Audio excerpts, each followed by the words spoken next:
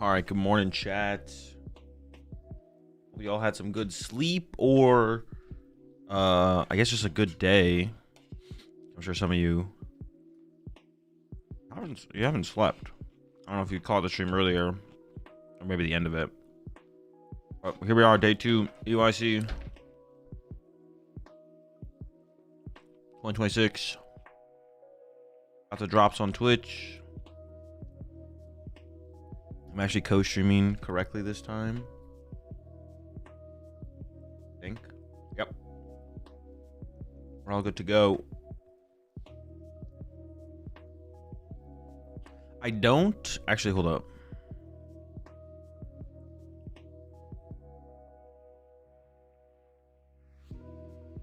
Wait. I fucking did it wrong. I don't think this link is gonna work.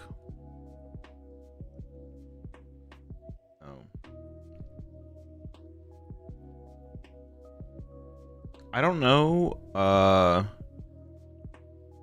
if there is gonna be. I mean, I assume there is gonna be a feature stream. I just don't know where to get the link. Someone linked me the link for the feature stream yesterday. I actually don't know where the link for the feature stream is today.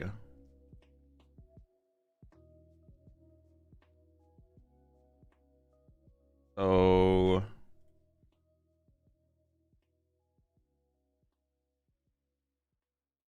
I don't know. I don't know if we'll have access to the feature stream, to be honest. To start with, anyways. I don't know if it exists, and if it exists, I don't know where it is. Oh. If it exists and someone in chat knows where it is, let me know.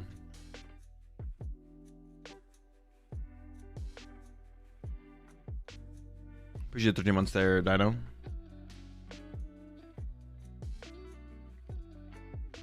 How was your nap? It was pretty good. I actually got like 8 hours of sleep. Went to bed at like 5, I think. And then just woke up like 30 minutes ago. It was solid.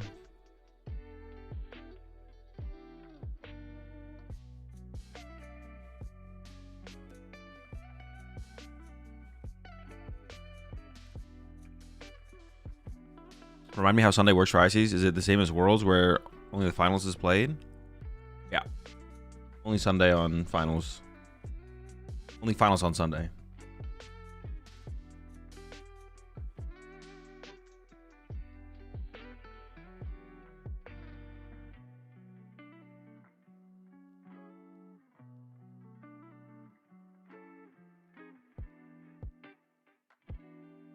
I'm on the West Coast.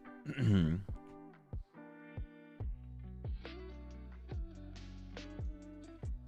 many hours in a row did you in a show you sleep, or do you wake up a couple times during the night? I usually sleep all the way through. Sometimes I'll wake up like once.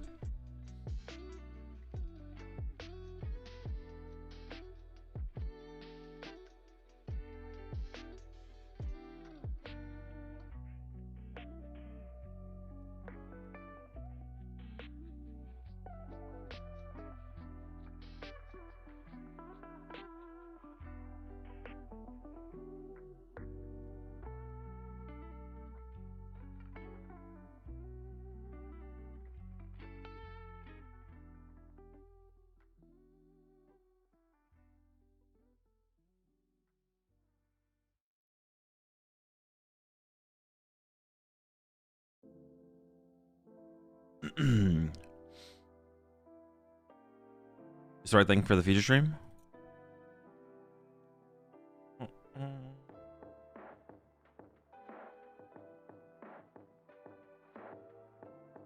Dude, is this gonna be the risky click of the day?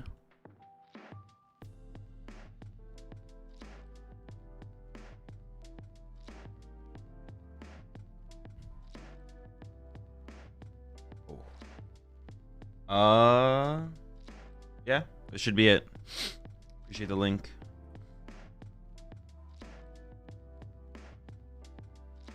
I was ready to like insta close it.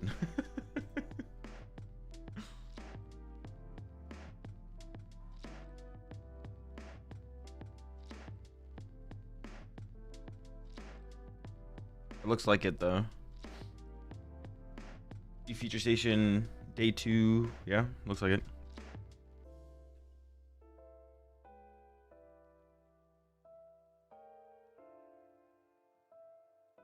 Morning, Azul. Going to my first regional and want to ask you about how you prize check. Do you find all 6 in your first check, or do you find key pieces and prize check more along the game? You should try you should try to find as much as you possibly can on your first search.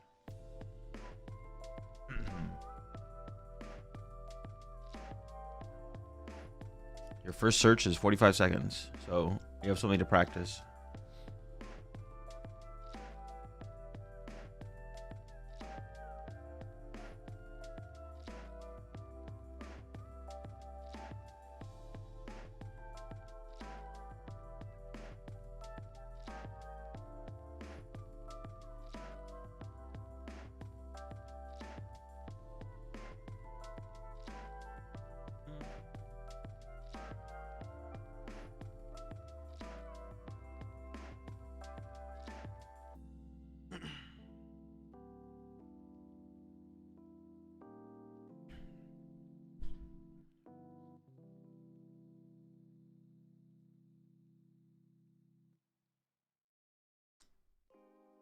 Who's been making your thumbnails lately? I hired someone to do it. Well, they reached out to me and then I decided to give it a shot, and it's been going pretty good so far. Excuse me.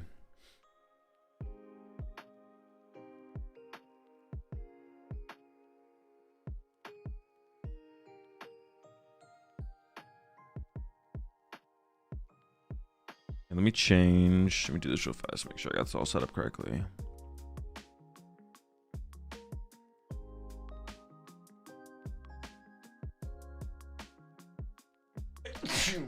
Excuse me.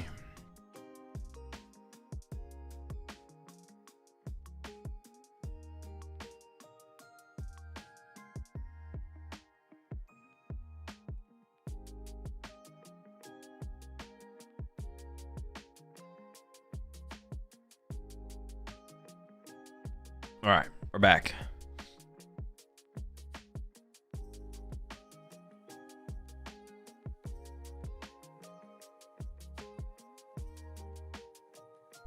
All right, got the standings up. I'm hoping they show us Daichi versus Quan, as long as it's a good matchup. I don't want like another Grim versus Mega Absol, although Alberto kept it interesting for sure. At the last round of yesterday, so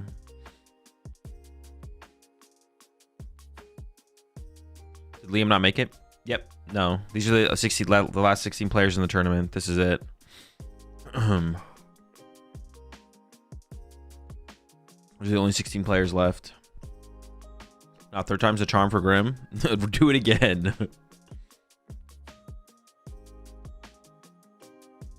Is there a link to the feature station? There's a command in the title. I'm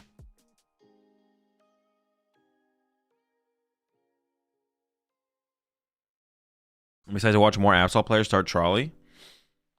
I genuinely, personally want to go back and like run the numbers on like Absol stream matches. How many games has Absol been on stream? And how many times has it opened raw Trolley? It definitely has to be above the average percentage. I feel like we've seen it an egregious amount of times.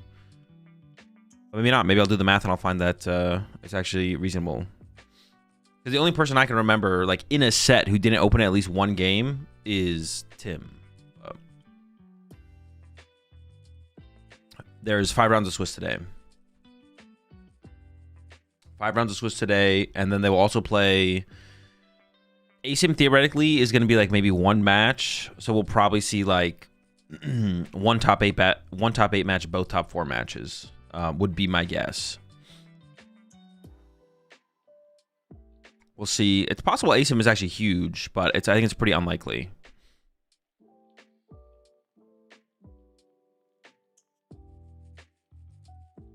The tie rate is pretty low though at this tournament, so it could have some. Today we could see the tie rate even out a little bit, which could lead to a potential like 17 per person, 16 person cut or something like that.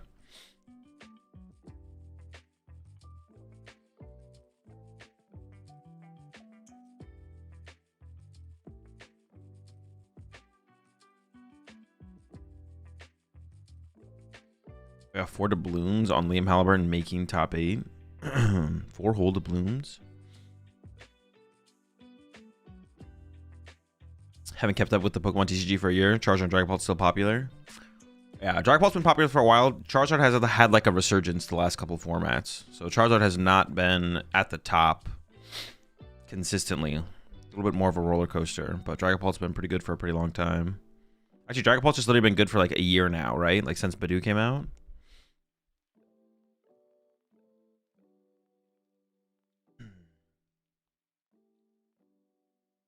Because pre-Badoo, Dragon Ball was kind of mid.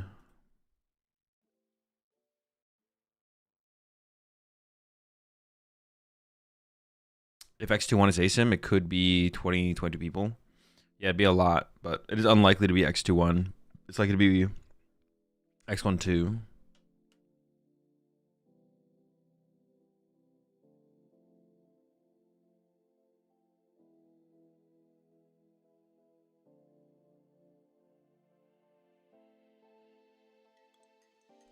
But then it went rampant in Regidrago. That is true. I guess it was, yeah. Pre-Badoo was just played in Regidrago. Ult's attack is just too broken, I guess.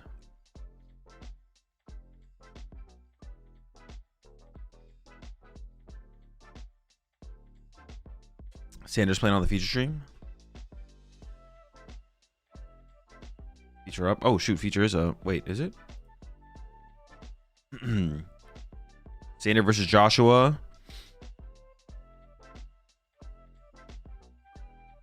Oh, this looks like a bad spot for Sander.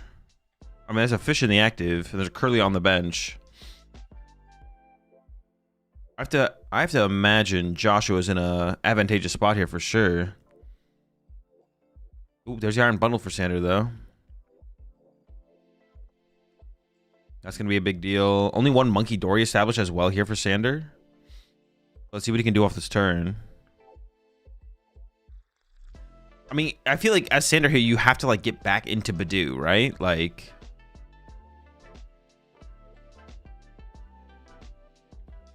Oh, Ralts gets pushed.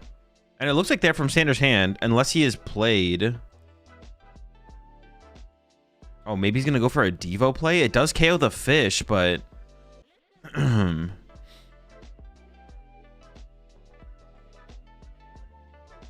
Oh, I think he can KO the fish and the Ralts. This actually might work for Sander here. But he needs to get back into Badoo before... I think we got to grab Badoo here. He needs to get back into the Badoo before Joshua can get a Guardian online. Otherwise, it's probably game. But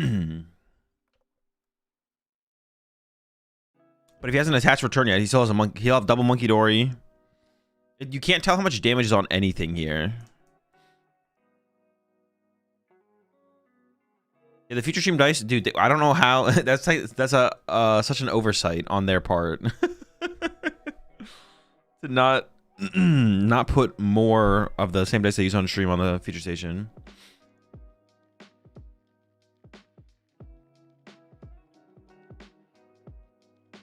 Oh, is that a Halucha in the hand? Oh no, that's a Tinglu.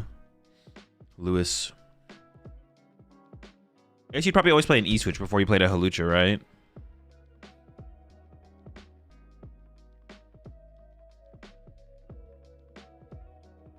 And while he's mathing here, I'm just gonna check. Oh. Alright, we're into the main match. Juan versus Daichi. Guardy for Juan. Daichi. Let's go back and check the prize cards. It is Mega Absol versus Guardy here. And yeah, the trolley is prized. Yikes. Gonna be tough. Good morning, Fu.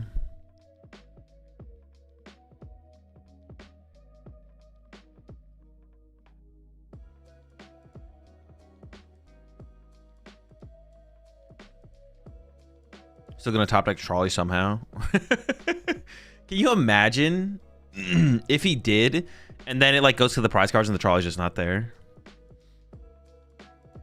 Would you ever commentate? I've commentated before. I commentated the Milwaukee Regional Championships. Prediction? I got you. How do you approach this matchup as Guardy? Punch the Absol. And then if it's not dead, punch it again.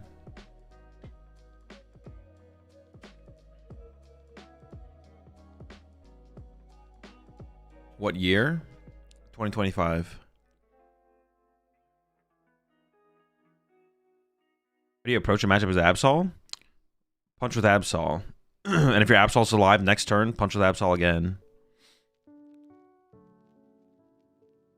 Would you be interested in commentating the OC regionals? Not anymore this season because I plan to play in Melbourne, but if there's an opportunity maybe like next season, I wouldn't hate the idea of it. Yeah, not the Daichi we all know. Not was it Shimada? All right, we do still have. There's a psychic energy in this list here for Daichi, so it looks like plays the Frillish. He's debating the nest ball, ends up going for it.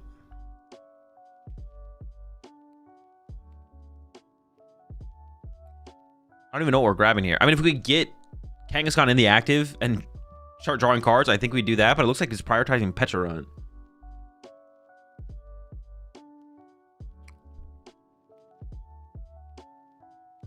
Yo, what's up, Mitch? Yo, what's up, Goku? Yeah, why are we... Oh, I guess like to like push the Absol into the active? I don't know. I don't love that play there from Daichi. Like, hard retreating the Monkey Dory probably isn't the end of the world. We have a good chance of drawing into the Pecharunt or Latias if we get Iono'd.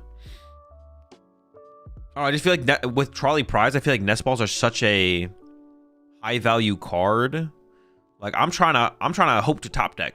I feel like, I don't know, a basic, because the Nest Balls are just like so high value. I guess it depends on what the hand is though. Maybe if we need a top deck like a support for the turn or something, then I guess it works out.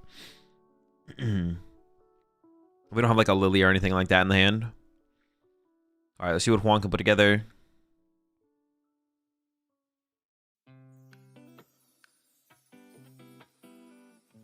I actually don't know how many ICs. I don't think Juanes have actually ever cut an IC. Juanes had a lot of success in the Latin American region.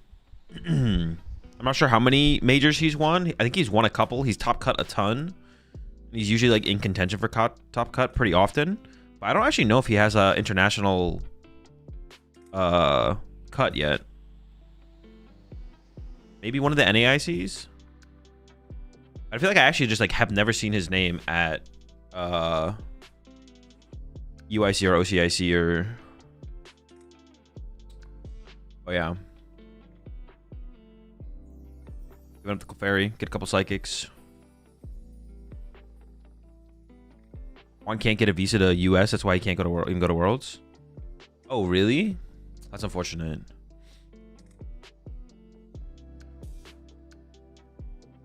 Yeah, because he is always like in top cut, or I feel like in top cut contention at a lot of Latin American events fairly often.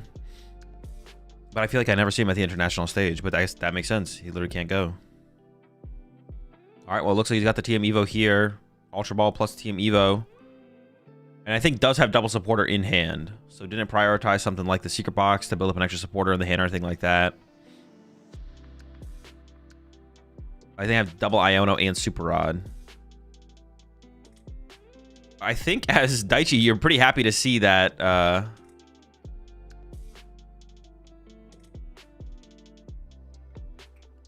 like to see the shortcuts there as well from Juan. Just getting things done as quickly as possible. Double Curly into the play now.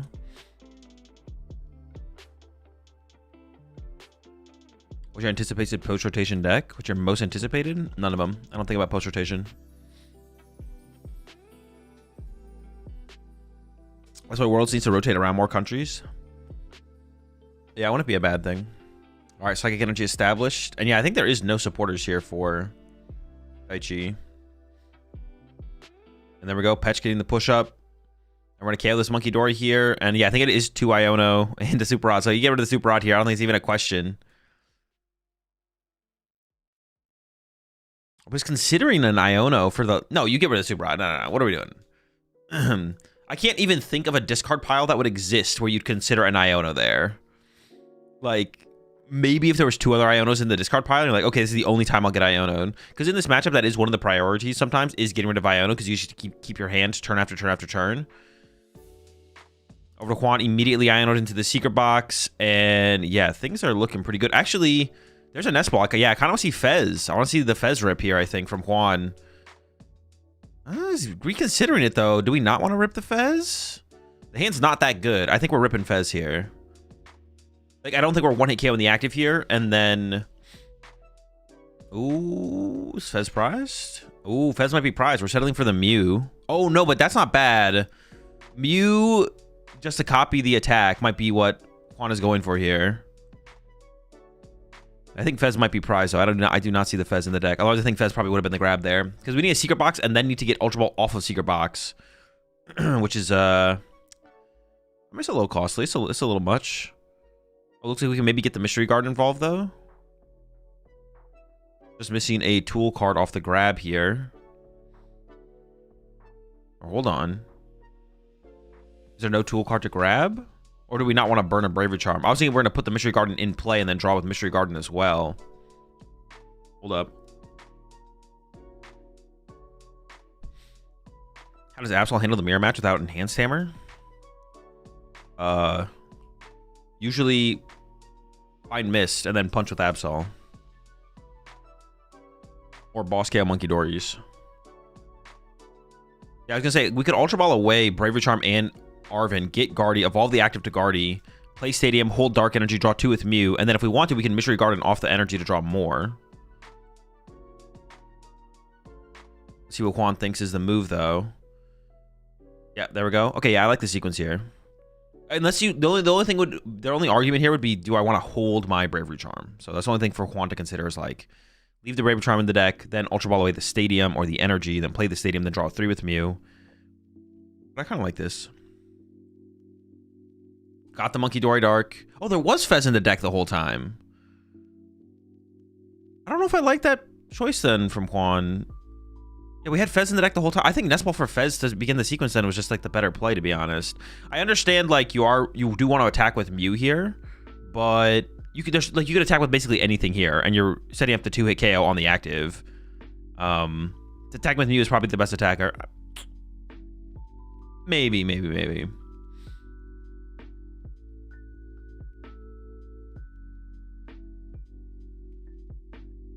I feel like the Fez has the potential to make our turn just so much smoother. Doing a quick resource count here from Juan. 1 second left in the discard pile. And then there we go. Monkey Dory 30 from the Mew. And it should just go to the active just to play around the potential of... Oh, it's only a 1-card hand for Juan, though. If there's a boss here... Oh, there's no boss. I was gonna say, if there's a boss here from Daichi, Boss Fez actually could have been kind of scary. Yeah, I think getting rid of the Dark Energy makes the most sense. Opts for the Bravery Charm, even though we have... I guess the Bravery Charm on the Petch later, or Monkey Dory even, is like a little bit annoying, so...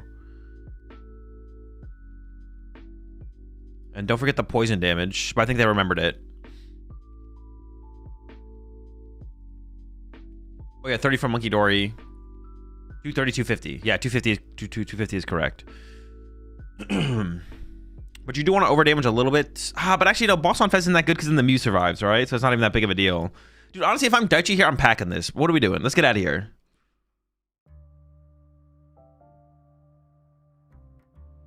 Judges are interfering in the game for some reason. I don't know why. There's no confusion on the board.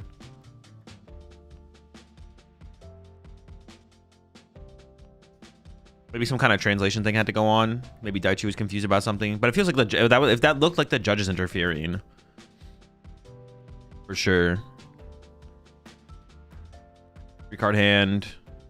Once again, the hand for Daichi here kind of sucks. Did top deck? Oh no, we had the Dark Energy hand. We didn't lose that. Okay. Dark to Petron, setting up that as the follow-up attacker. And then into the Lily. And we'll KO Mew this turn. I mean, okay. I guess the price trade is still here, though, for Daichi, right? I mean, all right, maybe I'm getting a little bit ahead of myself. We KO Mew, we draw 2. Juan KOs your Absol. And then you go Petch for 2, or Petch for 1 into Ursaluna for 2 on the Fez. All right, maybe it's fine. I'm getting a little bit ahead of myself. Found some ice cream. Ooh, all right, that hand is... It has draw supporters. It has draw power. Daichi's cards are in Japanese, yeah. Price trade still works out for Daichi. Hit him with the ice cream. Make Juan work a little bit harder next turn. Probably not gonna find value for this card any later in the game anyways. Then Monkey Dory 30 from your active to the active. Just to heal the damage. Once again, limiting Juan's. I mean, I guess this damage could be moved somewhere else technically, but it just does not matter. These are those situations where like this damage movement, wasting time on this is... Could it matter on the Guardy? No, it shouldn't matter on the Guardy, because now you just don't push Guardy as Juan. Like, it just does not matter. It's like super irrelevant damage. Lily and Ultra Ball, but obviously there's Fez in play, so draw power is there. I mean, maybe the Monkey Dory gets considered and does go for the Monkey Dory, sure. But, I mean, there's nothing good there. It's all kind of mid. Here's where attacking with Mega Diancie would be really, really strong for Juan. If Juan plays it. I don't know if Juan does. Ends up pushing the Guardy. All right, so this is... All right, yeah, I don't think you want to push the Guardy here as Juan because you don't want to build up too much damage on the Guardy because then the Ursaluna could KO Guardy. Possibly. We're going to be at 110, 50. Not currently. Yeah, Juan does have to be a little bit careful about building up too much damage on the Guardy.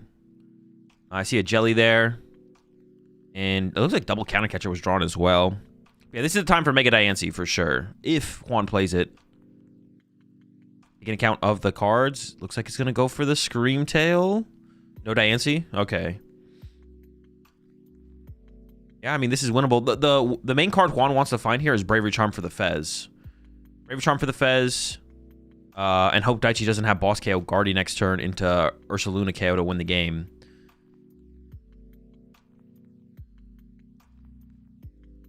Yeah, I need to have a little bit more faith in the Absol deck, to be honest. Here's the 6. Whoa. Oh, good catch from the judge. Wait. Oh, he has 6 prize cards? What the fuck? How does he... Dude, I was like... Dude, I was like, no, he dealt 8. You can't get 8 here. Nope, 8 makes sense. We do see the Frillish come down. I guess that could be a follow-up attacker, right? To KO. We could see the Frillish be a follow-up attacker here. Dude, I panicked. I was like, there's no way he's got 6 prize cards left. Mystery Garden to cycle for 2. Yeah, even though the Fez is pink, you do not draw cards for it. Okay, here comes the Scream Tail for the KO.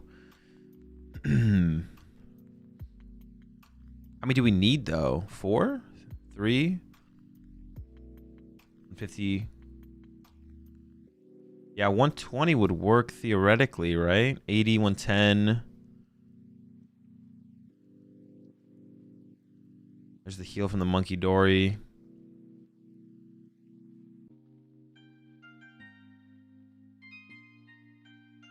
Okay, yeah, I was like, I don't think it makes any sense.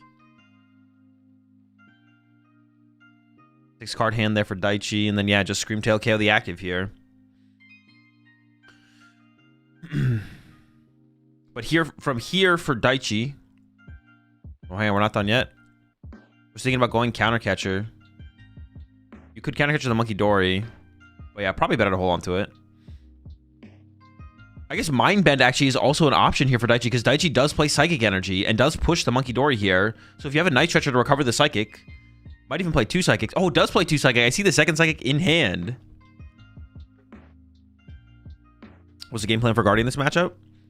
KO the Absol as soon as possible. And then from there, piece together the rest of your prize cards in the remaining, like, favorable way to prize trade. So from here, Daichi is going to KO the Scream Tail, and then Juan just has to not attack with a 2 prizer and should be fine. Looks like we do have access to the trolley now. Did it get Iono'd after we drew the first prize card? That must have been what happened. And we are going for the trolley here and the Bravery Charm. So we can Bravery Charm the Petch on the bench and then go Monkey Dory KO the active. And we can grab... Latias might still be prized. But if Latias isn't prized... Fez, Latias... The Yveltal get grabbed. Kangaskhan. Oh, we have Petch for the mobility. And then, yeah, Ursaluna, grab it. Sure, why not? Okay, now things are looking a little bit scary for Juan, I'm not gonna lie.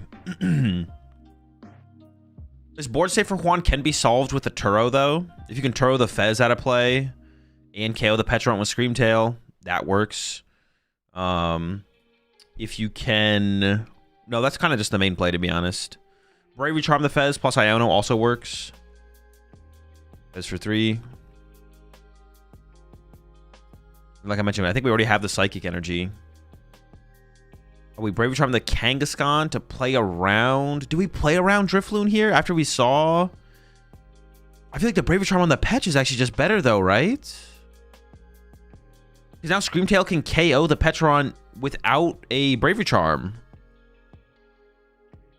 There's a Bravery Charm in the hand there for Juan, but... Yeah, now Juan can Bravery Charm the Fez. Juan can Bravery Charm the Fez, and then Screamtail KO the Petch, and then... I think that's unlosable.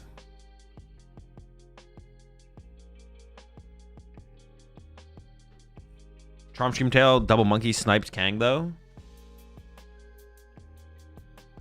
Yeah, but if you have Bravery Charm, that means the Fez gets the Bravery Charm, which means you lose. But you can't. No, you can't. You can't Double Monkey Dory and Screamtail. There's no bench space. Reggie has Energy Boss in hand, so he needs Iono. No, he doesn't. He doesn't need Iono here. He can Screamtail KO Petch. And then Bravery Charm the Fez. He does have Iono. He does have Iono, and he probably will play it, but he doesn't need to. Counter Catcher the Kangaskhan. That makes sense.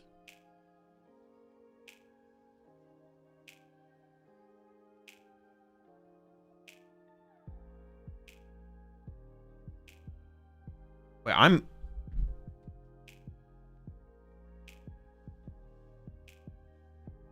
I'm so confused. Can't Juan just set up checkmate here?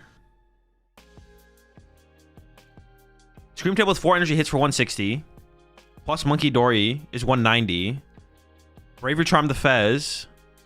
Snipe the Petch. Maybe Juan doesn't have a way to snipe. Is Juan out of recovery after that?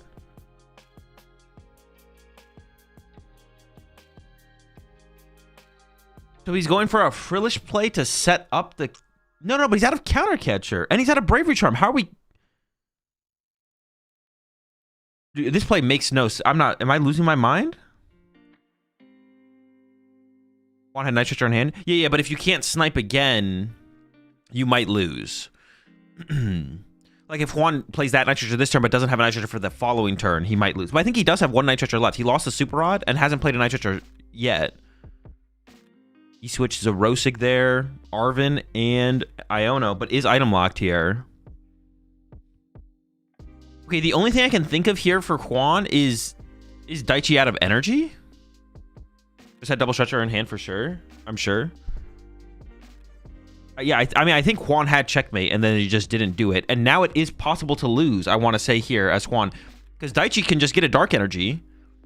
And then go Petron KO, Frillish. No, that's not that good. No, it is, yeah, because you have 1 prize card left. I don't think Daichi has the Dark Energy here. But your Petch is still, like, safe here as Daichi. No, you can't. There's a Bravery Charm on the Frillish. Goes for the heal, and then the Mind Bend. 80 on the active fish here. And confused. So Juan did buy a turn here. But the win condition is still available for Daichi to go Dark Energy Boss on Guardian next turn. And now Juan's hand... Oh, we do have a Screamtail. Wait, where did the Screamtail come from?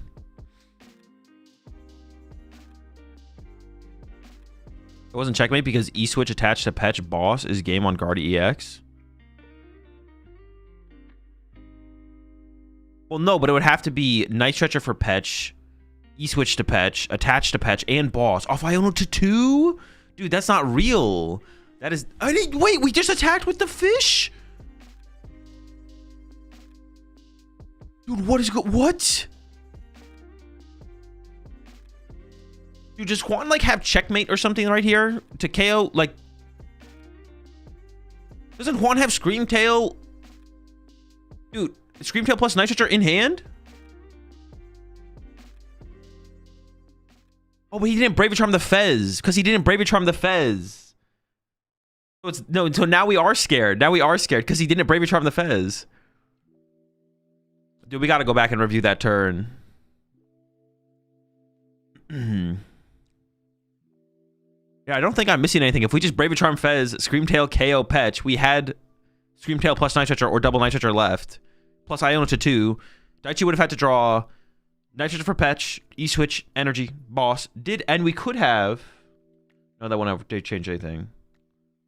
Well, there's no way we don't make that play and then make this play.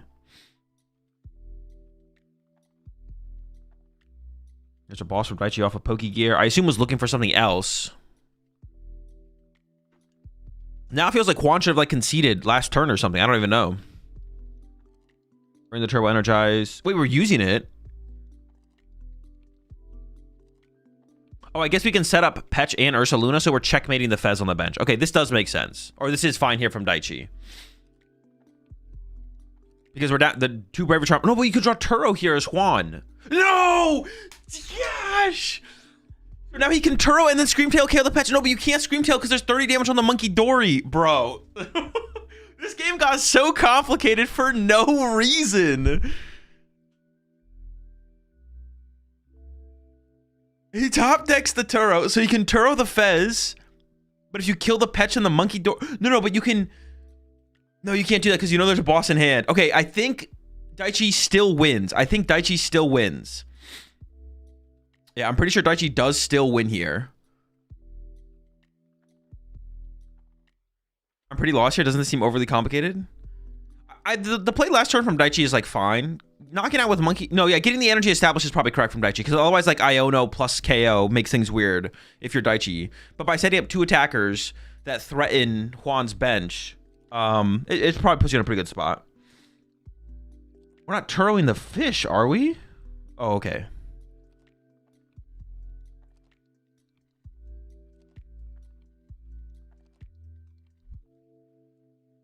But this doesn't work for Juan. This doesn't work because your Monkey Dory... Oh, no, it does work. No, because Monkey Dory plus boss still loses the game. Yeah, and there's the concede. Oh, my gosh. Dude, Juan had this game for sure. Well, most likely. There was an out. Doesn't Snipe Petch give Daichi a chance to win with Ursaluna Countercatcher, either to Fez or Guardy after moving damage onto it? No, because there was... Well, no, if you're talking about like the play I was trying to bring up previously, there was no damage in play at that point. We got to go all the way back here. Hold up. Let's VOD review this while I set up for game 3. This turn here from Juan... Look at the hand. Bravery Charm. Double Night Stretcher available. Night Stretcher here. There's another Night Stretcher in the deck. Push the fish. The fish push is fine. And then he drew into Turo. So you could have Turoed the Fez and held onto the Bravery Charm for more options as well. Well, no, actually, you maybe don't Turo here, actually, Lonely Gamer, because you want to Iona Daichi's hand. Because Daichi is a higher likelihood that Daichi has Night Stretcher, Energy, E-Switch, Boss. If you don't Iono. So you probably go... So all Juan has to do this turn. We have 2 Night Stretchers. Night Stretcher Screamtail. Put it on the bench. Braver Charm to Fez. Move 30 off the Guardy to the Petch. Play Iono. Draw with Fez. Screamtail, KO Petch. And the mistake from Daichi last turn... Well, it was more of like a call. Like, Daichi put a Bravery Charm on the Kangaskhan to play around Drifloon Bravery Charm. I don't... If I see double Frillish Jellicent from Juan's side of the field, I'm just going to guess there's no Drifloon. Because, like, 80% of players who play double Frillish Jellicent, and we've seen that at this point, don't play the Drifloon. So if I'm Daichi here, I'm calling no Drifloon. Because the Bravery Charm on the Petron is a big deal to protect it. So I think that was a mistake from Daichi. Daichi's Bravery Charm should have gone to Petch. It was a judgment call, but I think it was the incorrect call there from Daichi. And then all Juan has to do here is Screamtail, KO Petch, Iono, Bravery Charm, Fez. Petch is dead. Daichi can win if he gets off the Iono, gets Night Stretcher Petch, E-Switch from Monkey Dory to Petch, Energy for Petch, and Boss's orders, and does have Kangaskhan and Fez to be able to utilize. Actually, no, you can't even use Kangaskhan. You can retreat Monkey Dory into Kangaskhan. No, you can't. Actually, you can't use Kangaskhan. So you only have Fez draw. You only have Fez draw off the Iono as well from Daichi. Yeah, so Juan, almost like, you win like 90% of the time there plus as Juan. So you always take that. That was like a 90% plus win there. Oh my gosh, dude. Daichi can't win with these prize cards, man. Double Absol prize this game. And wait, did Juan choose first?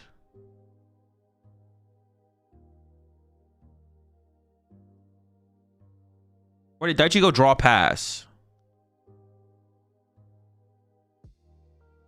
Oh, wait. All right. I think Daichi went draw pass. Okay. Dude, Daichi cannot win with these prize cards. Oh, my gosh.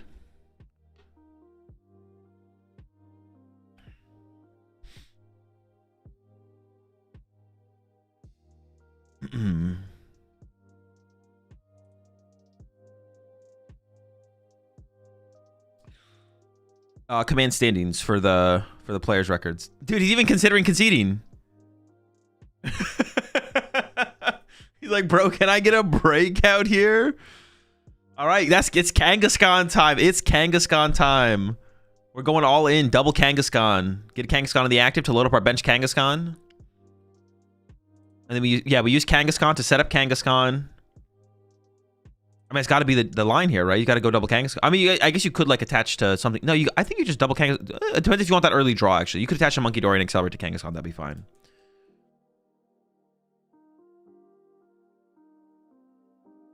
You're never setting up anything else besides Kangaskhan, though, right? See, why not get two of them? Well, I guess if we don't care about drawing with the first Kangaskhan, that's fine. I actually don't love the Petch Yveltal line combo here, though, from Daichi, because if we're going to have Kangaskhan on the active, we don't need that. Well, I guess you want Petch in play anyways in this matchup, right? Maybe it does make sense. No Kangaskhan? Oh, we can still Petch up the Yveltal. Okay, my bad. Oh, no, this makes so much more sense than I thought. I didn't see the vision. I apologize. I wasn't familiar with the game, Daichi. Yeah, here we go. Absol's prized. You definitely want to keep around the psychic energy. Well, you could get rid of one of them, maybe, if they're both in there.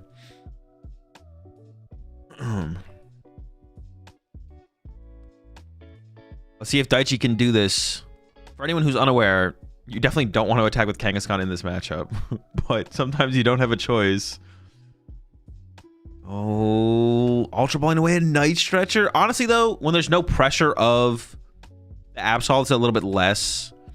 You feel a little bit less bad about giving up this Night Stretcher, for sure. If there's no Absol pressure. When the Absol pressure exists, that's when it's a little scary to give up your recovery. Yeah, just do a command playlist.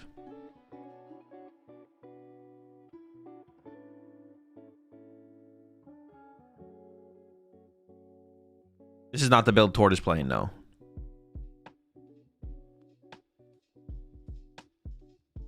Ooh, are we living off the Mew draw power? Is he eating his own cards? Yeah, just a nibble, just a snack.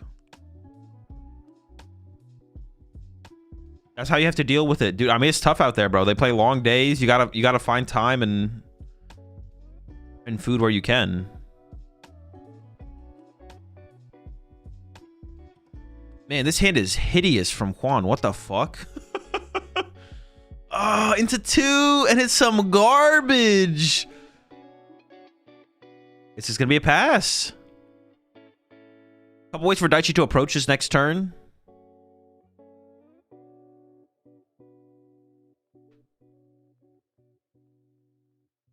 Imagine all the hands that touch his deck. It just adds flavor, you know? It's just like a fine wine, you know? Like, if you could have Gordon Ramsay and, I don't know, who's like another, and Guy Fieri prep a meal for you as opposed to one of them, like, you'd want two, right? You know, get everyone involved. All right, Kangaskhan for a couple. We do have the Mist in the hand.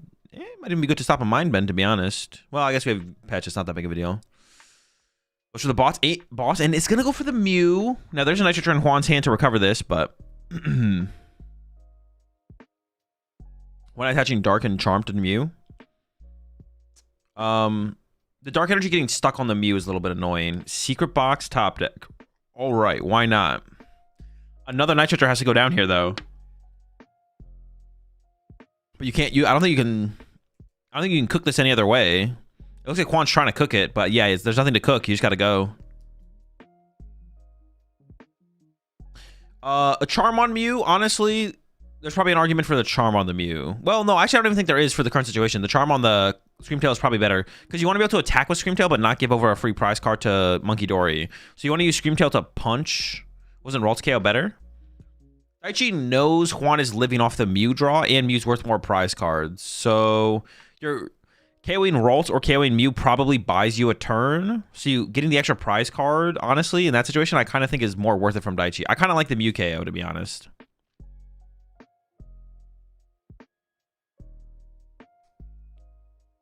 That's while coming into play. I assume we're just going to burn the TM Devo here from Quan. Oh, the Mew push, or the Ralts push actually, honestly, I don't know if I like the Ralts push, because Quan does play a TM Evo, right? Maybe it's Prize, though, because you could have pushed the Monkey Dory, and then TM Evo the Ralts. Yeah, I don't actually, I think that might be a mistake here from Quan. Pretty sizable hand built up there from Daichi. I mean, there's an argument still to Lily there, to be honest, just to see more yourself, but... Another Ralts found. No Candy Guardy, though. That's what you really needed.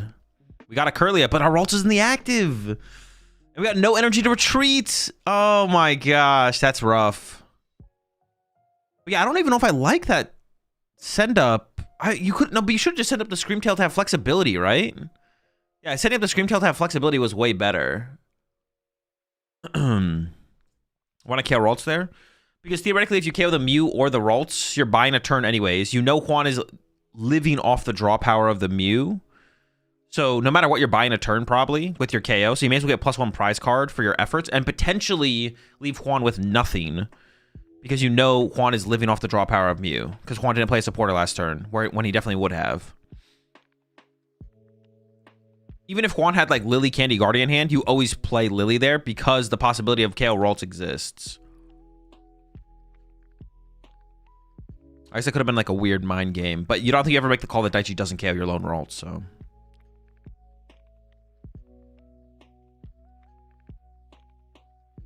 All right, there's the KO on the Curlia. Is debating pushing the Ralts here. Why? Just push the fish. Why are we pushing the Ralts again? Just push the fish, right? Maybe we don't want too much damage on the fish, though. Maybe we're trying to avoid the damage on the fish. Okay, into the Lily immediately. Need to find that Candy Guardy. Yeah, I think that was a mistake, though, from Juan last turn. Juan definitely should have pushed Screamtail to have flexibility of what to push up on the next turn. So definitely a mistake there from Juan on the previous turn as well. Screamtail should have been the send-up.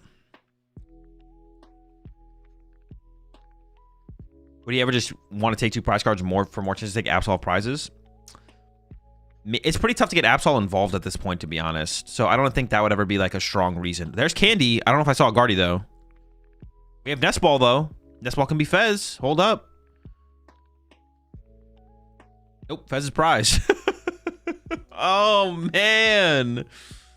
In this situation... No, actually, once again, though, from Quan, I don't like the Ralts send-up. I don't love it. There's a Curlia prize as well. I mean, I would attack active and I would attach active and collect. I'm collecting here every time. Collect, collect, collect, collect. Well, I don't know about that. I don't know why we're... Oh, hang on. We have Mystery Garden still. My bad, my bad. And we got the Ultra Ball. Okay, hang on. We're back into it here. For Juan. Candy Guardy on the way. Yeah, I forgot about the garden.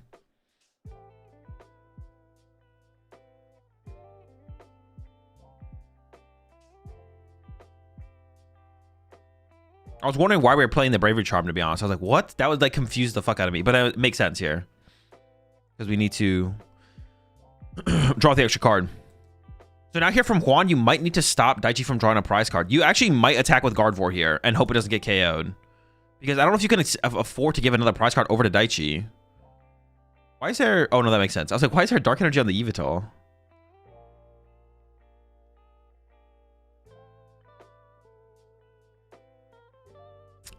I mean, as Juan here, you have to punch the active with something.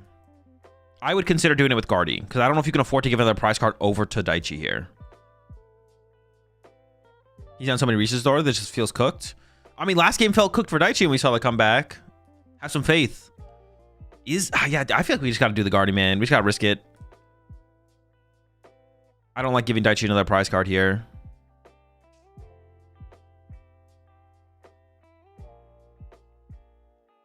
Loading up 4. And this is why the Bravery Charm matters on the Screamtail here. Because you can put more energy on it without being in the risk of Monkey Dory moving damage back to you. Oh, we're gonna KO the... Wait, what are we KOing here? We have to punch the Kangaskhan, right? Otherwise, you just never get through it and we always lose. Or we eventually have to push up Guardian Punchy Active, but then we should have done that last turn.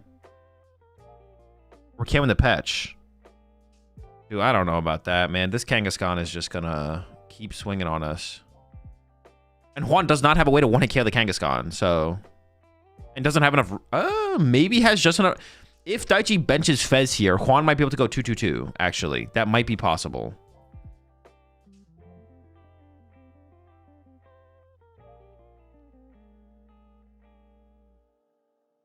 Actually, if we'd put 6 on Guardy, we'd have 3, 280, 6, 6. No, we'd survive if there's a Tails, I guess.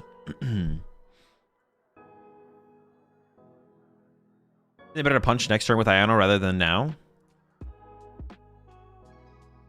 Okay, maybe that's fair. Maybe next turn we punch the Kangaskhan. True. Combo it with an Iono. Oh, no, didn't we just play Iono? I feel like we just literally played Iono. It would be Iono to 1 let, but didn't we just... Yeah, I think we literally just played Iono, no? No, maybe not. That is fair. We can punch next turn with Iono. Maybe that does make sense. You ever boss Guardy get stuck in the active? Probably not, especially with Mystery Garden in play. Oh, no, there's 1 Psychic in the discard pile. No, you never boss Guardy. You always just KO the active here. There's maybe an argument to KO Monkey Dory. But I think you want to save your Gust here as Daichi. Oh, Daichi did put Fez in play. Hold up.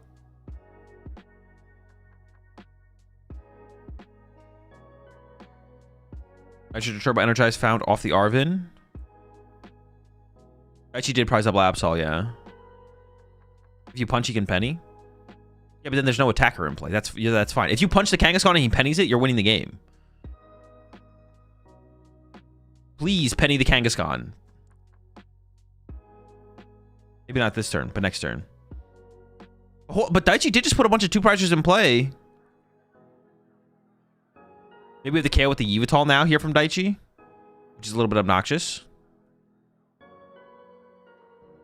Okay, it is the Yveltal KO. Okay. Juan checking the math. Yeah, Juan has no way to one-hit KO the Kangaskhan, so you have to get a 2-prize knockout this turn from Juan. But you can go Counter Catcher Guardy KO Fez. No, but then you lose the... No, you have to KO the Petch, right? It has to be Petch KO. Yeah, never mind. It has to be the Petch. Iono Counter Catcher KO Petch with Guardy. Sure. Let's do that.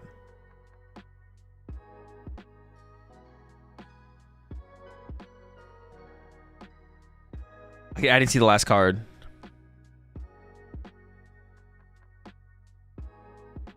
We'll never get an Absol at this point. No Counter Catcher in the discard pile. Maybe we can set up a second Guardy here from Juan. And then you can retreat from Guardy to Guardy after Kangaskhan. Well, no, Petch KOs you, right? No, Petch doesn't KO you. Okay, Petch doesn't KO you. So if Daichi doesn't have boss, but right here, Daichi's just going to look for boss KO Monkey Dory off the bench. Sorry about that Fez for 3. Pokegear's pretty good.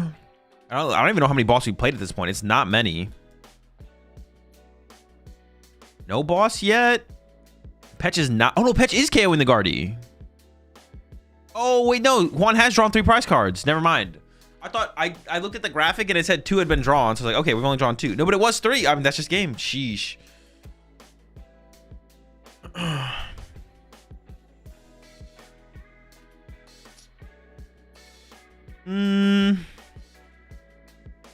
Yeah, I mean, obviously we went over... Man.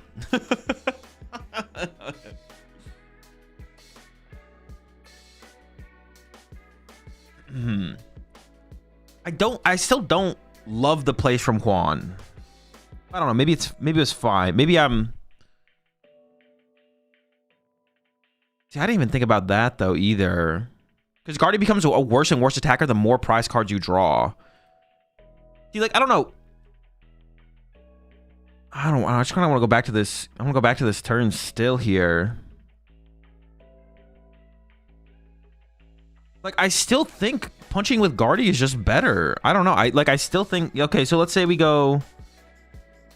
Monkey... We have 2 here. We have to accelerate a third. We have 60...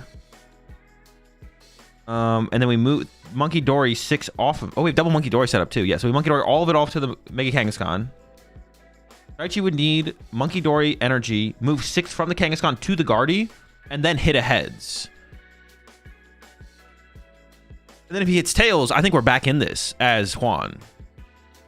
Like, I think I take that 50-50 there. Because, like, the play where we KO the Petch, we leave Daichi with his massive hand. If Daichi doesn't have to put Fez in play this turn, but I guess Daichi did just go wide with Petch and Fez again. So we could theoretically have gone 2-2-2 there as Juan still.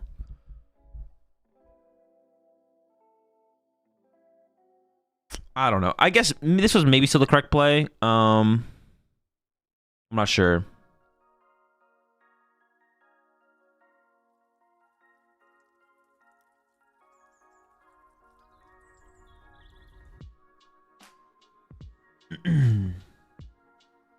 Yeah, maybe this is the correct play from Juan still. Just go to the Screamtail. I don't know. Dude, fuck. We gotta get rid of this Kangaskhan. Well, actually, no, because we can't avoid the Kangaskhan. But it's possible we can't avoid the Kangaskhan. That's like the one thing I'm like hung up on here. Is like, what if Daichi just is just like, doesn't bench another 2-prize Pokemon? That's pretty bad for us, right? I don't know.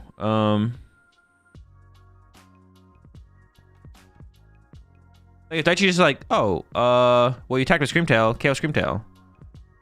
And then Yveltal even can be a boss. Like, and then once Juan commits to punch Kangaskhan on the following turn, that's when you go wide with stuff. Possibly. Yeah, I'm not completely sold on the Petch KO, but it's close. But obviously, what a lot of the series comes back to game number 1. Juan made some pretty major mistakes for sure. Let's go check the future match though. See what's going on over there. Oh, we're still in it here. Game 3, Sander versus Joshua. Yikes. Wait, hold on. Sander has 2 prize cards left. And has the Monkey Dory advantage. Is a dub for Sander? Sander's playing Frostlass Monkey Dory. Looks like the Frostlass just got Counter Catcher trapped in the active. They are maybe in turns here. I don't know how much time we had left in that other match, but we got 3 Monkey Dories. Oh, wait. Well, Sander did some math and now is moving quickly.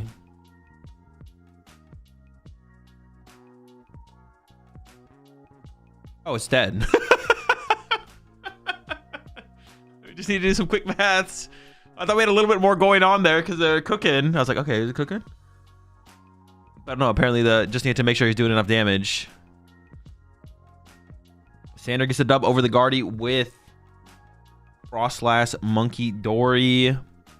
Moves on to 8-1-1. Sander's cooking out here. Not with control. It's still pretty control-based archetype, but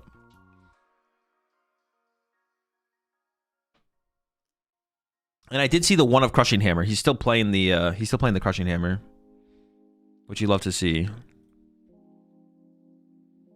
All right, we might be jumping to an interview here at some point with Daichi. Let's see. Maybe not though.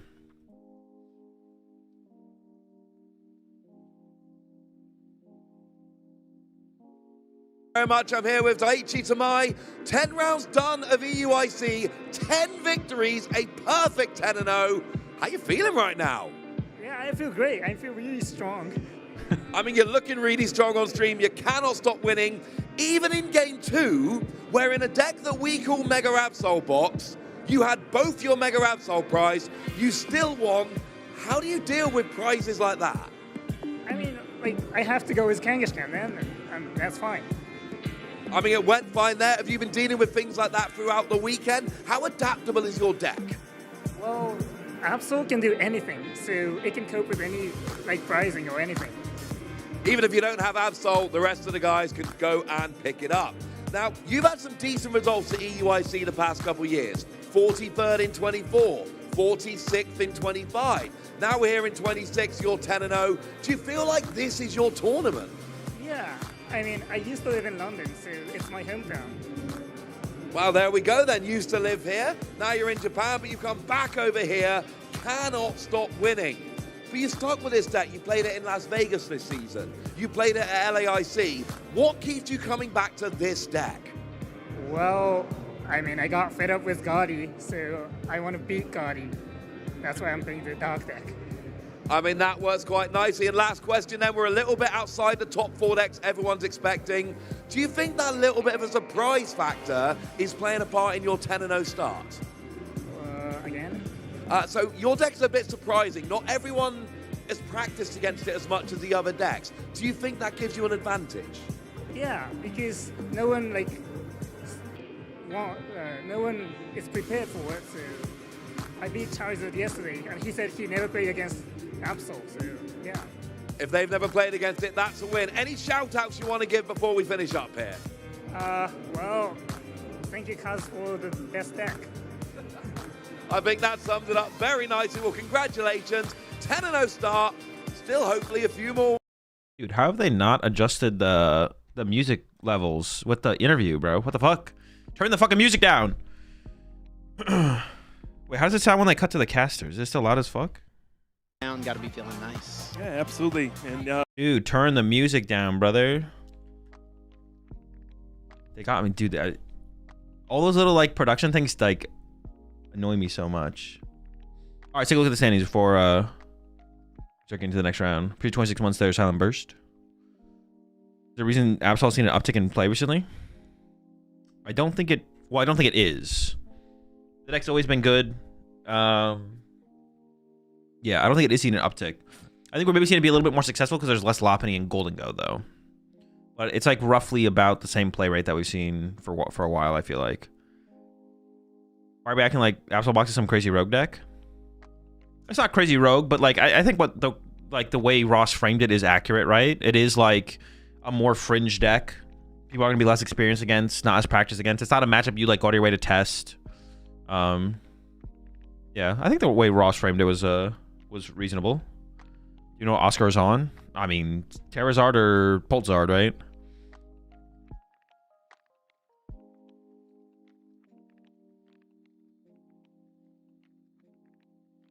Labs yesterday said 40-13 players. Must have been a few DQs. I don't know actually, because yeah, it said 40-10 at the beginning of the day, and then it adjusted to 40-13. So I don't know what happened there, to be honest. Oscar's on Poltzard, bro. Not Poltzard getting a dub, bro. All right, what do we got up here? We just saw Daichi beat Juan. Oscar up here at 901 now. Potential for a couple more 901s down here.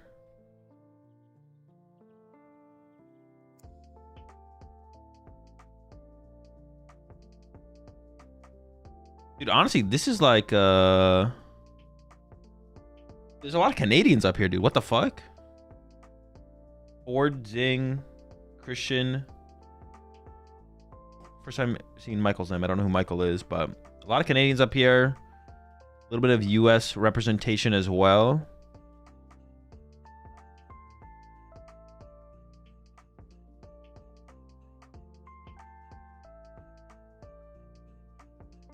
Oscar's Twitter post just said Zard with spicy tech card. You see Oscar's playing Papaya Berry? Is he actually? Is that the tech card? Stop your charger from getting one hit? Sounds pretty good against Guardy to me.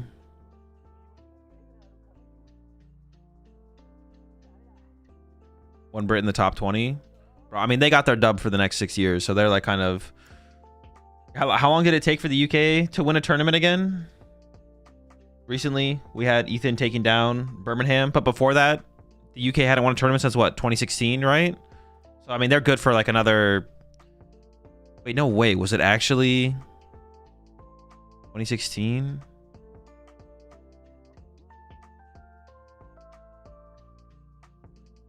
Dude, that's like 9 years. That's like 10 years.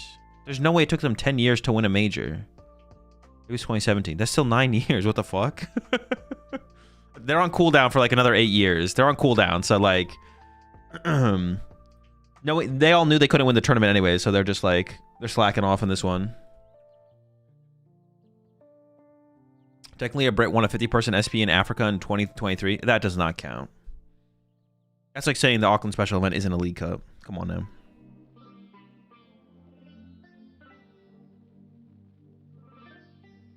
Like Liam won the first round. Abe won. I am curious to see what it's going to take to top cut. I think X12 is going to be the top cut number, though.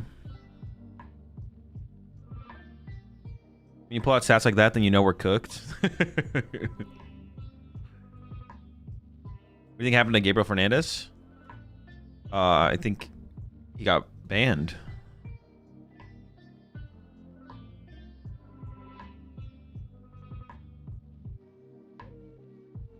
Oh, I didn't mean to click that one. What the fuck?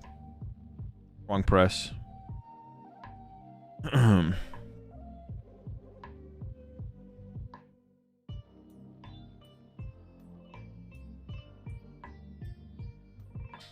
Yeah, I did not mean to do that at all. I pressed the wrong button. I'm about to go back to the screen. They're doing like a highlight run of the...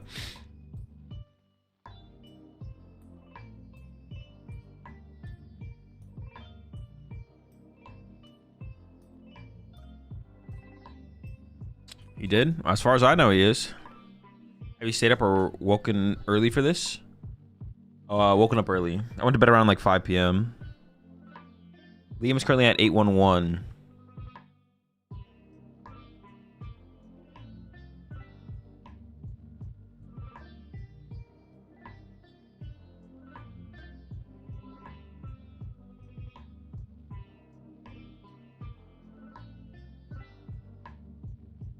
Was there a rule change, or why have we seen so much more participation of Japanese players in Western events? Just played regularly in 2029, and back then there was none, if I remember correctly. I mean, the competitions are just becoming more international. We have Western players going to play in Japanese tournaments. We have more Japanese players coming to play in other tournaments. They can earn their Worlds invite now through our tournaments, and we can earn a Worlds invite through their tournaments now as well. So if you top 4 in IC, you get your Worlds invite, even if you're from Japan. If you're outside of a TPCI region, if you win a regional, you get your Worlds invite. We've seen a couple Japanese players do that already this season and last season. But I think more so than anything, the game is just becoming more international. More so than like the possibility of earning your Worlds invite. Because it is harder to earn your Worlds invite in Japan than it is for us. I would say it's probably easier to earn your Worlds invite in Japan than to win a regional or top 4 in IC. But it's like another opportunity. A lot of the Japanese players who are making the traveling are doing it more. They're more like competitive players. Dude, what the fuck? What a draw. But yeah, I think at the core of it, the game is just becoming more international, more so than anything. Also, prize pool increase is probably a nice incentive too. Yeah, for sure. Makes it like more worth it or whatever. Yo, the crushing hammer. Yo, did he hit heads here? Bruh. I'm kind of convinced. I'm going to run that in my deck now. No, I do not believe in the...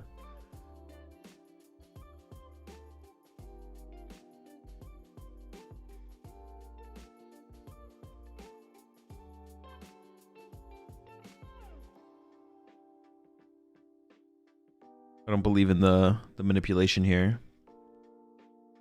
Rate that coin flip. Take a look at it. Instant replay. There you debate. Oh, he has 2 crushing hammer in hand. Wait, how many has he played? Maybe he's playing more. I thought he was just playing. Maybe he played 2 at the last tournament. I mean, that's a solid flip right there. Lots of rolling. It's very good. It's very good.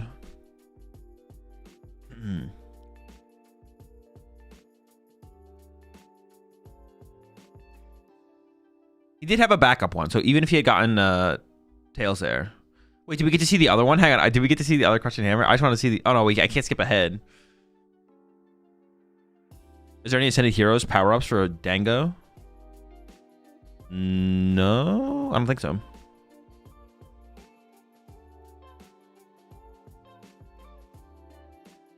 I see toward anywhere on the standings.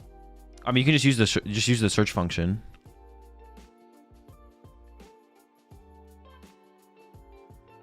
Bro wants to see the future. Well, this is pre-recorded. Well, no, at this point, the future matches are live, but at this point, they are watching it back.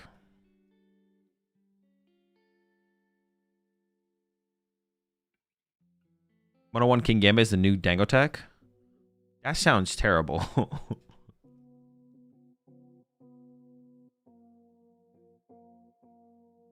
Yo, crushing hammer, crushing hammer, crushing hammer. Dude, that's too much thinking for someone who plays crushing hammer, bro. We gotta be slamming these things. Dude, what a rat, bro. What a rat. What a rat. There's no way he got 2 heads. This thing's not bad. Wait, dude, there's no way they're still talking. Probably only plays 2 as well.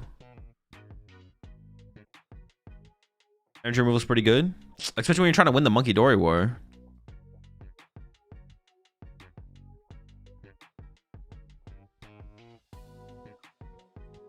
Artisan 3rd Monkey Dory. Another one. Little prize checking first. Ooh, how is Sander always cooking this hard? Oh, he's got a Monkey Dory in hand. Maybe he's going to play the research. Try and hit the energy. So he doesn't want to grab a... Oh, how many research does he play, actually? He play, like, less Arvins? It's like 2 reasons. Maybe he doesn't play Poke Gears. Actually, what did his list look like from Birmingham? Let me see.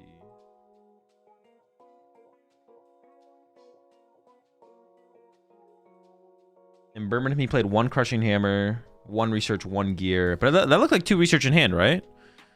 Only 3 Arvin. Only 3 Arvin. It looked like 2 Research in the hand, though. Gear is honestly nice. I find myself Arvining for Gear pretty often with this deck.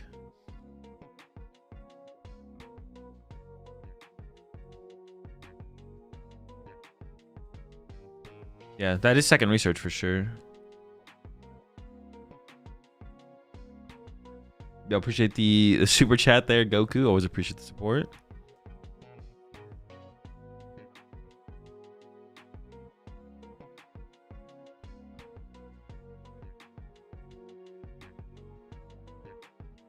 Sander, the one thing that Sander doesn't play, he doesn't play the TM Evo.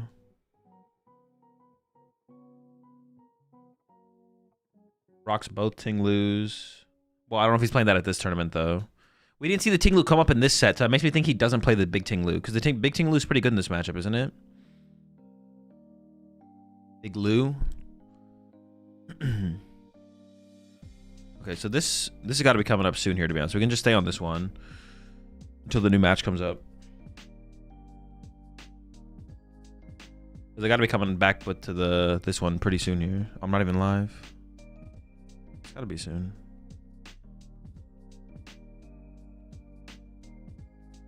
Have a good one, K.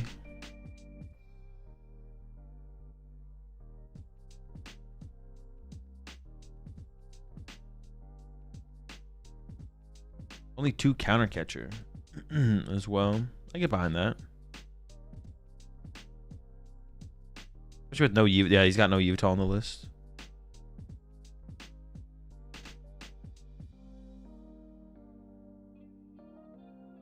I'm getting some inspiration from his list.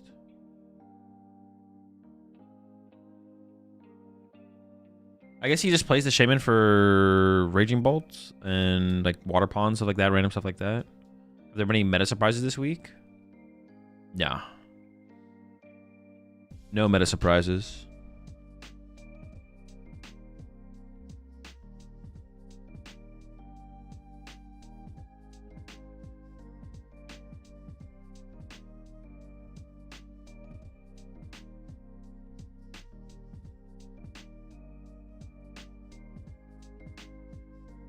There's always going to be, like, there's the big 4, and then I feel like there's always, like, one deck that kind of rises up.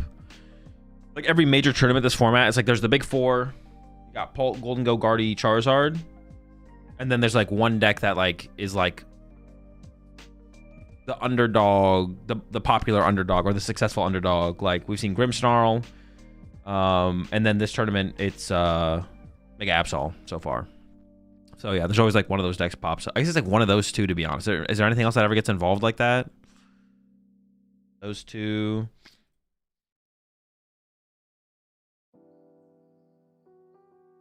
Zoroark maybe sometimes. Raging Bolt, Zoroark. Yeah, it's like one of those decks like pops up and is like more successful than you'd kind of expect. but it's like nothing crazy. Saw a few Grims in this tournament too. Yeah, I'm not saying we didn't. I'm just saying like Mega Absol is like the fifth deck this tournament. It feels like there's always a fifth deck in a tournament. Flareon? Oh, Flareon's just kind of like one person. Grimmsnarl just kind of is participating to get beat up on by like Mega Absols, to be honest. Just kind of like, well, if I can't succeed, at least you can succeed. Good luck. It's back for me with a refresh.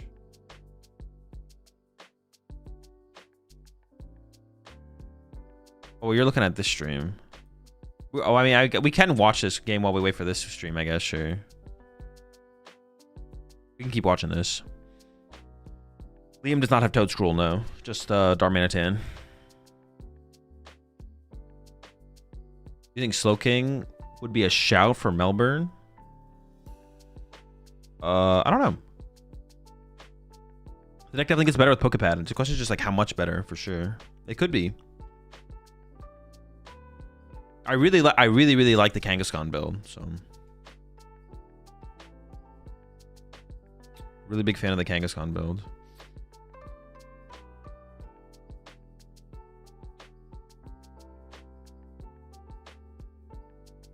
It's not always this top 4 meta decks though, right? I mean, this format it is. Yeah. There's the big 4, and then like one other deck has like a good showing at the tournament in terms of more so success than popularity. I think this tournament's Mega Absol, but like in the past it's been Raging Bolt, sometimes Zork, sometimes Grimmsnarl, sometimes Mega Absol. I mean, not just this format. It's been this way for a couple formats actually. I lied.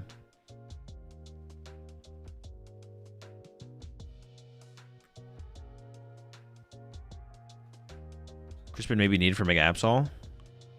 That just sounds kind of miserable, though. Let's just get Toxtricity involved. Grass Pokemon on the active is Badoo. Well, how do you not recognize that fella?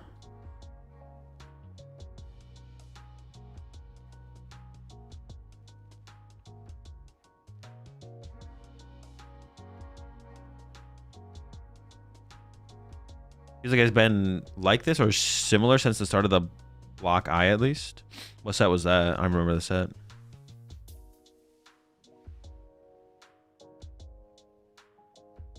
A bunch of fun on my first regionals in Sydney. Took festival lead. Was 1 win off day 2. That's a pretty good showing.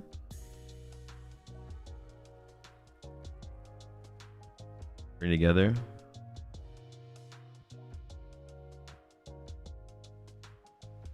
This had to be like a TM Devo game from Sander, right? Dude, I can't believe I mean, it does honestly feel like the Crushing Hammer carried Sander to this game. Absolutely insane.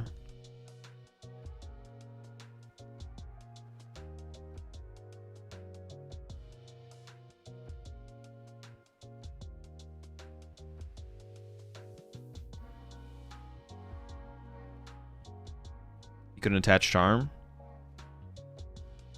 Did you see him actively attach a Charm to the Badoo under the Jellicent? I'm gonna ask that before I go back and VOD review it. Or did you just see that there was a Charm on a Badoo and a Jellicent in the active?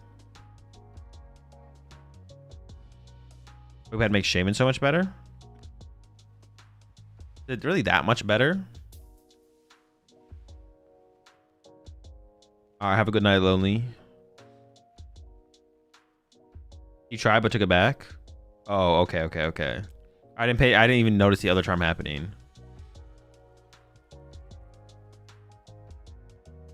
Risky Ruins? The early damage buildup off the secret box? Dude,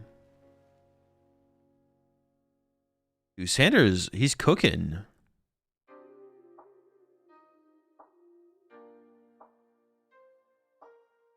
I don't hate it, but I don't love it. Is that better than Calamitous? Back to the stream? Sure. Not yet. It's got to be soon, though.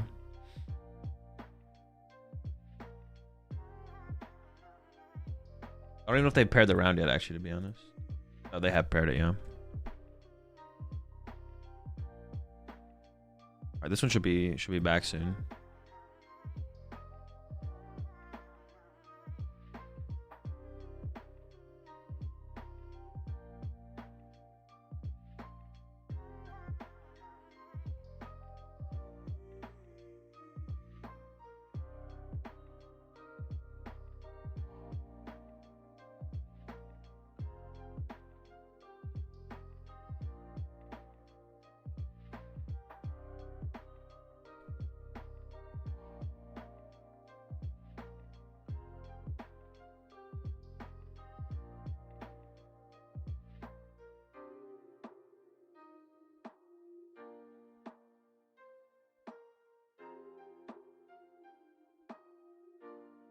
Which one release an interactive battle stadium?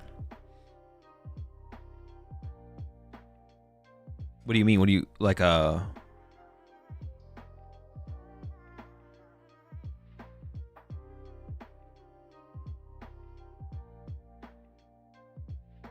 way to play Pokemon like with holograms or something?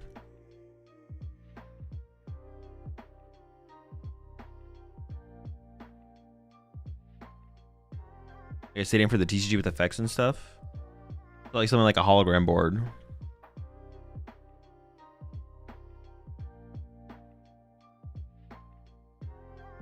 What in the Yu-Gi-Oh? Definitely sounds very Yu-Gi-esque.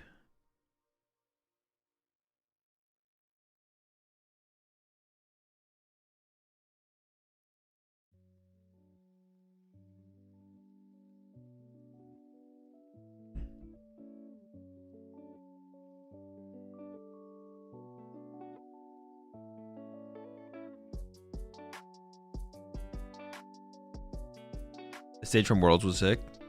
That was pretty sick, yeah. They definitely have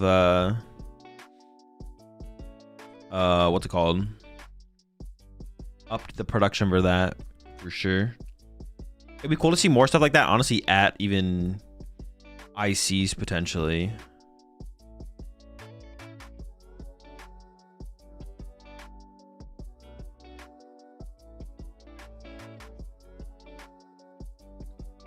What if they could ever like build a stage that they could take with them to even, well, regionals would be tough, but ICs maybe at the very least. Have something like that. That was pretty cool.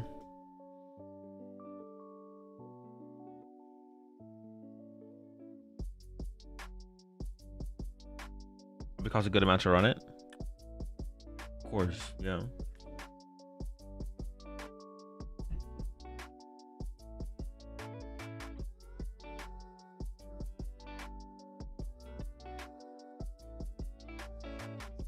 Imagine a Parallel City reprint. No, that setting was too broken. A Pokemon would be the closest lore-wise to Christopher Columbus. I don't know. I know nothing about Pokemon lore. I need to learn how to play Absol box. Any advice? Start playing the deck.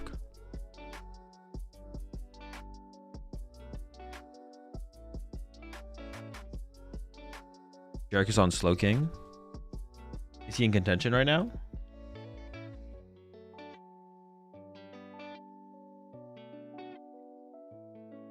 JK, I'm just making stuff up. It's not even funny. Or maybe a Parallel City type stadium with 2 effects. I wouldn't hate a stadium with 2 effects, but I think Parallel City is too good. Daichi? Daichi is playing Mega Absol.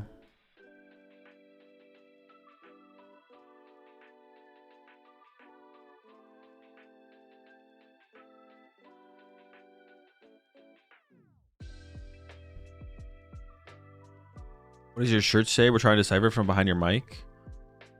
That's like a cat. It says, all day I make biscuits for few monies.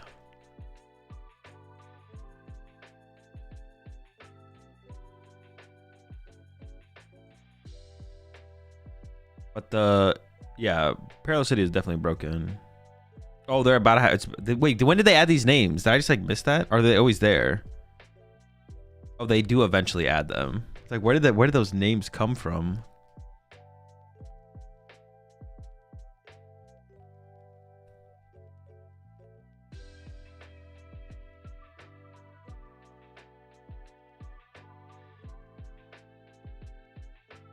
And I'm gonna run to the kitchen real fast. I'll be right back.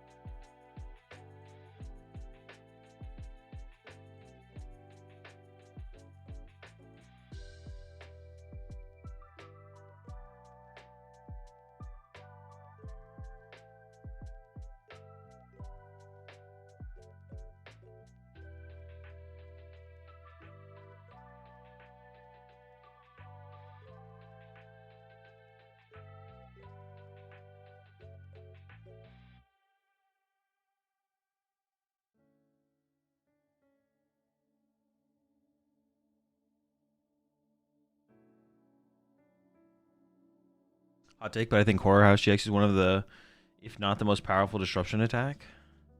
Dude, no, I'm timing you out for that. This is not a hot take, bro. Y'all just can't say hot take and then you can't say hot take and then name one of the most broken attacks ever in the Pokemon TCG. Like, what?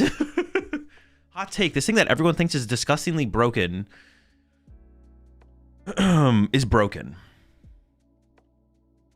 There needs to be punishment for, in society, there needs to be punishment for just straight up lying. And I'm doing my part. I'm helping heal society by timing people out in chat. Bring bullying back.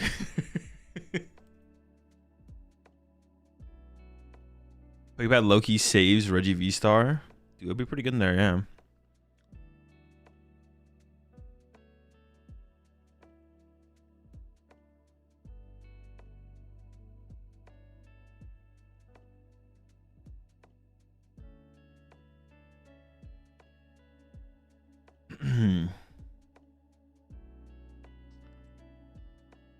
My wife gave me her pan off the oven. That was a hot take. Hilarious. Why is the stream tail low friction? What do you mean low friction? Oh, like to be able to pick up cards? I don't know. It's definitely an error, but low friction. Like I've never heard that term before. New term unlocked.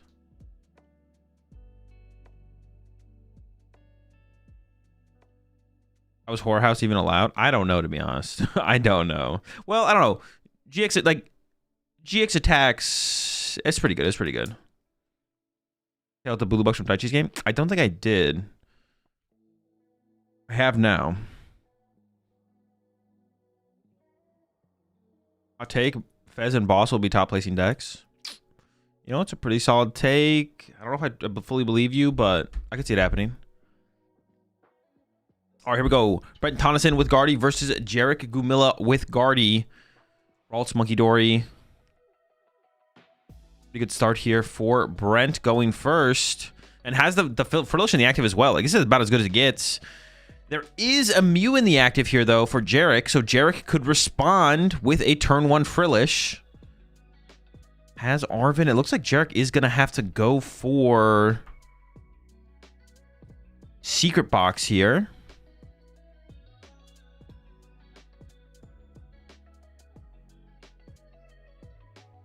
Yeah, it looks like it has to be a Secret Box turn here from Jarek.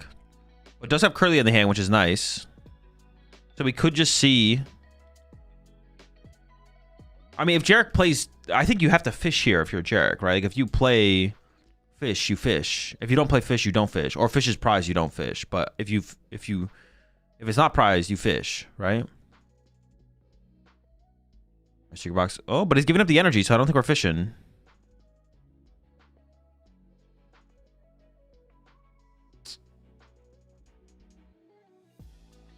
Well, that means we're not even TM Evo in this turn, right? Oh, no, we could if we grab Vessel, I guess. As long as they're second Curly in the deck, I guess this is fine. Yeah, sure. If there's second Vessel or second Curly in the deck, then I guess like going for TM Evo through the Monkey Dory is okay. Sure, sure, sure. This does give Brent items, though. I guess this is also a fine play. Yeah, sure. I don't hate this. Vessel on the... And it's playing boss. I do see a boss in Jarek's hand there. Giving up a Curlia. But if we have second Curlia, it seems fine. Could grab double Dark Energy. I kind of like double Dark because you have Artisan here, right? So you could grab Dark for this Monkey Dory, then Dark for another Monkey Dory next turn. I feel like double Dark makes sense there, to be honest, from Jarek.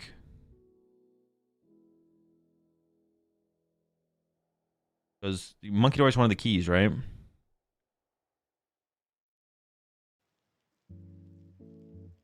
Yeah, so I didn't see a Frillish in the deck there. I wonder if Jarek had Frillish in the deck, though, do you go for your own Frillish? Because you have your own Curlia in hand. I feel like because I have the Curlia in the hand, I like the idea of Frillish from Jarek there, but... I don't know. All right. Energy to the fish, and then into the Lily. Does not use the Artisan first. Could Artisan there, of course. But you maybe want to try and find a couple different things here. Another Ralts, another Monkey Dory would probably be the top couple cards you're looking for here from Brent. And I think Brent has just been playing Jelly Guardy, so that should give Brent the advantage. Oh, wait. Well, but this lets Brent find Jellicent. This lets Brent find, like, Ultra Ball for Jellicent here. If Jarek even had a Frillish to use. And there's Ultra Ball. I think we're going to about an Ultra Ball for Jellicent. That's pretty good. Oh, maybe not. Oh, we're going to go into Artisan first here, of course.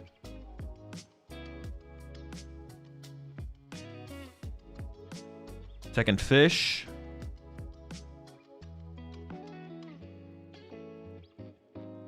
And like I said, the Ultra Ball was found. There was also a lot of shiny Pokemon in the hand, so I feel like the Jellicent might just be in the hand.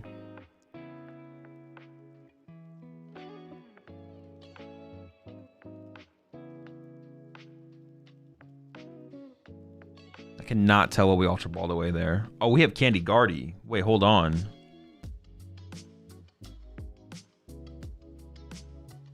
I mean, that's also pretty good. Is it proper to Artisan then Lily or the other way around? It depends. There's nothing ever happens only in one way in the Pokemon TCG. There's never a correct way to sequence every situation. If you want more Pokemon, you Lily first. If you want less if you want to find not Pokemon, you Arven first. Right, when we win, there was a deck check after game one of my opponent finally. He pulls out his phone and starts chatting to someone in Italian. Did not think that was allowed. And the judge said yes. I think I'm pretty sure it is fine if you're not playing. You just can't have your phone out while you're playing the game. There was a fish from Jarek. See, I don't know. Like, if I was Jarek there, I would have, because I had like, the biggest thing there for Jarek is that we had Curlia in hand. If we didn't have a raw Curlia in hand, then I kind of like the TM Evo from Jarek. But because Jarek had a raw Curlia in hand, I feel like going into our own Frillish aggressively made more sense there. I kind of assumed that the Frillish was prize, and that's why we didn't do it. But it's right there. There it is. And let me check back in on the mainstream. Looks like we're not ready quite yet. Also, I don't know what the match is.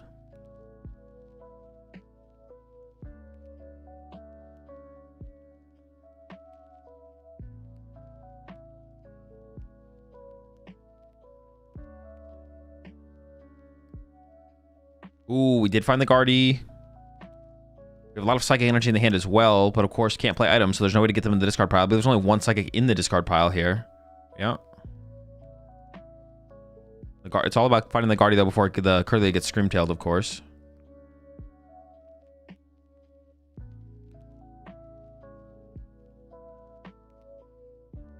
And having a little fish off here. I would definitely argue Brent has the advantage, though, having more fish. And has the opportunity to get the second Monkey Dory online first.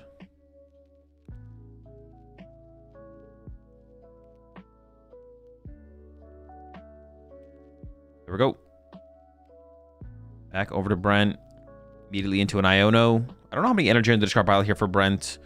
Also, of course, does have that Artisan to take advantage of, but you might just like leave the bench space open in this situation, to be honest. 6, no energy, Turo, Vessel, but you can't play that. No dark energy. Man, you'd love to play that Vessel, though. All right, here we go. Ping-ponging the damage back and forth. And then there's a Fish Punch. I mean, a big part of this is going to be who can get the second Monkey Dory online first. Let's see if Jarek can do it this turn. Top deck Vessel, but does have second Dark in hand.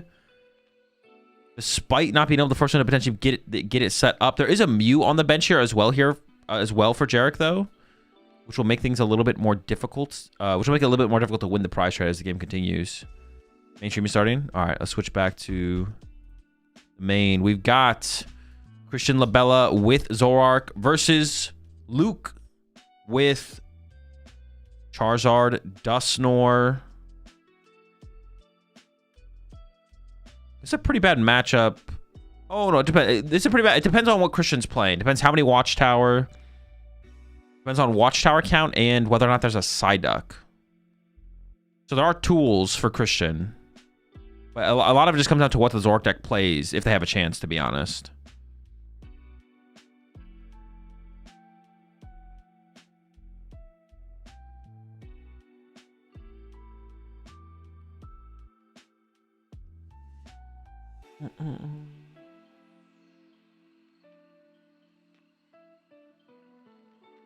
For the side table stream, command in the title. Command in the title.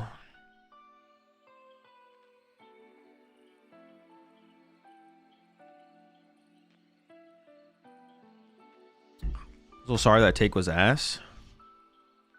Just don't do it ever again.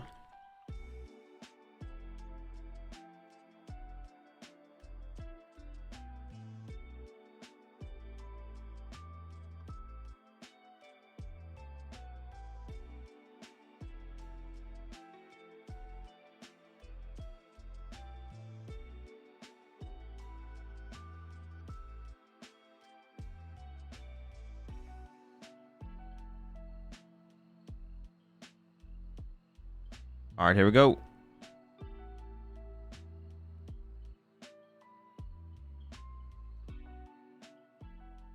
Does Zoroark even win this?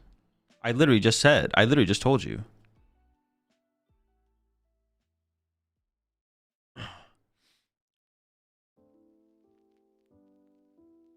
even imagine a meta without Gust. Can you hear my stream cut out?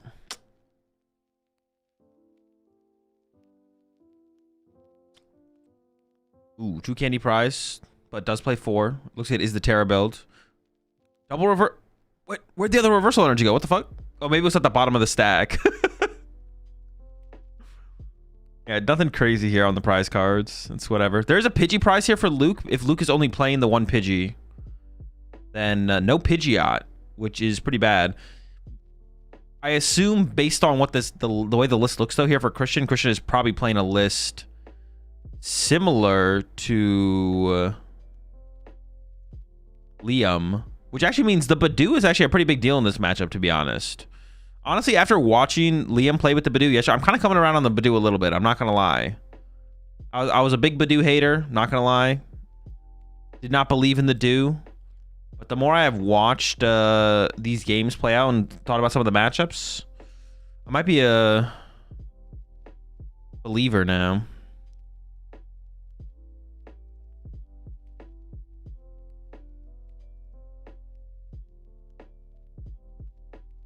All right, fan run start here for Luke.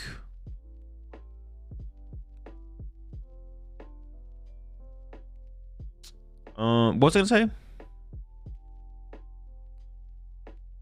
Oh yeah, whenever what was I gonna say? Oh yeah, we don't need boss to have Gust in the format. That's what I was gonna say. When do you expect the term to end? I don't know. Whenever the schedule says it's gonna end. Predictions? I got you.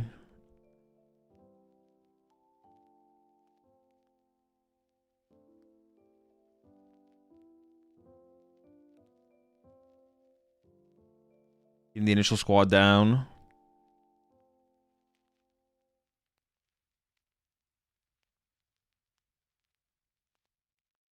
Additional Gust is better than supporter Gust. Yeah, the condition of supporter just isn't a very... It's just not a very big condition. All right, let's see. Immediately into the Buddy Puff and hear from Christian. And I imagine we're going to go get Badoo here, probably, right? Zarua Badoo, as long as it's not prized. I don't think it is. Oh, yelled at me yesterday because I said Badoo plus Cyrano and Zoroark. Shake my head. Yeah, I know. What the heck?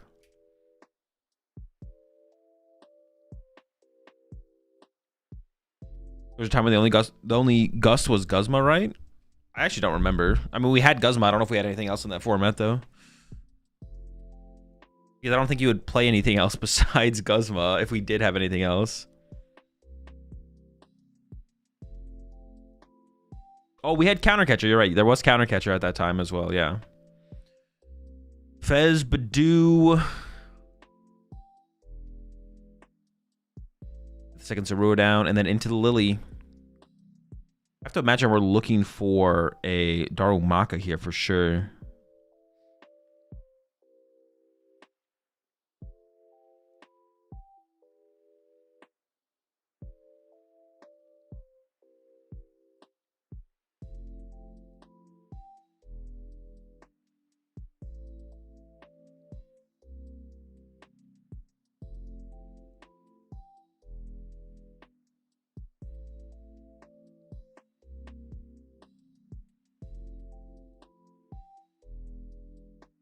Okay, there's a retreat to the Badoo and Itchy Pollen. No Daru. Whoa, could get Darumaka, but it would require putting Artisan in play. You want to give access to Artisan over to Luke? The answer is no from Christian, as it is just the Itchy Pollen onto the Fan Rotom.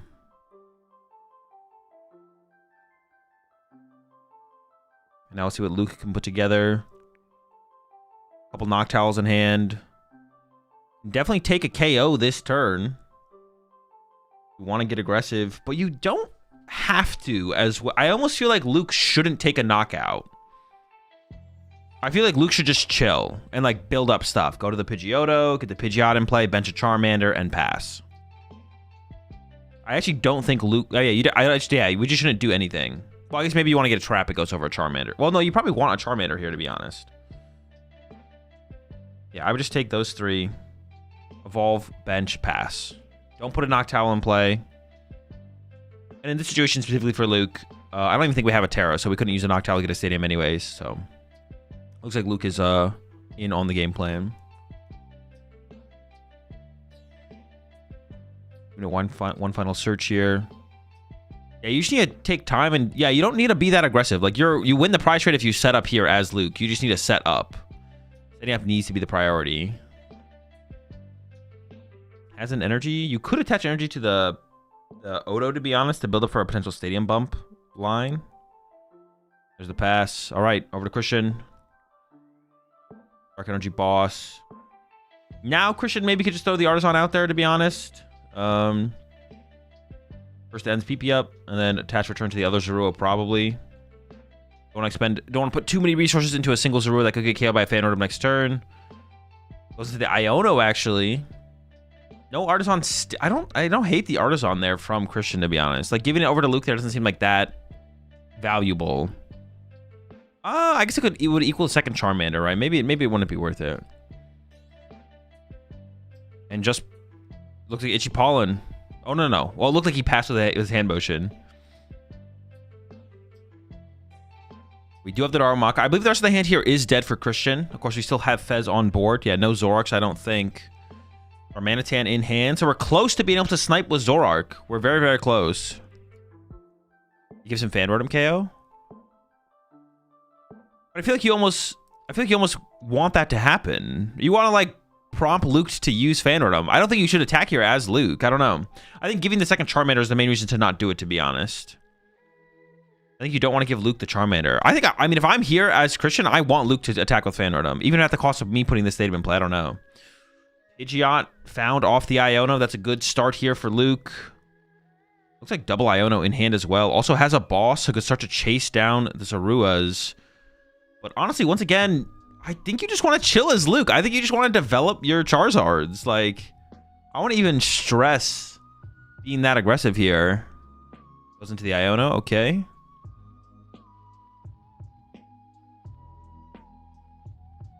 Yeah, I like this from Luke. Just chill, hang out. Maybe Candy Azard. Start to develop a Duskull, actually. We get the Poff in there. Oh, no, we have no bench space, though. We probably don't want to be too aggressive with our Area 0, so we kind of just have to chill. Maybe just get Charmeleon in play. I don't hate that here from Luke. Charmeleon.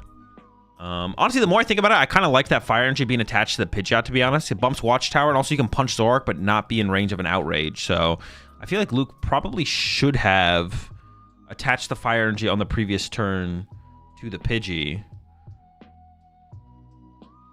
It is just a Charmeleon search. And I don't want to see the Area 0 get put into play yet here from Luke either. I think he should just wait further. Can't Candy? Oh, I guess it has to be the Charmeleon, right? We can't even Candy.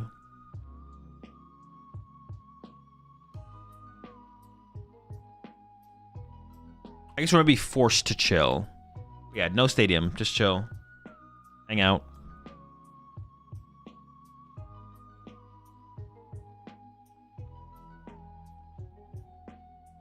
Can't really punch with Pidgeot or Zoroark because of Mochi. Christian probably doesn't play Mochi. And I think that's like, yeah, I don't think Zoroark's really play Mochi. So I think it's like, would be relatively safe here from Christian. Discards the Night Stretcher. Interesting. What the heck was in the rest of the hand to discard a Night Stretcher? What the, yeah, what the heck does that hand have to be where you trade away a Night Stretcher?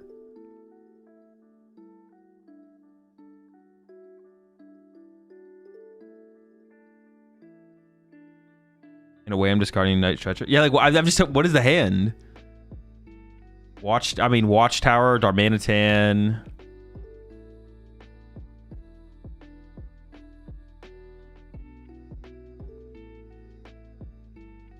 I mean, it's possible every other card in the hand is better. It is possible.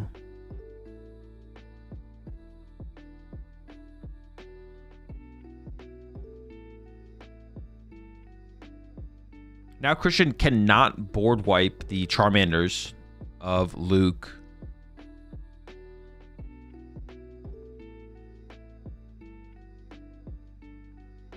Darmanitan and Dharma. Yeah, this is actually getting really interesting because it's like, when do you... I mean, honestly, when do you initiate as either player? I mean, I guess Badoo is eventually going to start drawing prize cards. So there's that. Also in hand here for Luke. You can evolve to Charizard.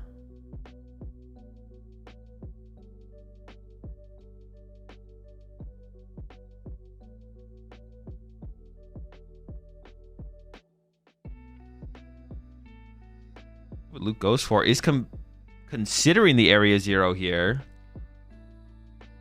The most it would get you is a Duskull and a Terrapagos in play, though, which isn't that much. Starting with the quick search.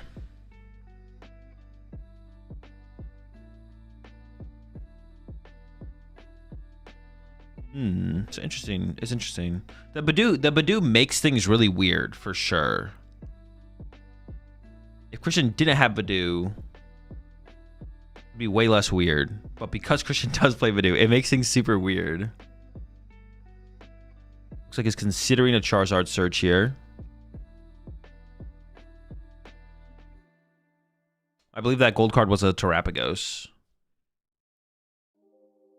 You just can't have like a super explosive setup as Luke.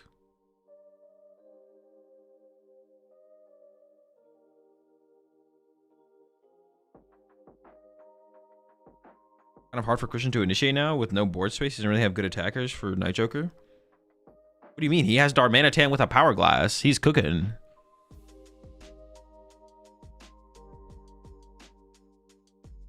Also, if he really wants to create bench space, he can Turo.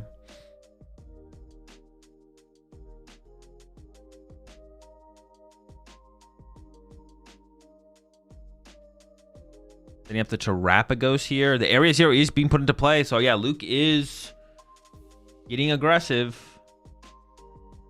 Yeah, we got Boss KO on Fez, honestly, as well. I don't hate that. Was he able to do this whole thing without playing a single item?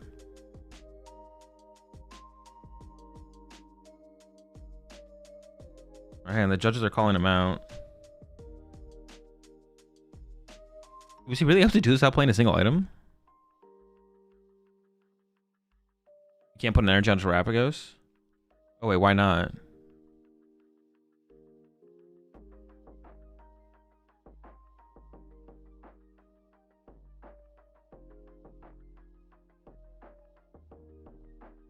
bench Terapagos before evolving?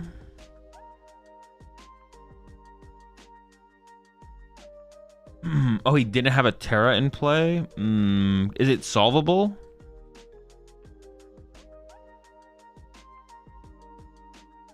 Oh, yeah, I see it now. Yeah. Okay, it shouldn't be a super hard fix. He gets a warning. Yeah, he gets a warning. Has to fix it. Oh, but now he doesn't have Boss KO Fez.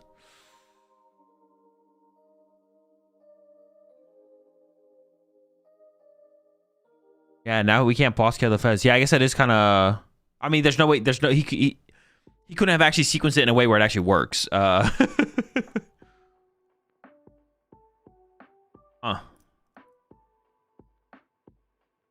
So now I think they're saying he's asking if he has to put all that stuff in play or not. I guess the answer is going to be no. Yeah, they have to rewind the game state. Charizard accelerates 2 energy from deck. The other energy was in the hand. Now Terapagos... Oh, they just want him to like replay it. Okay, sure. He's still going to do everything. I mean, benching a fire energy is questionable. Maybe the play now... Actually, maybe the play for Luke now is just Fan Rotom KO active. I don't think... I don't actually even know if I like the boss. Now I kind of like saving the boss and just Fan Rotom punching. We're also like putting our Charizard in the active here, which seems bad. Yeah, I don't love this play from Luke, to be honest. I feel like we should have just on Fan Rotom swing. I don't know. All right, let's see how Christian deals with this board state. Many formidable O's. This feels like it could be a good turn to play the Watchtower as Christian if you can... Oh, you have it in hand. Okay, sure. This doesn't feel like the play at all. Yeah, and it's going to start with the Watchtower. And we got to give up some pretty powerful options here as Luke. Yeah, why let the Zard get hit for free? Yeah, I just don't think it makes a ton of sense. I think usually you don't want to KO the Badoo, but in that situation, I think that's your target. We also didn't set up the Pidgeot here as Luke, so now we don't have a bump for the Watchtower. But if Luke had just put the Fire Energy on the Pidgeot this turn instead, if we can draw into a Jet Energy, get a Pidgeot bump Stadium, get access to the Quick Search once again, but that's not even an option now. Yeah, Luke might get run over pretty quickly here. We'll see.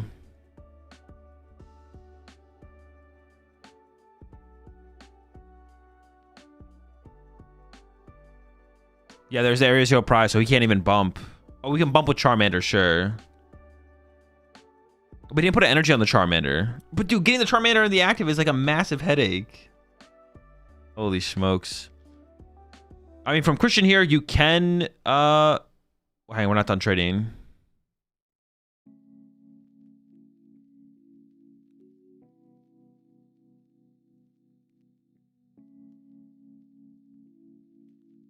There's Secret Box. We need Zoroark, or excuse me, Reshiram, or Darmanitan. There is a Reshiram. I think you're just punching the Charizard here as well from Christian. I think it makes sense. Just get through this first Charizard. Yeah, and that's going to be the move here. Reshi punch.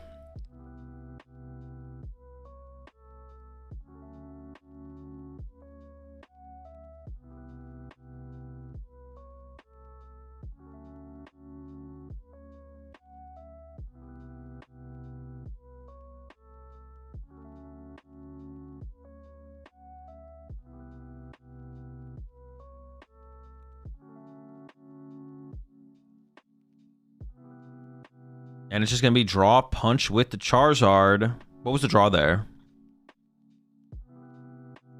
Let's say Pidgeot is definitely questionable. Yeah. He drew Jet too. Did he actually draw Jet? No, dude. Punish for not setting up the Pidgeot. You got to set up the Pidgeot in this matchup. Yeah. Definitely some mistakes from Luke. And we're already seeing him come back to punish him. If Luke just attacks with Fan Rotom, it forces Christian to use a counter catcher to get the punch on the Charizard. Or play a boss. And then if you attach the Fire Energy to the Terapagos, we see a counter catcher on the Pidgeot here from Christian. Aggressively removing the Pidgeot from play is actually going to go for the Outrage KO on the Pidgeot. You get the first 2 prize cards here. And then I guess from here from Christian, you can go knock out Charizard. And then, get the Badoo out of play as well to develop another Zoroark probably. Or, yeah, probably, right? Bench Zoro again.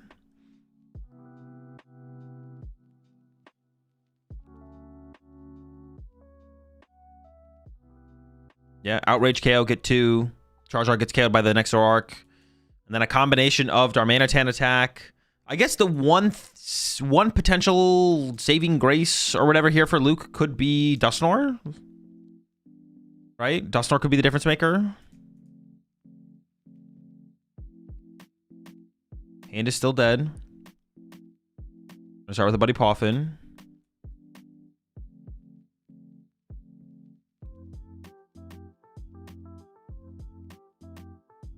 Punching with Zard, right? You got to do something. Yeah, you have to. If you don't punch with Zard, the Zoroark just KOs your Charizard and you just lose the game. You have to punch there as Luke. Yeah, if you don't punch, then Christian just ignores your Pidgeot probably and just KOs your Charizard. And you have no damage on board to do anything. At the very least, you get this KO now here as Luke.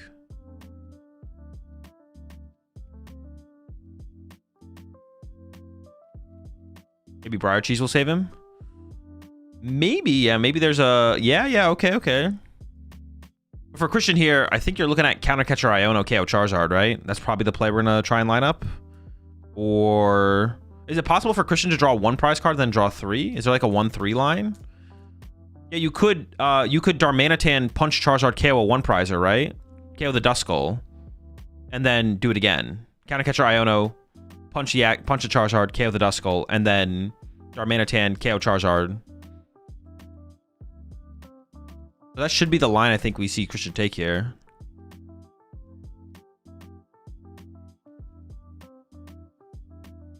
I see the Iono in hand. I think does have the counter catcher as well.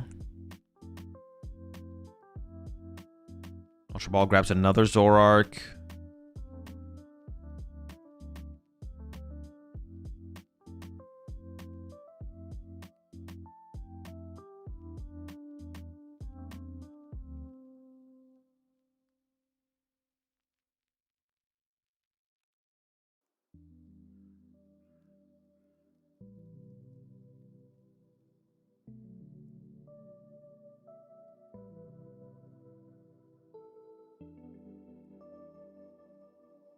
Sends PB up to the bench.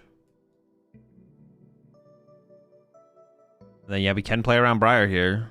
Oh, we can't KO the active anyways. So, yeah, we always go for the... I think Counter Catcher Iono just makes them... Oh, no. Maybe you don't Iono, though, actually.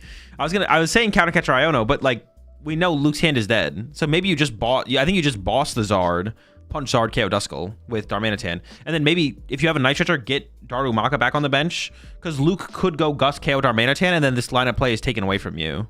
So that's like the only other thing I can think about that you'd want to play around here. If you have double Night Stretcher here, get Darumaka. And then second Night Stretcher for Darmanitan. The last Night Stretcher would get Darmanitan on the next turn. Yeah, looking pretty good for Christian. There's definitely some mistakes, I think, made here from Luke. But the overall, like... I still would have been tough to have, like, won this one, to be honest. Alpad bringing back boss. Maybe second boss if it's in there. Or maybe just the boss. Might be all you need. Got here late. Do we know the whereabouts of any Area Zeros? There is a second Area Zero in the prize cards. And that's it.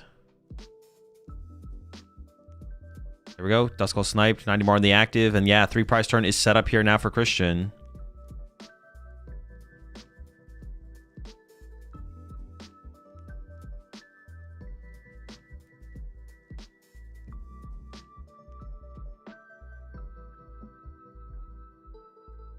What could Luke even draw here? I don't think there's any a card to draw there. I think it's just... I mean, you... Yeah, there's nothing. You just want to concede, save time. Concede and save time. I actually, hold up. Maybe not. Dude, maybe this might just be a bad matchup. Watching this played out, like with the Badoo makes things like so clean. The Badoo just goes crazy, man. What the heck? What a broken PokemonTCG card.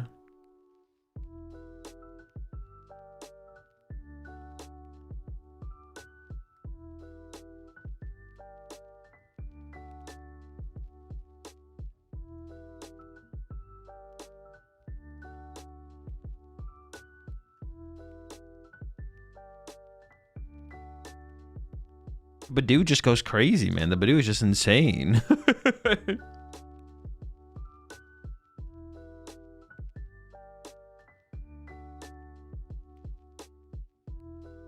Dude, I was just a non-believer.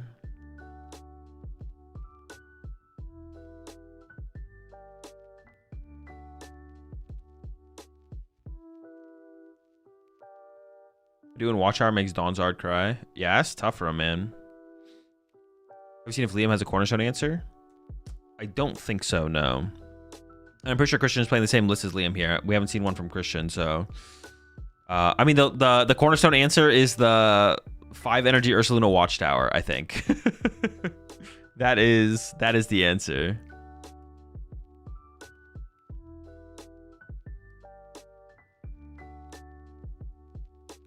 Which honestly, after watching the finals of Vegas, it wasn't a terrible answer, I don't think. Worked before? Yeah.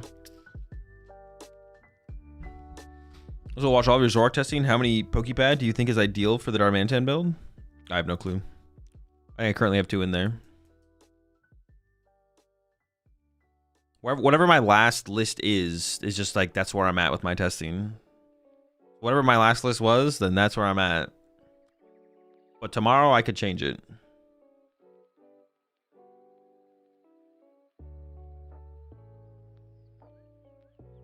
Although not playing a cornerstone answer for sure seems like an appropriate call. I don't think you need a...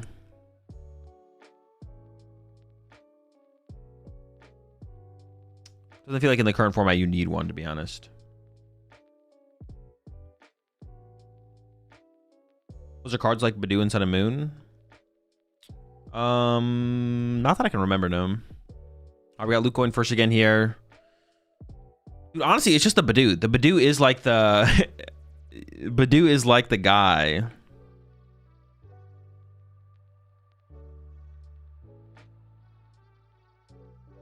In this matchup.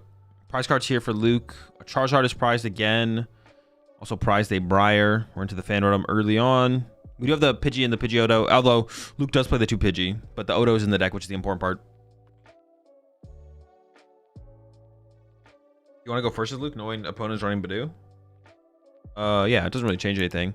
You want to force Christian to have the Badoo immediately. If you go second as Luke, then Christian has 2 turns to kind of set up the Badoo. You want to force Christian to have the Badoo right now.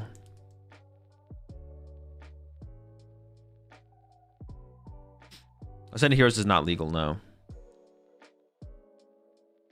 Immediately into the Watchtower, and then Lily's Determination. Or Castle, not Watchtower. Immediately into the Castle, and then into Lily's.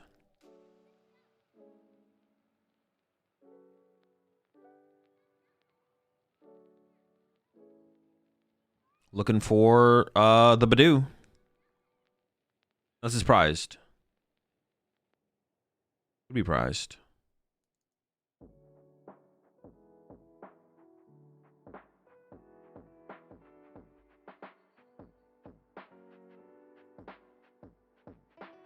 There's an Ultra Ball. Ultra Ball for Badoo would be quite a costly endeavor.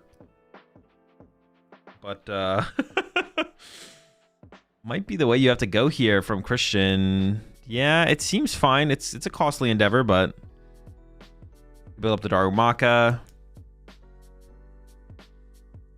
There we go. Ultra Ball for Badoo.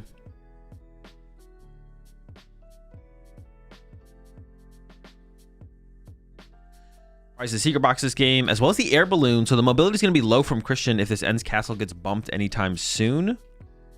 The Badoo is not prized. Second boss is prized, though. It does play the Palpad, though, and that's still in the deck.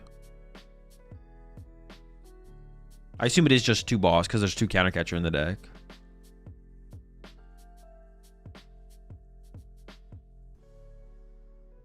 I don't know if it's just me, but Zorak plays somewhat similar to early game Polt. It just kind of depends on the matchup, to be honest. Like, this is a matchup where you're going to do the Badoo run thing, but I don't... Up against stuff like Gardevoir. Gardevoir you could Badoo early, but... I feel like matchups like Gardevoir and Polt and stuff, you want to kind of be the aggressor if possible.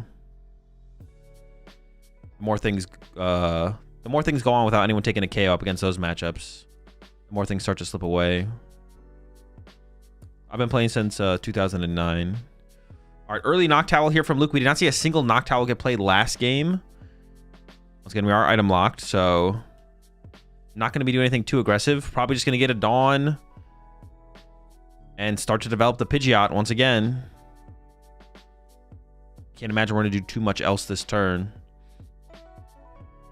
Christian could get aggressive on this next turn with a Darmanitan play, possibly. And just like snipe the lone Charmander off the bench. Because I think there is only going to be one Charmander on this bench going to the next turn.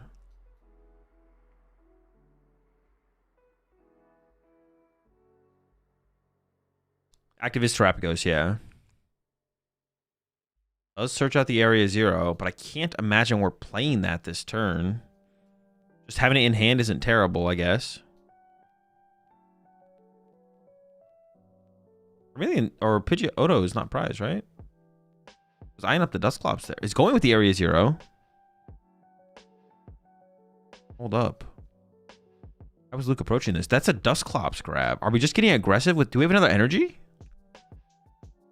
Not developing the Pidgeotto seems crazy to me, but...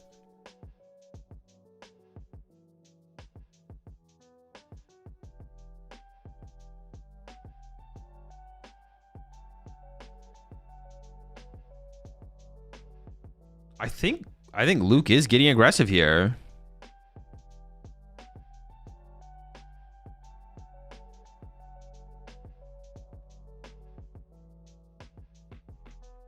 Maybe I'm wrong? Maybe just developing the other Charmander just so you don't get Darmanitan next turn, I guess. When did I start uploading PTCG content? I don't remember. 2017, maybe?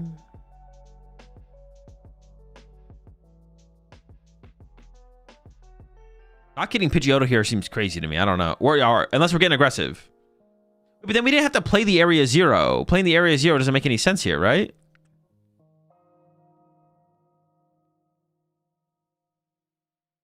Just making sure they get to see their prize card first. Yeah, playing the area 0 seems silly. We got a bench space back once we pop the Dusclops. Then we could have... Then, yeah, playing the area 0 doesn't make any sense, I don't think, at all. The players do get to see the prize card before they have to send up a Pokemon. Oh, at least we have another Hoothoot in hand, so I guess we can bench a Hoothoot. So maybe it's still worth it to put the area 0 in play, I guess. But that's one less out to Watchtower. I don't know. Christian instantly pushes the Zorua. I don't think there's an energy here for Luke.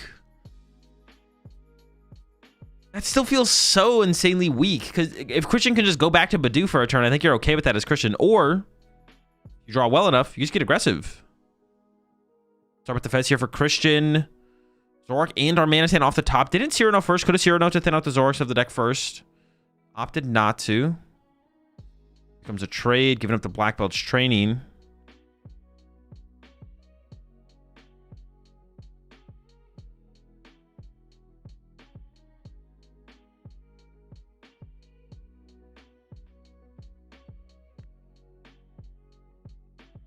Iono. Ooh, the hand is not great for Christian. Giving it some thought on how he wants to approach this. I think it'd be tough for Christian to pull off. You could go for the Darmanitan play here as Christian. You could go for like Counter Catcher Charmander, Iono. Give yourself the best odds of getting a Darmanitan attack this turn to remove the Charmanders. But I don't even know how good that would be, to be honest. That would be like fine, but Luke would potentially have plenty of time to recover from that. He's opting for the Cyrano here. Petch, Zoroark. Oh, I guess Christian just needs to draw into an energy off this, right? We have Petch can push us up, and then we have Counter Catcher in hand. Oh, so we're basically there. Oh no, you're right. Counter Catcher isn't online. Oh yeah, never mind. We are tied 1-1. Draw 2. We got the energy. We could attack. Maybe you just push the Zoroark in the active with the Petch, and then attach to the other Zoroark, split your energy, and pass. No, I guess you can attach both energy to the active Zoroark at that point. Just get it ready to go, maybe. Patch it up and pass.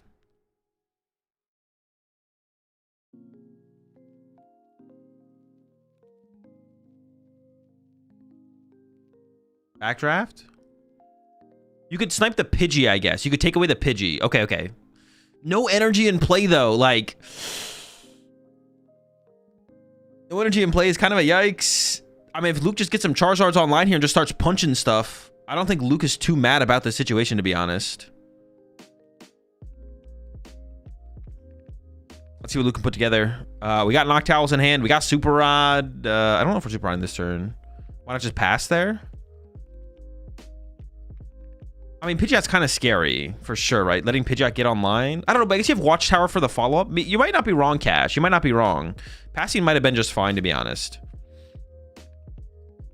Because Pidgeot is scary. But you have Watchtower to fall back on in the late game, right? Iono Watchtower can still happen later in the game as it progresses. And now you have nothing in play here as Christian. You have no energy in play. You're further away from potentially being able to have access to reversal energy. Yeah, you might be right. It might be done fine to just pass. There's Candy for Charizard. Let's allow him to KO the Paglo for 2 prize cards with Rushy at some point. Yeah, but we're like so far away from that. That's kind of the problem. I like this. I like this from Luke. Just get aggressive. Just start punching stuff. Was there a way to get back to Badoo? I don't think so. Although that would have been very good. If you could have got back into the Badoo, that would have been pretty good for sure. Does he have Zekrom in there? No, Ascended Heroes is not legal for this tournament. Ascended Heroes won't be legal till March 6th.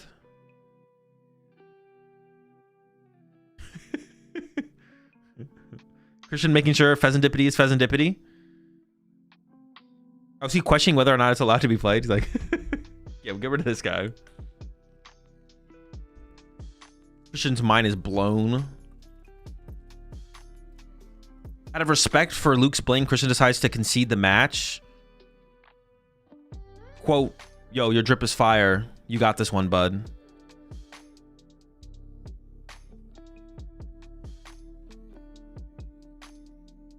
As involved now as well for Luke is super good. Honestly, that is one thing that makes... That's actually like a card that would like... We kind of missed for Luke previously.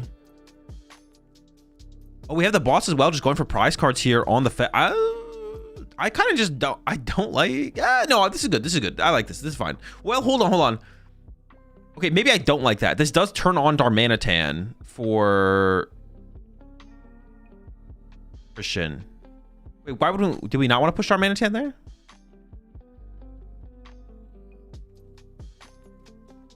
I assume we would want to push Darmanitan there and then maybe we'd patch up later. Because we could get reversal energy here, right? So wouldn't we want to play for the possibility of reversal? We did have NPP up attached there for Christian. I guess Christian does just win the prize trade here, right? You just go KO active and then you go... Yeah, you do just win the... Wait. But wouldn't it have been better to counter catcher there? Wait, dude, I'm kind of confused. Briar? Oh, sure. You don't want to play into Briar, I guess. Well, how do we play around Briar, though? Couldn't Christian have just gone, like, pushed our Darmanitan, counter catcher Hoot Hoot? Or I got to see the bench.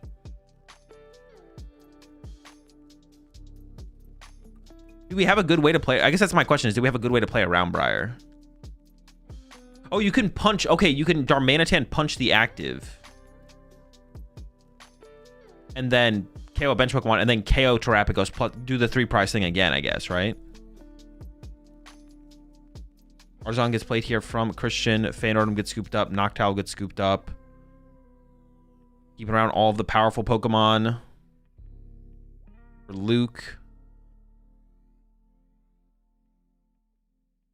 Oh, I have to discard one more. Gives up the Pidgey, okay. Into the Artisan here from Christian. Going for the Darumaka. And yeah, I guess we're just going to do the same thing, right? From Christian here. 90 active, KO the Duskull.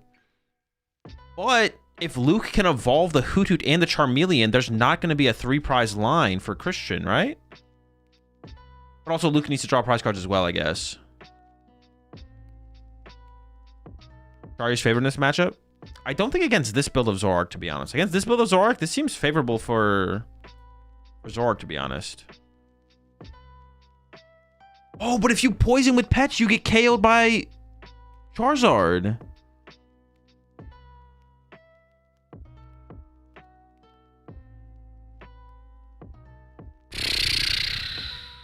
I mean, the question is, can Luke evolve both Pokemon, right? Or does Christian just have to get more? I don't know. See, but now looking at it like this, I feel like Christian should have just gone for the Iono counter catcher to our Manatan play, KO Hoothoot KO thing. I guess you could KO the Hoothoot here, but if you leave Duskull, you could lose to Candy Dusknor. But maybe it's okay to... Candy Dusknor's not even that hard to pull off, though. Candy Dusknor's like pretty easy to do here for Luke. Christian could have not benched Sharamaka and not benched Zorua. If you don't do that, then your Darmanitan gets gusted. Dude, this one is a tough one. Monkey the one can't counter on Zork? No, we don't have an energy. Yeah, this is a tough cook here, to be honest. All right, well, Luke has outs to... Yeah, Luke can KO the active Zoroark. Can KO the bench Zoroark. Just needs to evolve to Noctowl and then evolve the Charmander to a Charizard or Charmeleon, and you're out of range here as Luke. Starting with the Fez draw.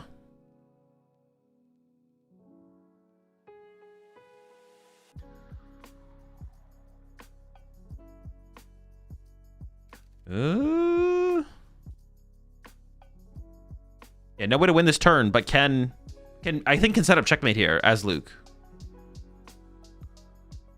Or close to checkmate, close to checkmate.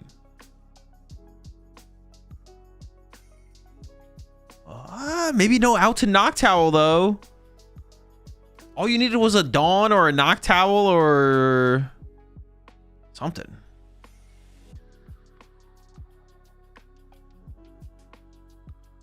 Starting with an S-Ball.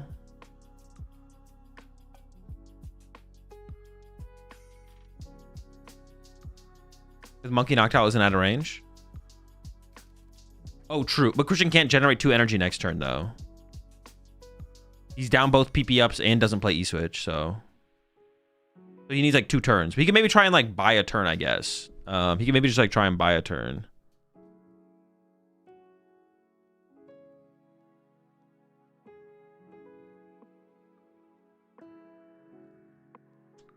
Ends up putting another Hoothoot in play.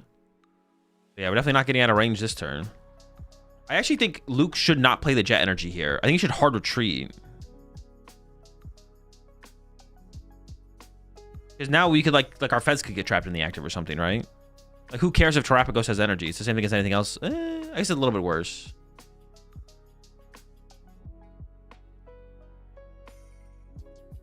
Yeah, he just has game next turn because we couldn't evolve the bench, yeah. That's it.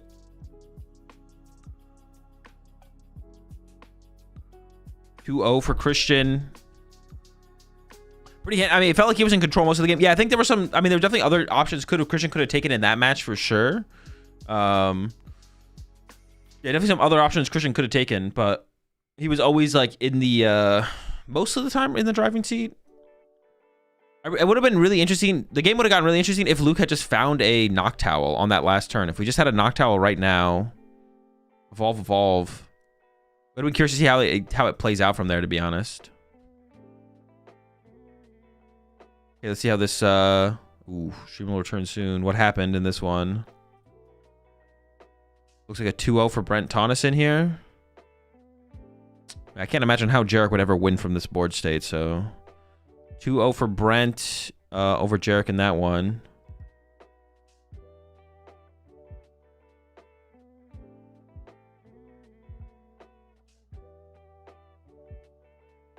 I think if he evolves bench, Christian just can't win. Well, there could be like some cheesy like counter catcher Iono play that could get Christian back into it, I think, still.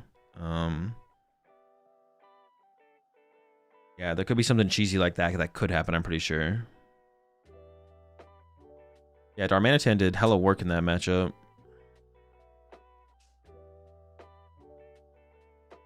Sure, we'll go to an interview here soon with Christian, so we'll stay on this one.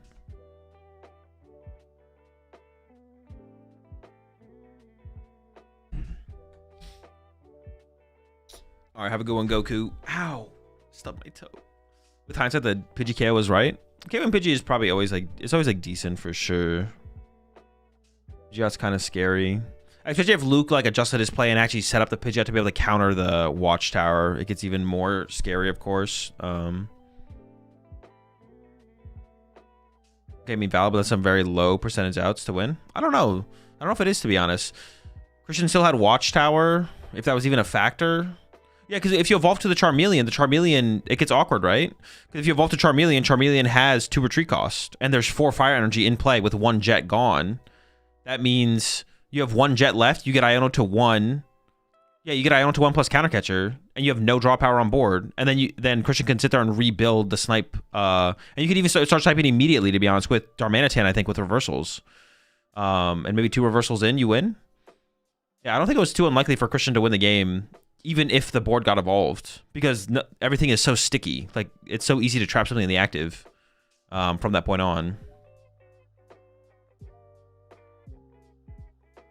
I think there was definitely like a pretty big possibility for Christian to still win that match, even if the board of evolution had happened. That's why it would have been cool to see it happen, to be honest. So we could have just seen some more of the match for sure. Why does the guy on the left have the cables of his headset chewed? You don't want to know. Did he have a reversal left? He had both reversal left. Or, you know, he had 1 reversal left. But he could just sit there and manually build up dark energy, and then he hadn't found the power glass yet either. So it would have kind of been a time thing. But the Terrazard deck is not good at drawing cards at all. So you have 1 jet left in your deck. The deck doesn't play draw supporters. You have no Hoothoot on your bench. No Hoothoot. Yeah. Yeah, push the Prime Sub there. Augers, welcome to the Rat Pack.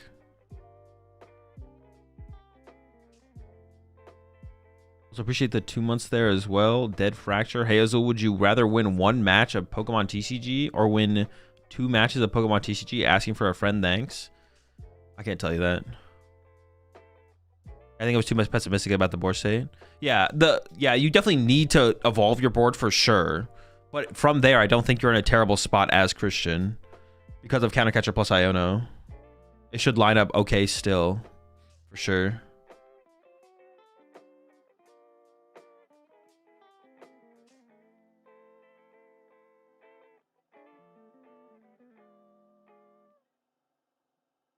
You still have a decent amount of outs. Carry out. What about winning 3 matches of the Pokemon TCG? That is quite a few matches. Zoroark into Zard feels unfavorable, but maybe it's just because so many people are bad into Zoro. I mean, it depends on the Zoro build for sure. Like, that build specifically seems like it's probably favored against Terrazard. Pidgeysard, I don't know. Like, there's just, yeah, there's quite a few different builds of both decks, right? It's going pretty good. I'm a little tired. Yeah, that's all I gotta say. Yeah, I'm just tired. Yeah. You're tired, but you're still winning, and that sounds good to me. Now, of course, you are a previous regional winner, won that with Raging Bolt, but this season you've switched to Zoroark. You've had 2 top 32s at regionals this season with Zoroark. You've brought it to EUIC. What makes you stick with the deck? Well, Zoroark has the best Stronch in the game.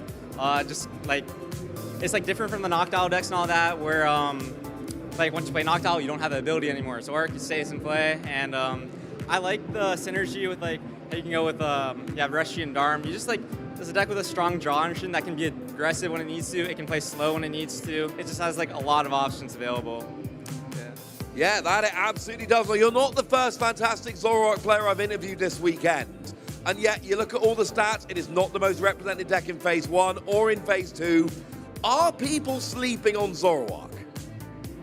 Yeah, well, it's like kind of hard to like tell, because Zoroark, there's like, it's like, I can see why people don't want to play it. There's if you don't have enough practice on like these matchups, you can get like run over easily, or even if you like don't draw like really good, you can get run over. Like in the games I just played, if I didn't draw like as good, I would have got run over like really easily. I got very fortunate with those games, but yeah, there's definitely a lot of scary things that can happen with this deck. So I can definitely see why it's underplayed.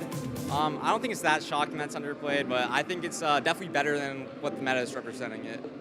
Very well explained, and yeah, but you know, yes, you got a bit of lucky in some places, but you've got to combine that with a little bit of skill. You don't get this far in the event without showcasing that skill. So, coming into this event, what were your expectations? Have you met them, or do you still have a way to go? I mean, my expectations, like, I'm always I always aim to win. I always think I'm gonna win going into every event. If I don't do that, I don't know I'm like at the event, right? So I haven't met like my goals yet or my expectations just yet, but I'm working on it. And you know, you're getting pretty close. You're making good headway. Before we finish up here, we got a mic, we got a stage, lights, a lot of people, chairs, all that good stuff. Anyone you'd like to give a shout out to? Yeah. Okay. I'll shout out Minji. Shout out Sid. Shout out Julian. Julian's family. Shout out Sing. Shout out Cheesecake. Shout out Nelson. Shout out my dad. Shout out my family. Shout out Meal. Mr. Meal. I'll shout out Mr. Meal. Yeah. Awesome. Thank you very much. Shout out to all of those people. And Dude, I swear he's just making up. He's just making people up at this point.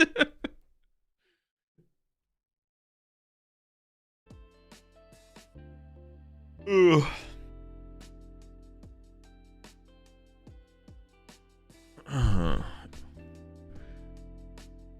Shout out cortisol.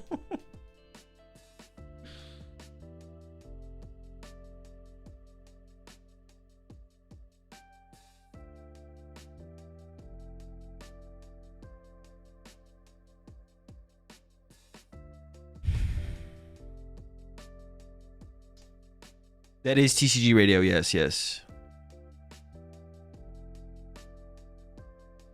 Is that guy, dude still winning who had the 3 buys day 1? Dude, maybe. Still getting the dubs?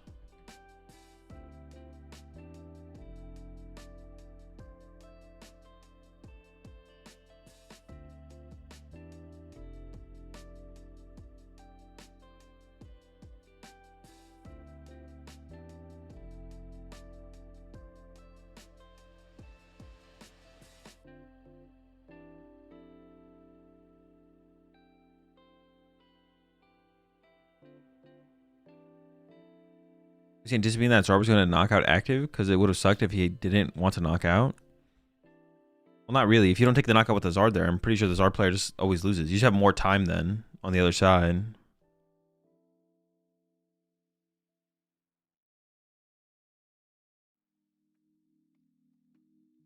All right, let's peep the standings going to the next round.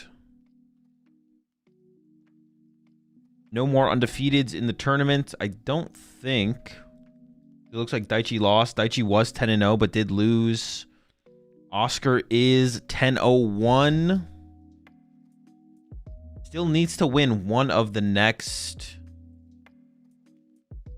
Needs a win and a tie still, though. Despite being 10-0-1, you still need a win and a tie here for Oscar. But closest player to top cut so far. These players need 2 wins or a win and 2 ties. An X2-1 might be safe into cut, so there's maybe Oscar only needs 1 win. It is possible, but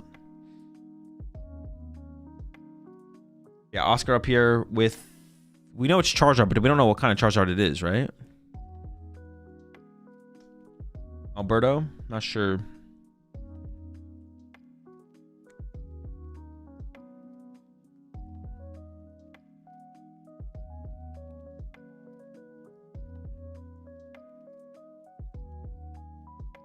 I didn't even know John was over there, but John hangs up there.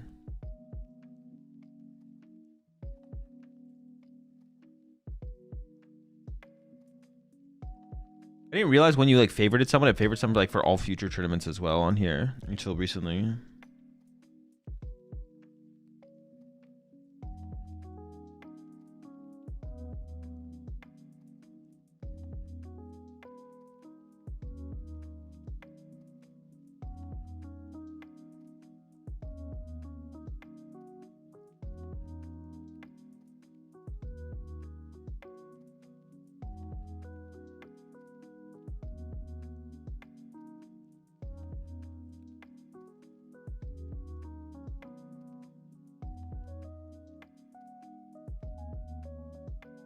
Alberto might be out of contention.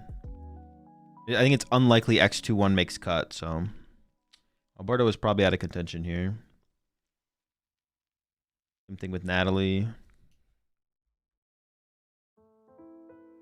Have they showed Oscar Madsen yet? They have not, so decent shot that we get Oscar on stream next round, to be honest.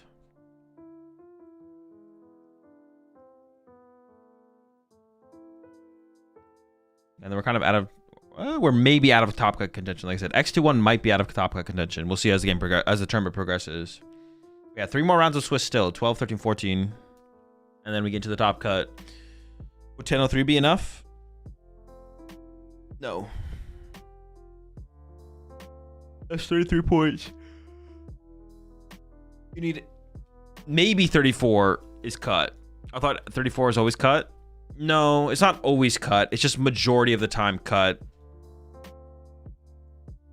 The closer you are to the next potential Swiss round inclusion, the less likely X21 makes cut. So they were 80 players away from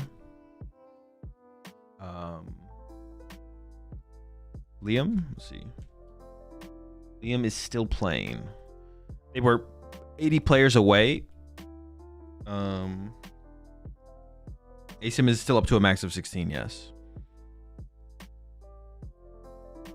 They were 80 players away from +1 Swiss round in phase 2. The closer you are to like the next cutoff, the less likely X21 is to make cut. If they had 80 more players, X21 would have definitely made cut, but they would have had 1 more round of Swiss. So it's very possible this tournament that X12, not X21, is cut. And X12 is 35 points. So we'll just have to wait and see. But according to the Limitless calculator, it's very unlikely that X21 makes top cut. You can't tell for sure until, like, it depends how the tournament plays out. You can't tell for sure until we get towards the end of Swiss.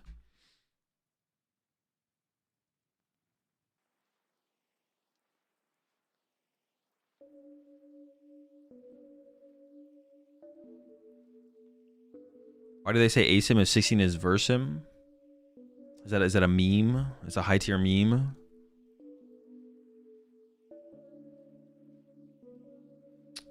Today they're playing to the finals today. They're playing down to the finals. Where's Gamer? Let's see. 722.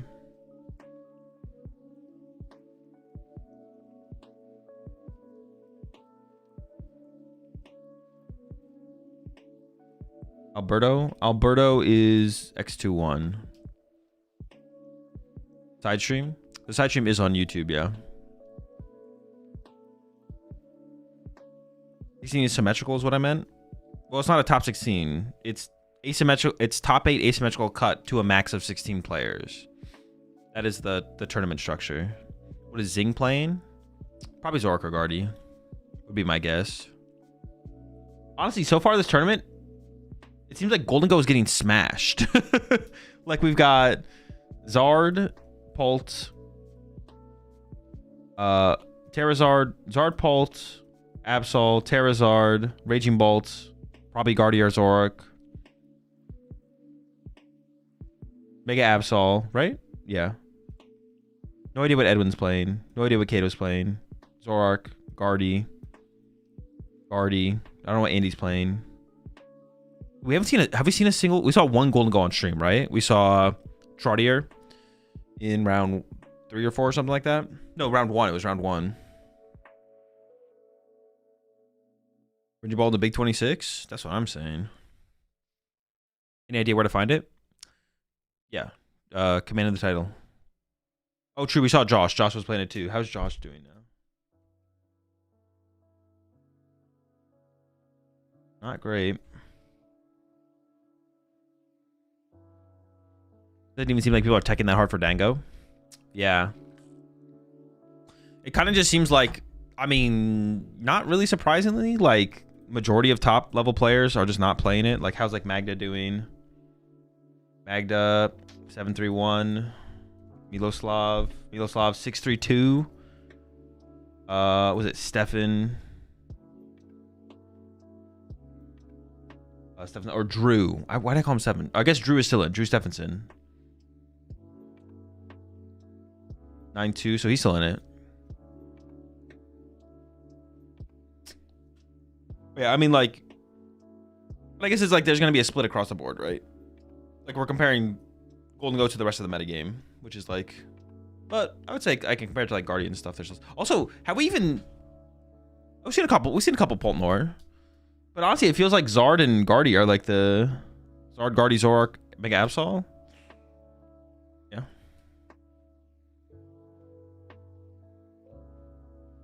Is Zoroark really the best draw engine in the game? Yeah, I think so. Pidgeot is like, I don't know if you call Pidgeot a draw engine. Like a deck being a Pidgeot engine deck is a thing, but can Henry get into ASIM with 9-2? Yeah, of course.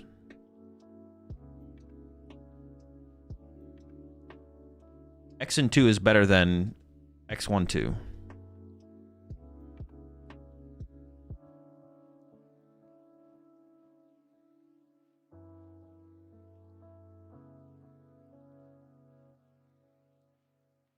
Yeah, I mean, Pidgeot, I would almost consider Pidgeot not, Pidgeot is an engine, but it's not really a draw engine, I guess. So yeah, it's probably fair to say Zoroark is the best draw engine.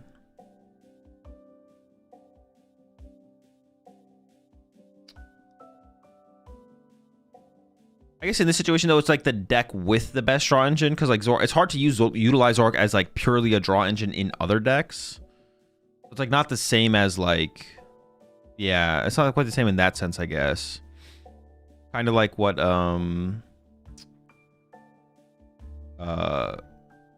Bay said in chat. Zoroark is only good if you can fully use Zoroark. No, Dunsparce is way better. Okay, well no, you're wrong about that. Dunsparce sucks ass. But the rest, the first, I agree with the second part of your statement. Like, it's like using Zoroark as like a draw engine in like another deck isn't like that good. Like the Zoroark deck has a pretty good draw engine, but any tips with post-rotation Zoroark? Play games with it so you can get better with it.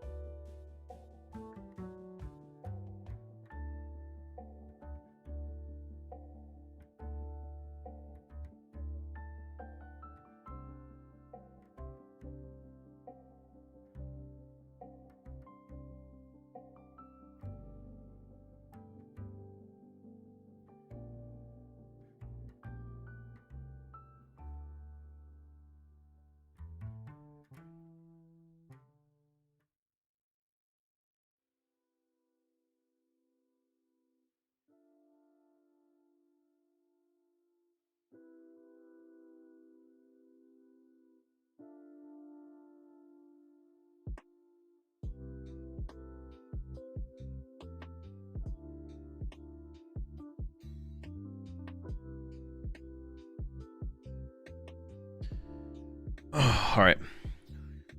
Should you go first or second against Terrazard as Dragapult? Probably first. Yeah, well, definitely not with Pokepads, right?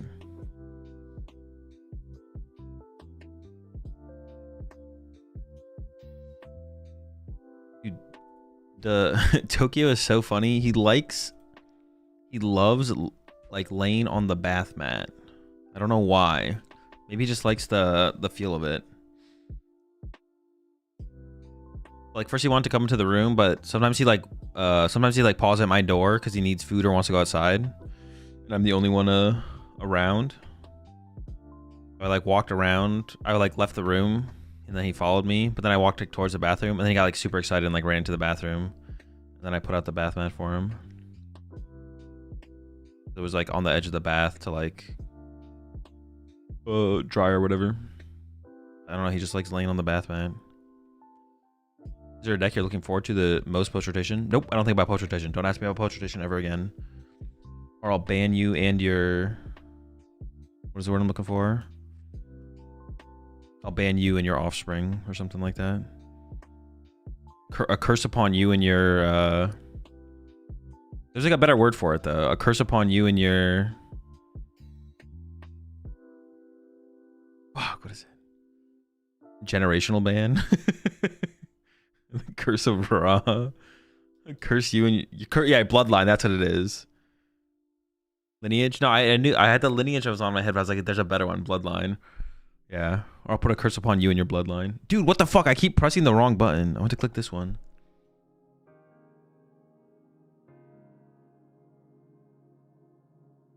Yeah, I'll put a curse upon you and your bloodline.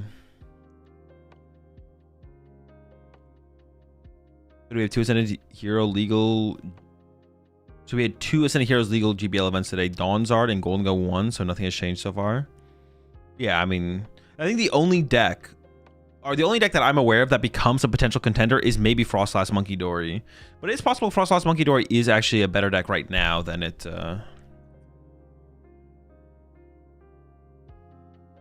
actually represented as.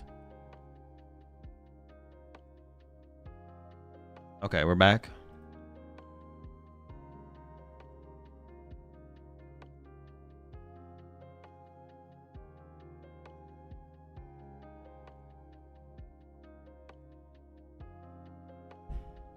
Dude, why do they have this thing unlisted, man? Like, people can't find this and watch it if they would rather watch this match over the stream match. Like, why is this unlisted? Are the rest of is it unlisted for all the other games too? I swear, like, they had like video game feature matches and it wasn't unlisted. Now, let me see. There's only 7 people watching it right now, but a lot more people would be watching it if it wasn't unlisted. So I don't know. You think Frostlass Dory is better than Grim right now?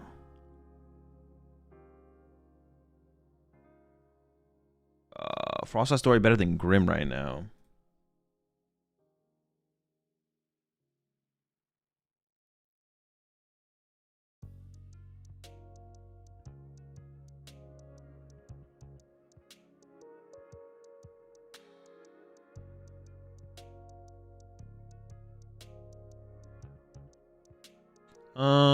Frostlass Dory better than Grim.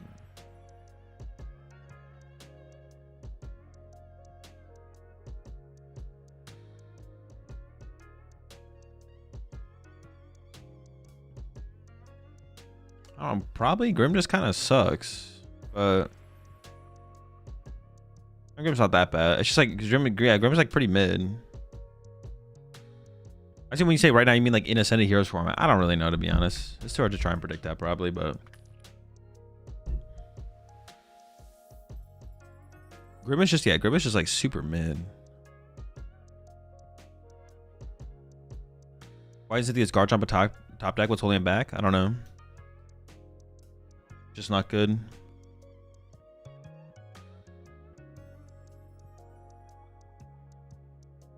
I don't analyze past thinking a deck is good or bad. No one's playing it? No, that's not why. Come on now. Why are you lying like that? I don't understand why Grim is a higher player than Zoro.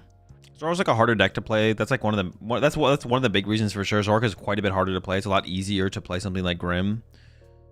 So like just from like that's always gonna be like the barrier to entry is gonna be a reason. Like if average player picks up a deck and they can't achieve a certain win rate with the deck, they're more likely to put the deck down and pick up a different deck, right? So, which isn't like a knock on anyone or anything, but just kind of like the reality of it.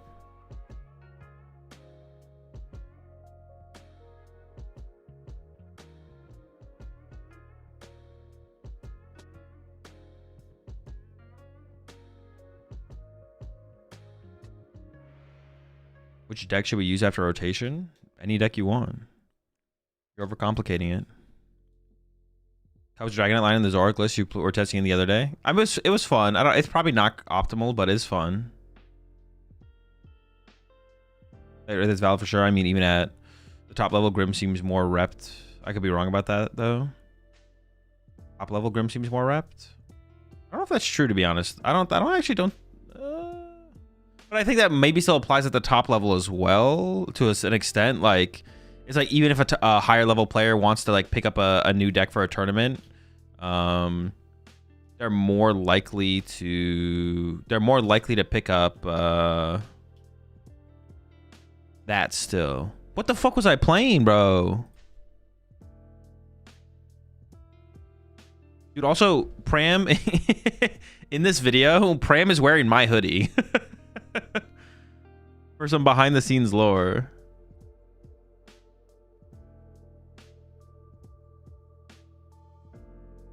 This is my hoodie that Pram is. I literally have this hoodie on a coat rack or on a freaking thing on the door in the living room right now. I don't remember why Pram needed my hoodie for this, but I think he had to borrow my hoodie for it. This is my hoodie. Dude, also, what was I playing?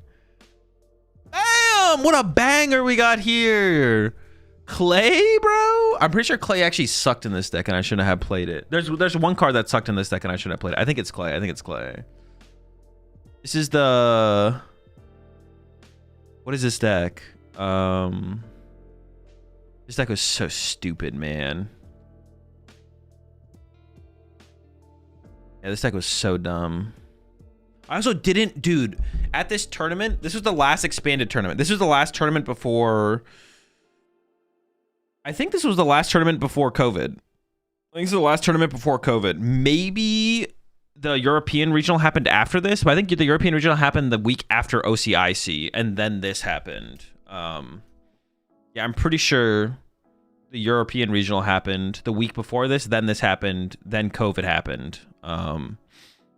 COVID like started happening literally the week of OCIC. I was like debating, like I was like a little bit scared to go to OCIC that year because I was like, what if we can't get back into the country? Like, because like the talks of COVID and everything wasn't even called COVID back then. People were just calling it like an unknown virus. I don't even know if it was called COVID immediately. I don't remember what people were calling it, but I was like a little bit worried about going to OCIC because I was afraid I wouldn't be able to get back into the country. It was just called coronavirus. Is that what people called it initially? Yeah. But yeah, OCIC happened. And this might have been the last tournament before it's called. But yeah, I was playing Doll Monkey Dory. I don't remember the full deck, to be honest. But yeah, Doll Monkey Dory. Oh, Life Dew. I think there was Life Dew in the deck. And you just recycled dolls and Orangaroo. Dude, I remember I misplayed so bad in my round one with this deck. I played up against a dark deck, and I just forgot about Farigiraf in my deck. Or Giraffarig. I forget, what did Clay do? Look at the top 7, take all the items or something? Or take all the trainers, discard the rest? This is 2017? No, well, this video is from 2020. I played this deck in 2020. This is footage from 2020. Unless I'm trolling. No, this is from Collinsville. I played this deck at one tournament. This footage is from 2020. The video is about when I played against Pram in 2017, which is this match here. Wait, hang on. Let me check if this is back yet. Went up Edwin versus Shuto. Yeah, I lost to Pram in the finals of this tournament. Dude, he was so lucky.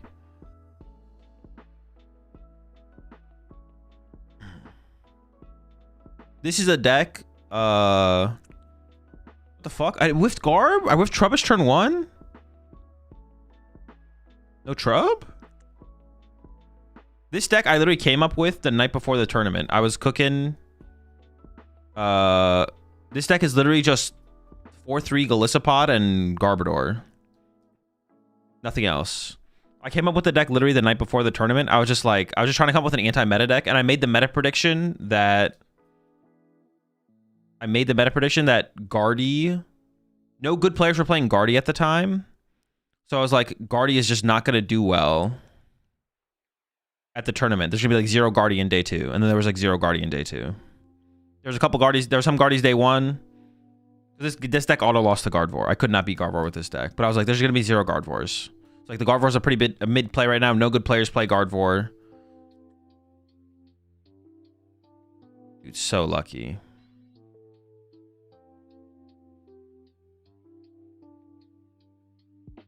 I beat Mahone in top 4 because I teched the Mewtwo for the Buzzwole matchup.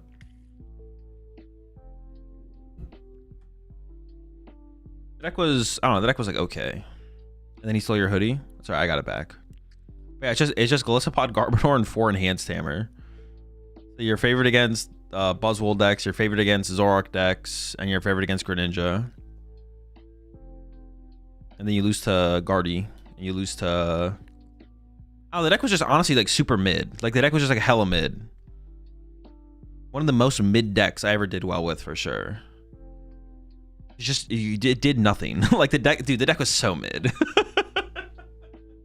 Like thinking back, like after the tournament, I remember a bunch of people started playing it at like League Cups and stuff, and I just thought the deck was like kind of bad. Like I was like, I don't know, this deck did not seem that good. It just seems like super mid. But like people like post tournament, like it wasn't a deck before the tournament. It was like not a deck at all before the tournament. But then post tournament, people started like playing the deck and winning League Cups and stuff with that. I was like, all right, sure, I guess. I think the deck's kind of terrible, but not terrible, but like not worth playing. Like there's better decks. I probably should have played Buzzrock at that tournament. Buzzrock was just broken the whole time, and I had it unlocked Buzzrock's true power. But then I started playing Buzzrock, and I made the best Buzzrock list. So I just had to pick the dang thing up.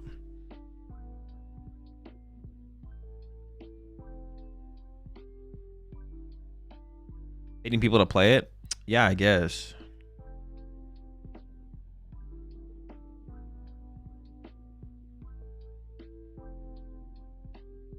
Four ties? Slow play Azul was still slow play back then? What the fuck? Wait, did I actually have 4 ties? What the fuck did I tie to?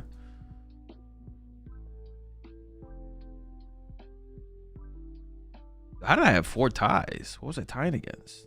Maybe it was a couple IDs, to be honest. There had to be some IDs involved.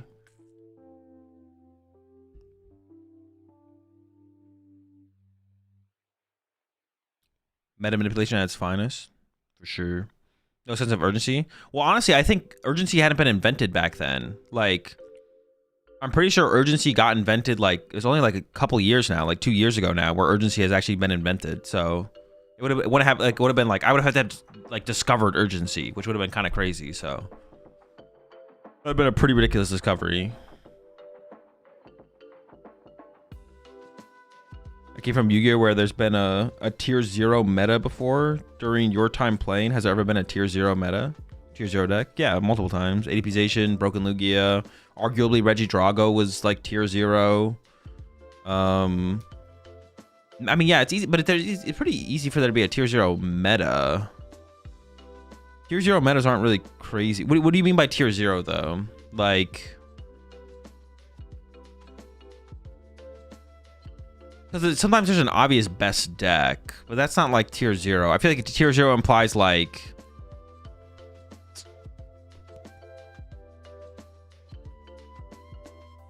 no other deck stands a chance. Yeah, I mean, Broken Lugia and ADPization, I would say, for sure. There was a deck that took up 80-90% of the meta.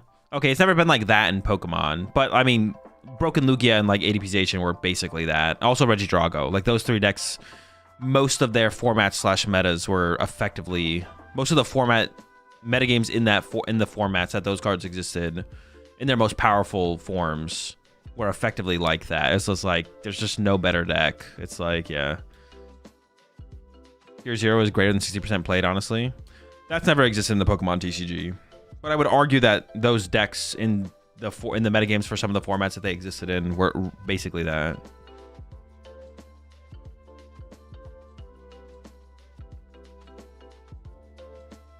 Didn't really see it, but UV Max would have been tier 0. Maybe. It's hard to tell for sure, to be honest, because like, yeah, it's hard to tell for sure, to be honest, because Raikou was cool. Raikou was pretty sick. That is another deck where I made it the night before the tournament. Like me and a group of friends were trying to crack the format, and we stayed up all night making Raikou Eels. Before it was Virginia Regionals. It was Virginia Regionals like 2015, 2016. We stayed up literally all night before the tournament to make the deck. And then 2 of us got top 8. I lost to Kevin Baxter because I prized my last Lysander. Beat Toad and Trev, right? You beat Toad, you beat Trev, you beat Darkrai. You beat every Darkrai deck except for Darkrai Archeops. But it's we didn't like we could have teched for Darkrai Archeops and just played 2 Evo Soda or like a Hex or I mean Hex would have been a little slow, but we just didn't think about teching for Archeops because we didn't think Darkrai Archeops was that good of a deck. But then that was like that's what won the tournament. Daniel Altavilla won with Darkrai Archeops. Such a sack. And I lost to Kevin Baxter playing Vespa Queen in top 8. Why did Drago cease to exist anyways? It was just Badoo, yeah. Just bad versus Badoo. But I remember someone recently in my chat was like, I feel like Drago could have survived. We were just like playing it wrong, which is possible maybe. There might have been hope for Drago still, to be honest. Maybe just needed to be approached differently. Like oh, they said Turbo Energize. Like there might have been like you maybe could have played it with Turbo Energize.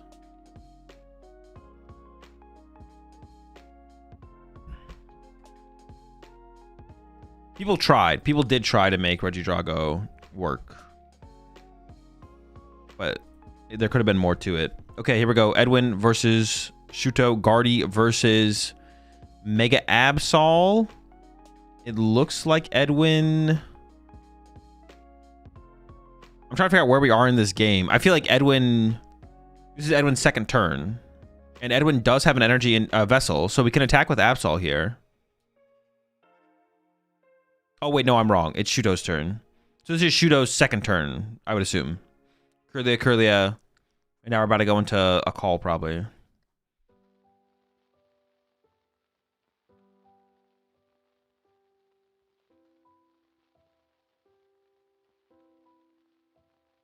do you access the feature stream? Command in the title. There will be a championship Sunday, yeah.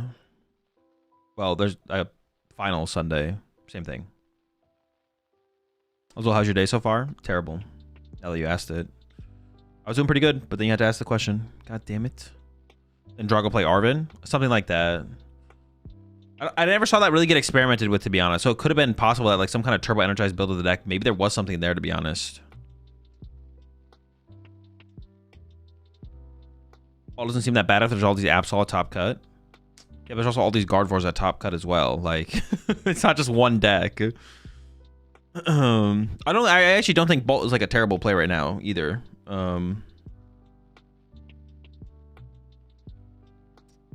There's definitely more Guardy than Absols at the top tables for sure. Unbeatable though, especially with like the water pond technology.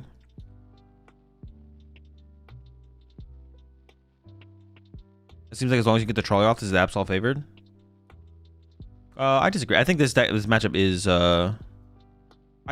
is Guardy favored, depending on the build of Gardevoir. The more you lean towards like heavy jelly, the worse it gets for Gardevoir. The more you lean into TM Evo, the better it gets. I've seen people have different takes on it. I don't think anyone thinks this matchup is extremely favored for one deck or another, though. Like, it's not extremely Guardy favored or it's extremely Absol favored. Oh, this is actually a Toadscroll build. We didn't go to set up the Toadscroll is actually like really, really good in this matchup.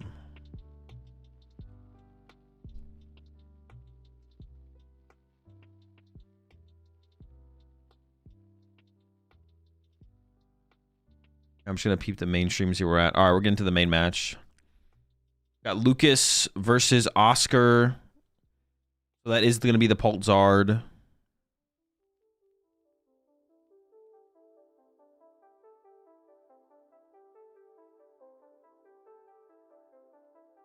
No idea what Lucas is playing.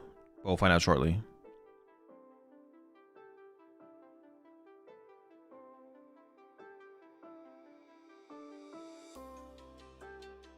Lucas on Mega Box. Oh, is it Mega Absol? So how do we... There's a command in the title. Look. Use the command in the title.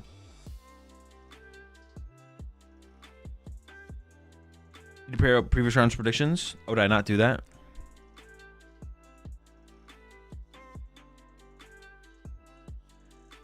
Alright, I got you. Prediction paid out. New prediction is up. We got Mega Box for Lucas here on the right versus Oscar with the Pult Zard on the left. Going second, the person who goes for second first, it is going to be a big deal. The battle of the Badoo and the Trolley off the rip. We'll see what build it is from Lucas as well. We've already seen a couple different builds so far this tournament. We've seen the Toad Scroll build. We've seen the Ogre Pond build from Tord.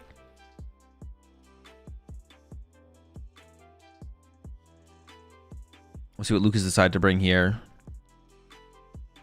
And the Frillish build. We saw the Frillish build as well, actually, from Daichi. You've seen the Frillish build, the Toad Scroll build, the Ogre Pond build.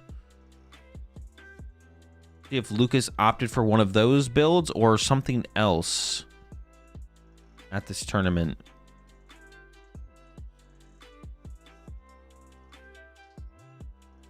Just in case you weren't sure what Oscar was playing, there's a little Charizard there. Looks like Oscar is going second. Does Lucas have the go-to raw trolley in the opening hand? Has something here. As we see a card get played. It is a nest ball. Okay, that is a big deal to still find some Pokemon. I did see the Skrull in there. So it is the Toad Scroll build here for Lucas. I maybe saw a Genesect as well. I think I saw a Toad Scroll in there. I also thought I maybe saw a Genesect. Kangaskhan is the thing getting prioritized.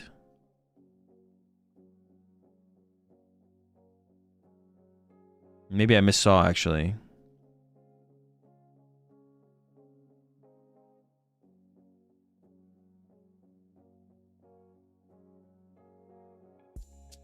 Does Can I Catch a Prize seems bad? I mean, it's not that big of a deal, I don't think.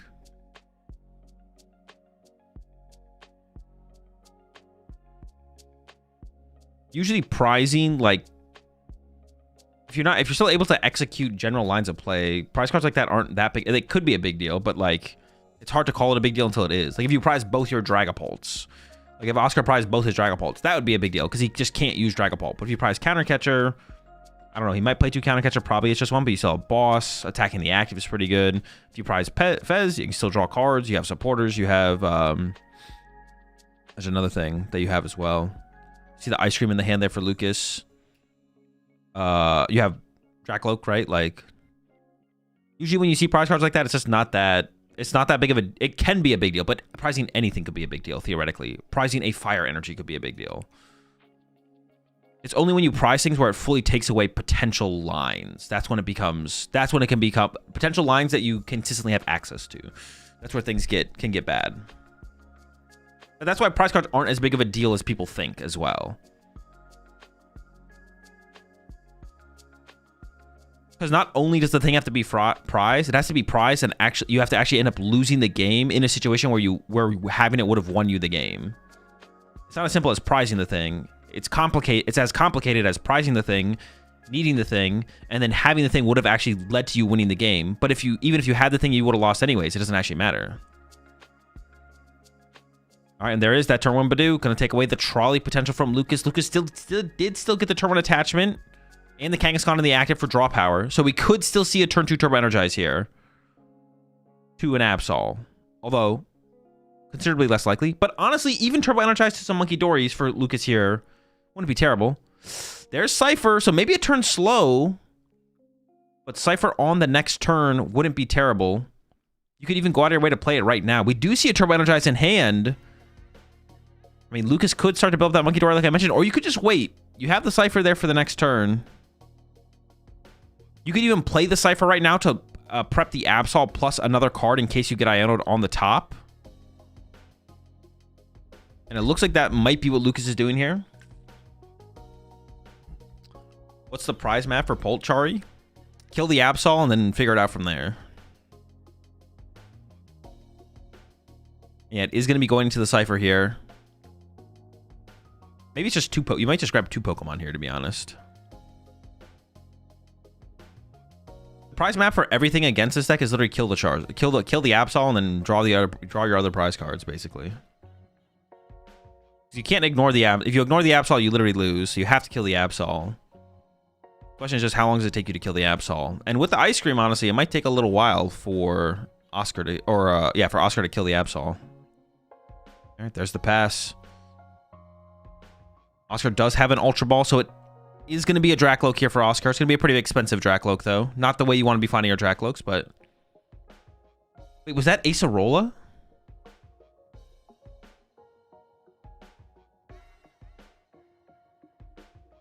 That's Acerola.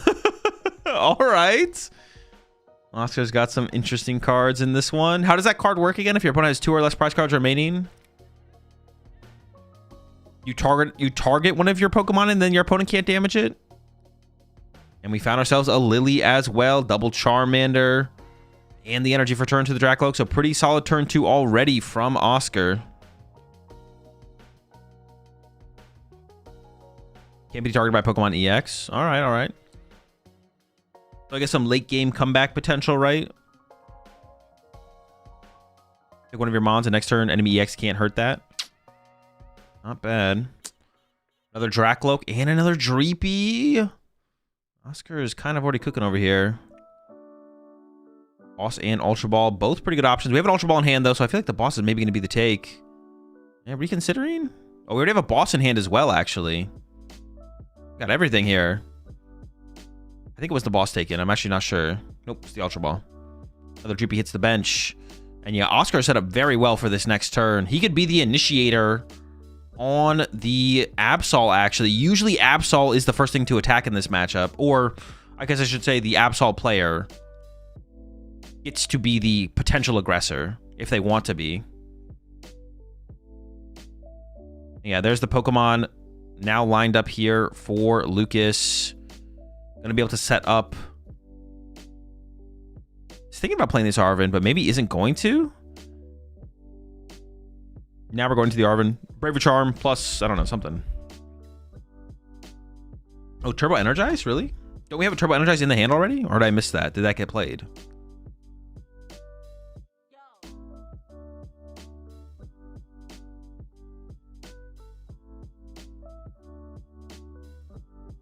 There's a command in the title there. Arctic.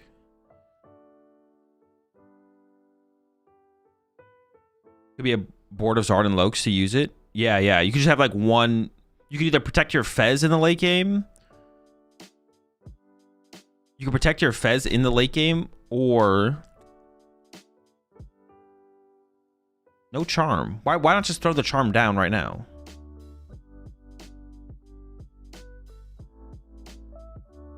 But I feel like I see this all the time from the Mega Absol side. They don't just put the charm on the Absol, but there's only one place to put the charm, and it's on the Absol. And then they get like Iono'd, and then they lose their charm. I don't think the Iono is going to happen here for against Lucas, but I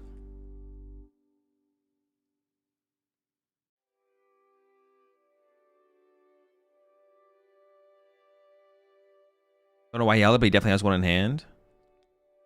Yeah, the charm literally, I sometimes like see like Mega Absol players contemplate where to put the charm, and then they end up not attaching it, and then next turn they just put it on the Absol.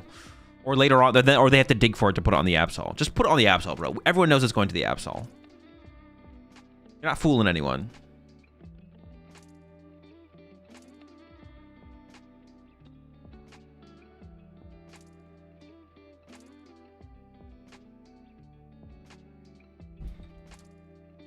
But when you watch Tord play the deck, I'm saying he slaps it on the Absol every time.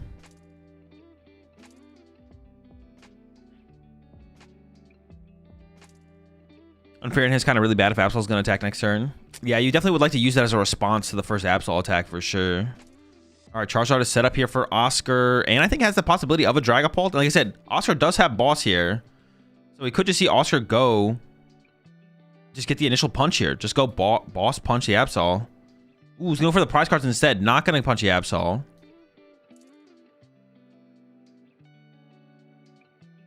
Just going to get the prize cards. Oscar does play 3 boss, so could like boss doesn't really line up very well to win the game though. There's the knockout.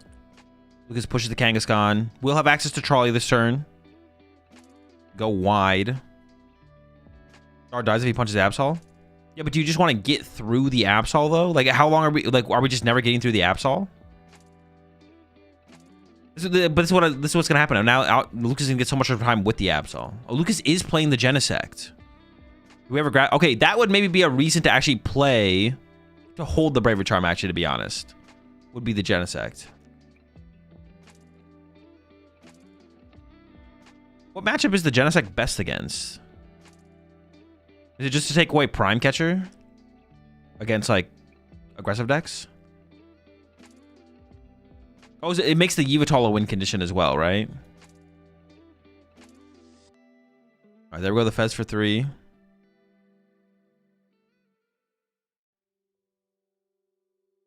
assume the play here from Lucas is either just going to be to punch the Charizard or to take the Dracolic off the bench. Stop stamp shenanigans as well. That is true. But we saw Lucas not grab it there. He could have grabbed it. But we're just going to penny the Kangaskhan out of play. So it is just going to be a punch into the active, I think. Unless there's a counter catcher here.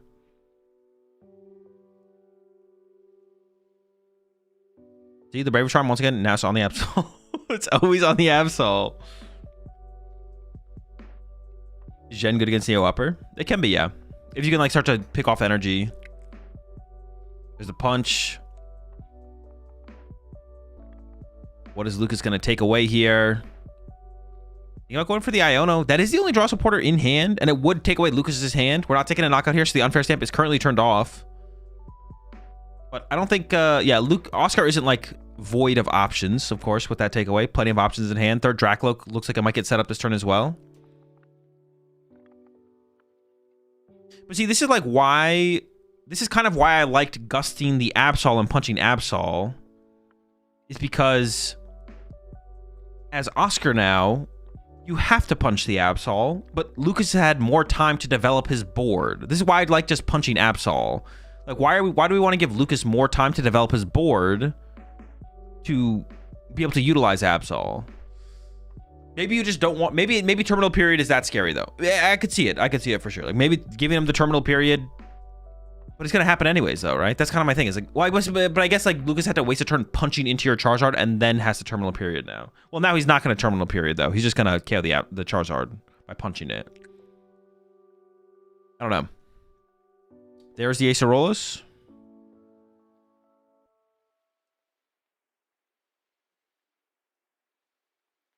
If he had punched the Absol earlier, Lucas wouldn't be able to discard both Iono and Stamp. I don't think that's like that big of a deal. Lucas would just take away... I guess Lucas would terminal period then, right? But I guess if you like... Not bait him, but if you force him to terminal period, then you just respond with unfair knockout, right? I don't know. But I guess maybe Ice Cream plays around that. Is it winnable still for Absol? Yeah, I think so. I think Lucas can win here for sure, yeah. There's an argument that it's unfavorable. Just pass. Interesting. So it does seem like Oscar is committed to not... See, if I'm Lucas here, I'm boss KOing that Charmander, right? I think if I'm Lucas here, I just go after the Charmander. See what the Pokegear gets him. That was a mistake, I think.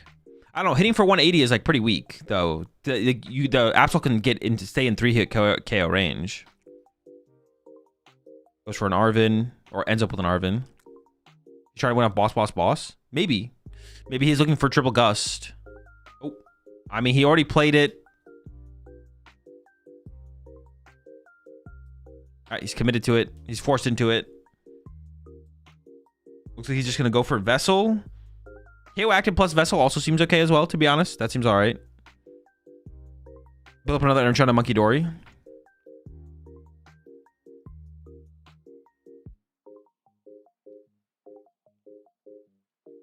If I use Ace Roll on the active, but then the active move to the bench, does that Pokemon lose the effect? It does not, no.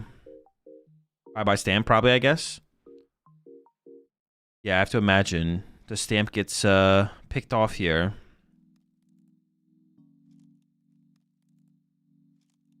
The Duck, the classic Vessel sacrifice here from Lucas.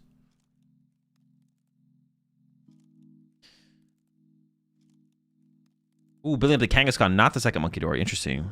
Brave Charm to the Fez as well. This does get it out of that Charizard range that maybe Oscar is playing towards. Now the 2/2/2 is just not available to Oscar. And yeah, there's a KO. We get to see the Acerola as well. If Lucas wasn't aware of the Acerola, he is now. Going to give it a quick read, make sure he knows what it does. And the unfair stamp, of course, does get picked off. An Iono and an unfair stamp picked away now. No damage on the Absol still for Oscar here. Iono was top decked. So maybe we just go into that immediately from Oscar here. The hand is very big for Lucas at this point. Oscar's trying to encroach on Lucas's side of the field. Yeah, there's definitely some positional advancement here from Oscar's squad. Bidoof leading the charge here over into enemy territory. Is still on the line, hasn't quite crossed the line in the center. But the invasion is obvious at this point, and Oscar's troops are advancing. Attaching to the Kangaskhan is interesting from Lucas there over the Monkey Dory, but maybe he's setting up for like a Penny Absol play, potentially. There's one rare candy gone here for Oscar, so Candy Charizard is not available. Or Candy Charizard is less likely to be available, I should say, from Oscar here. One piece that it feels like was missing for Oscar there maybe a little bit was the Monkey Dory. There was no benches for Monkey Dory. I thought that was second Hawlucha. I was like, what the fuck? Charmeleon found. Number 3, there's a Dragapult. It definitely feels like a situation where you can't not swing as Oscar. I mean, Boss KO Charmeleon would be pretty devastating. So I feel like you have to put some pressure on his Oscar. But see, now we're just punching the Absol anyways, and we've ignored punching the... This is my problem with I feel like this almost isn't avoidable. So that's kind of like my problem with ignoring the Absol. Maybe ignoring it until you have Iono. Maybe that's the argument here on Oscar's side, is you ignore the Absol until you can Iono punch the Absol, which I could see being correct, to be honest. Sets up the Fez for the KO and Monkey Dory potentially with a... What's called play there? So I can understand that argument, I guess, on Oscar's side. It's like, I don't want to punch the Absol until I'm Ionoing my opponent, especially when the potential of Ice Cream exists. And Lucas does play the Ice Cream.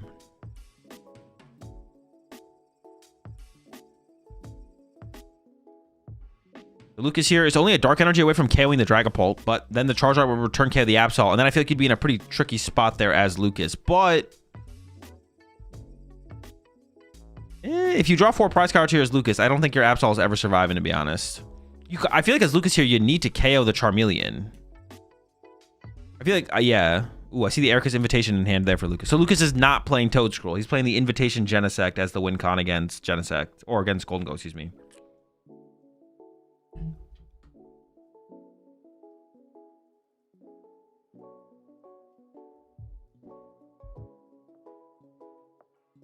That's definitely the coolest win con for the matchup.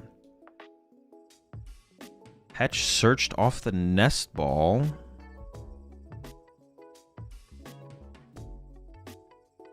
What does that give us here? Oh, I guess if Oscar draws 3 prize cards, the Petch only can hit for 300. No, we have Monkey Dory to back it up?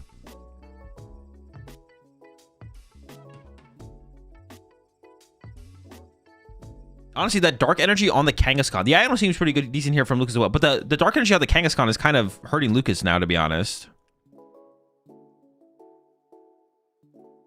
Ooh, and no Dark Energy found. Wait, is that second Erica's Invitation?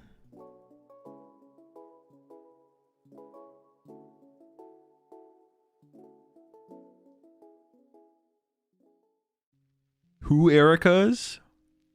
We are cooking.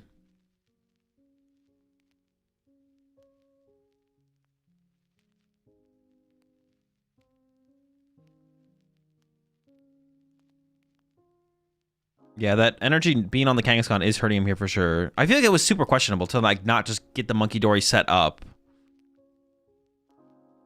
I think if you're Oscar here, you're feeling pretty good about this situation. Boss and Iono here. I mean, I lean towards Boss having to be the take here. But Oscar is now set up so well. Maybe you're afraid of the second Dragapult? I believe all of Oscar's recovery is remaining Super Rod and Night Treasure. I don't know how many Luminous are down, so I don't know if Luminous becomes a target ever, but I mean, Boss just seems broken.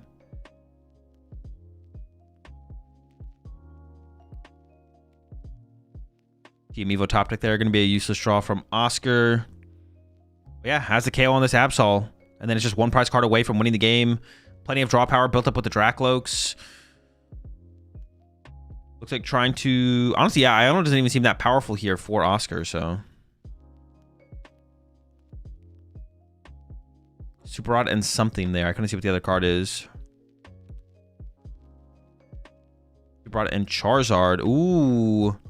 Can we just get this Charizard set up right now as well? That seems super good. Then we could just leave the Dracloaks as Dracloaks. I feel like you just can. Do you ever concede here?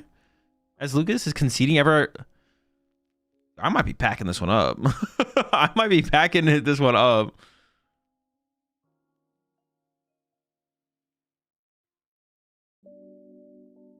Scoop? Dude, I feel like as soon as the second attacker gets set up like this, pack it, bro. We're packing this. We gotta go. There's no way we're sticking around in this one. No energy for this art? No, we got the Luminous. We're good. Throw the Team Evo in play. Knock out the Absol. Keep the Dracloaks around. Second Bravery Charm is gone. If Kangaskhan KOs the Dragapult. Ooh, are we actually going to conserve the... Oh, we could just do this as well. Yeah, put the Dragapult on the bench. Take the knockout with the Charizard. Why not? Although, hold up. This actually gives Lucas an out, I think. This actually might be a misplay from Oscar. Lucas can now Iono and Kangaskhan hit 3 heads, KO the Charizard. Now, he could have done that with Counter Catcher, but now it's like less. You need less here. You are still a boss away from... But actually, this... I feel like this actually gives a easier line to Lucas. Now, Lucas can go E-Switch Attach, E-Switch Attach, Iono Knockout. And then it comes down to Oscar finding a boss to win the game. But if you don't promote the Charizard, then Lucas needs Counter Catcher on top of that. And you don't really care if your Dragapult dies because then Charizard KOs everything. Unless there was a Lively. I guess Kangaskhan plus Lively does survive. Let's see what Lucas goes for. Start with the Fez. Oh yeah, just hit 3 heads. It's not that hard. I mean, it's not about whether or not we get there. It's about being able to. It's about having a possibility to get there. If you can't go anywhere, you're screwed. But if you can go somewhere, hey, being able to go somewhere is better than not being able to go anywhere. Think about it.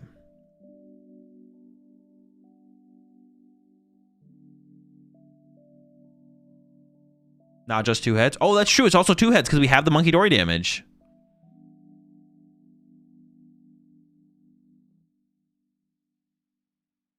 Oh, wait. Petch is a line here, too. I didn't even see the Petch. We can get Petchy with it.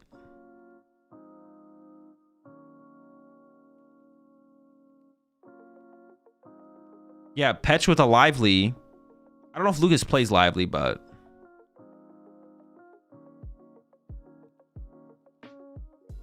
Is it retreat the Kang, though? Okay, the Kang's loaded up. Do we have the Iono to go with this? Although, actually, do we even play the Iono? I guess I don't know what Oscar did on the last turn. Yeah, the Iono might not be necessary here. But see, yeah, the Charizard send up here is just definitely a mistake from Oscar. Just Lucas needs less. Made it easier for Lucas. I don't even know if Lucas plays Counter Catcher, to be honest. I assume Lucas plays Counter Catcher, but... At least force him to find the Counter Catcher, right? 2 Cypher in this build as well from Lucas. Was he Erica's for in this deck? The Erica's is like your win condition against Golden Go. You have Yveltal plus Erica to force Pokemon into play. 1 heads! 2 heads! He does it! Hold up. Can Oscar find boss? You know Lucas put a boss on top of the deck there with the Cypher Maniac.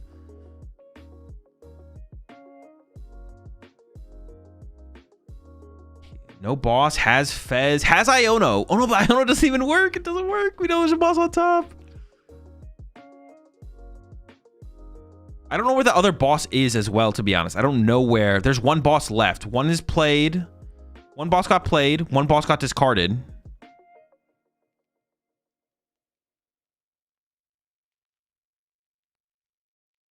That's it. There's not that many cards left in deck. The Fez maybe guarantees it. Let's find out.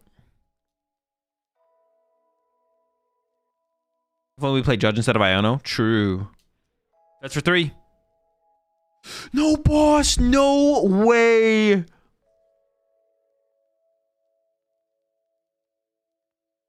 Fed the Charizard. Lucas got the double heads. I mean, you may as well just rip the Iono and hope Lucas misplayed, right? Play the Iono. Hope Lucas did not prep a boss on top of the deck with Cypher. But Lucas could probably flip over his top deck and just show the boss. Because... he did put a boss on top. Itchy, draw.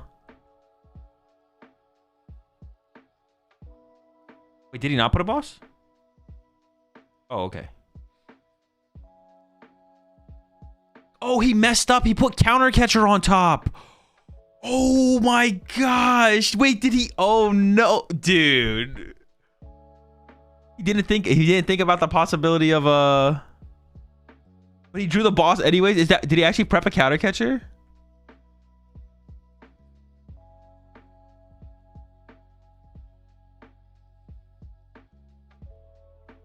Mistake from Lucas too. Yeah, because you have to think like if he whiffs, he's just gonna Badoo you, right? You have to think if Oscar whiffs, he's gonna Badoo you for the turn. Never punished.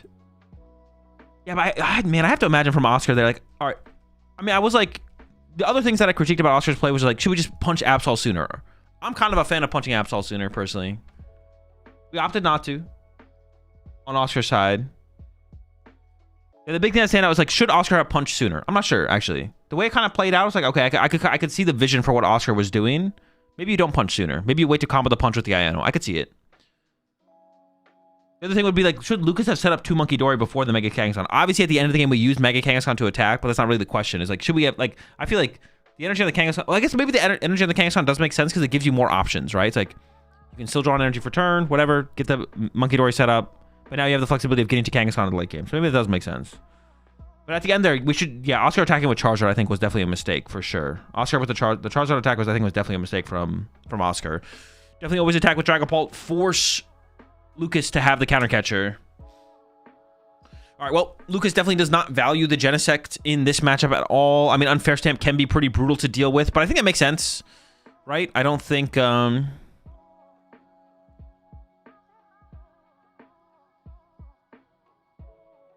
think it makes sense there. Probably you need just a lot of Monkey Dories, right? You just need Monkey Dories in play in this matchup. You can only have bench race for the Genesect.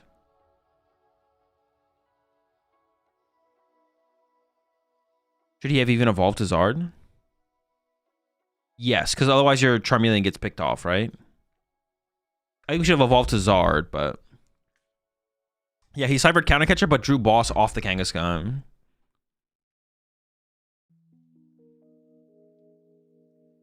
That was a pretty big mistake there from Lucas, but they're punished.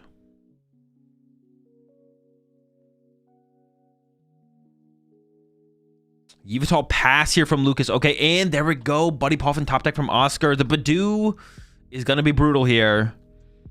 Last game, the Badoo still happened, but Lucas was able to find Kangaskhan turn 1 and was able to piece things together with a Cypher on the following turn. Contemplating the Ultra Ball here from Oscar. Nope, just going to go with the Iono. I think I like that for sure. That was definitely a pretty costly Ultra Ball. And with Super Odd Prize, which I doubt Oscar checked. He didn't really prize check there at all. That could have been tough to actually set up attackers into the late game. Dude, that made me so anxious there. Though, like Oscar leaving his hand. I thought he was gonna mess it up somehow.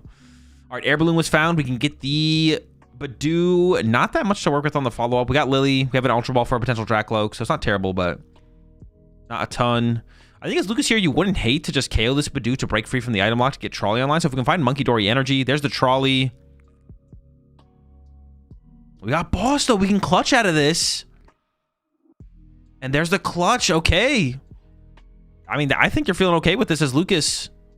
Got the Trolley for the next turn. You can find the Arvin Turbo Energized, get your Absol online, start to build up your Monkey Dories.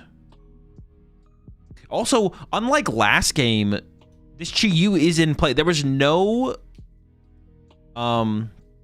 last game, there was no clutch target on Oscar's field. But this game, there is this Chi-Yu, which can attack, but in the late game could become a huge liability for getting clutched for multiple turns. I don't think Lucas is going to look to clutch trap this in the early game right now. Although he could, to be honest. He could sit here for a little while and just clutch this thing. Because it is just not a threat at all. And Oscar would basically have to wait until it gets KO'd through clutch. So that is a way that Lucas could approach this, to be honest. Like on this next turn, you could Trolley 4. Maybe you... Oh no, he's swinging. Oh, he's setting up for the swing. He's afraid of the clutch. All right, never mind. You definitely are. You're definitely gonna just go with Turbo Energize here from Lucas now for sure, right? I didn't think we'd actually have seen that attachment from Oscar there. I thought he would like hold off. But actually, is that even that scary for Lucas? Lucas can just build up Monkey Dories. Maybe Lucas is gonna go full clutch here. Let's see. grab Petch, grab Kangaskhan, grab Absol, a couple Monkey Dories, and then you either can go into the clutch or Turbo Energize, set up your Absol.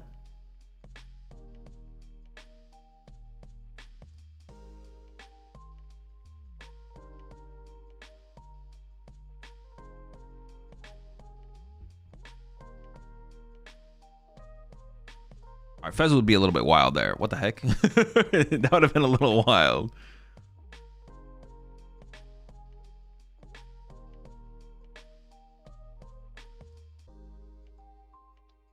We at least get to, we definitely always get to draw with Kangaskhan, which is nice. We can loop Kangaskhan draws for like, yeah, because we can clutch this thing for like 5 turns. Maybe you do just commit to the clutch off the rip here.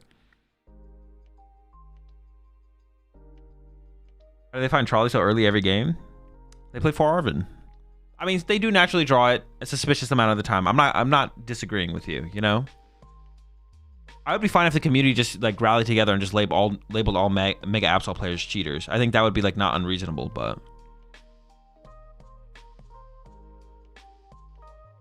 Okay, Cypher after Kanga. So we're definitely chilling here as Lucas. We're definitely going into the clutch. How long do you think is reasonable to resolve Trolley? Same as any other search card.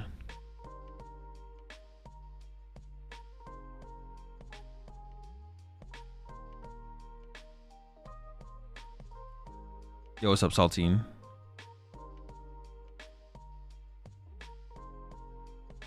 Big Pika needs to come out with a statement. Yeah, true.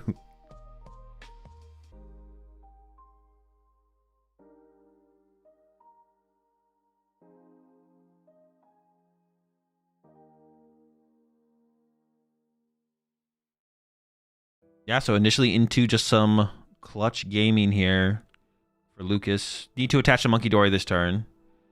And then you need to move this 10 off as well. And you probably start to build up the damage on the Charmander, I would assume. But let's see what Lucas goes with. Yeah, fuck that lizard. All right, clutch for 20. We're going to be here for a while. And yeah, double Monkey Dory is going to be set up for Lucas on the next turn. So attacking with Chi-Yu is kind of just pointless, to be honest, from Oscar. All you do is give Lucas more damage to work with. I don't hate this initial attachment from Oscar, but you definitely don't want to attach again. Actually, you just feed Lucas's damage.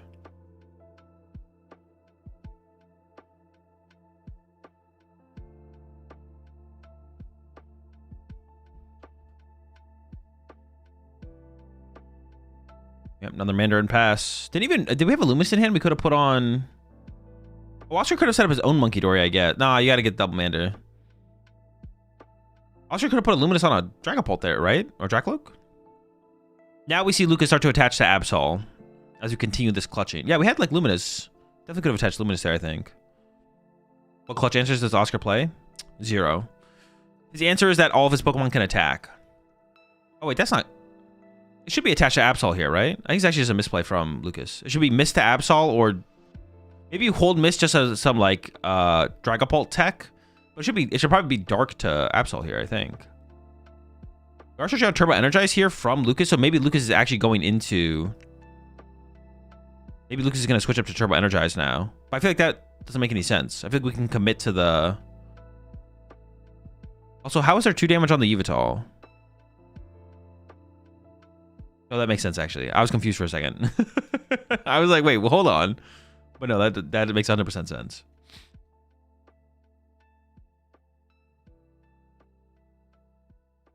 I feel like the dark to the Absol makes more sense than the dark to the Monkey Dory there. Goes up the damage higher on the Charmander there.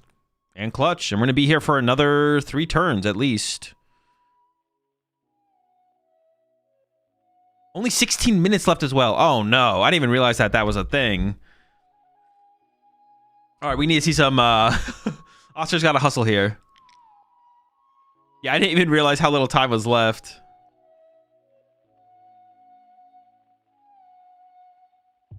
The 1-0 victory? It's happening.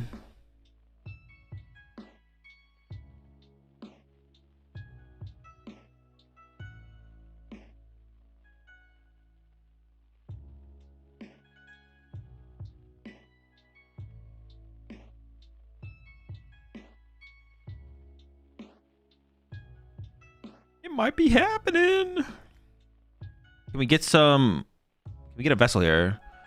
Lucas keeps playing these Pokegears. You'd like to avoid playing Pokegear for turn. These Pokegear are so good to leaving your deck for later. So that way you can find your bosses or your pen. You have more outs to your high impact supporters in the late game. Wait, did Lucas grab a Night Stretcher last turn off the... Did Lucas prize his vessel? Oh, Lucas is going to be able to play the Erica's Invitation the turn... He's going to be able to KO the Chi-Yu with Monkey Dory and then play Erica's Invitation to force something out of the hand. You grab Night Stretcher, yeah? Did he play Vessel turn 1, actually? Maybe he only plays on Vessel and he did play a turn 1. That's another reason why the Dark Energy should have been put on the Absol, not the Monkey Dory, to be honest, though. I don't love the Pokegear plays from Lucas. I don't know. I mean, if we could have avoided it. Maybe we can't avoid it. All right, Lucas is splitting the damage off the Yveltal. Looks like 1 to each Charmander. Once again, Charmander seems to be the only thing that makes sense. Oh, maybe that does work. So that way we have a higher chance of being able to just obliterate the... No, I feel like pressuring the Charmander still just makes the most sense. All right, let's see if Lucas can find a Dark Energy this turn. Getting a Dark Energy this turn is super important for Lucas. So that way we can be aggressive with Absol. Is about to get stuck right after the Chi-Yu. He already discarded it. And he can do that. He might do that again here. Ultra Ball looks like Charmeleon's going to get searched out here. Yep. Oscar does not have... I don't think Oscar has any major liabilities in hand. As Lucas here, you definitely want to be the first person to punch with Absol, though, I feel like. You want to, like, boss KO the Charmeleon or something. Or, like, Iono plus attack, I guess. Also, what does Oscar even send up? Like, you can't send up Badoo, right?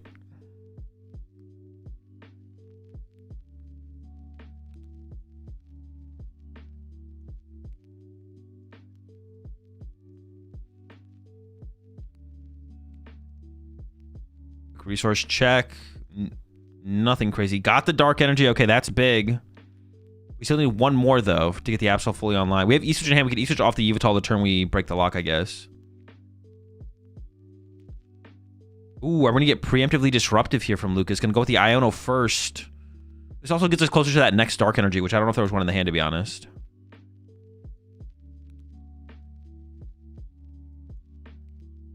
Does Mega Kangaskhan do it in this deck, though? I think these mischievous monkeys aren't a very good influence of her little one.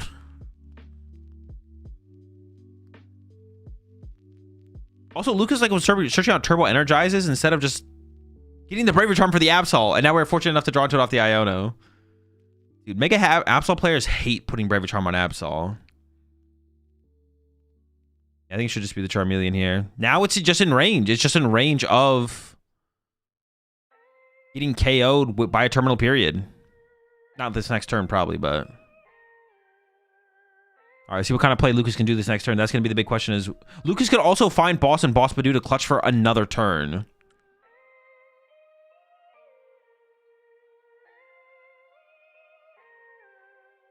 Okay. That's where Lucas breaks the lock. Got a Monkey Dory 10 over to the Chi-Yu, I assume.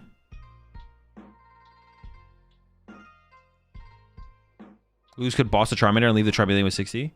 Yeah, I like that.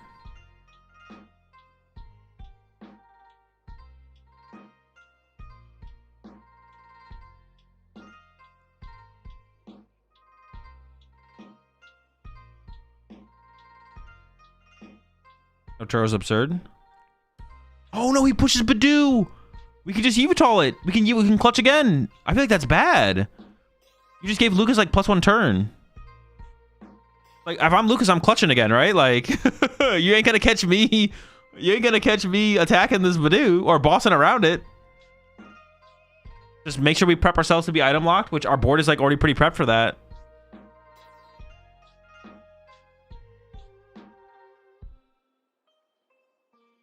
Run it up with the clutch. No invitation. I think if you're Lucas here... actually, invitation would be a little bit sus. Yeah, maybe not. I feel like you sacrifice Charmander there as Oscar, to be honest. Like, I think you need to... Just giving the free clutch to Lucas doesn't feel good, but maybe it is correct, to be honest. Maybe it is correct. I guess I don't hate it. Burn the Turbo Energize. We don't have to Monkey Dory yet as Lucas. We can kind of wait on this one. Or we could move it over to the other Charmander, maybe. There's a Bravery Charm to work with here. Just going to hold on to it. Go into the clutch on the do now. For Oscar. Dreepy comes down. Find ourselves an Iono. Unfair Stamp is playable here. Oh, I guess that's also like pretty important. Oh, just gonna go with the Badoo. Didn't even use second Dracloak there.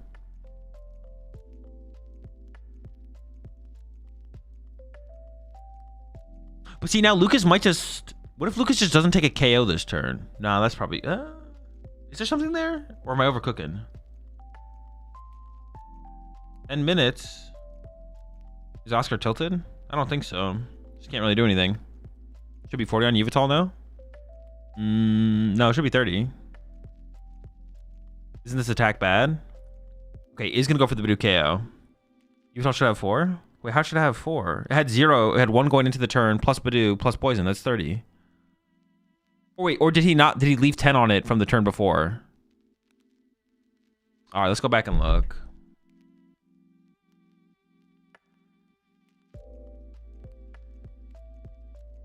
Oh, he did leave 10. You're right. You're right, chat. You're right. Chat, you're so smart. Yeah, you're right. It should be 4. It should be 4. Because he didn't move this 10 off. So 10, 20, 30. Yeah. It looks like they maybe did correct it. It looks like they're figuring out the correction right now.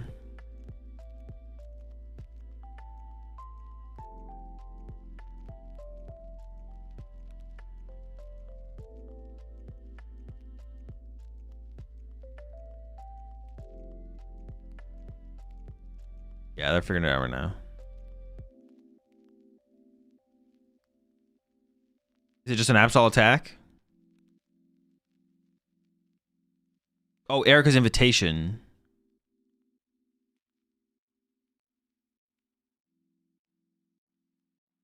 Are we cooking or are we not cooking? What are we doing? Brother. What is going on? Wait, can he not play Erica's invitation? Thank goodness. Let's get in there.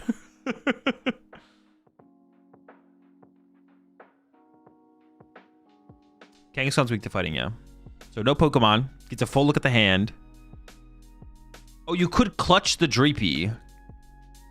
Like, that is a line you could technically do here. Starts to build up the Kangaskhan, the hero from the last game. You could also push up Absol, build up some poison damage on it to have more damage to work with. I mean, I think if I'm Lucas here, I think I'm moving the 3 off the Yveltal, to be honest. He might just be clutching, though. Why has Yveltal got 3 damage on it? Because it's correct for it to have 3 damage counters on it. I think we move the 3 to the Charmander. Oh, it's going to go with the Dracloak. Okay, sure. And then are we just clutching again, forcing Oscar to have to retreat this and evolve it? Looks like the answer is yes.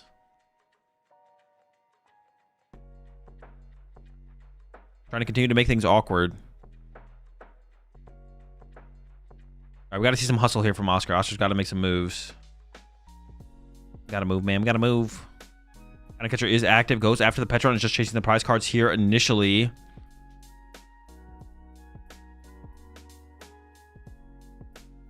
Once again, though, could we just...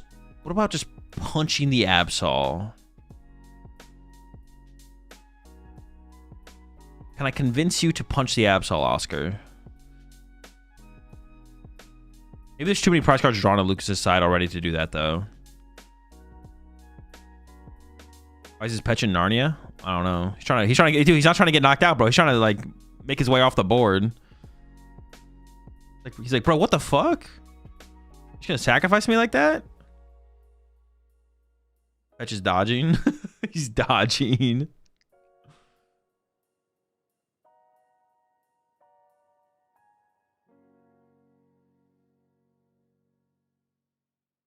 He's like, I'm not trying to go down, bro. Get me out of here. Fetch playing in shotgun formation.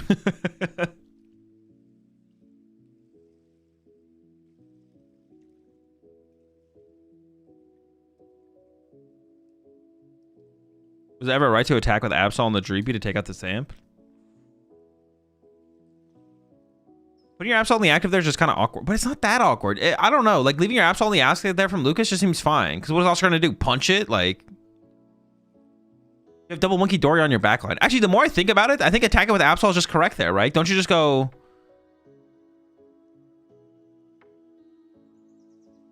Yeah, don't you just go Absol punch?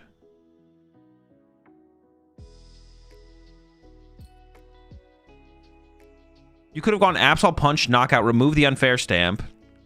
You have double Monkey Dory. So if Oscar doesn't gust around you, you just have terminal period, go down to 1 prize card left, and then you win with a boss. And just aggressively try and get... Yeah, I don't know. Actually, the more I think about it, the more I think punching with Absol is probably just better, to be honest. Maybe Lucas tried to get too cute. I think he's going to go back into Yveltal here as well.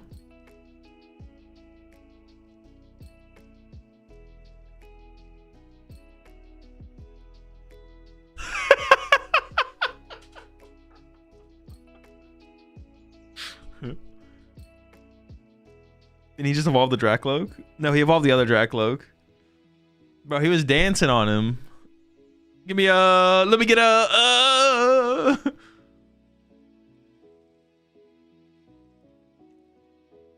Did I forget the damage from Phantom Dive? No, he burned it on the Mist energy on the bench. He's put it all in the Mist.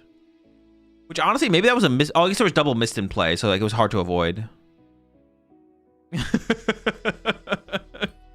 And Lucas really hit him with the let me get a... Oh, no. Wait, but if Lucas has another clutch here, there's another Dracloak on the bench. Dude, I think maybe Lucas overcooked this clutch cheese, to be honest. I think Lucas maybe overcooked the clutch. Like, he got really good value out of it initially, but I think he should have just swung with Absol on that last turn, to be honest. Now I think he's gotten too cute, and now I think he's getting punished for trying to, like, force this Yveltal's thing. Wasn't he clutched? Yeah, but he evolved. He evolved and then retreated.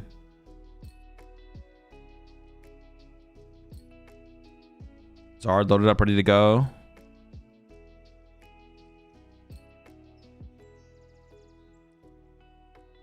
There we go. Knockout. Burns the damage on the Kangaskhan again. Yeah. The more I see this play out, the more I'm just like... Yeah, why didn't we just swing? Why didn't we just swing 2 turns ago?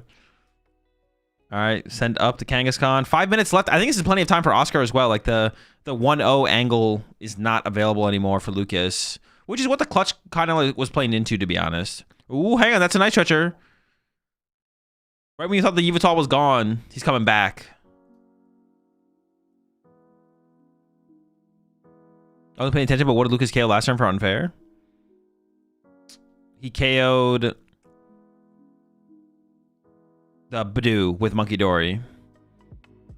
Also, the way you see Lucas playing, he doesn't feel like... I feel like Lucas doesn't know what he wants to do, even, to be honest, in this situation. He's like... I feel like he like plays the Night Treasure, but he's not like... He's not confidently taking a card.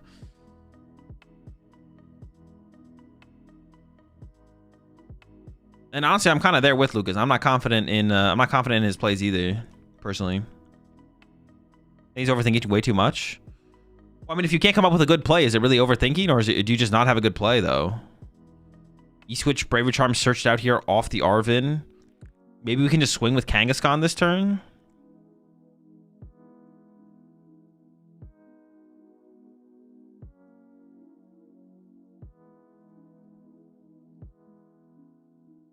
Yveltal reestablished. Bravery Charm active and pass? Yeah, pass. I don't think you're hating this if you're Oscar.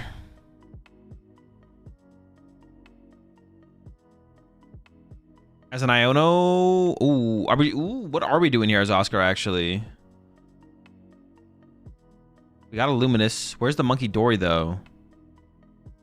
I feel like setting up Monkey Dory this turn from Oscar makes sense, right? I'm just gonna get the Dracloak ready. I guess that is to prep for the Dracloak getting clutched, right? Wait, no, but if that Dracloak gets clutched, it's just stuck. You're not gonna attack with it. Wait, the energy attachment is super weird from Oscar.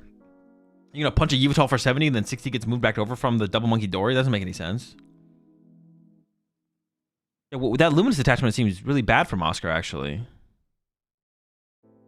As Oscar, are we going down 1-0? It's still available for sure here from Lucas. The line is there. Lucas does just need 3 prize cards, I guess, so we can just 2-hit KO the active, possibly. I don't know about the the Luminous Energy attachment there from Lucas is just actually Oscar's just terrible, right? The more I think about it, the worse it gets, to be honest. Because we can't evolve it to a Dragapult because both our Dragapults are in play. We can't punch for 70 into a Yveltal because then we just give damage to Lucas. Yeah, I don't know. Oh, I guess it would work out to punch for 70 and back it up with our own Monkey Dory, right? All right, there's a 200 punch. Does Oscar let the damage fizzle or are we going with 6 somewhere? 6 to the Yveltal. Okay. Over to Lucas. I feel like we have to penny this Kangaskhan out of play or clutch something here. That's Latios. That's mobility.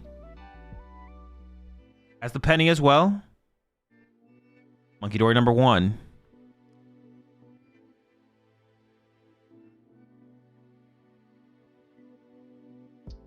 Reach from the Yveltal to the active.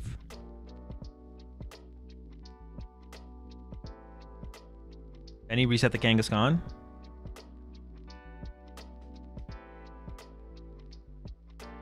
One minute 50 left. Monkey Dory number 2. Yveltal fully healed. 30 more to the active Dragapult, which is almost in Absol KO range.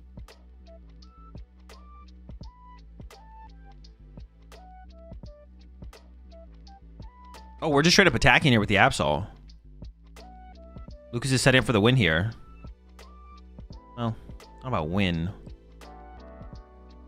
Got a Bravery Charm. Is that Yveltal about to get thick?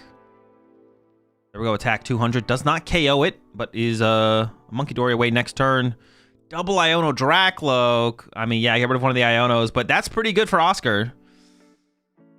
As far as like options being taken away. I don't even know if you Iono here as Oscar though, anyways. Oscar can attack here safely, right? Why does Lucas not keep 30 on the Yveltal and heal the Kang instead once? Honestly, I think you're right. I think he should have, yeah. Honestly, he could have kept 60 on the Yveltal. He should have kept all 6 on the Yveltal. And then... yeah, he should have kept all 6 on the Yveltal and then like put the Mist on it so it couldn't be sniped off the bench by a Dragapult. Is what he should have done.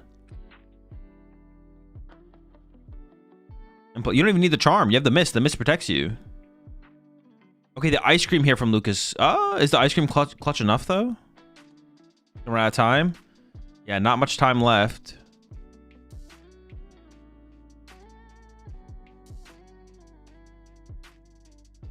If he attacks, third monkey just ends. The third monkey could end it here, yeah. You can E-switch to the Yveltal. Time is going to end here this turn for Lucas, but Oscar still has 2 turns. And then into the Iono. I don't think Lucas is going to draw prize cards here, though. I think Lucas is... oh, wait, no Latios bench. Oh, what is Lucas going to do here? Well, you have to run... wait, how can you run away? Okay, maybe just looking for the counter catcher. I mean, that should do it, right? I'm just going to harder treat the... this clutch is about to go crazy. The Brave Charm should have gone to the Yveltal, actually, though, right? The Brave Charm should have gone to the Yveltal to clutch. Yeah, Lucas actually wins this game. Lucas would actually wins in like 2 turns.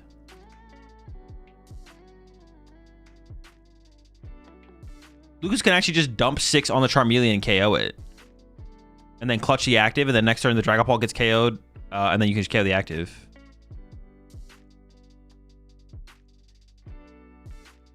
Well, I guess this works. I guess the Baby Charm of the Yveltal wasn't that big of a deal. It probably should have gone there, though. It's whatever. Yeah, the clutch. Lucas coming back around to the clutch is going to end up being the win condition. No Devo for Lucas? No, Lucas doesn't play Devo.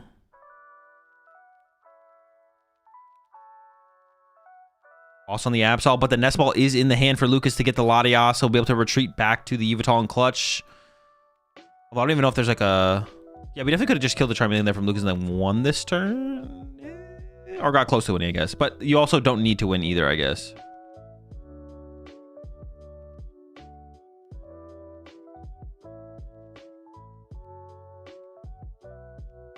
You can boss the Absol, but Lucas has Latios ready. Yeah.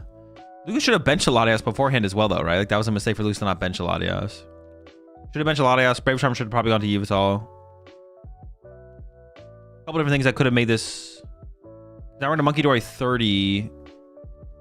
And it's going to go to the Yveltal. It just doesn't matter, though. It just doesn't matter. Well, I guess Oscar's assuming that the Absol gets stuck. But we know the Absol's not going to get stuck because Lucas has the out.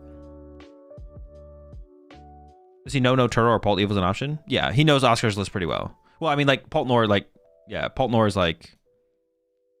Everyone knows what the 60, Palt Nor 60. So what's an easy-to-play deck would you recommend in the new format to play online? Any deck. Easy-to-play deck? Just pick a deck that looks interesting. All right, and there's a concede. Lucas didn't win that turn, but he would have won eventually. Not playing Turo seems kind of sus. Not really. Like, Yveltal's not like a win con.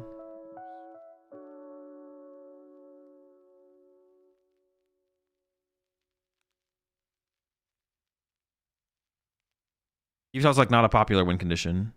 Also, Oscar's deck isn't that weak to Yveltal.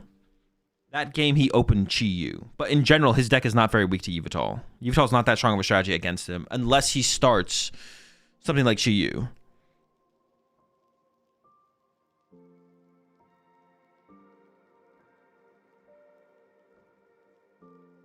So not only is it not popular, it's also just not that good against his deck.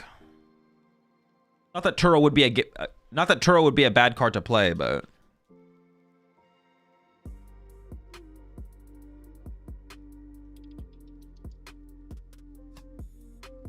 there's 14 Swiss rounds.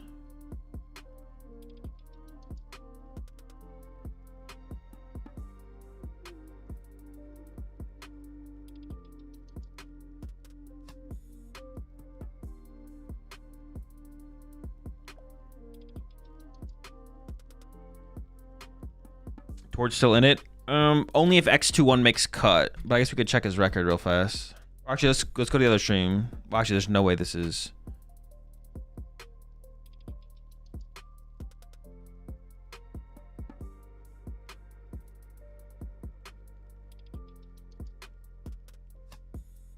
Dude, I almost feel like I'm not even supposed to have access to this stream. I'm not gonna lie.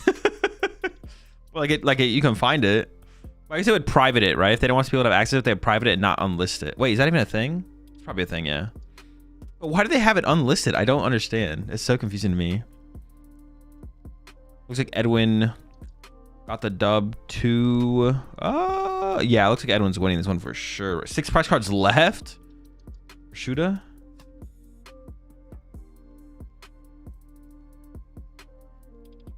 I assume Edwin wins 2-0 here. How do we find the link to today's side stream? Someone in chat sent it to me. Yeah, shout out chat.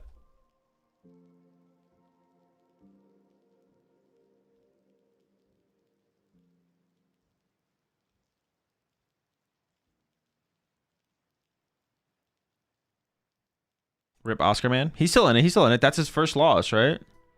Yeah, Oscar's 10-1-2. Just needs to win one, tie one, or win one, tie one, or win one, lose one, and maybe can still make cut. Although, unsure. Let's go check out the interview.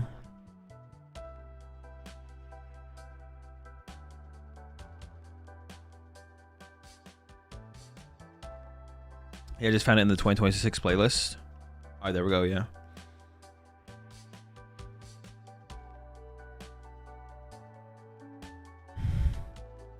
Is the top cut today?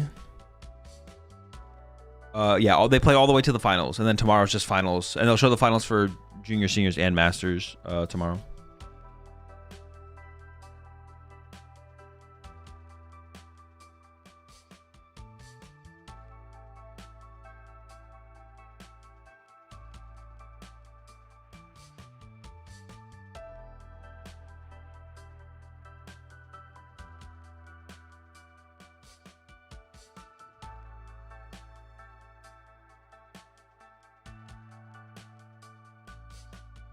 Azul's most hated deck making top cut. Bro, you guys confuse opinion. Well, I guess your opinion could be you hate something. You guys take my analysis of a deck, my rating of a deck as hatred. I do not hate Pulsar. I just don't think the deck is good. Well, actually, the deck's like fine. It's not even that bad. It definitely has been worse previously. This honestly might be the best Pulsar has ever been. 11-1 record, but I'm going to start here. You'll have to forgive me. At Evil Town, that came in clutch. Yeah, a lot of people have been cutting down to one Eviltal in their Absol decks just to fit in more cards. But me and my group and my friends decided that we felt like retreat locking was like a really, really strong strategy for this weekend. So we leaned into it a bit more by adding the second Eviltal in and just going for these traps plays more often. Most of the time, you don't even need to trap them fully. Like you saw in Game 2, it just bought me so much time to get my board set up perfectly. And it ended up just being the crucial card I needed to win. Yeah, bought some time, did the win. Sounds good to me. You're sitting at 11-1 right now. You're not locked for top 8 yet, but you are in very good position. Where, how confident are you right now? I feel really good. I think my play has been really good this weekend. I think my deck is really good. I believe in myself and my friends believe in me, so that's all I really need. I mean, the confidence absolutely well earned. Of course, you have a real history of international championships as a seniors player. You had a victory, you had 2 top 4s. How do you think that experience as a senior has set you up for this incredible run you're having in Masters? Yeah, back in seniors, it was different. It's a different game, right? Especially even back then when it was pre-COVID, it was a completely different game. But I think being in that position so young and seeing success helped me kind of keep myself composed and humbled when I get to these situations. And it just allows me to keep my head clear and just focus on the game. And that's all I really need to get the win. Sounds incredibly sensible to me. Now, I was having a little bit of a peek at your recent tournament history backstage. You play a lot of different decks, but you've not played this deck before. What made you make the switch? I had a really bad run with Gardevoir, which I think is the objective best deck. Henry Chow is a part of my group, so when you have the best Gardevoir player in the world, you're gonna want to play Gardevoir with him. But the deck is really not for me. I think he's insane with it, but for me, I'm just a tier below, maybe even 2 tiers below, and that's not good enough to win the tournament. I felt like I was way better at this deck, and that's just the only real decision I needed to lock it in. I mean, great advice for people out there. Sometimes it's not the best deck, it is the best deck for you. Now, you've already mentioned Henry. Any other shout-outs you'd like to give before we wrap up? Yeah, I want to shout out my mom and my brother back home. They're always cheering me on and supporting me during these tournaments. They don't really know what's going on, but they're still really hyped whenever I win. And I want to shout out all my friends here for believing in me. I feel like recently I've had a bit of a downtrend of tournaments, and it's really hit my confidence lately. But my friends always kept believing in me, so without them, I really wouldn't be here. So yeah, I just love them so much. Very well said. Well, it seems like the downturn might be reversing. So to find out who else is going to be having a good run next weekend, let's head back to the casters. Alrighty.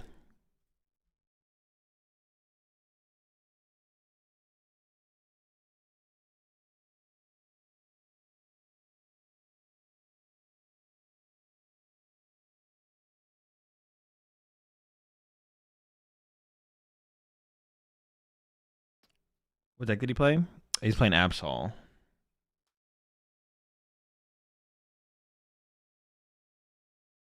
right, let's take a look at the standings before we get into the next round. Daichi bounced back after the loss. Now 11-1. And Jackson Ford 11-1. Lucas Zing, we just saw on stream, 11-1. Yeah, ooh, that is a lot of 9-1-2s. My goodness. All the way down to 30th. Yeah, I don't think. We have 2 rounds left. 2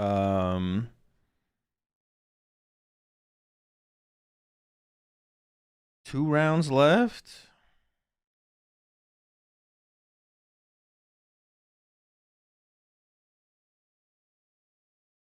I don't think X21's going to make cut. I think it is going to be X12.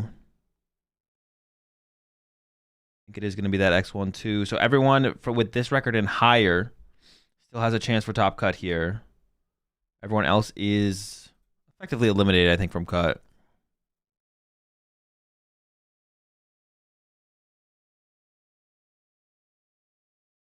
Is Makani Tran the Meowscarada guy? The Meowscarada guy? I don't know who the Meowscarada guy is. I don't think it's Makani, though.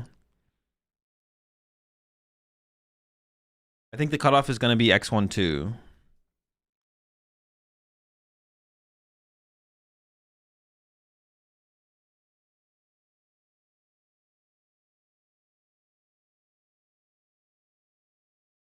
Someone like 2 years ago tried convincing people Meowscarada was to play for an AIC on Twitter or something.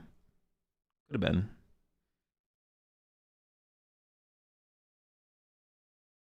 Akani's only loss was due to sleeping through a round. Yeah. Dude, how do you do that? Was he at the venue and fell asleep on a table?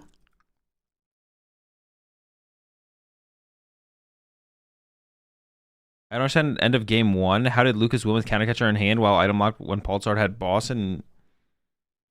What am I missing? He didn't play counter catcher. He played boss and Pulsar didn't have boss. Yeah. He was item locked. He did have counter catcher in hand, but he also had boss. And Pulsar did not find a boss that turn. Or maybe they found boss after Iono. They didn't find a boss in time.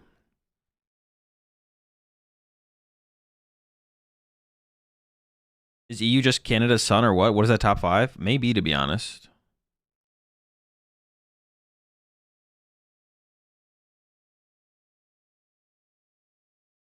I'm pretty sure Golden Go is like getting destroyed. I don't see a single player up here who I don't know if there's a... Oh no, Drew Stephenson. All right. There's one Golden Go up there. Drew Stephenson's up there with the Golden Go. Jackson is playing Terrazard with a Water Pawn.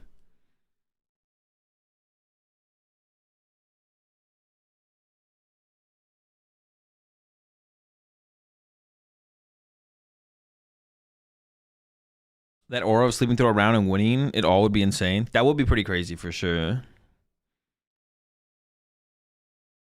Angle's fall off must be studied. Hold on, there's no fall off. It's a good deck.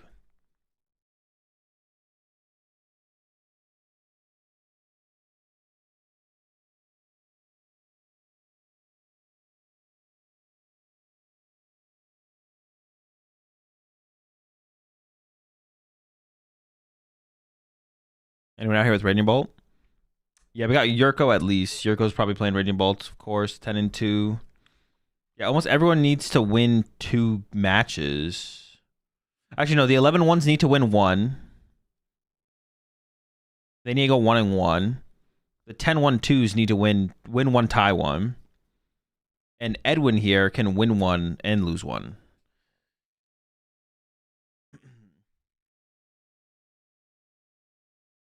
Is the side stream already up? It'll be up soon, though.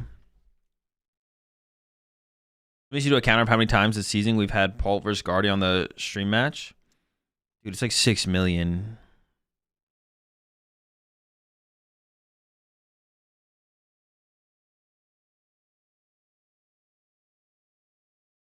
Is it ASIM top 8 cut? It's always ASIM top 8 cut.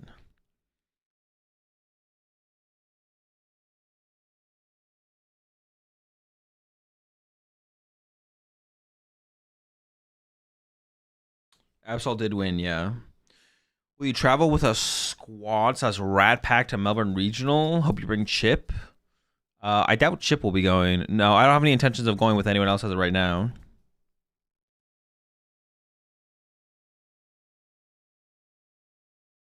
But we'll see. You never know.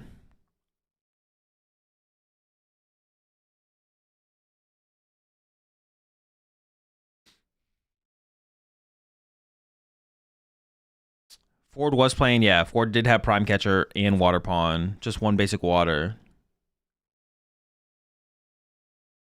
Is ASIM capped top 16? Yeah. The tournament structure is top 8 asymmetrical top 8 up to 16 players. So the minimum amount of players will be 8. Maximum amount of players could be 16. Based on how many people have the same amount of match points as 8th seed.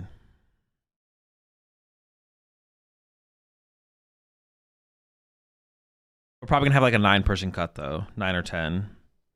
Probably 9. So just one ASIM match.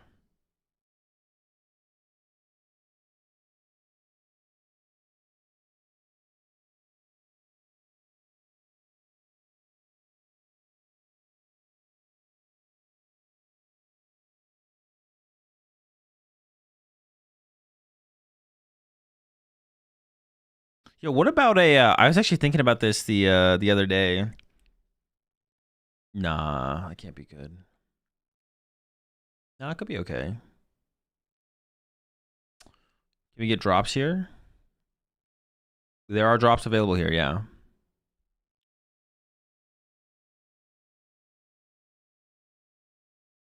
Unless the thing is broken and not working correctly. Drops are currently available on my Twitch. How's Liam doing? Not sure. He might be still in contention. Liam is still in contention. Needs to win 2.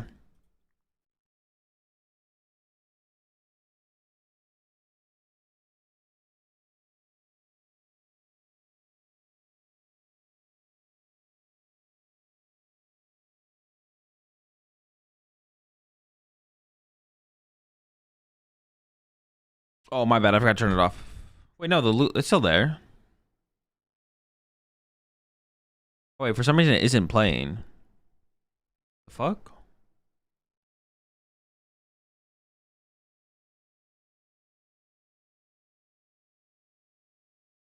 Huh.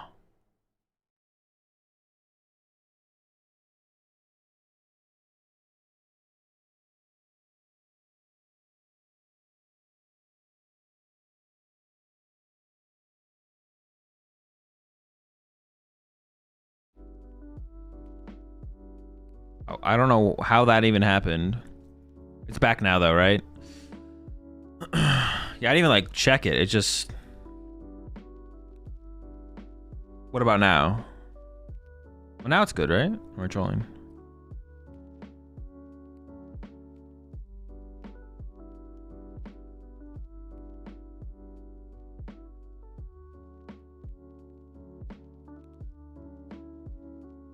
All right, James is playing the Mega Absol.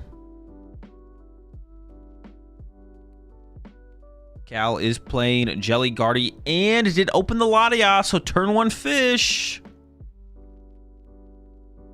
Could be on the way here.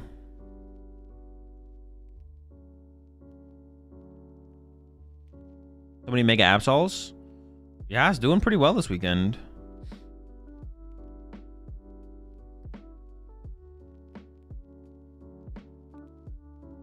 No turn 1 trolley, that's a misplay. Yeah, questionable choice there from James for sure. I don't know why he didn't just play it. You know what I'm saying? Like, why not just top deck it and play it? It would have been really good here, especially going up against Calvin here, who is playing Jelly Guardy and opened the Latias or a Frillish like you should to stop it from the following turn. So definitely a mistake there from James. Hopefully he adjusts moving forward into the rest of the match though and actually finds that trolley.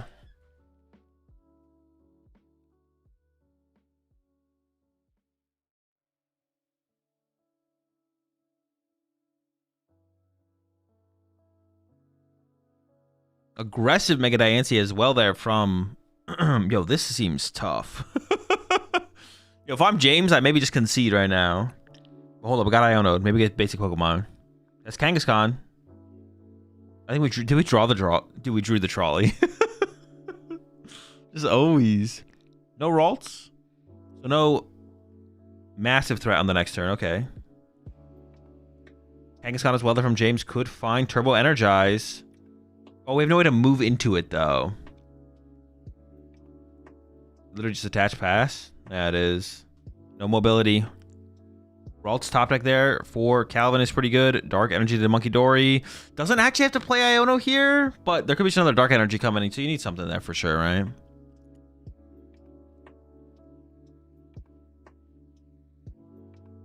Calvin is playing the Watchtower. Watchtower and Mega Diancie? Bro miscalculated stacking his trolley on the top deck. Yeah, he was off by like 6 cards or something like that. It was close though.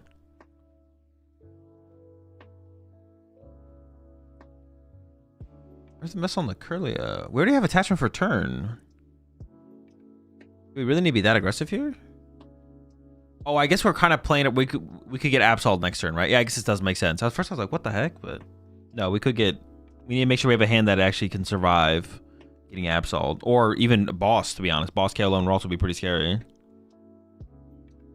Actually, this sets up pretty well here for Calvin. We go Artisan, second supporter. Yeah, and Candy. And we have Candy Guardy in hand. Get second rolls off the Artisan. I assume. Let's see, though.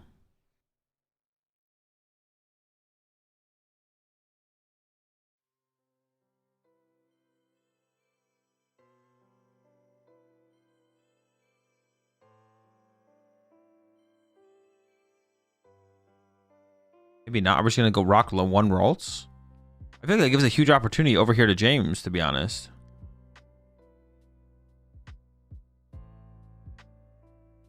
What if James just has Dark Boss Lone Ralts? Okay, we're going back in. I was like, we're probably going... Okay, dude. At first I was like... I mean, he's like... He looked through the deck multiple times. Is he just committed to not doing the double Ralts? Fully shuffled? No dark energy for James. The hand is dead. You got the Bright Return for the active, I guess.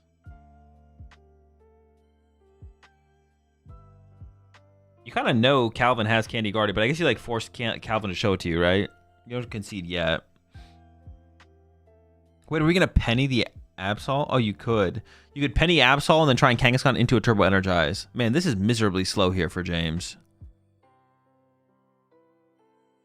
Gosh, that's disgusting. Turbo Energize?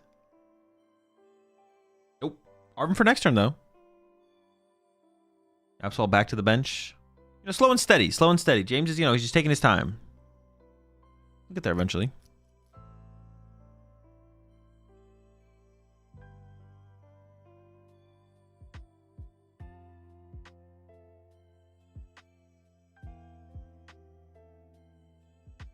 All right, there's the pass. And let me peep the mainstream. All right, mainstream. We're going to mainstream. Kali Tran with the Guardy versus, oh, what? Another Raging Bolt. Kato with the Raging Bolt. What Pokemon is that? Who is that? That looks like a Disney character. Is that the deer from Snow White? Sawsbuck? His head looks like that? Oh yeah, isn't there like different Sawsbucks depending on the seasons or something? The fuck? My man's got a mane, bro. My bad. I didn't know he had the bling like that. No, he's dripped out. That's the spring form.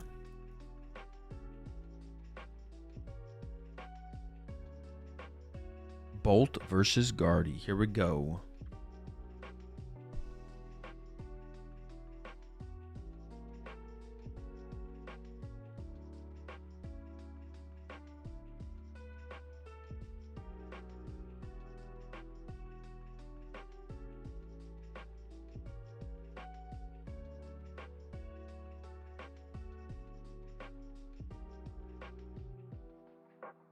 Prime catcher for Kato in the last 2 as well. That's actually pretty bad.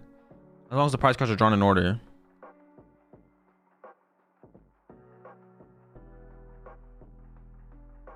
Be able to go chase the Fez and Gardevoir and stuff aggressively.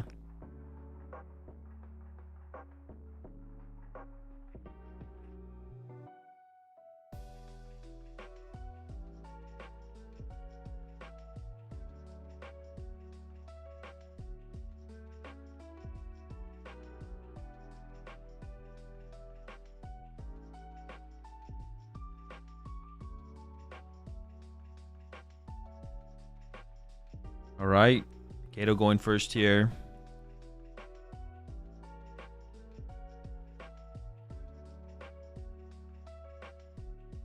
Ooh, Baby Bolt start. Ogerpon to the bench. Into the fan rotom. Bro, does it get better? I mean, that's pretty good. And I think we have the energy attachment for turn. Gosh. It's a pretty good opening here for Kato.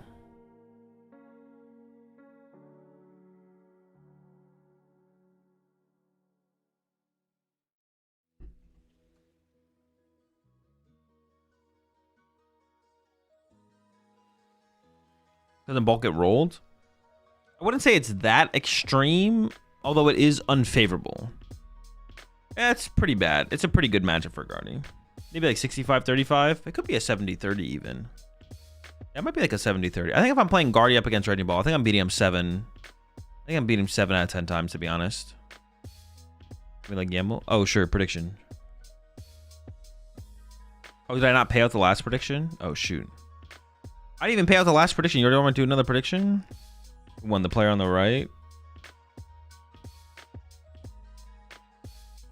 All right, there you go. There you go. Have at it.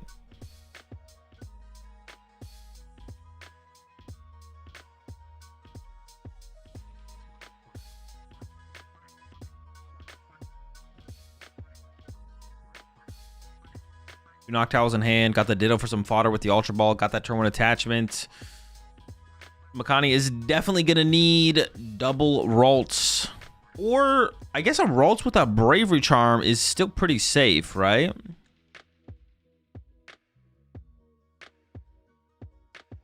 If Makani plays Watchtower, this matchup is like 80-20. Well, it matters most if you get it early, right? If you get it later, I guess it could still matter, right? Having the Hoodoo on the bench.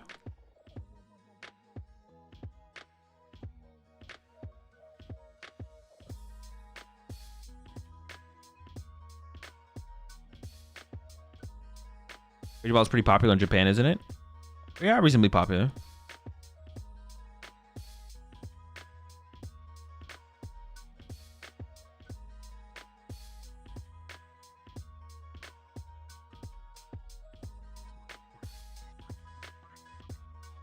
Has Makani won a regional / IC before? I don't believe Makani has won a major tournament. No, I don't think so.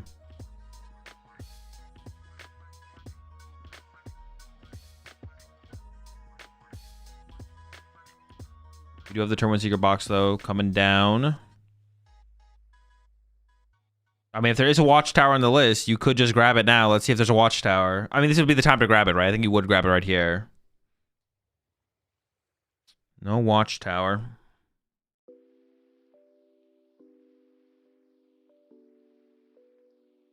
We are going to be able to get the Kirlia online as well. We're not going to be able to get double Kirlia, unfortunately, but still pretty good. Kato could KO the Kirlia still, though, with an E-Switch, which, I mean, everyone plays the E-Switch, right? It's not even like a question. I don't think I saw it prized.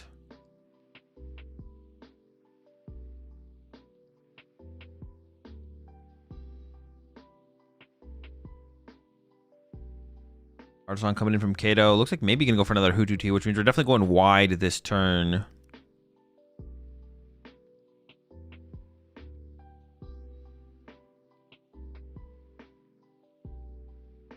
There's the Hoot.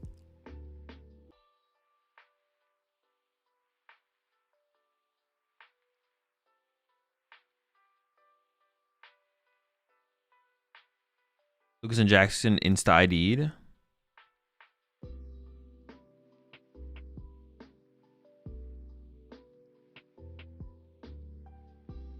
I guess they can ID twice for cut, right?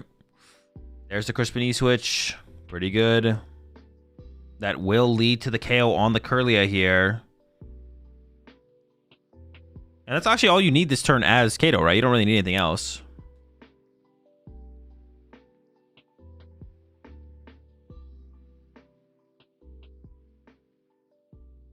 You have to decide what energy you want, I guess. Has to be a fighting.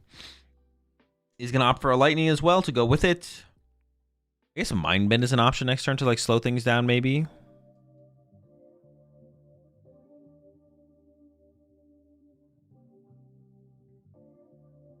I don't know, wouldn't have done it. Now they have to potentially lose next round and be out.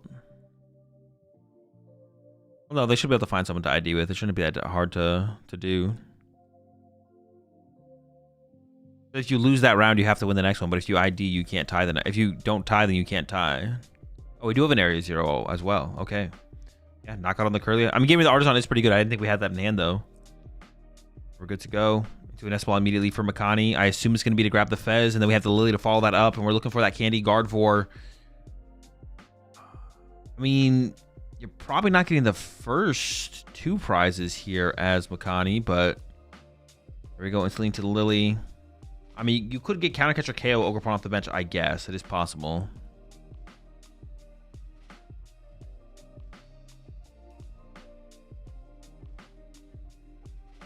My bet is pretty good too, no? I mean, it's not great. It's okay. And then if Kato just gets heads, you're in trouble. Or if Kato just has prime, which is... You would assume Kato has prime, so it is prize. But as Makani here, you don't want to settle for a mind bend because like prime catcher should theoretically be pretty easy for Kato to get to.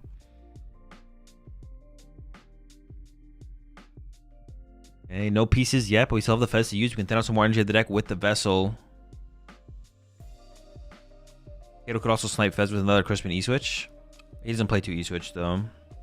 Fairy Mind Bend, move 10. Well, you don't have... You need Gardevoir. I mean, you could Clefairy Mind Bend, I guess, this turn to move the 10 next turn. Sure, I guess I don't hate that. Yeah, okay. I can get behind that, actually.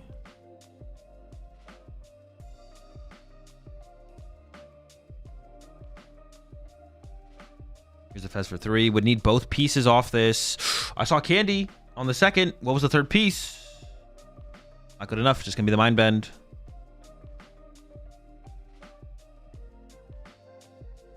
Appreciate the 20 months there, Nog. I mean, this is where you want to be as Raging Ball. Get the first 2, figure out the rest from there. With Prime Catcher Prize, though, in the last 2. Ooh, okay, this takes it. Well, this doesn't really do that. I don't know if I like the Braver Charm placement there from Makani, actually. Unless you really want Kato to chase your Ralts. Because Kato can just use the first attack here. You don't have to try and KO the Monkey Dory. And the Braver Charm on the Fez is pretty good to make it harder for the Fez to die in like the mid late game through the Ionos. Starting with the cycle. Yeah, for Kato here, oh, Raging Bolt KO the active would be fine, to be honest. There's a Raging Bolt. Got some Noctowls in hand. Seems okay. Might even just harder treat to then set up the Sada.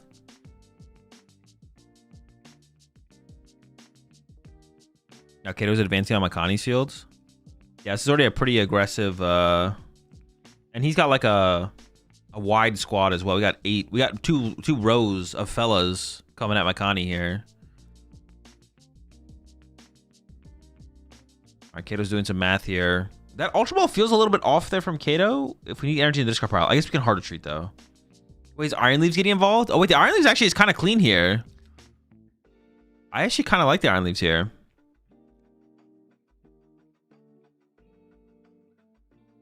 But then it's kind of stuck in the active. It seems okay. Maybe it's not that good. Like on initial thought, I was like, okay, KO's a Monkey Dory. It's all right. Seems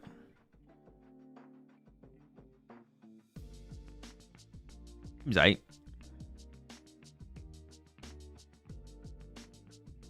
Are we taking triple grass? I think, yeah, we want one of those lightnings, right? Post triple grass. Okay, interesting. Maybe you want the Baby Bolt to be able to snipe the Fez. Or just have that threat. Or just, I guess, the heavier snipe, right? No bench on the Bolt's a little weird, I feel like, from Kato. Because now... Oh, but then we'd be bench locked out of Latias. Yeah. Yeah, Prime Catcher still in the last 2. That's what's going to make things really tough for Kato. Is Prime Catcher staying in the last 2, potentially. No, out to a Guardy. Oh, my. Or Arvin? Oh, my. That's rough. All right, we find our Screamtail here. Dark Energy. Yeah, the Dark Energy would also have been questionable for sure. Dark Energy, the Monkey Dory. Has Counter Catcher if he wants to play that.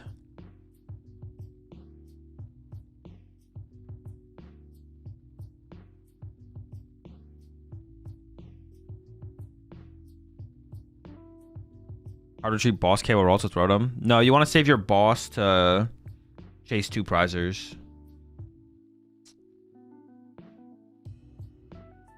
Pretty unlikely whiff there from Makani. Into Lily. Once again, looking for Candy Guardy. If we whiff Candy Guardy this turn, I mean, that's just really bad. You shouldn't do that.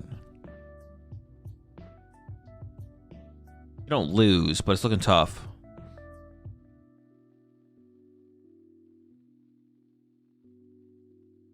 I woke up. I actually woke up yesterday. I woke up at like 11:30.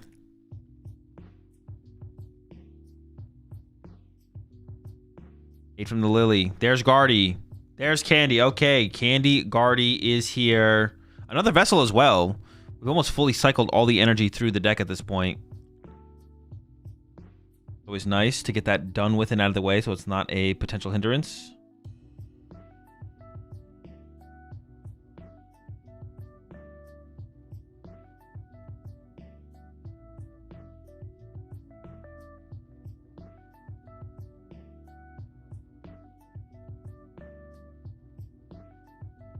There we go, Candy Guardy.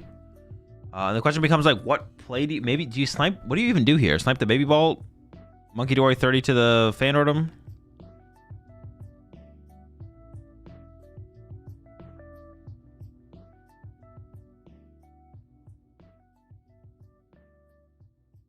Yeah, okay, that is the play.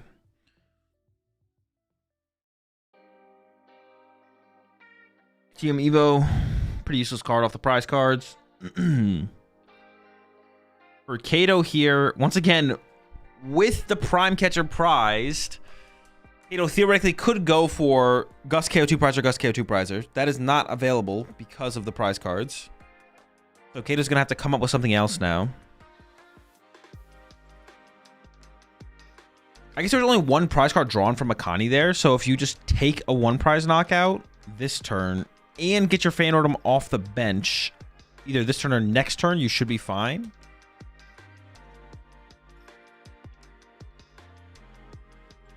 That is true. He does also need to come up with a fresh attacker this turn. The Iron Leaves is not active. Gonna have to set up some Raging Bolts or something. Does Kato play Trumpet E-Switch? We haven't seen the Trumpet, but does play the E-Switch.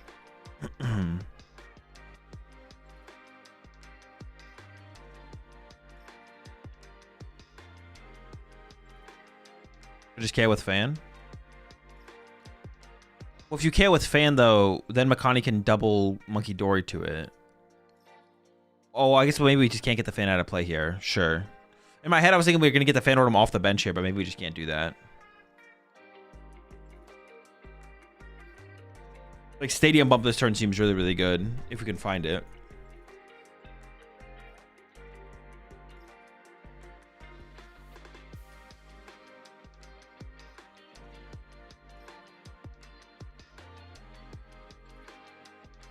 What was the second card that Kato grabbed there? An Ultra Ball? We just can't ever play that Ultra Ball, though. Why did we grab an Ultra Ball there? Going back into the Baby Vault?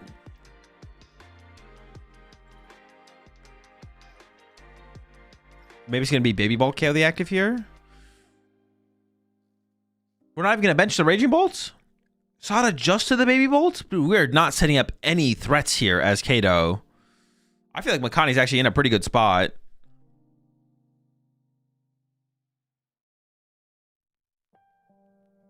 There's just like no threats. Like, how are we ever gusting a 2-prize Pokemon with Prime Catcher prized? Oh, Counter Catcher? Maybe that could come up. Yeah, from Kato here, I feel like we had to look for... I don't even know, to be honest. I actually don't even know if Kato plays a Counter Stadium, to be honest, either, so... I feel like Kato should have, like, looked for Counter Stadium. I mean, we should, like, bench the... We should just bench the Raging Ball and put energy on it, I feel like. I feel like we have to do that. I don't know.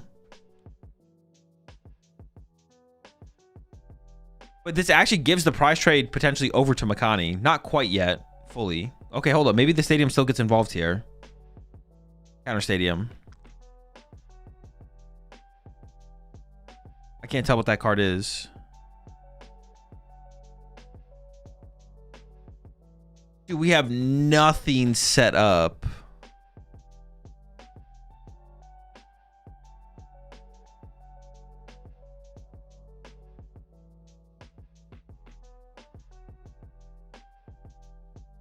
We got the Fan Rotom off the board, but we have there's just nothing on Kato's field.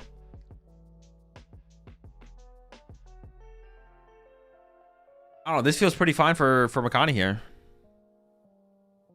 I would not be. Yeah, I'd be feeling pretty comfortable if I'm Makani here. Just start slinging some Ionos and punching stuff. Honestly, Iono punch with Guardy here doesn't even seem that bad. Like, we don't have to like stress a one prizer, I feel like.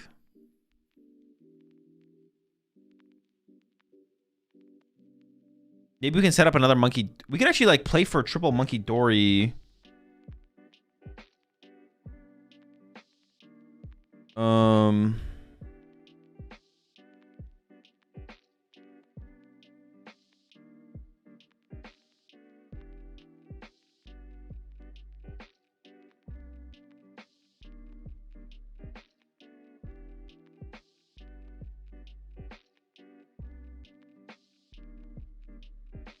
We get Monkey Dory this turn. We have 2 Monkey Dories this turn.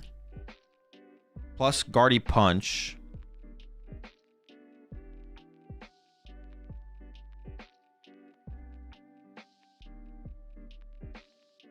Kaido? Okay, Kaido.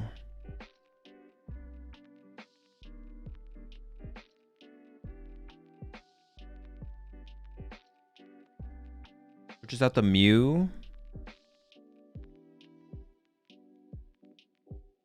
We could go for the Mew copy Baby Ball play and then KO the Iron Leaves off the bench plus double Monkey Dory to the Noctowl. Oh yeah, I feel like that's just the move here. Counter catcher. Oh wait, we're counter catchering. Maybe not. That's not the play.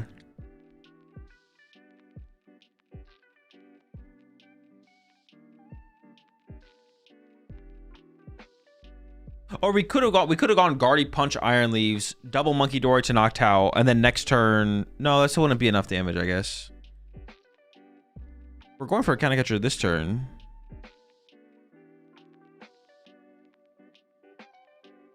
We're just going Mew KO the Ogre Pawn.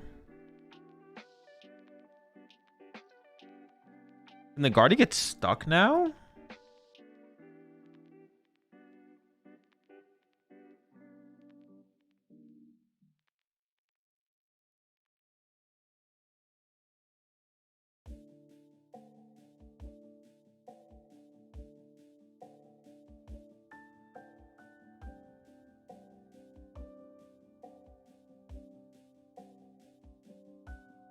Oh my gosh, Guardy gets stuck here. Makani can't move the Guardy if Kaido gusts Guardy, it gets stuck. And then you can build up like a super Baby Bolt. Does he ever go for the play though?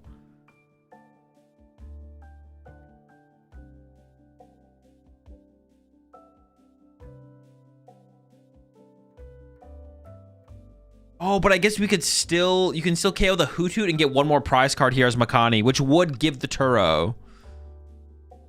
Has 7 Psychic plus third Dark now? Oh, true. There is the third Dark. True. So it wouldn't quite get stuck. I guess we need to just pull one out off the prize card. So we need to pull one of the Psychics or the Turo. So not as good of a play as I thought, unfortunately.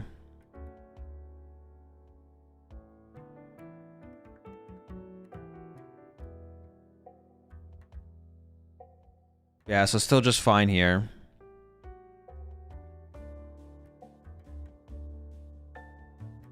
But I wonder if you still go for the play anyways here. As Kaido.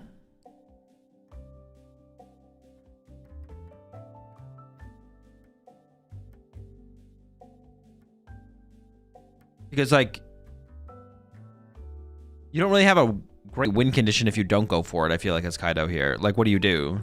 I feel like the play is just to do it and hope it works out, to be honest. Boss Guardy.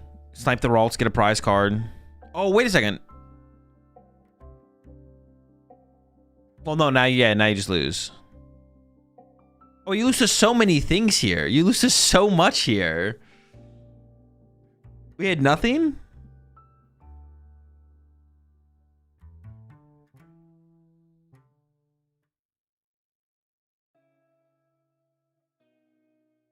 Oh, we maybe didn't have any out in hand though. I think our hand was actually just dead here.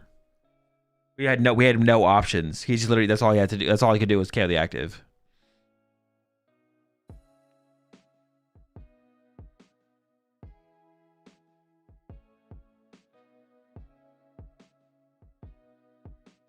It looks like Makani is frozen and it looks like half the stream is frozen. The judges are saying something, though, I'm sure.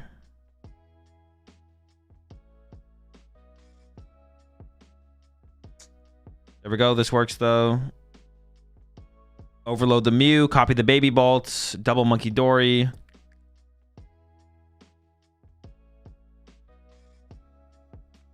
And then Mew, copy Baby Bolts. KO. Fez or Iron Leaves. Doesn't matter.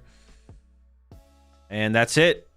Game 1 goes down. Let's go ahead and take a look at the feature match, though. James versus Calvin going into game number 3. We actually might stick on this one, though. This is a much more interesting matchup than Raging Balls. Looks like Calvin or James is going first here. Is playing Ultra Ball, so I assume is playing the Toad Scroll build. The hand there for James did not look like particularly strong. And Calvin is playing Latias and Fish. Makani can't do that. He dumped 180 on Mew. Oh, what the fuck? Hold up.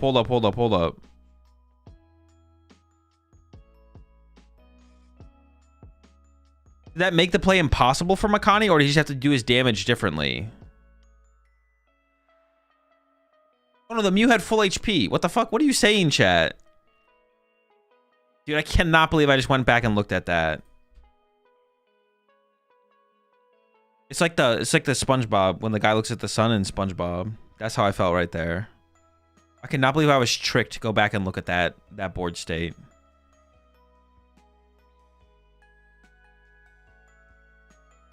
That's where the guy's burning his eyes.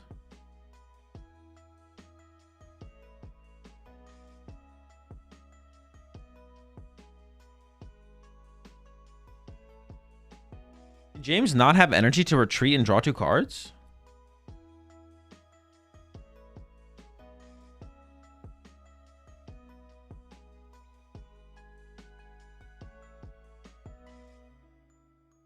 Oh, yikes. The hand is literally dead here for Calvin. He literally has that Vessel and grab 0 energy.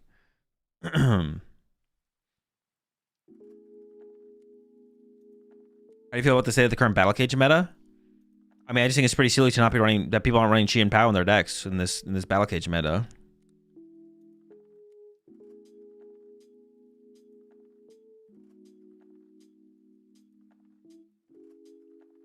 Okay, Dark Energy active, draw 2 with Mew, and if we need it, we can Turo the Mew and do it again! Oh, Watchtower to shut down the draw and pass!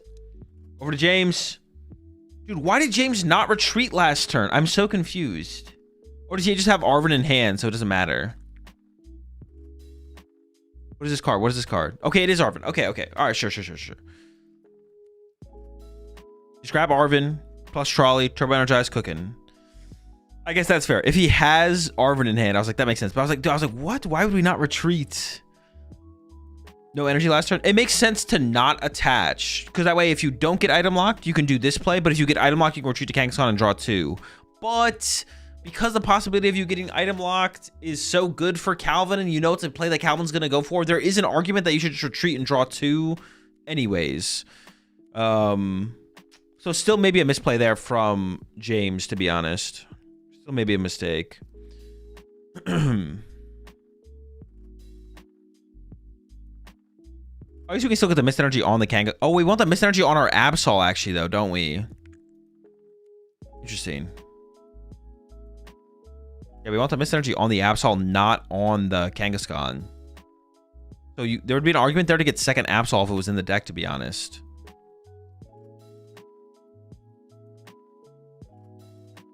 It does feel like James is like maybe considering that. There's a Turbo Energize, 2 Dark Energy, the Absol. We still need a top deck here for James. James' hand is still dead, but we do have the... Oh, the Lily top deck is huge for Calvin. That means there's no Iono to help James. Yeah, James could have, instead of getting Petch, you could have grabbed second Absol, I guess. Or you could have grabbed second Absol anyways to get the miss on that one. I don't know. Seems fine. Huge top deck there for Calvin. Did have the Iono, but playing the Iono would have helped James out so much here. Now James is kind of living off the top deck.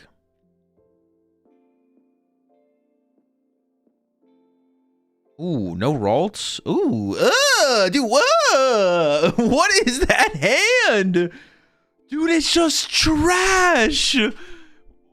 He can't even draw a card with Mew. What is this garbage? Dude, that is a draw of all time for sure. Do we need to like put the Latias in play to preserve the energy on the Monkey Dory here?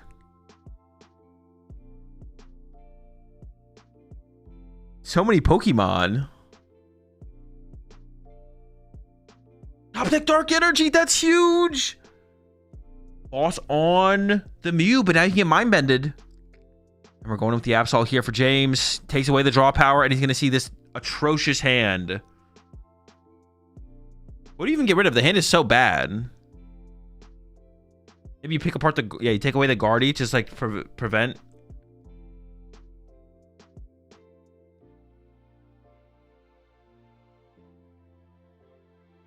Well, you get 2 prize cards as well, I guess, which is a big deal. Oh, Energy Top Deck. We're swinging. But we got the Ice Cream in response from James. 120.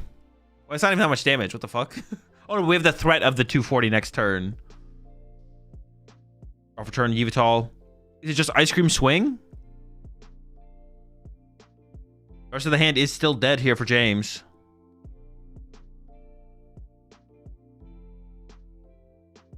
I'm so glad we tuned into this game over watching the mainstream. I'm not gonna lie. James is stressing here. Wait, what are you even thinking about? You have to Ice Cream swing, right? Oh no, wait, you don't survive if you Ice Cream swing. Oh, I take it back. Maybe you don't Ice Cream swing. It's not good enough, actually. You probably play the Ice Cream just to get out of the way, but you still lose to an Energy Top Deck.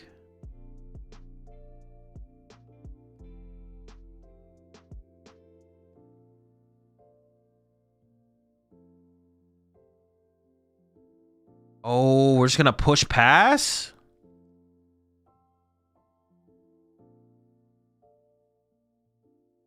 Retreat to the Monkey Dory. Pass. Top deck was a Frillish. The swing would have been fine. Frillish to the bench. Do we preserve the Diancie here? Not sure about that. Yeah, you can't do that. Oh, you can't do that. All right, top deck is Boss KO Latias. Just draw 2 more prize cards. The top deck for the Diancie does theoretically get the KO, but if you get the 2 prize cards, you're close to winning. And if Calvin does KO you, Calvin has no backup. What's the hand? Trash. Gets rid of the Curlia. Top deck Psychic gets the KO here. It's a rare candy. Pass. Oh my god, dude, what a game. Dude, his hand is all Pokemon. He literally has. Dude, even if he had found Trolley, it wouldn't matter because they were all prized. Oh, he's gonna run again? Okay, I don't hate the run. Top deck from Calvin is Nest Ball. I mean, you gotta get the Ralts, right? What happened to Cal try and take back the Frillish bench? He did, yeah. Why even push Frillish instead of leaving the Diancie active? Because you don't want the Diancie to take a hit. Because you want to try and get as many turns out of your Diancie as possible. If your Diancie gets 2-hit KO'd, it's over. But Calvin's always just like a Psychic away from winning. So you just want to sacrifice something else instead. So it gives you more time. Pass. Top deck is Arvin. That's huge. Vessel plus Bravery Charm. And, oh. Well, that's interesting. Well, no, you got to get Bravery Charm, right? No, get the Bravery Charm. Dude, you have a bunch of dead cards in your hand. Grab Bravery Charm. Can we put a Bravery Charm on this Absol? Dude, Absol players hate putting Bravery Charm on their Absol. I swear to God. Motherfucker. Why are we not getting a Bravery Charm here? What am I missing? I swear, Absol players hate putting Bravery Charm on their Absol. I don't know if I see a charm in the deck. No, there's a charm in the... I saw the charm in the deck. There's a charm in the deck. We're not doing this right now. Because the Absol can still get KO'd. Why? Cal could top deck. Oh no, he can't. No, he could, because we could get Candy Guardy. He could like Lily into like Candy Guardy combo. You know, it is possible. It is possible.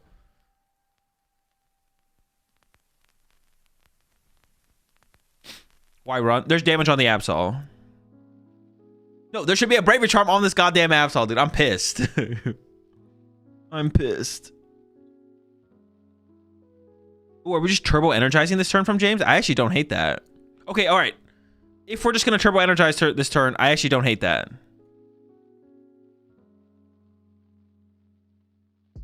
But we probably should have turbo energized through the... No, because we went on the Monkey Door and the patch. Okay, I like this. I like this. Oh, he has the Candy Guardy.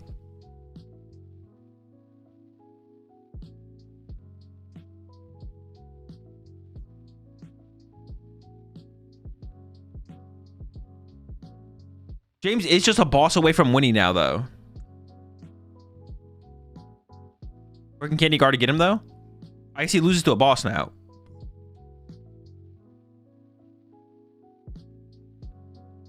Give it some thought.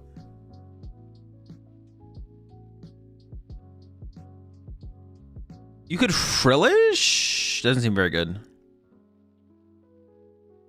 I mean, honestly, nothing seems good here. I don't know what the play would ever be.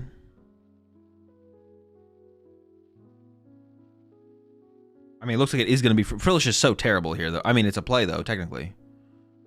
If James can just find a stadium, I think James is like just wins for sure.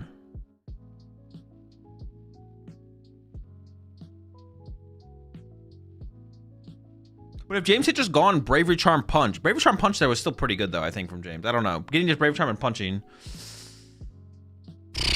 Boss off the top. All right. Dude, insane game. James survives to play the winning in. Let's go back to the mainstream, where we've got game number 2 being played out. And it's kind of looking like a slaughter over here. I'm not going to lie. And I'm not even fully live. Is it worse? We're going for Kaido's turn.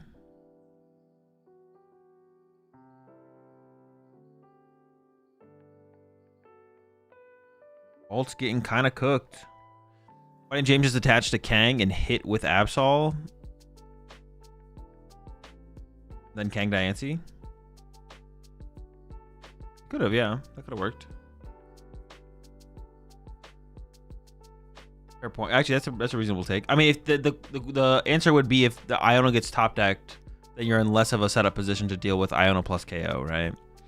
So that would be the reason. It's like it's risky into an Iono top deck. So I honestly, the Turbo Energize play from James, I actually don't hate. I thought he was gonna grab Turbo Energize and then not use it though, and I was about to lose my shit, but it was fine.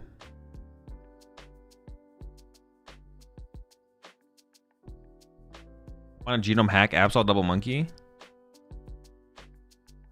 I mean, I don't know when did you want him to do that?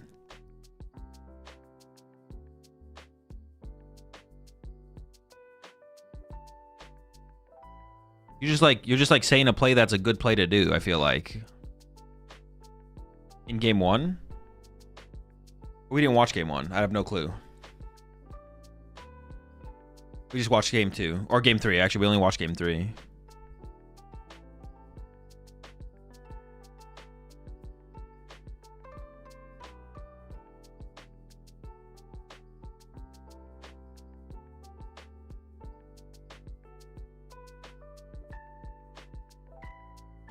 And this is, if you lose this matchup, you're likely out of top cut contention. So this is an effective win and in. Win this and then an ID and then you're in cut.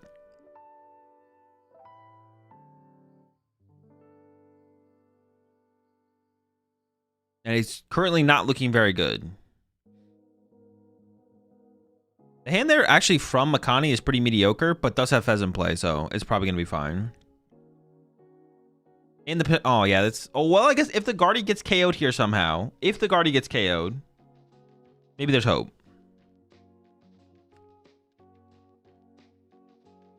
What's the best you've done at regionals and worlds? Win and top 4. Maybe we have Prime Catcher. Can we Prime Catcher KO the Fez, I guess, off the bench?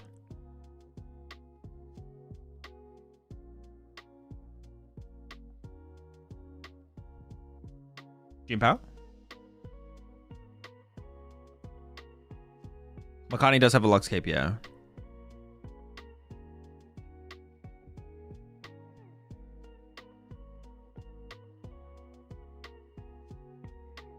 Wait. Can Kaido even take a KO this turn? Oh no. Are we punching?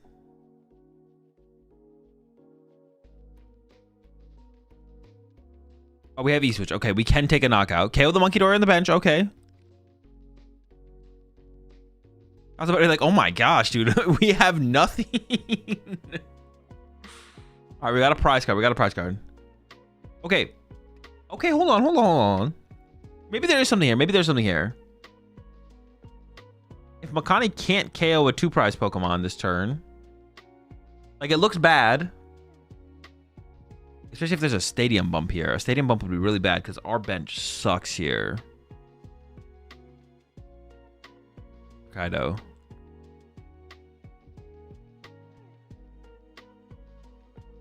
Second Guardia established. Never a good sign.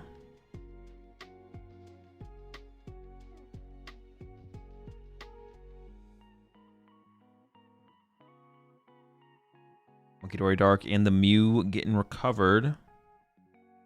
So did you have a deck in mind for this tourney? No. Another Ultra Ball grabs the Mew. Nest Ball. Is that Nest Ball a little bit preemptive? We can't even set that Monkey Dory up.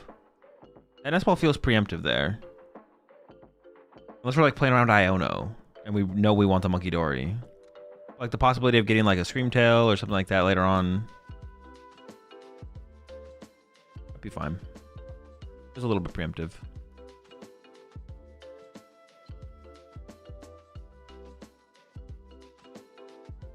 So it looks like it's gonna be sheesh, we haven't even played supporter yet. Looks like it's gonna be Mew to copy Baby Bolt, KO the Fez off the bench. And then Monkey Dory build up damage on that Noctowl, I assume. And then next turn. Wait a second. Doesn't like guaranteed lead to a win though, right? Oh no, that does. Never mind. As long as there's not like a Chien Pao combo. But there could be a Chien Pao combo. It's gonna be tough without the Fez, I guess, though.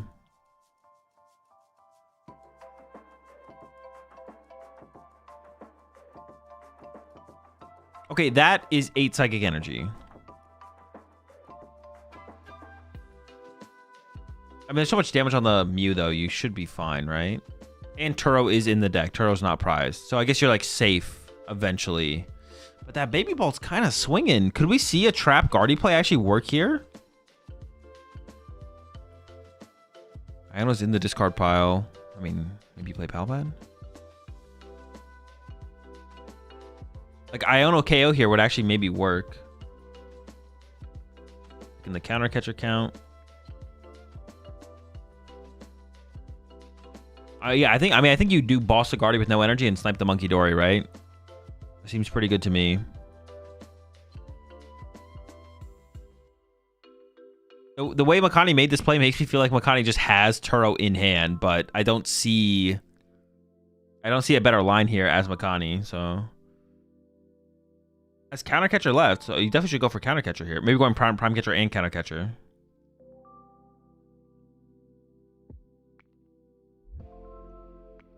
Auto plus counter. We are losing here. There is a counter catcher in there, right? I think I see it. Is there a possibility for X2-1 and cut? I don't know. We'll have to take a look after this round. Take a look at the final standings. Figure it out. I guess the other play you could make here is you could just KO the Fez, right? What about Iono counter catcher Guardy? Now that Iono's gone, Iono's not an option.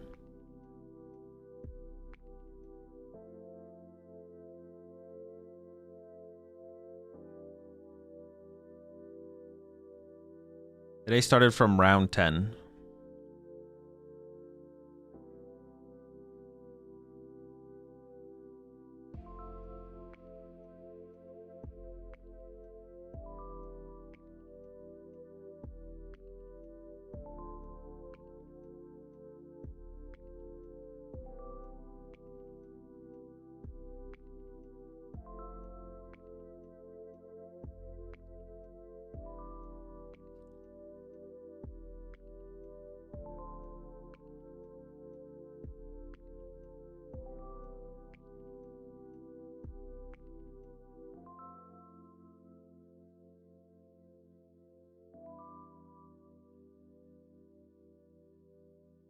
Nothing crazy. But we could do the Chi and Pao combo, right?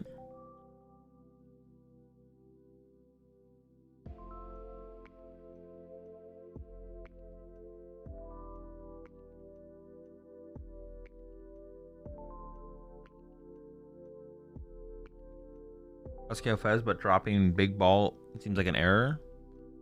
Well, no, but you need to have the big ball set up so you can chase Guardy next turn. If you don't put big ball down, you're just not gonna. You probably just lose to an Iono or something like that. Like Iono Screamtail probably beats you.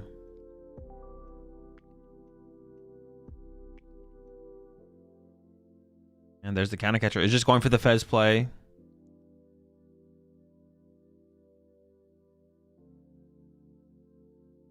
Oh, all this energy is trapped on the Mew. Wait, actually, hold up. Oh, wait, Turo is the only out here, right? Turo to get this energy off the Mew. Oh, wait, is Kato just realizing now that maybe we could have trapped Gardevoir instead? The problem then is that the Turo happens and the big ball's in the active for you to take advantage of. There's a Chimpao for the stadium bump, removing liabilities from the field.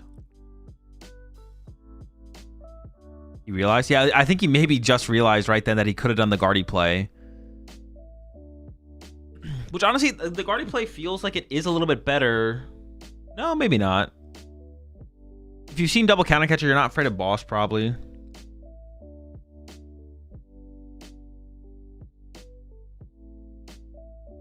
This play feels better. Yeah, it doesn't seem bad for sure, right? Seems fine. There we go. There's a knock on the Fez. Does Makani have a way to win here?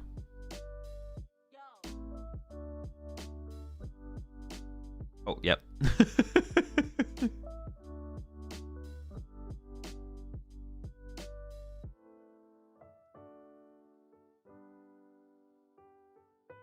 Immediately into the Turo. Go for the reset. I wonder if he didn't have Turo in hand, if he wouldn't have gone for the Mew play, but I don't know if he had like another play to actually even go for there.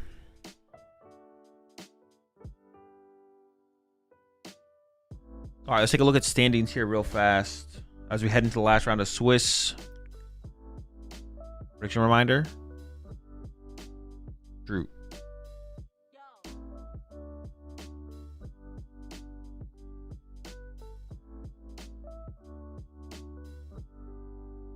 Should have thrown away Latias. Honestly, maybe he should have. Yeah, he could have discarded Latias, right? Yeah, actually, if the Latias isn't... Well, maybe he had Bravery Charm still, I guess. He didn't do it because he didn't need to. Maybe there wasn't Bravery Charm left, though. Hit Ogerpon too? Yeah, but you can't snipe Ogerpon with Screamtail.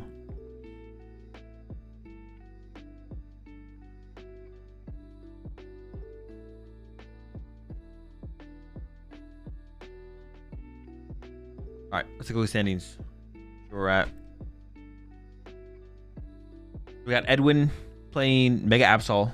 11-02. Labella, Jackson, and Lucas. They should all be able to ID. They should all... Maybe they can't all play against each other. It's possible they played against each other enough where they wouldn't be able to, but...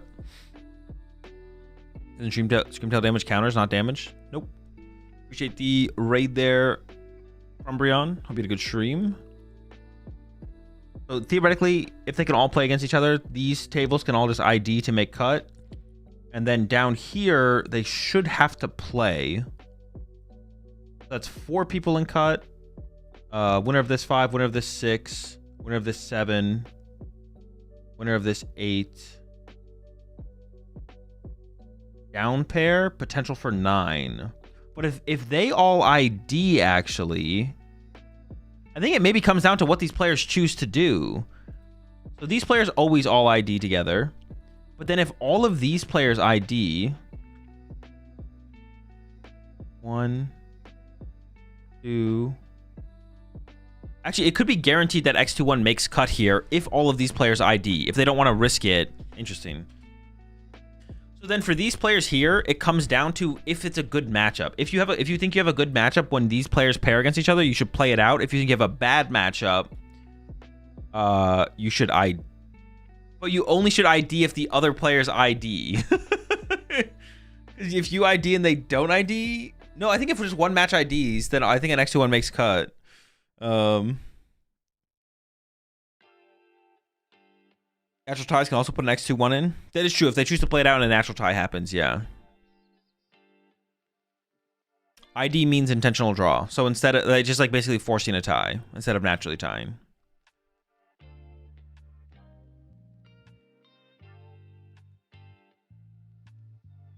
Does it open us up people missing ASIN with too many for top 16?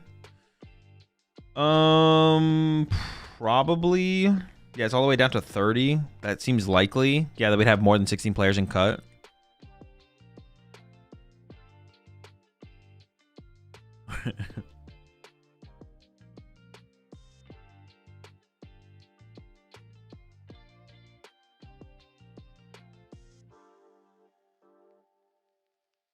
Does that change anything? No, I was counting the 10-1-1s as being completed matches. So we'll see what they end up as, I guess. Yeah, I was counting the 10-1-1s as completed matches. So we'll see how this... We'll wait for the last one to see how that looks and then decide from there. So the 10-1-2s have to play. So that's the thing we have to keep in mind. Is the 10-1-2s have to play and the 10-2-1s have to play.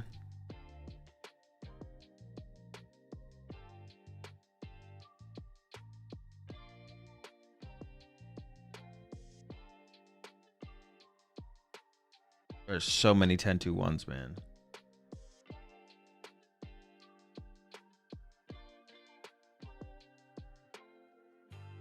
I'm just gonna wait for... Oh, there could be another 10-1-2 from down here. Oh my gosh. Okay, maybe not. Maybe the ID never... Maybe these players can't ID, actually. This shit goes deeper than I thought. There's 2 more 9-1-2s unreported, which could be 2 more 10-1-2s. Yeah, these players maybe can't ID, actually. Oh my gosh, there's another 11. Dude, oh my gosh. They keep spawning in. Stop. Okay, X21 might be out. X21 might be out. Never mind. One more match to conclude here. 2 more matches. 2 more. Oh yeah, I don't. If these matches have winners, then X21 just does not make cut unless there's a ton of ties. So one of these players is actually going to get down paired. One of these players is going to get down paired. And if they lose, they don't make cut. It doesn't change the expected top cut results, though. Sitting here at an 11-1-1 record after 13 rounds here at the European International Championships. That's a pretty fantastic record. Where are you at right now? I'm very happy. Once the past 7 games, yeah, that one was scary. The EUIC was just broken. Card was nuts. Yeah, it was a scary set. A really nice dude though. Yeah, it was fun. Tell me about that last turn, because you needed that Turo. And if it wasn't for the Turo, things were about to go very, very differently. How nerve-wracking is it when you're digging for that one desperate last card? Yeah, it was very nerve-wracking. I thought he was gonna knock out the Mew, and I was like, all right, I'm all good. And then he counter-catched the Pheasant Dippy, and I was like, oh, I gotta get these energies. But then I saw that Turo in hand. I'm like, I think if he knocks this out, I just win. So like the feeling like, oh, I have it in hand as long as he doesn't do something else. I'm like, I have it. Like just attack and I win. Yeah, it's very, very nerve-wracking. But yeah, I'm very glad I drew into the Turo there to clean up the energies again. Well, it worked super nicely for you there. Now, you've been playing God of War for a little while this season. You've been playing it all season from what I can see. Top 16 in Las Vegas, top 16 in Milwaukee. What keeps you sticking with the deck? It's just a really fun deck. First of all, it's just a deck with the most options. You can really do anything. I Top deck really the like Turo? decks where, like, it feels like you can control your games a lot, and it feels like with Gardevoir, like, you can do so many different things. Like, you can play each game so differently, and that's just, I love that about the deck, how flexible it is and, like, how reactive you can play with it. It's just really nice, like, having so many options. No deck really has, like, the options Gardevoir has. No, I think you're absolutely right about that one. It works beautifully when it works, and it is working beautifully here. Anyone you want to give a shout out to before we finish up? Yeah, huge shout out to Kids Table and 2025 Grinders, and also my girlfriend. Sorry I missed Valentine's Day, but I hope this makes up for it. And shout out to my mom. I mean, you do need to give an apology when you miss Valentine's Day. And to my wife, sorry for missing Valentine's Day, but we're not going to miss the casters. Let's go back to you.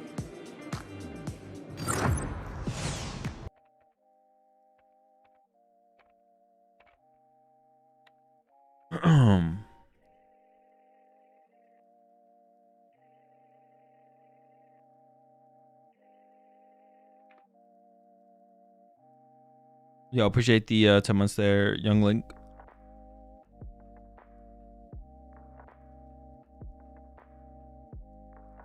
All right.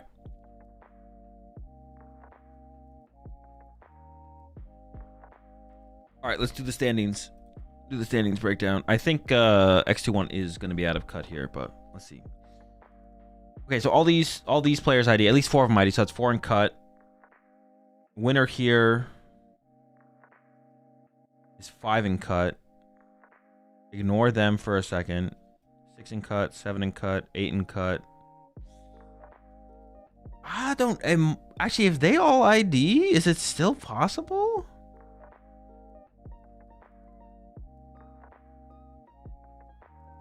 Or these ID 4 in cut. They ID 5, 6 in cut. ID 7, 8 in cut. Win here. 9 in cut, 10 in cut. I think it's still possible. I don't know. I don't know if anyone's going to take the risk. I don't know if any of these 11-2s are going to take the risk and ID. Actually, it's only one. There's only one 11-2 match. So these players, not exactly these two 11-2s because it's random, but the 11-2s that pair against each other, if they risk the tie, they might make it so X21 makes cut.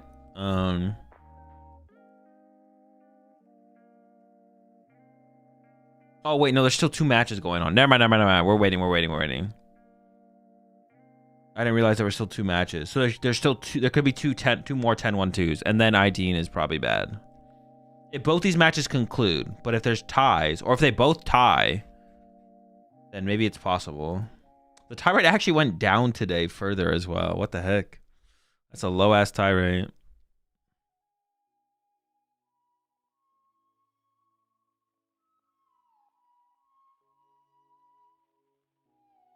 Where can you see the deck lists? On limitlesstcg.com after the tournament. Will James's opponent win percentage hurt him? No. Win percentage doesn't matter. Well, I mean, it matters for like getting top 32 or top 16. Not for advancing in the tournament, though. Why didn't I go to EUIC? Because I didn't. Yeah, win percentage does not matter at all. Edwin is playing Mega Absol.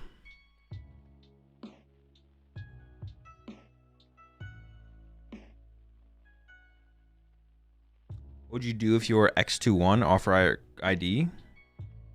If I was X21? No, I'd play it out and hope someone else ties. Yeah, Oscar was on stream earlier with Poltzard. Did lose.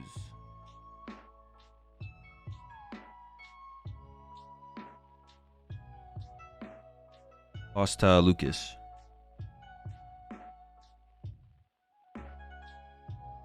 I think the tie rate being low is the new end of round rules, or the prize checking time limit, or just happen to be low this tournament. I mean, both of those make tie rate lower. So yes, but to what degree? Who knows? It could be. This could be maybe a standout tournament, but it's like not like, I don't know, the average in the past has been like 15, 16, right? So now it being 13 due to +3 and plus enforced prize checking time. Like, that seems like it's probably within the margin of reduction, right? Based on those two things. So the answer is yes, yes, tie rate will go down because those things exist. The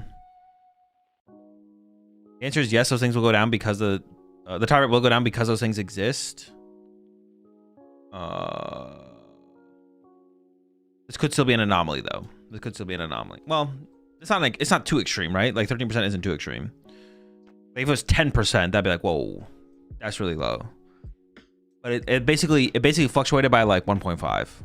It was like, yeah, 1.5 to 2.5. Which, like, that seems maybe reasonable for the changes that happen. Because usually it's around 15, 16. Like, over the last couple seasons, I feel like.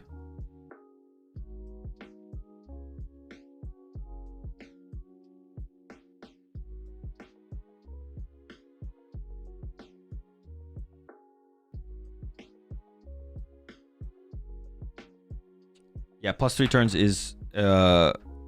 was reinstated for this tournament. Okay, hold up. Okay, all the results are in. Let's see now. So let's say they all ID, that's 4 people in cut. There's a winner here, that's 5 people in cut. And then we ignore these. And then, this is 6 people in cut, 7 people in cut, 8 people in cut, 9 people in cut, 10 people in cut. Okay, yeah, I don't think X21 can make it. Now let's go through it again. Let's say they all ID. And then they all ID. That's 5 people guaranteed in cut.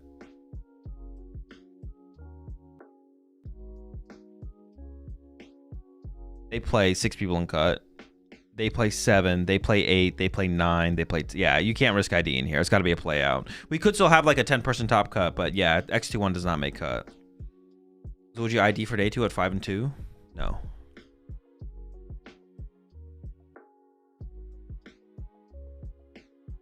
The only reason I would ID in that situation is if I'm up against a terrible matchup. It would have to be like it'd have to be a pretty bad matchup, and that's the only reason I'd ID.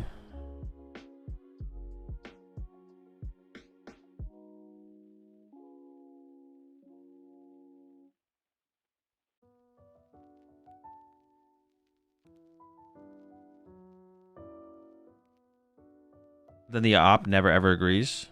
I mean, that's not true if they don't know what I'm playing. Like, so many people are willing to ID at X and 2. If we both just sit down and my opponent says, do you want to tie?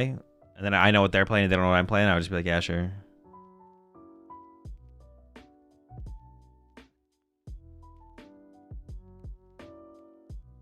I can play Zork even without Zekrom is really interesting.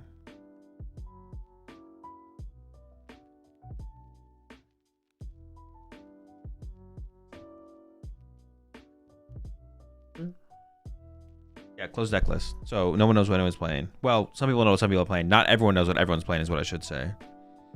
Everyone doesn't know what everyone's playing.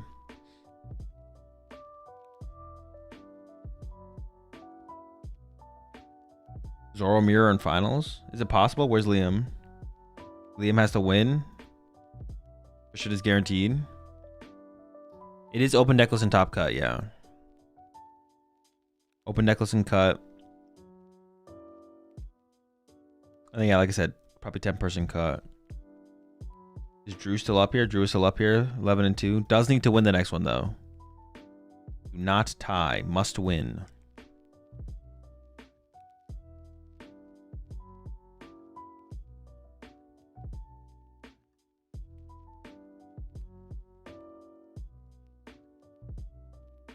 Seven, 8, 9, 10. Yeah. X21 doesn't make it.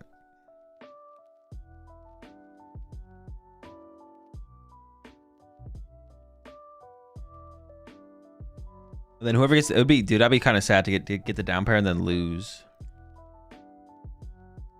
Where's Tord? I don't know. Not in top cut contention. Oh, he's right there. Winning in for top 16. Actually, dude, how many players? If you're X21, you don't even guarantee top 16, right? There's actually, well, no, you definitely don't. You definitely don't even guarantee top 16. Too many players. Bro, honestly, we need to make the game worse. We need to make the game worse. We need to make the event worse. We need to make the event experience worse. We need to get rid of some of these Pokemon players. How do we get rid of them, man? How do we start making Pokemon players go play Yu-Gi-Oh tournaments? That's what we need. We need to start the great migration to Yu-Gi-Oh. Not for us, though. For everyone else. Streamers are too big these days, man. It's just disgusting. Drew's season is so good so far. Feels like he's always in cut contention for EU events. Yeah, he's been really consistent this year so far, for sure.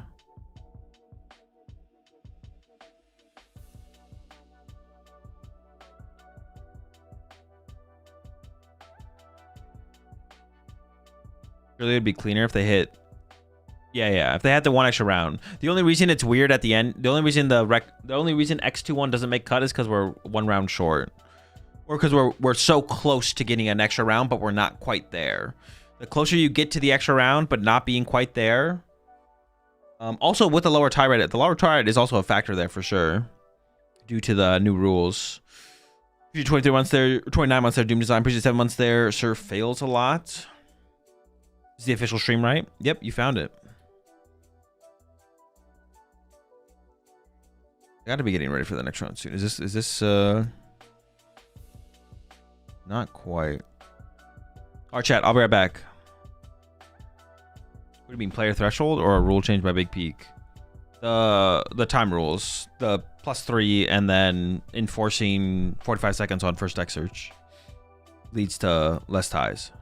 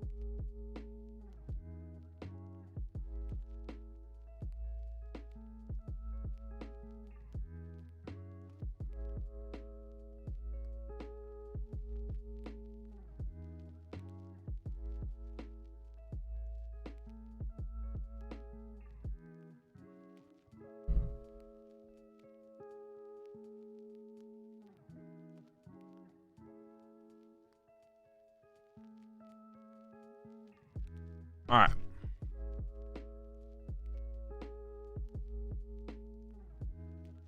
This match is probably already up, right? Julio versus Kyle.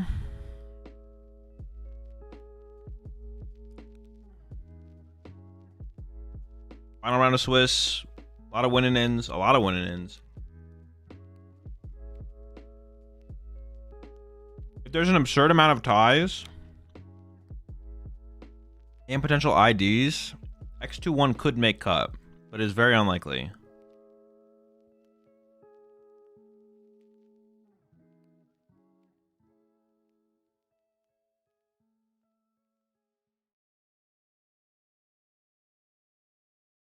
Has to be like a lot.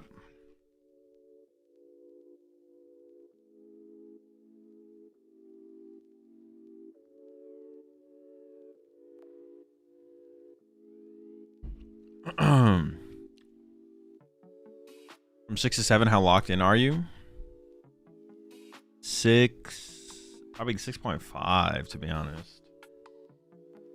Yeah, 6.5. A little tired. Mean some food though, so I'll be all right.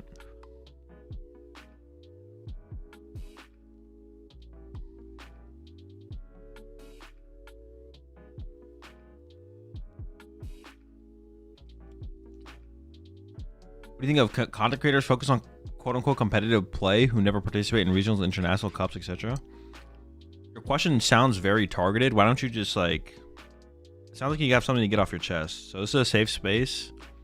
Go ahead. You can vent to me in chat.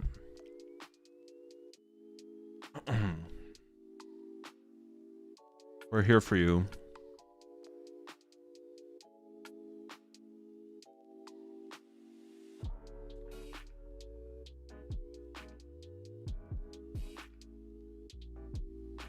Sounds like you have a problem with someone or something. That's bait. I know. Well, no, it probably isn't. No, actually, no, I'm timing myself out. I'm tired of this rage bait.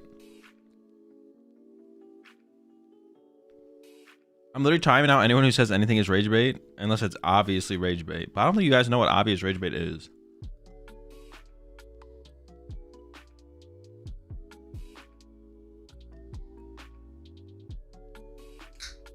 What do you think the... Dude, what is this ASU frat leader thing? What is this terrible meme, bro? This one's bad. What is the ASU frat leader meme?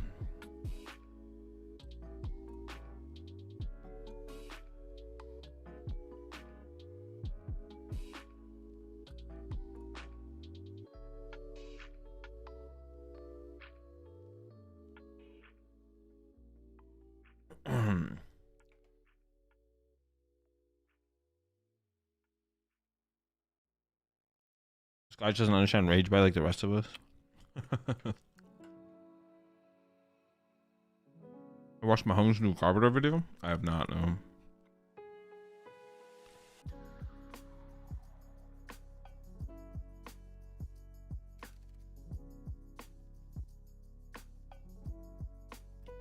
It wasn't bait, just out of curiosity. I think it adds a lot of content when the creator includes the skin in the game.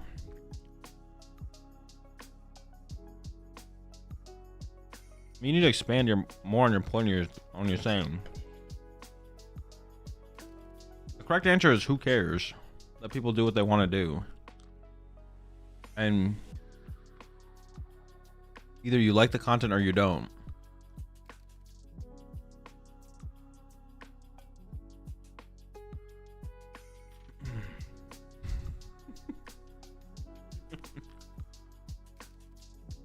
ASU frat leader was sent to frame mog clavicular. Bro, what is frame mogging? What is the difference between mogging someone and frame mogging someone?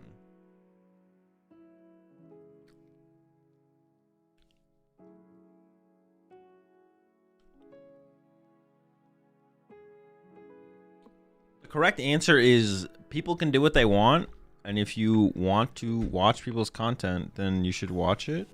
Or whatever, not watch it, but it could be articles, whatever. If you want to consume their content, you should, and if you shouldn't, you shouldn't. That's it. Basically, it's most when your muscles are so big you take up most of the camera frame. Normal mogging would be like side-side comparison. Frame mogging is like mogging within the same picture size. Oh, wait. I still don't get it. In the same picture slash frame? I still don't get it. Like literally like being in person right next to them within the frame.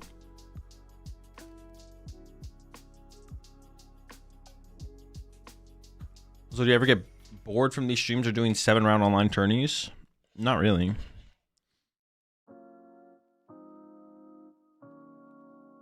For instance, Ian Rob frame mogs every other PTCG player. Well, would that mean he has to like physically be in frame with them, or?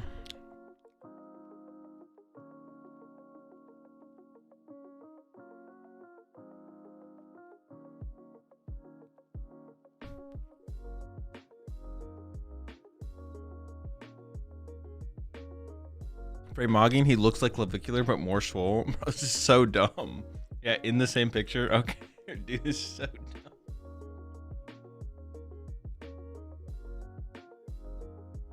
Improper use, don't let this guy confuse you. But he could, right? So what Tate Not Modern said is wrong, but it could be true, but it's not that he does. But in the frame, if Ian Rob was found in a frame with other PTCG players, it is possible he could be mogging them.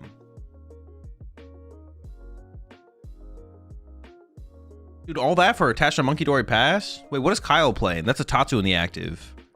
Grim? Grim would be my guess, but...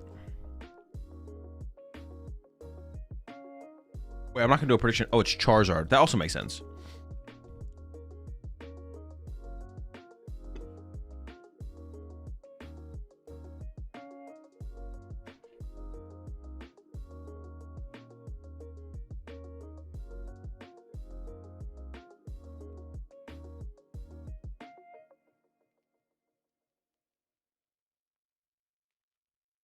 Does Monkey last a deck after rotation without Devo? No clue.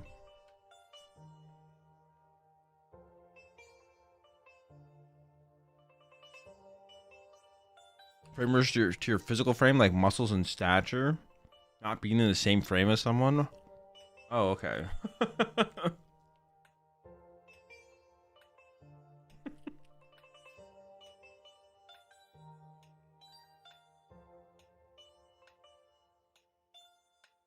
I thought it was Zard no Nor at first. I was about to be excited.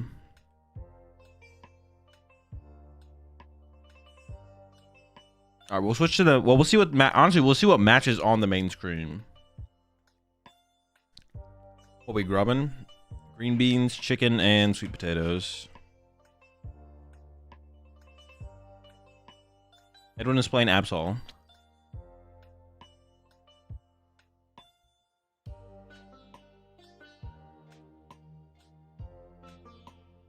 So like my Charizard frame mogs my opponent's Chud Gardevoir. I don't know. Have you seen Charizard's frame? I don't know. I don't think Charizard is frame mogging anyone, to be honest. I don't think Gardevoir wins either. I think it's like a tie. There's no winner.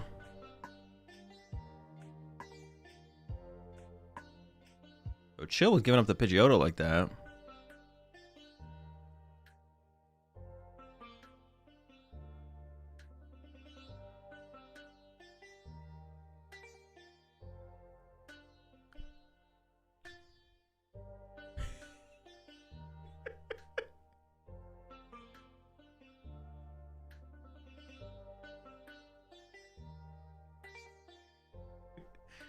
Dude, this comment. Gardevoir is emaciated and Charizard is skinny fat. Charizard is like under 6 feet. This is so stupid. Oh my gosh. So Machamp would frame mog everyone? That is honestly, that from what I've gathered, that statement is true.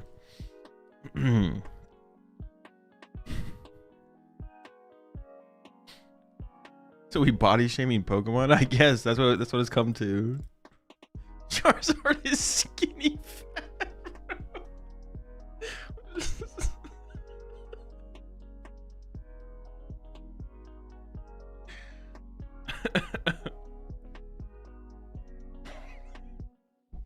Dude, why are you shitting on Charizard so bad? Don't laugh. We have Poke data for this. You wouldn't know because you don't play the game. Wouldn't Buzzwole be Mog Master? Well, maybe not Mog Master, but Frame Mog Master maybe.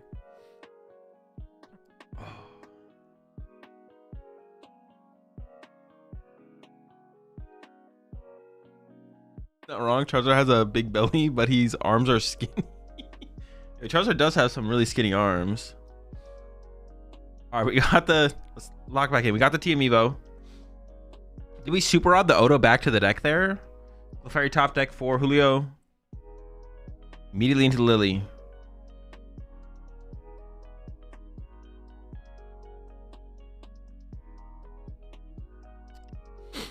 Oh.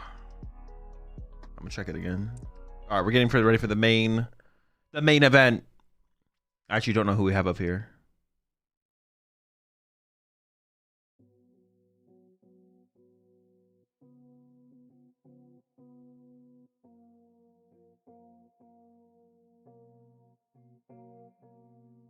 Oh, we got Mustafa versus, who is it? Toby Woolner.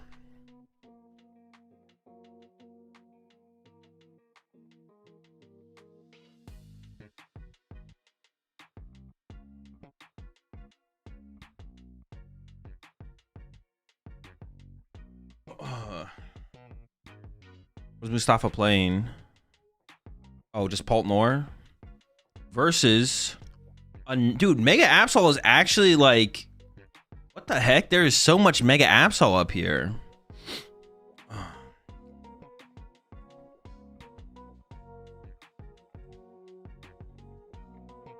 This matchup's close. I think this is Mega Absol favorite, but not by a ton.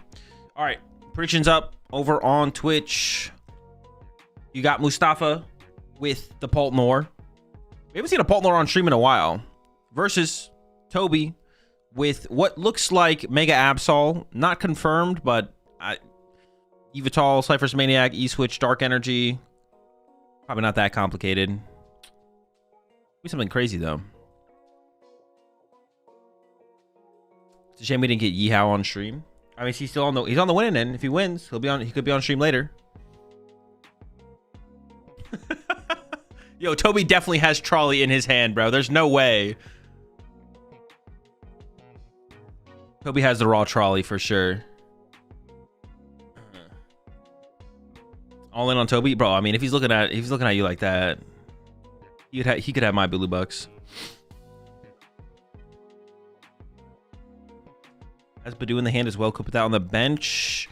He's just gonna pass though. Honestly, Badooing in this matchup isn't even something you really. Oh my. Okay, never mind. Okay, he does have Trolley in hand. Wait, is that even correct though? Actually, that might be a mistake. Well, now you could play Nest Ball, I guess, instead to just get Kangaskhan. Benching this. No, but okay, this is actually just a big mistake here from Toby, because well, unless you want to save the Trolley, but saving Trolley actually just kind of seems bad.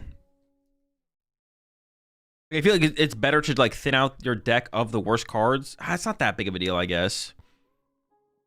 You get Iono'd. It's whatever. Does Toby have an energy right now? He does effectively have Trolley without Trolley. He might be an energy short though. No Duck. Oh, well, there's an energy if we didn't have it. Oh, we had a Vessel. Okay. You maybe still play the Vessel here, to be honest, if we have a card we're comfortable discarding. Let's give up an Iono here, because Badoo is likely on the next turn, obviously. Well, but I don't even know, like...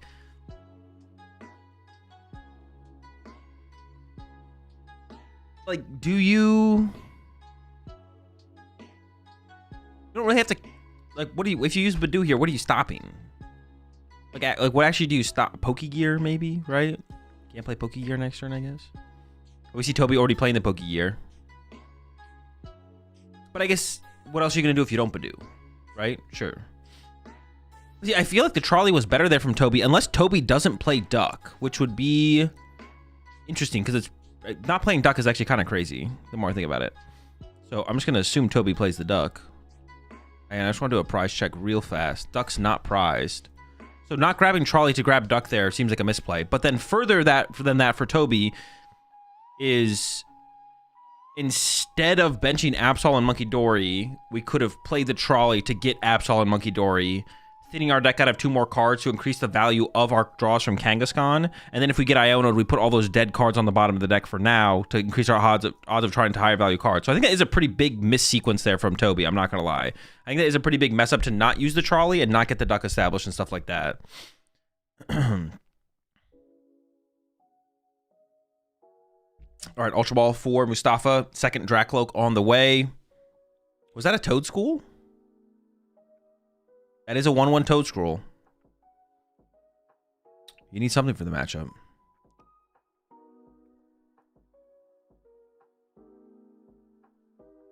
Second Dracloak.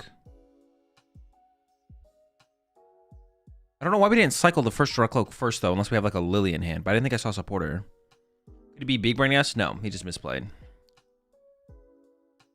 Unless there is, if there's no, but even if there's no Duck, like the trolley doesn't have that much value later on. Okay, if there's no Duck,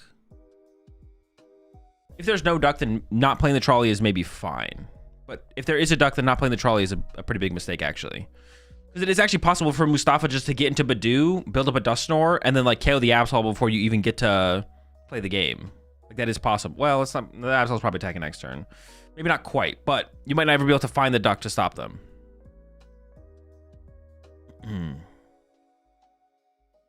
Okay, we had an Iono. Okay, I was curious for a second. Ooh, Ultra Ball, Toes. Oh, actually, we can get Duskull. I guess it's not that bad. Mustafa's circularly arranged dice are frame mogging Toby's randomly scattered dice. I see it. I see it. I see it.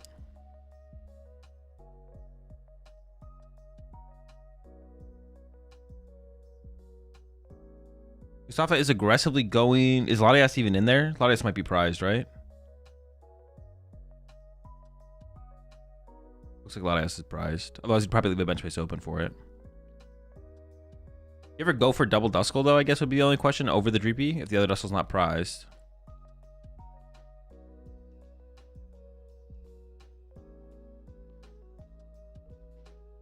Toby says he's just a malformed heart. I can see it. For Valentine's Day. You can't play double Duskull, that's bait for a Duck. I mean, I don't see a Duck. What Duck? All right, we got the energy for the retreat. Second Dracloak. Another Dracloak's pretty good. I don't even think that's a question, right? We're Loken. We don't have a draw supporter for next turn, but I think you always Loken here.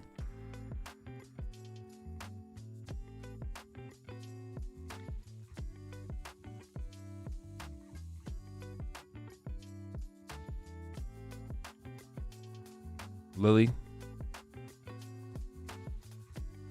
We already have a Lily. So you take the Duskull, I guess, to the Lily's back in the deck to increase your odds of drawing to another Lily. Oh, I guess you have to think about getting attacked here, actually, by Absol. So you actually do take the Lily. Oh. Yeah, the Lily should have been the grab there. Because now if we get Absol, we could lose our only draw supporter. If Toby goes for the attack here. Also, there was a Buddy Poffin in hand, so if we ever want to get access to the... See, now it does seem like Mustafa's like thinking about, wait, do I want to lose this energy? And that's why I was like questioning, like, even setting up Badoo. Like, should that Badoo be a Badoo, or should that Badoo be a Duskull, actually? It feels like Mustafa almost should have, like, made it be a Duskull instead. I don't hate the jamming tower to stop the second Turbo Energize, and then...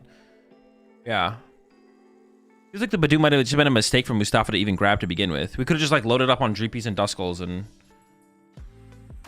Oh, wait a second, wait a second. Oh, I take it back, though, because we want to stop the Duck, right? I do actually. I think that is a mistake there from Mustafa. We should have held. We should have gone with Badoo this turn to stop the duck, and then next turn look for like the. Not next turn. We might have to go. We might have to go Badoo, and then look for Dusknoir. Yeah, because if we Badoo over 2 turns from Mustafa here, even if we burn 2 energy to do so, then on the following turn we can go Neo Upper Dusknoir, knock out the Absol. If there's no Gust on our Dusclops, I guess, but that's why second Duskull over Dreepy would have had value in that for that same reason as well. Possibly. Yeah.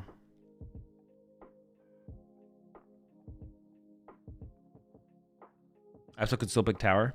No, the Tower play is probably correct, because even when you look at that hand, even if there's only 1 Lily in the hand, well, the thing is, if you're going to play the Tower, then the Lily definitely gets picked, right? I guess it's not 100% true. You could still take away the Dusclops. But why not just use the Trolley last turn? I mean, he should have. That was a bad sequence from Toby. That was a bad sequence from... yeah, bad sequence from Toby. We got the Absol attack available this turn. But looks like missed a duck. Oh, wait, what happened here?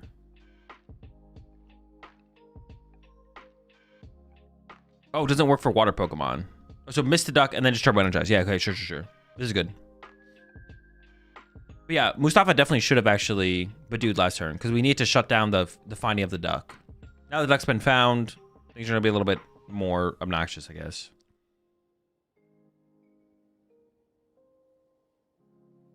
I've never seen the water effect of Calamitous Snowy Mountain actually take effect. So now for Mustafa, it just kind of comes down to like pressuring the Absol, right? Like we should, I guess KOing Monkey Doors is also okay.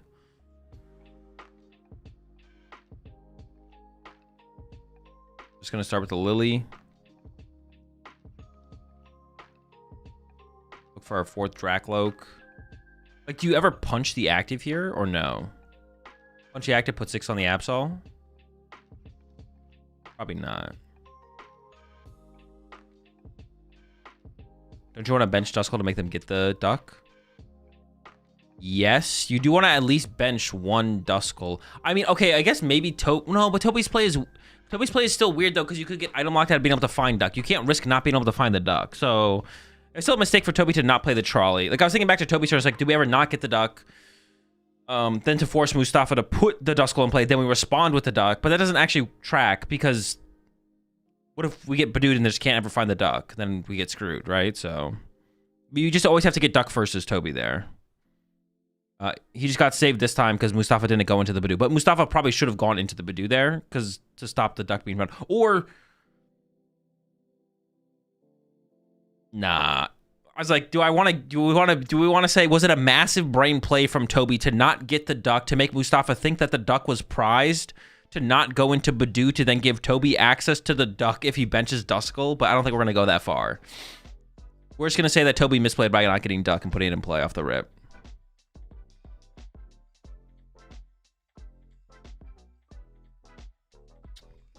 Yeah, I'm not going to go that far.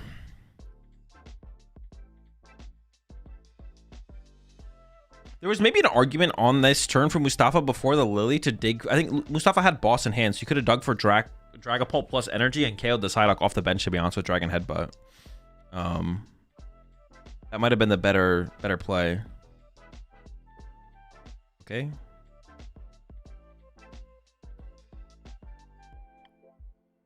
Yeah, we shouldn't evolve the Duskull for sure, no.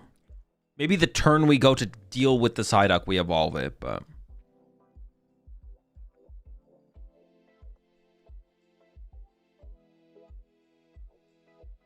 I feel like we should just commit 2 energy to Dragapult here, to be honest. I guess if the Dragapult gets boss punched, though, we could just hard retreat into a new one.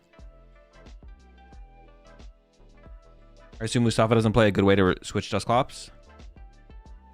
Maybe a Turo. Maybe a Turo. That would be it, though. All right. Got the mist. This does develop the damage.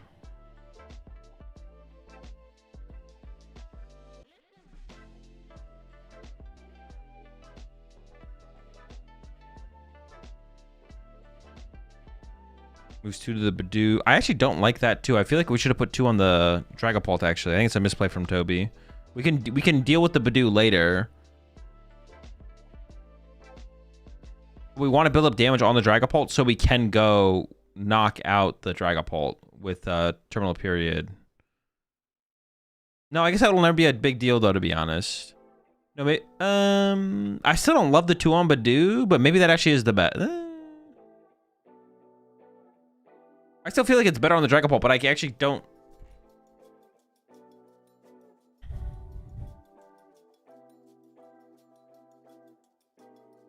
Maybe it's not better on the Dragapult, actually. Maybe it is better like this. Because if damage is ever going to stick in play, we're going to have like 200 damage on our Absol, right? Why did Loke take damage from the Luminous? Calamitous Snowy Mountain's only basics, right? Or am I wrong? I thought Calamitous Snowy Mountain was non-basic, non-water basic Pokemon.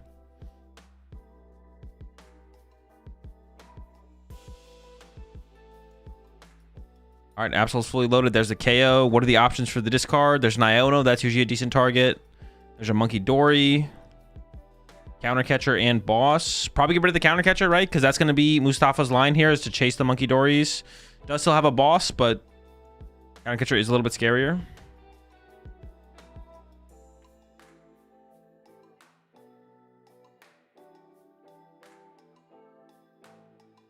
Let's go Charm Attach to Absol. A rare sight sometimes. You don't see that all the time.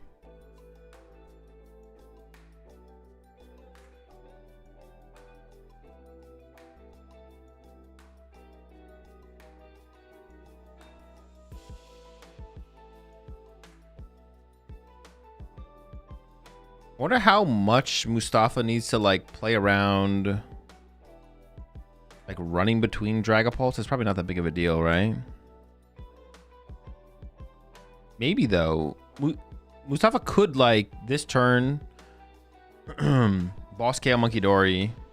And if that Dragapult gets punched, retreat, Boss KO, or maybe Counter Catcher this turn, Boss next turn.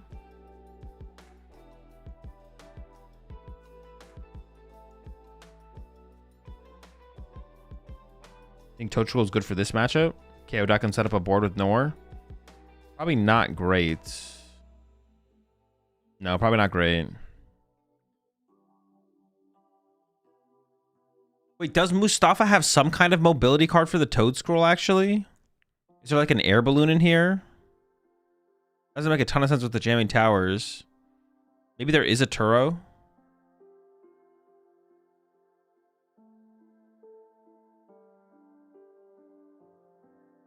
Maybe you just have to harder treat it. I don't see any mobility card in the deck there. Was Turo prize in the prize cards, maybe? Let's see.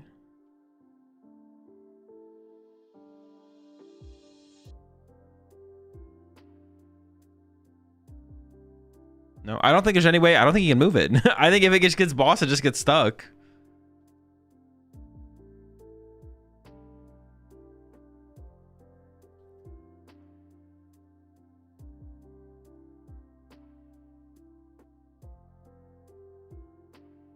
Sense of urgency this matchup? Minimal urgency. Minimal urgency. Maybe it's one Turo. I didn't see one. It might not be. It might not be anything, to be honest. All right, the Monkey Dory is getting established. Is it gonna be Monkey Dory plus KO Duck? Maybe that might be the line here. Just boss KO the Duck.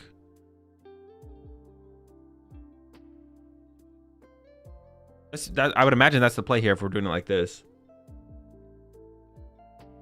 Yep, bring up the Duck.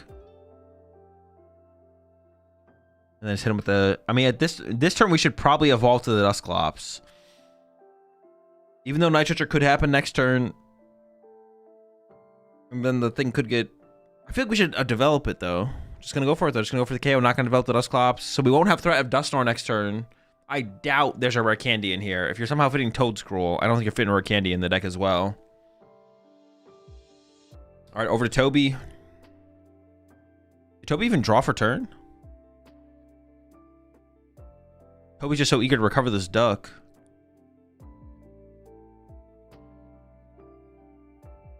Oh, now that Duck is thick. It's got a Bravery Charm.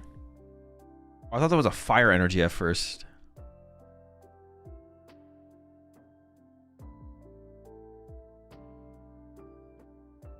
Dude, imagine being Psyduck in that Mega Absol deck, bro. Turn 1, You get trolleyed into play. You get the mist energy. You get bravery charms. You sit on the bench. You don't have to do any work. Like, literally, like, the Psyduck in Mega Absol has, like, the cushiest job, like, of all time. He's just straight chilling. Like, the good life? Yeah, he's just, like, princess treatment Psyduck.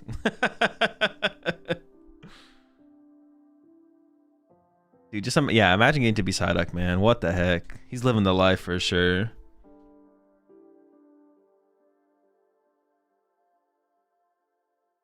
Actually, beachfront living.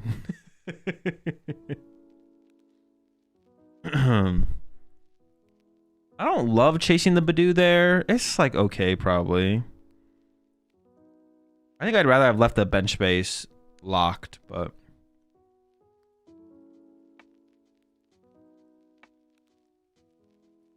Yeah, getting rid of counter catcher is pretty good. Second counter catcher gets discarded here.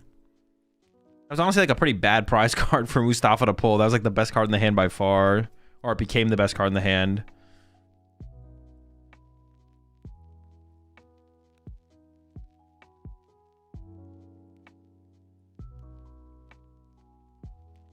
One prize card drawn so far for Mustafa.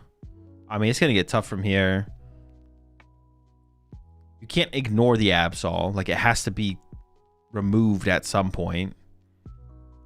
So it kind of feels like the lineup like needs to be punch Absol this turn, then you get terminal perioded, and then you Ursaluna's prize though. Mustafa prized Ursaluna. I guess currently with double Monkey Dory though, the Absol doesn't get out of range, does it? It'll be within range of 400 damage, even with 2 Monkey Dories. But if Toby plays Ice Cream, then you just kind of lose on the spot. And with 2 counter catchers gone, I mean, if you dig for like if you like Gus this turn as Mustafa, I just don't see how you ever win. We see the Iono though, so it doesn't even dig for the boss. Have we played E-Hammer?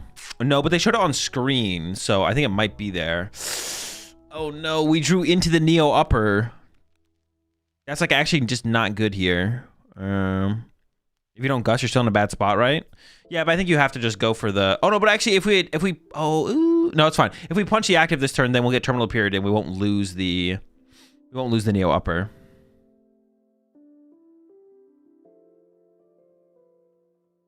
Drew into Jamming Tower as well, so maybe there's something with that.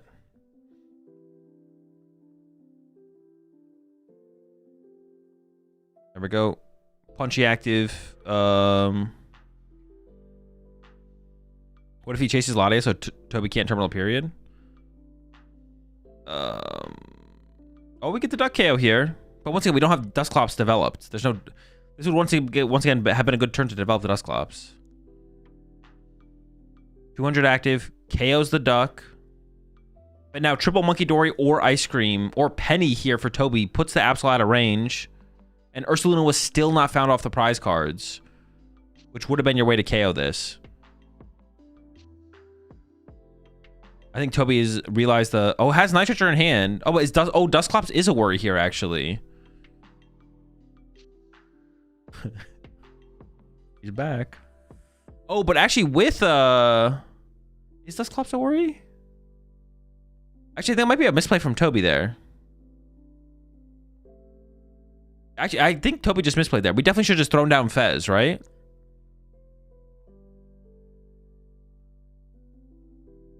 Who cares about the Duck? You can't use Dusclops. Wait, why did we get the Duck there? You can't Dusclops. You're down to 1 prize card. Wait, no. Yeah, that plays even worse than I thought. Oh, no. I mean, this gives an opportunity to Mustafa, though. You can just go evolve Neo upper, knockout Iona to 1. Yeah, and with no Fez on board, that much less draw power, right? Hoochler's just game, right? No, 4 prize cards left for Mustafa. Oh, no, wait. What the fuck? It is game. He has 4 prize cards.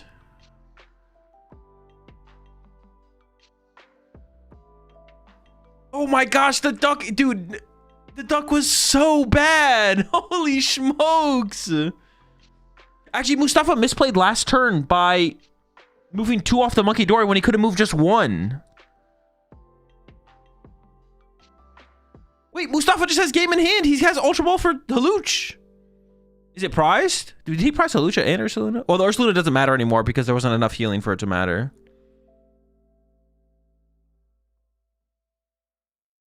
Hawlucha is not prized. Yeah, Mustafa could have left 1 damage on the Monkey Dory on the bench. Yeah, I think Mustafa sees the play. It looks like he sees it. Gonna get it. At first, I don't think he saw it initially, but I think as he looked at the board, he was like, "Dude, the duck bench. Oh my gosh, dude, that was so funny though. Like, dude, the duck play just kept getting worse and worse the more I thought about it. It was like, wait a second. I think we just want pheasant play, even if they can pop a Dusclops. I don't think that matters. Wait, hold on though. We're going down to 1 prize card. You can't pop Dusclops. You would lose the game. Wait, if you put the duck in the play, your opponent can win the game. Oh, no. Toby's got to lock in. And also, urgency is a big factor here now. There's not that much time left in this game. Neither player's been playing particularly fast. I actually am concerned for Mustafa potentially getting like a warning, though. He is playing pretty slow. So he specifically needs to step it up a little bit, probably, to just avoid, to make sure he doesn't get a warning. Or if he has previous warnings, then it would be worse.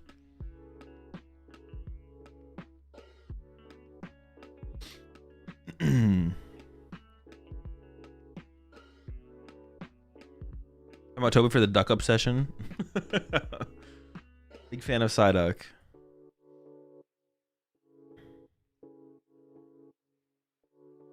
Man, this game felt like it was looking so bad for Mustafa as well, but yeah, overextension there for Toby. Tunnel vision on the duck. Definitely duck tunnel vision from Toby. All right. Okay, then that makes sense. I was like, did Mustafa choose first? But no, Toby chose second. I was confused for a second, though. I'm not gonna lie.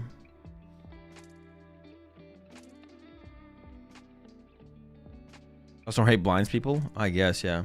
Ursaluna prized again for Mustafa, which I feel like is actually in this matchup a pretty big deal to like be able to just be like, all right, I'm just gonna get through your Absol. I'm obviously gonna give you a ton of prize cards to do it, but Ursaluna Monkey Dory also could be pretty big. Ursaluna Monkey Dory, or Ursaluna and Counter Catcher are the top 2 prize cards. That's what I meant to say. Can Toby even win the set now? I mean, there needs to be some insane urgency on both sides for a game 3 to finish, to be honest. But the urgency has to like start now. The urgency can't start in game 3 or when you realize you've won or lost game 2. Like, the urgency from both players has to start now if there wants to be potentially time for a game 3. Oh, we actually have the turn 1 jamming. Oof, that could be huge if Toby doesn't have a counter stadium. We have the Arvin. We have whatever that card is. That's a nest ball. I bet it's a tie for them. A tie puts them both out of top cut. There needs to be there has to be a winner in this game. Oh, Toby does play the enhanced hammer. Yeah, it is in there. I think Mustafa's okay with it not being a game 3. Well, not if it means he doesn't win game 2 though. You appreciate 3 months there, Tangelos. Is the man, the mythic streamer himself, Azul? It is. Appreciate the 3 months. Yeah, a tie means both players with cut. Win gets them in cut. Tie or loss is out of cut.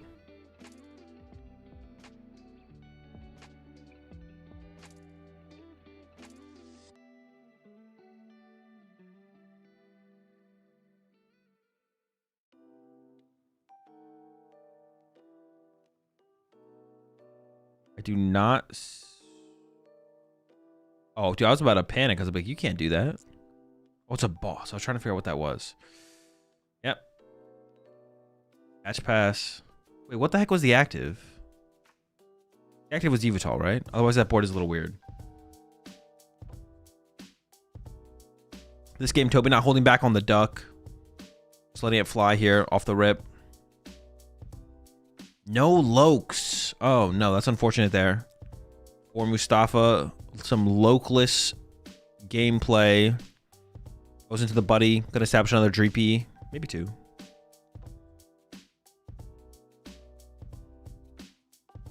I mean, you could go for if all the Draklokes are in there. I mean, why not? Why wouldn't he hold the Energize? It doesn't discard because of Jamming Tower. Jamming Tower will keep it in play for you. So now you're hoping to find a Stadium plus an Energy on the following turn to be able to utilize it.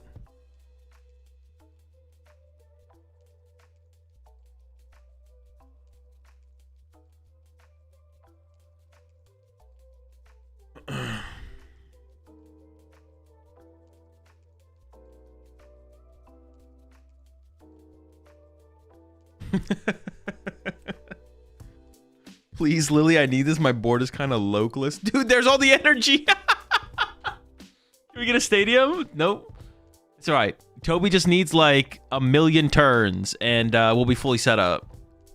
Attach to the Monkey Dory.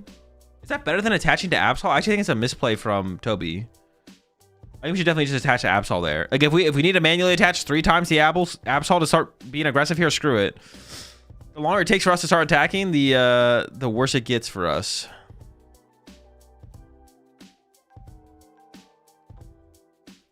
No, the Energize falls off at the end of your turn. The card specifies it discards at the end of your turn. So the end of your opponent's turn is not the end of your turn.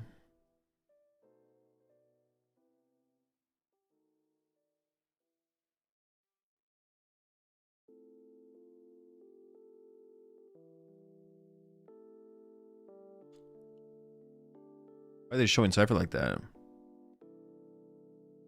I'm trying to hold some damage to hopefully OKO a Pult. That is also true. Although, it's kind of weird though against Pult, to be honest.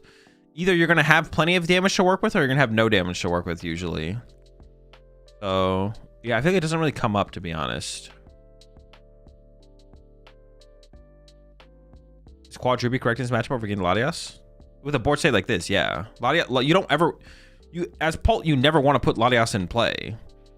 You put Latias in play to get into Badoo. That's it. And if you don't need it to get into Badoo or chain Badoos, you never get the card because the card is just terrible. Until like late game to like reset Ursaluna or something. But with this board state, Mustafa is not under any threat and has 3 energy built up for potential pivots. If the Badoo somehow got KO'd, you have 3 energy in play already. You're so far ahead on energy attachments, you don't even care.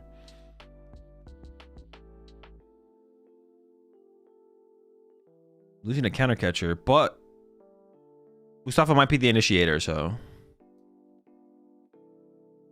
Yeah, Mustafa could just start to get super aggressive here, actually.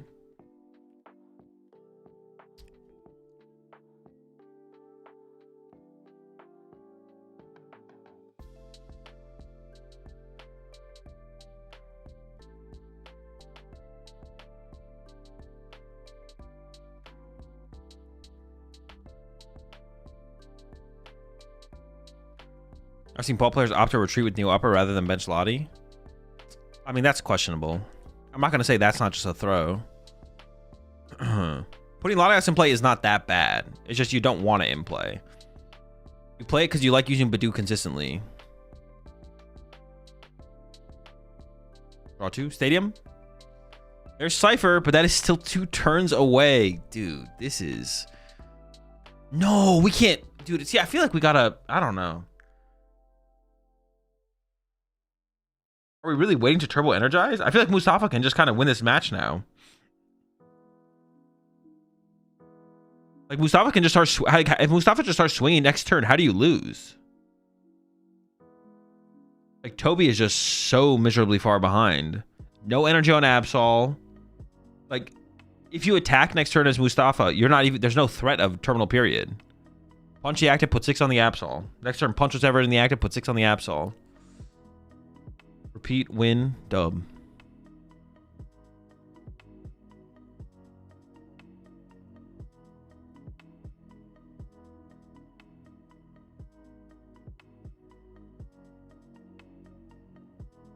I assume there's a stadium in the mix there. There's a pass. Was it Stadium Penny? So we're going to reset the Kangaskhan and then get it back into the active and then turbo energize? Yeah, I don't see any reason for Mustafa to not get aggressive here. Let's see what he opts for. At the Dragon Pult. You have boss, so you could... I don't even think you boss here, though, if you're Mustafa. Unless you're going to boss KO the duck. Which there could be an argument for, I guess.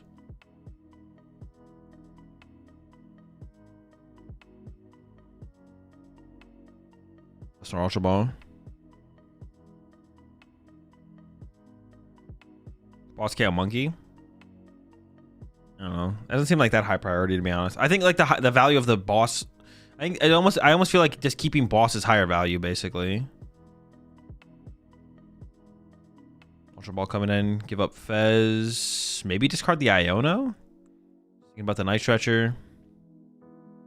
I thought it was boss into Absol. No, that's so weak to Penny. And you just saw a Cypher get played, so you know there's a Stadium on top of the deck, so if there's just a Penny in hand, then it just gets... Oh, I guess that... Well, it's extremely weak to Penny because you used a boss and you got pennied against. If you punch the active, you at least still have the boss for later. So, I think you just punch the active here as Mustafa and conserve the boss, to be honest. That's like the biggest thing it's not about what we're punching or what we're not punching. It's the fact that we can punch and not use a boss is the biggest thing here, to be honest.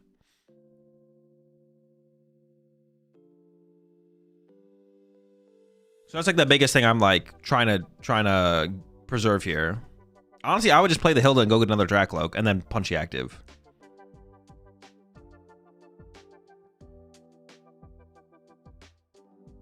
Because anything you boss and don't KO could be pennied. If you're going to play boss here, I think it is to boss Monkey Dory.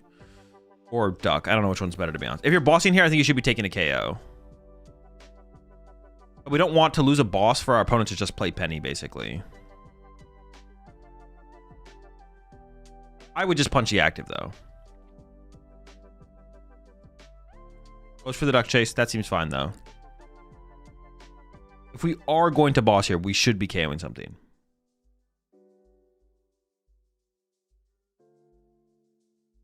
And I think you could get aggressive with the damage here as well as from Mustafa. Well, I guess the question would have been, it looks like Mustafa chose Phantom Dive. I was going to say we could choose between Jet Headbutt and Phantom Dive. But we just throw 6 on the Monkey Dory here, to be honest. Oh, he was deciding between the two there. Went with the Jet Headbutt. Okay, seems fine.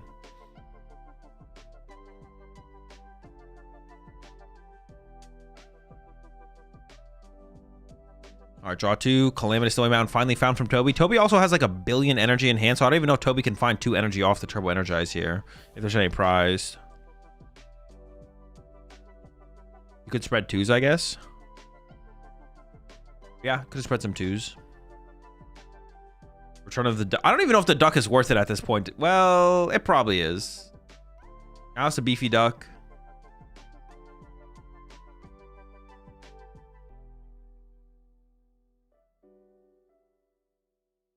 Yeah, once again, I don't know. Saving the boss also seemed just really, really good there from Mustafa. We'll see how it plays out. But yeah, like last turn, like I kind of like... yeah, there's only one... Oh my gosh, there's only 1 Dark Energy in the deck. Bro, this is brutal. Yeah, like just punching the Kangaskhan instead and then put 6 on the Monkey Dory or something like that on the previous turn. I don't know. I mean, this works too. I mean, kind of. I don't know. Like, okay. But now we just have 1 less boss.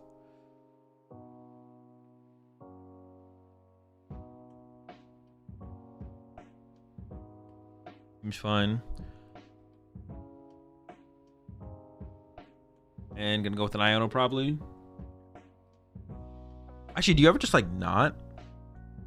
Maybe not. Yeah, do you ever just like hold the hand, to be honest? The hand just has a bunch of... Well, no, I guess you want to take away the top possibility of like Penny though from Toby, right? But the thing is... no, I guess you are going to get Terminal Period. Well, no, you might get Terminal Perioded. If you Iono, there's less of a chance you get Terminal Perioded, right? There's a way less chance that you get Terminal Perioded here if you play the Iono. You have to assume all the energy's in Toby's hand. That is true. You know where most of the energy is as well. Which makes Iono that much better, maybe, right? You don't know how many energy are prized here as Mustafa, but you know they're all in the hand. So if you Iono here, there's a chance Toby can't find an energy for next turn, right? I feel like the Iono is maybe the better play here from Mustafa. Because now you know the energy's in the hand. The hand is bigger. Higher chance of like a Penny E-Switch combo play happening, right?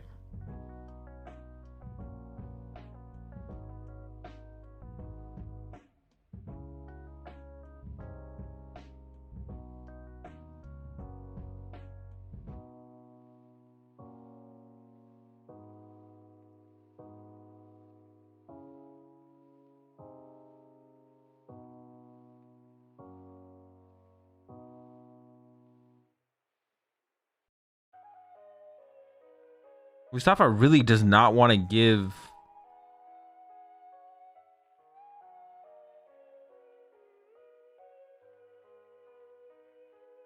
Just slows it down, goes back into the Badoo. I don't hate this for Toby, though, to be honest. I don't know about that play from Mustafa.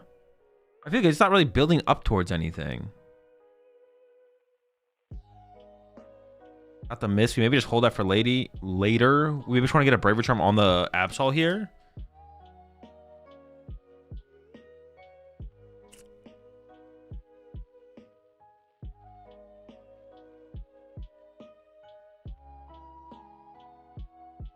I feel like Mustafa did not properly take advantage of. I feel like Mustafa did not properly take advantage of Toby's slow start by just punching stuff. Like, the way Mustafa is playing seems correct if Toby had like a fully board setup with like a 3 energy Absol, 2 energy on, or 2 Monkey Dories fully set up. But last turn Toby had an energy on an Absol and 1 Monkey Dory with a Dark, and so it was possible for Toby to have the full combo. But if you just play Iono and punch, like, I don't know. And even if Toby has the combo, I feel like you're not sweating it. I don't know. But I think that goes back even to like the boss duck turn where Mustafa could have just like punched. And I think that would have been probably better from Mustafa. Just to punch a 3 prize Pokemon, put 6 damage on the Monkey Dory, and just keep punching. Save your boss, keep punching. I feel like he is like playing the matchup properly for like the average situation, but he's not taking advantage of the board state in front of him. Now for where he's at, this is becoming like more typical as to like what you're usually having to deal with in the matchup, but what does Charm really do on Absol in this matchup? You can like triple Monkey Dory and get outside of 2-hit KO range of Pulse. Would boss the Monkey make sense? Bossing Monkey becomes kind of weird here for Mustafa because you only have 1 boss left and you're ahead on the prize exchange, which means you just start running out of Gust.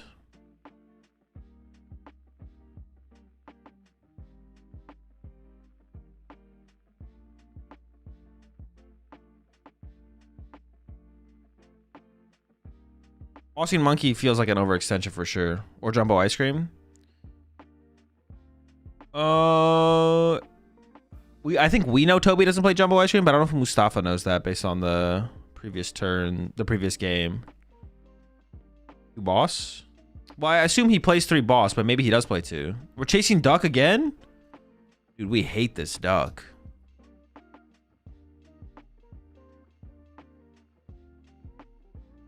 So now you have to spread the damage wide here as Mustafa.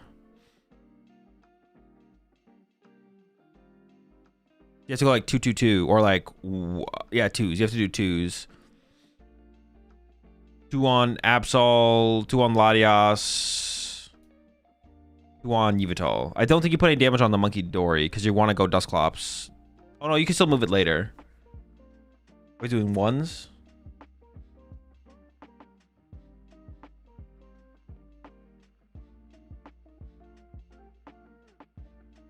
Two on Absol.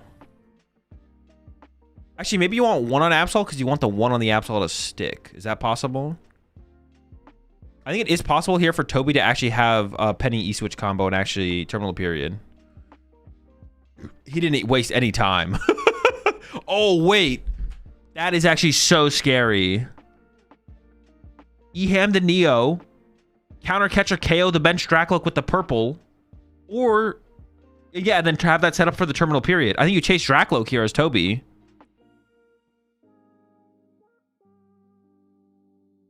Oh, the E-Ham is actually... Terminal Period this? No, I actually don't like this from Toby. Because now... Wait, why don't I like this?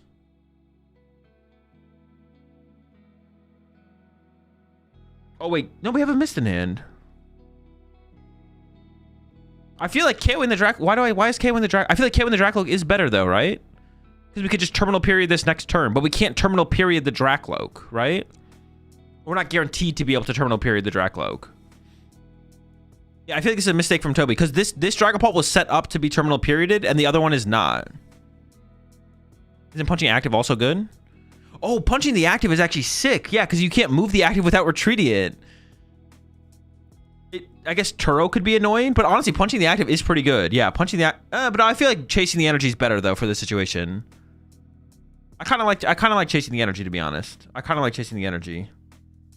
But I think I would chase the Dracloak. I think I would chase the Dracloak because that Dragapult's set up to be terminal perioded, and this Dracloak that's going to become a Dragapult is not. So.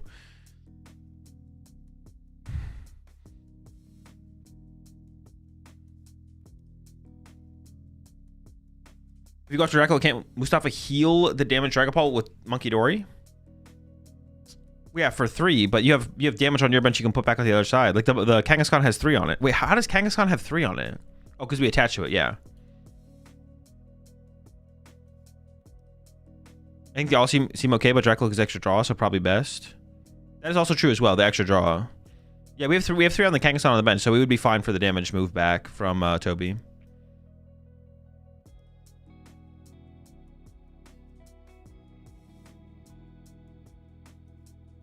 There's always Monkey Door E-switch to terminal period. Yeah, but it's just like so much less likely.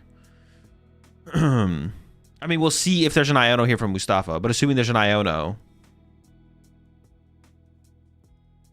Mustafa can also pop Dusclops. Oh, Mustafa can draw 3 prize cards this turn. Mustafa can go pop Dusclops on Monkey Dory, counter catcher Latias, KO Latias, KO Monkey Dory, go down to 1, Iono to 3. And then you have your boss Yveltal away from winning. But your Ursaluna is still prized. No, but there's no damage for a terminal period. That sounds pretty good to me. What constitutes slow plays? Are a set amount of time between actions? Slow play is when you're just taking too long, irrelevant if you're doing it intentionally or not, or even if you're not taking like technically longer than like as much time as you could take in the rules. If they think that you're intentionally just trying to burn the clock as opposed to actually thinking or progress something. I have no idea what the judges are saying to the players here. But the deck needs to be shuffled, I'm pretty sure. I could be wrong.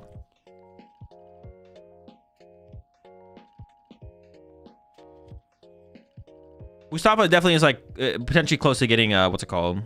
Penalty or warning at least. I don't know about penalty.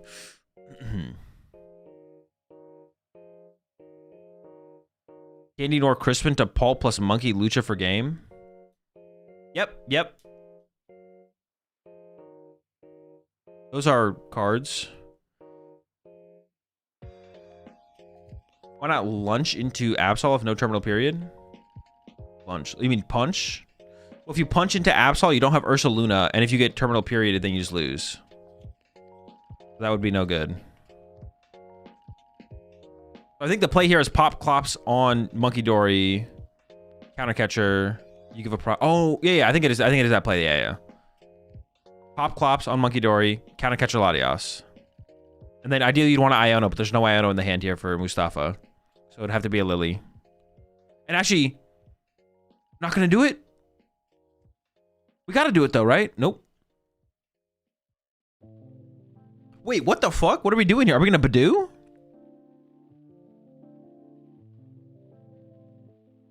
You can't punch the Absol here, and your Ursaluna's... You could punch Absol here if your Ursaluna wasn't prized, but the Ursaluna is prized.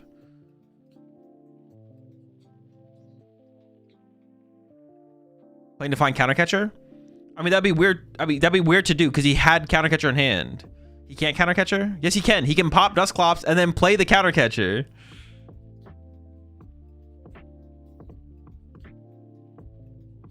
He just needed to do the play. But he just, I don't know, he just didn't do it. But he needs to do something. He can't just punch. If he punches Absol here, he literally just loses. Maybe he's going to Badoo the Absol and wait for an Iono on the next turn, but then you could lose resources to a Claw of Darkness. Is he actually going to Badoo? Yeah, he's just going to Badoo. But now Claw of Darkness gets involved.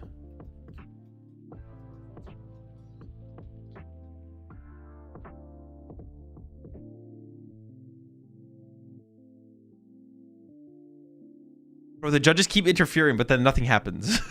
The judges keep interrupting the play.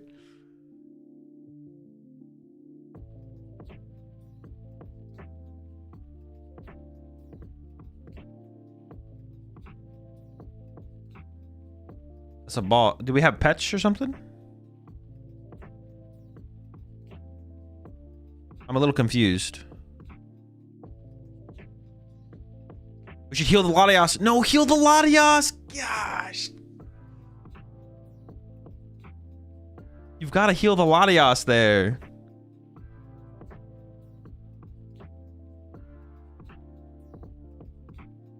Oh, Toby's just going in. All right, it's fine with me. I don't know why we didn't do this with Absol, though. We had all those cards in hand, didn't we? Did we not? Maybe we didn't have a boss. Maybe we didn't have a boss. Oh, they added more time to the clock. Yeah. Mustafa definitely got a slow play warning. Mustafa got a slow play warning, and then they added time to the clock. I don't think he had boss. Okay, that makes sense then. If he didn't have boss, going to the Kangaskhan makes sense. Moving the 3 off the Kangaskhan is still a bad play, though, from Toby. Definitely should have moved the 10 off the Latias.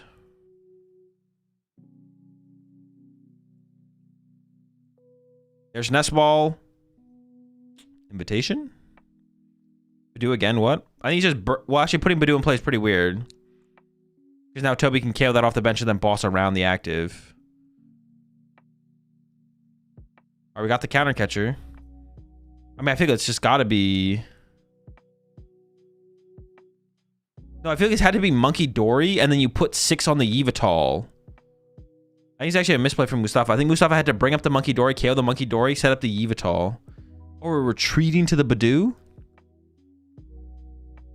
Dude, I just do not like how Mustafa approached this game at all, man. I feel like he could have been so... Like, he just did... Yeah, I don't know.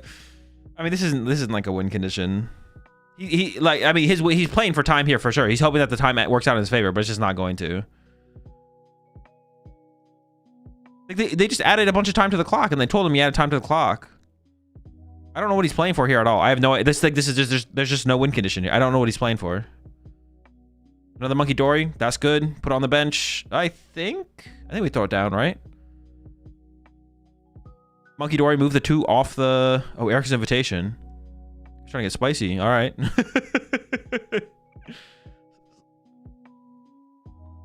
Someone could donk someone in game 3. Can we play the game? Dude, someone do something. This is making me... What? No, move the 20... He's not attacking? Shouldn't we just move 20? Shouldn't we just bench Monkey Dory, move 20 to Dragapult, KO the Badoo? He's playing around Monkey Dory from Mustafa when Mustafa has 1 energy on a Dragapult? Brother, no. Just swing. He can't attach to Dragapult and Monkey Dory in the same turn. Why'd they add time? Because Mustafa was taking too long. Mustafa got a warning for slow play, and then they added time to the clock. Dude, this game is tilting me, man. This match is a tilter for sure. Playing around Crispin. Crispin! Dude, nobody wants us to just swing, bro. Who is Gustavo? That's what I've been saying, bro. Who is Gustavo? We got a Night Switcher here for Mustafa. But you can't recover Duskull. Your Badoo dies next turn. Okay, we're going for Fez. But we can't use Fez. A Dracloak would have been better than Fez, right?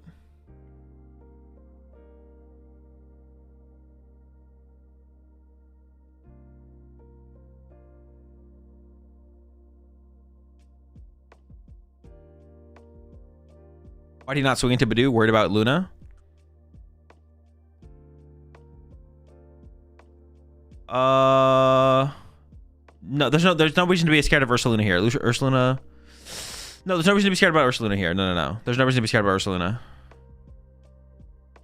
I don't know why we didn't bench the... Maybe he's out of energy?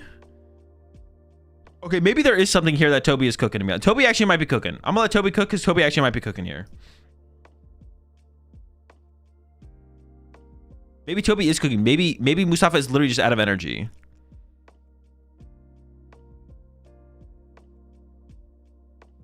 It is just game. He does have boss in hand, but... No, but he doesn't have no energy. We just literally saw 2 energy in the hand for Mustafa. Like, no. Toby knows that he has energy left. Toby wins next turn? Yeah, Toby wins next turn now, yeah. But I feel like, but okay. All right, I still disagree with Toby's play though, because we don't have enough time if we want to win the match. And sure, it is likely no one wins game 3. Yeah, it's likely no one wins game 3, but we should play for the win. Like, it's likely to be a tie, but we should play for the win. So I still disagree with Toby's play to like play it this way, even if there is some validity to it if you had more time, because even if we have a time to win this game, we don't have time to win the match. Like, Toby just needs to draw prize cards and just play the game. So we have time for game 3, but now we have less time in game 3. So now it literally needs to be like a donk instead of like running him over with Absol or something.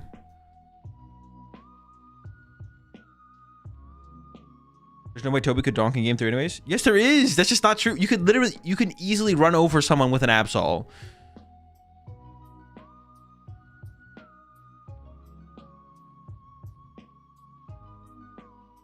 Honestly, well, it's a little bit it's way less likely on Mustafa's side, but on Toby's side, it is super reasonable to just run the game, just run him over with an Absol really quickly. 100% possible.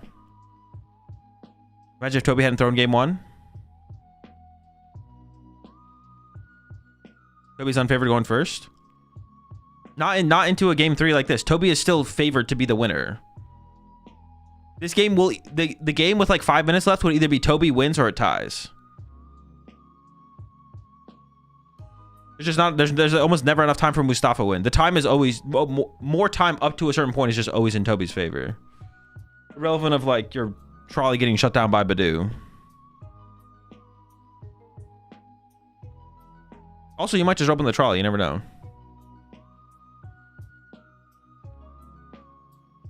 Double cipher for the next turn. Sure, why not? All right, I don't know about playing the stadium. All right. The playing the stadium is a little bit... That's a little bit much. He's doing too much.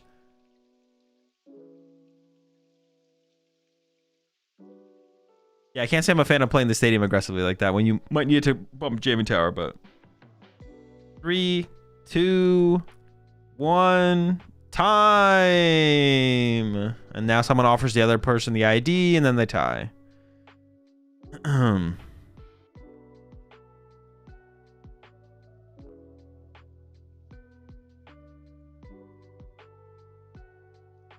Yo, y'all need to chill, bro. Mustafa's playing slow. He got his warning. It's not that big of a deal.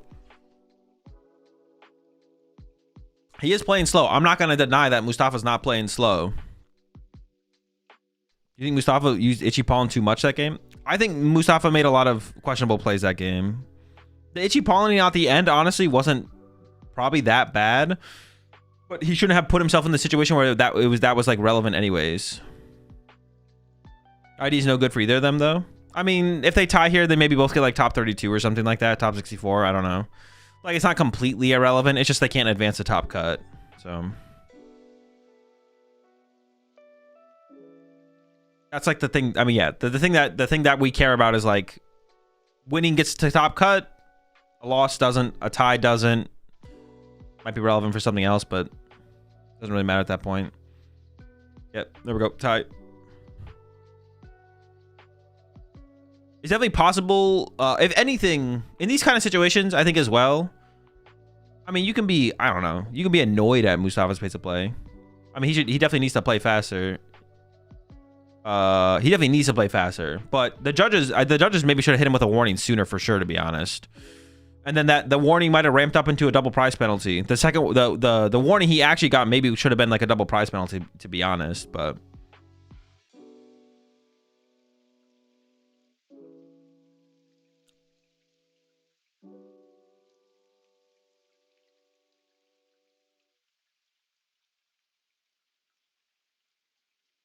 who got the pace of play warning?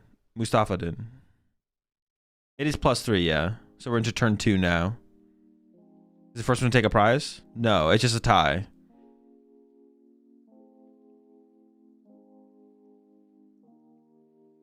Knowing you can't win, would you ever concede to the opponents to let them get top cut? No.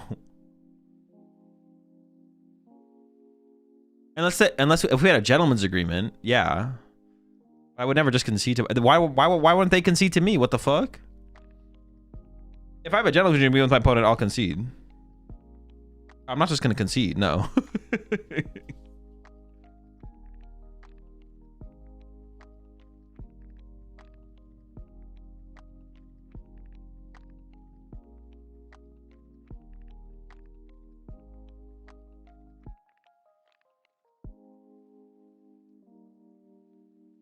Mustafa showing him he has plenty of Dreepies to survive the next Claw of Darkness.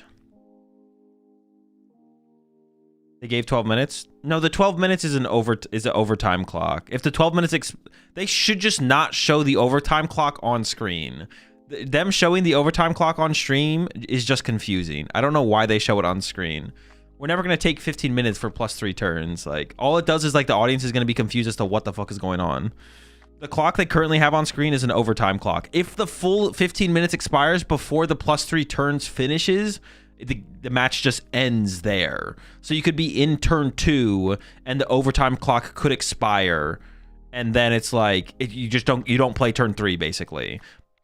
But that's never gonna happen because 3 turns taking 15 minutes without a judge intervening, being like, all right, you're both DQ'd and banned from the Pokemon TCG is crazy. So the fact that they show the clock on screen is just super silly because all it does is confuse the viewer.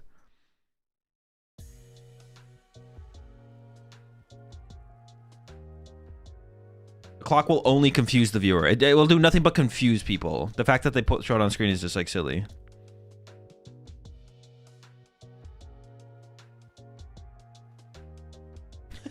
Monkey Dory getting in there.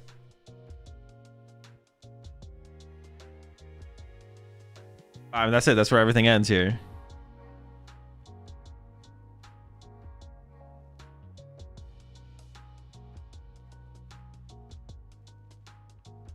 Mustafa's playing normal speed.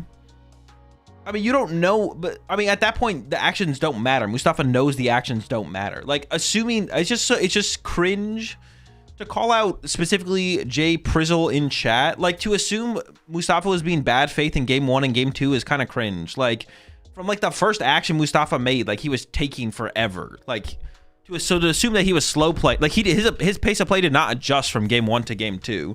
So to assume he was being malicious with his play is cringe. Now, does that mean he should be able to play as slow as he did? No, and that's why he got a warning.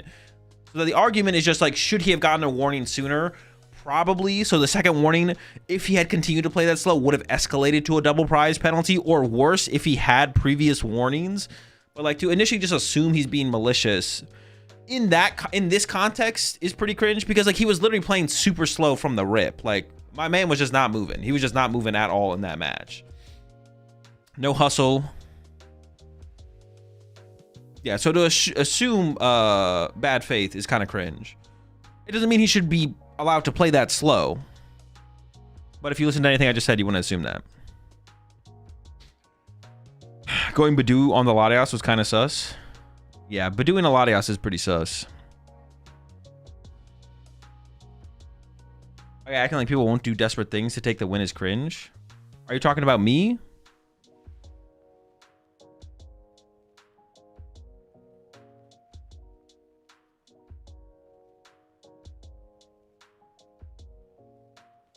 Does it matter if your opponent's slow played or not? 100% through by benching duck in game 1. Yeah, I mean, but both things can be true, right? Like, Toby's biggest takeaway from this match should be how he threw the game. For sure. Like, Toby's biggest takeaway from this match should 100% be how he threw the game. It doesn't mean Mustafa maybe shouldn't have gotten a warning sooner. And if he had continued to play at the rate that he was, maybe it should have been a double prize penalty.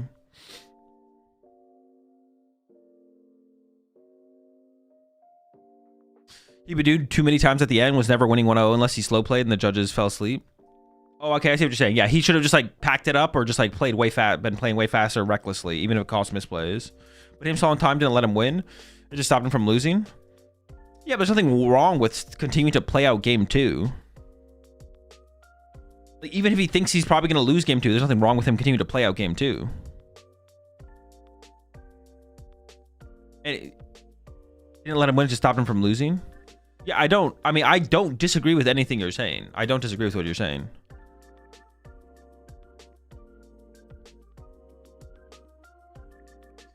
That too, but I mean, he should have been more aggressive attacking with Dragapult over Badoo. Yeah, I don't like the way he handled like the early game at all. Like from turn 3 on, I think Mustafa was making mistakes. You just need to start punching. We just gotta start punching. Play an Iono, punch a Kangaskhan.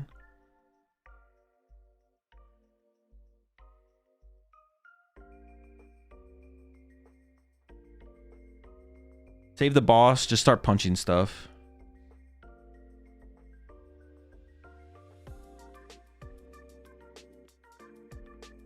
Prediction results. Oh, was it a tie? So cringe.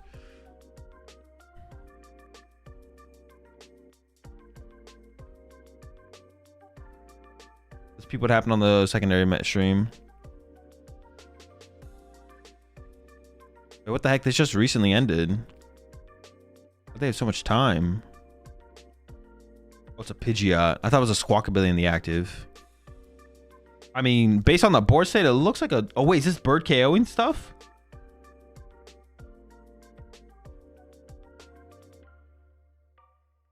Oh, shoot. Kyle needs to draw into an energy off of Iono? Hold up. This is getting into... Does the Mew die to the... Oh, no, wait. We're drawing... Oh, 2. Energy? No Fez, no Pidgeot? Oh, Fez, hold up. We're not done.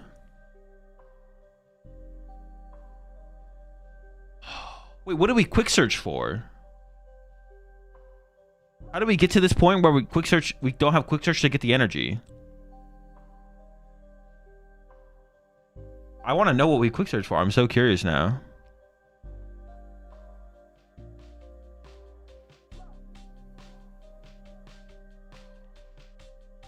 Oh, it was the next... Dude, there's so many energy in the deck. But he actually had like really good odds.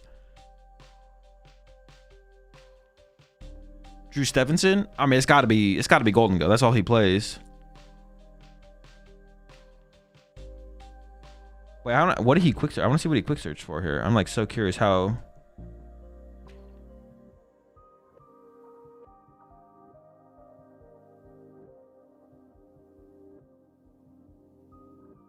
We quick search for a secret box? Okay, maybe that makes sense. Quick search for secret box seems like it'd be reasonable there.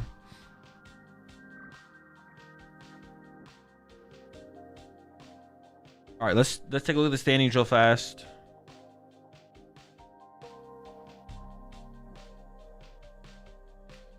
All right, looks like our top cut is set. 10-player top cut. So we've got Julio with Guardy, Liam with Zoroark, Lucas with Mega Absol, Jackson with Charizard, Oscar with Jackson with Terrazard, Poltzard for Oscar, Zoroark for Christian, Golden Go for Drew, Mega Absol for Edwin, Mega Absol for Daichi, and Gardevoir for Makani. So Mega Absol is the most represented deck in cut. 3 Mega Absol, 2 Gardevoir, 3 Mega Absol, 2 Gardevoir, 1 Golden Go, 1 Poltzard, 1 Terrazard, 2 Zoroark. That's too many decks. No, that's 10. No Polt Nor. I think there's another big deck missing. No Polt Nor, no... I mean, no Grimmsnarl, obviously, but everyone could have predicted that. No, it's just no Polt Nor. No, Polt Nor's the big one, right?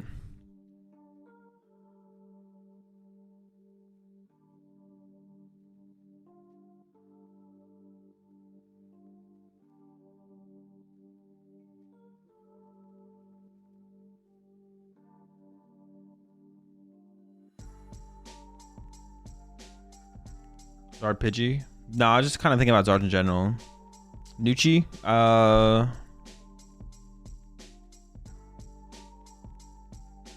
128 and 4.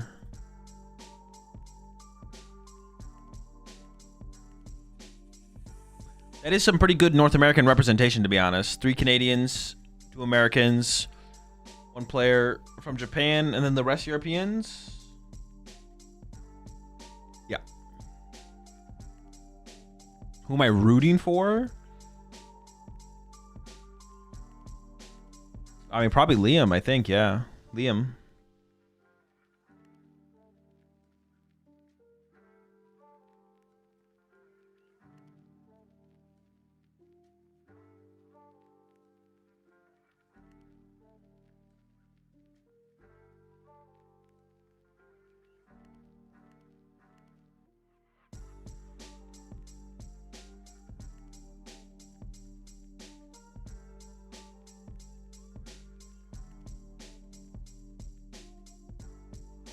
Jackson is playing Terrazard, yeah. Liam is Darman and Tanzark, yes. Any unexpected decks in cut?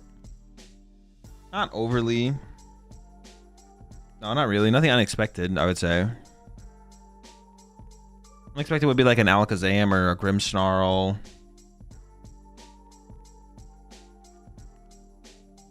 Also, we have two ASIM cuts or two ASIM matches, right? We have Liam versus Lucas. Mega Absol versus Zork. And then we have Jackson versus Julio. Terrazard versus Gardevoir.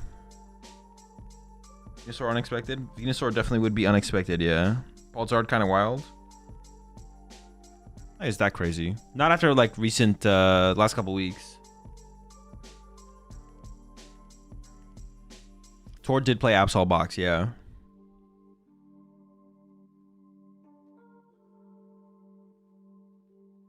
Balzard, no Paltnor is kind of wild to me.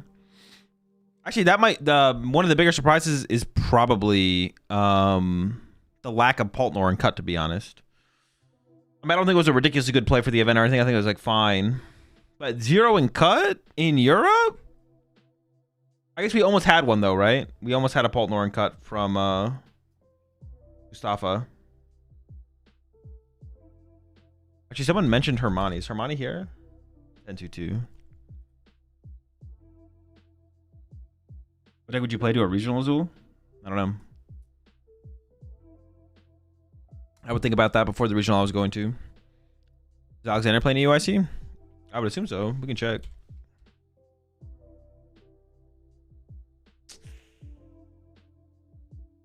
Yes. 4-4. Bad phase 1. Rough phase 1. Did Henry Brand go? I think so. Yeah. 7-6.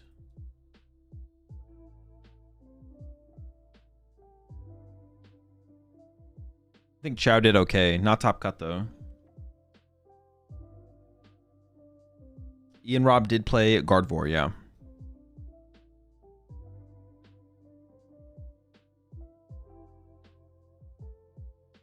Control F for us? Nah. Y'all can go look it up yourself from here on out. More than half the Australian players made day 2. Crazy. I mean, when everyone from your region cheats, like, it's pretty easy. Like, they have a massive advantage over, like, the general player base. Especially when, like, the judges refuse to do anything about it. Just let them get away with it. Who's better with Zorak, Liam, or Labella? Liam. I mean, it's not really there's not much. I don't think it's really that big of a competition, though.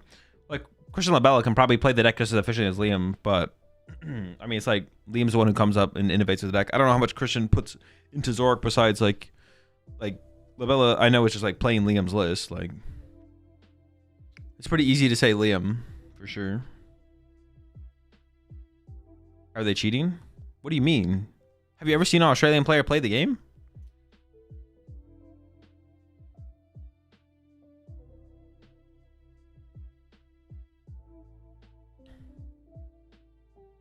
Has Labella won a major with Zorak yet? No. Not specifically Zorak. That was the last round of Swiss, so we're just waiting for top cut. And we'll see what matches they plan to show us. They might not show us a asymmetrical rule match. They might just show us top 8 and then top... They probably show us like top 8, top 8, top 4, top 4, to be honest. They go like top 8 on the side of the bracket without the asym match. And then go to that side and then go top 4 or something like that, maybe. So we have like 2 or 3 more rounds, probably, stream matches to watch.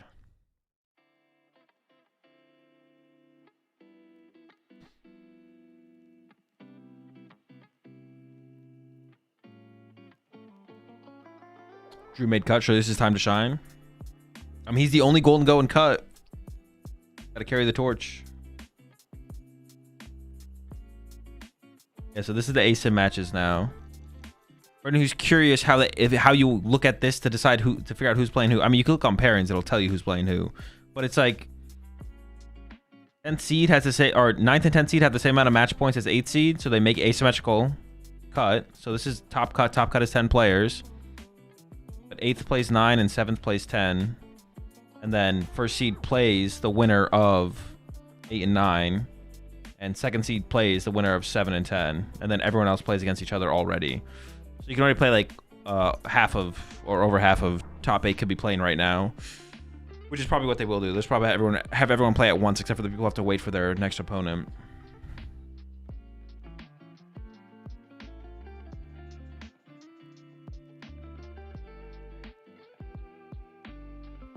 There will be a game on stream soon, yeah. Just have to set it up. Actually, we can cut over to the...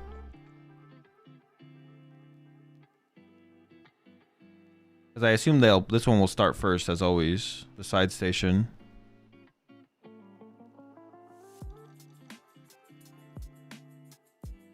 Toad Scrolly X does not stop Roaring Scream, no. It is open deck list.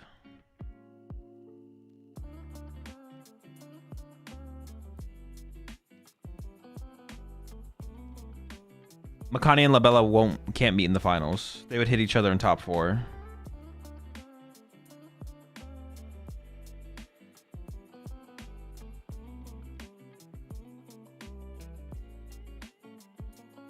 Yeah. It was a tie, so fails a lot. Optimal outcome. What does it mean with open or closed deck lists? That everyone can see what they're playing? Yeah, you see your opponent's deck list. Like they'll like give each other a sheet with all the cards on it.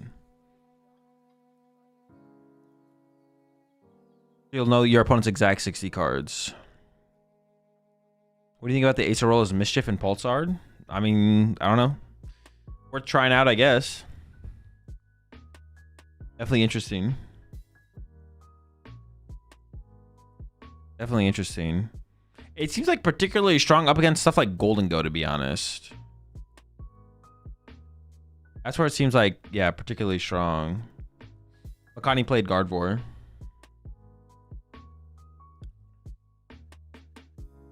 You have like 3 minutes to study. I actually think it's part of your 2-minute setup, I'm pretty sure. Like during your 2 minutes to set up the game, you have that much, in that time you have some of that time to study your opponent's deck list. I'm actually not 100% sure where it fits in the rules for how much time you actually get.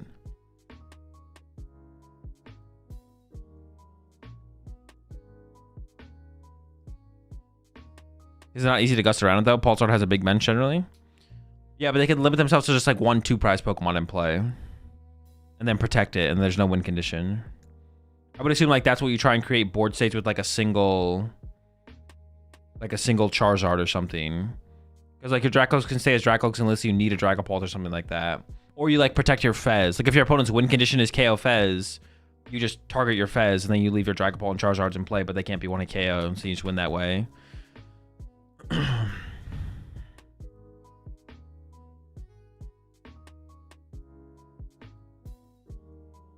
It's gonna be hard to find when you want the Acerola though, right? Not really, no. Like, no, not really, no. Oh, hard to find. I thought you meant like hard to find the target. I was like, no, I think you just picked the right target and play. I was like, your statement confused me because I was like, no, I don't think so. Hard to find it? I mean, maybe. I mean, you got Dracloaks. You see a lot of cards. If you whiff it, maybe you find Iono and Iono saves you.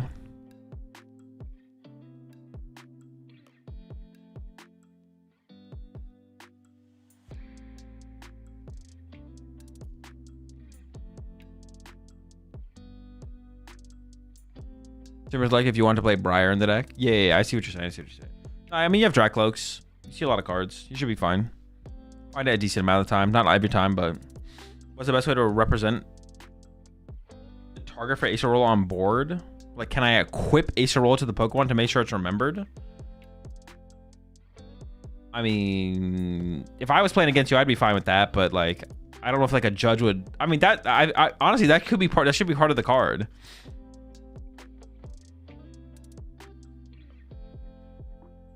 I feel like it's possible a judge could tell you you can't do that, but it seems reasonable to me.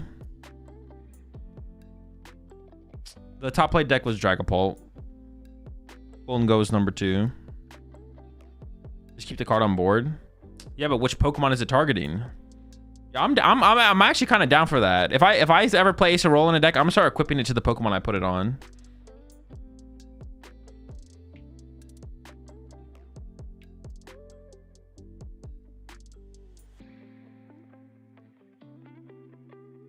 The only issue with that is that Ace Roll could be put back into the deck with Palpet potentially. I mean, then just take it off the Pokemon and put it back in the deck. There's no issue here. What if you played it and then Palpet it back into the deck right away? Then put it back in the deck. Why are you guys making this complicated, bro? Listen, when we play the Acerola, we attach it to our Pokemon. And if it somehow should be put back in the deck, then just put it back in the deck. And remember, y'all are just taking away the fun from everything, man. You all are just not fun. Y'all are just not fun. That's what it is. Y'all just don't want to have fun. I'm going to put an Acerola on my Pokemon to equip it, and then you're going to play Palpad for me and force me to put it in my deck. Like, that's literally what you guys want.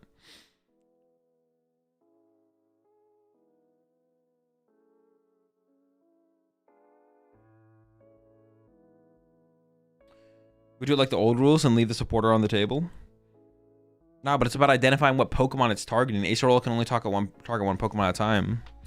What if you play the Acerola and the judge takes her away? What if I take the judge away? Then what?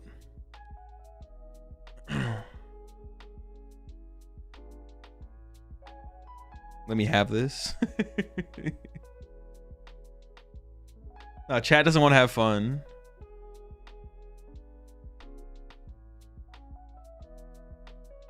Sorry, just trying to bring it up so you might have a more perfect option. Nah, you just hate having fun.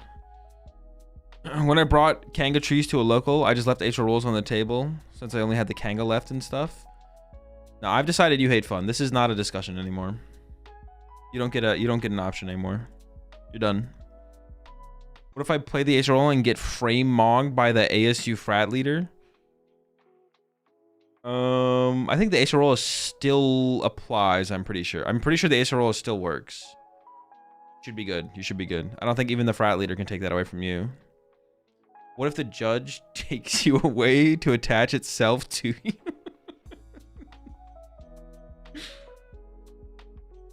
I'll just counterspell their Acerola. That's allowed. You can do that. Power spray the Acerola.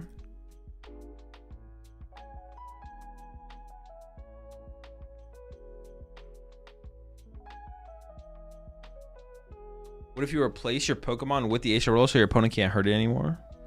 That's fair.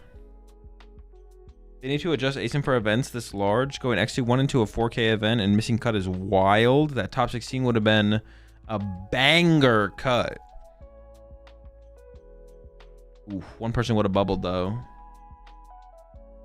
I don't know. I think it's just like it's an unfortunate part of like the system. If they just had 80 more people though as well, which I'm sure with no shows probably could have happened. Like if they just had 80 more people, then they would have had X21 make top cut because they would have had +1 round. So not every system is perfect. I think it's probably close enough. Just have 80 more people next time. Just have 80 less no shows or whatever. You'll be all right.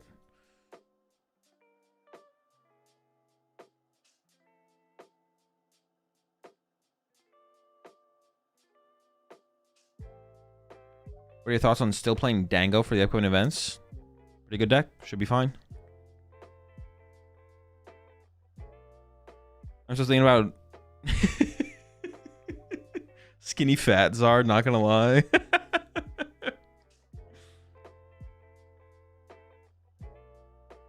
Is Roll's effect when it get canceled when you switch the Pokemon, right? No, it stays on the Pokemon for the whole turn. Has Europe considered getting bigger so they can have an extra round? We don't need Europe to be bigger. We just need TPCI to get a little bit more venue space. Just a little bit more.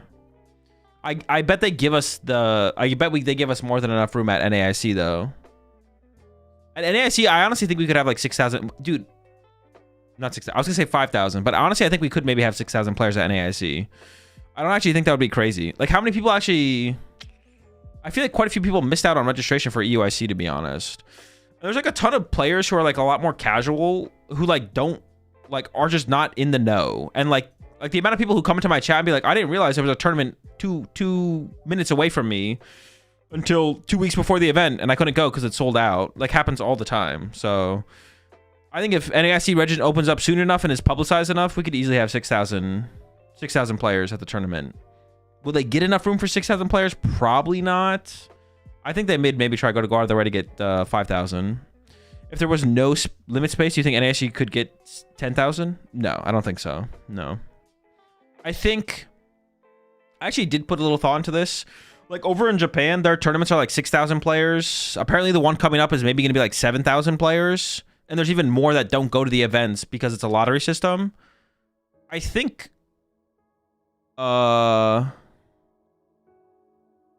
actually the interest in the game is pretty similar between America and Japan, but we have so many more events that the interest in each event individually isn't as high. But like in Japan, they only have 5 Champions Leagues, 4 Champions Leagues, and then the national championships. Like they have so many less events, and it's also like a lot easier to get to their events because you can just like take a train to the event, to each event. So, but like in America, we have like 9 regional championships. There's 2 right in Mexico, right near us. Like it's not that hard to fly over for some of the European ones as well. So I think we would have similar interest in our events if they were bigger and there was less of them in comparison to Japan. I think it's probably pretty close. Okay, it's not that easy. All right, my bad. But it's like pretty reasonable, right? 3 in Mexico? Yeah, 3 in Mexico. So I think the interest in Japan and in America is probably pretty similar. It's just that we have so many more events in America. So, and the accessibility I would say is definitely less in America than Japan because you have to fly to most events, like if you're going coast to coast or whatever. I would assume the accessibility in Japan is definitely better. But I think the overall player interest is of similar number. You have to pay to play in Japan events? I actually don't know. But I think we'll definitely have like close to 5,000 players, if not over.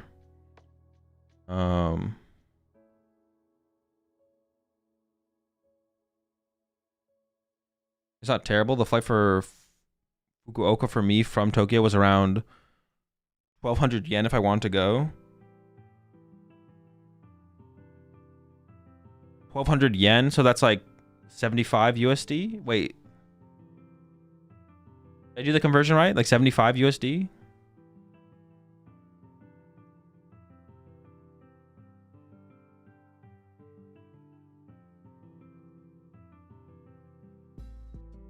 Why did I play in EUIC? I didn't want to. 80 USD? Okay. So yeah, NAIC I think could be really big for sure. Oh, not 1,200, 12,000. My bad.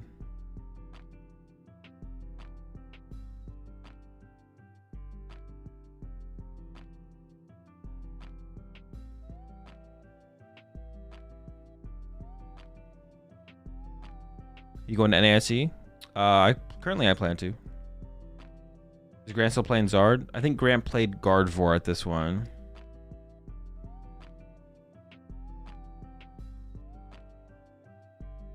Usual, what's in cut? A little bit of everything except Poltnor.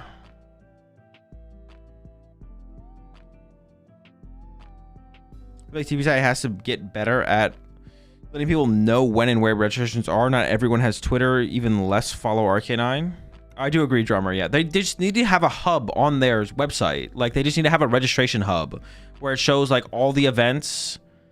It just shows all the events and it has like expected registration dates for registration to open.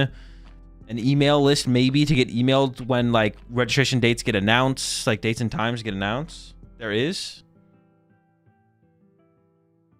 What is it? What, you mean the event locator?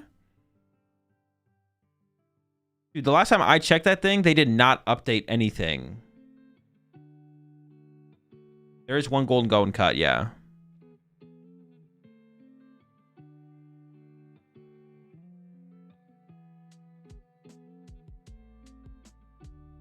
No, the question about Dango and cut. Oh, okay. I thought you were responding to me. There's a Dango and cut though, yeah.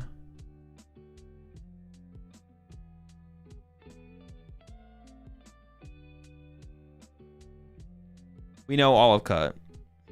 Is Grimmin cut? Come on, don't be silly. How many Polt? There's one Polt Zard. You not representing, huh? Well, there is some European players in here. I think you could definitely say that Europe got mogged at this event overall, but there is some European players in cut. They have a chance to win. Lucas is playing Absol.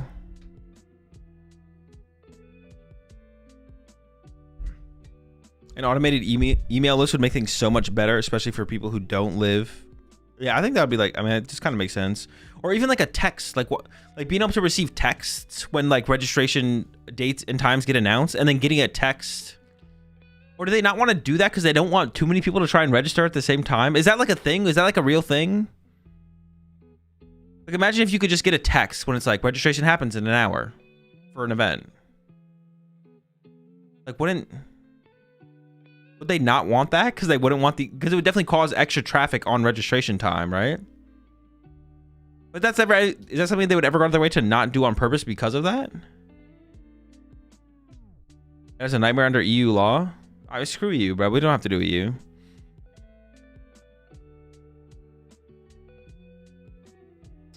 Emails and texts from Arcanine cost money, and they probably haven't even asked by TPCI to do it.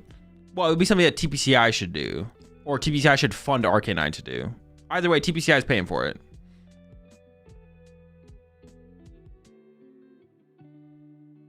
Emails are free. What do you mean? You just hit send. Is there a game on stream right now? Is that a rerun of an? It's a rerun of an earlier one. With what did well at EUIC? What's your quick thoughts on a good play for Seattle? Any good deck? Since our events in Japan are so big, they divide us into 4 playing groups, and you get auto dropped after your 3rd loss, which speeds up the process. Yeah.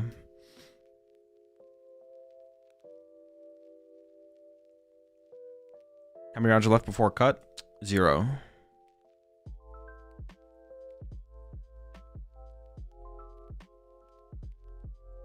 We're building a better notification system, and TPCI is going to pay for it. I mean, I think that's reasonable. We should have a side bet on how many turn 1 going first trolleys you're going to see in cut. I think it'll be once per on-stream Mega Absol deck. We ever apologize to Pulsard? For what? Mid-deck? There's 1 in cut. That's good. I wouldn't be against Oscar getting the dub. I have nothing to apologize for.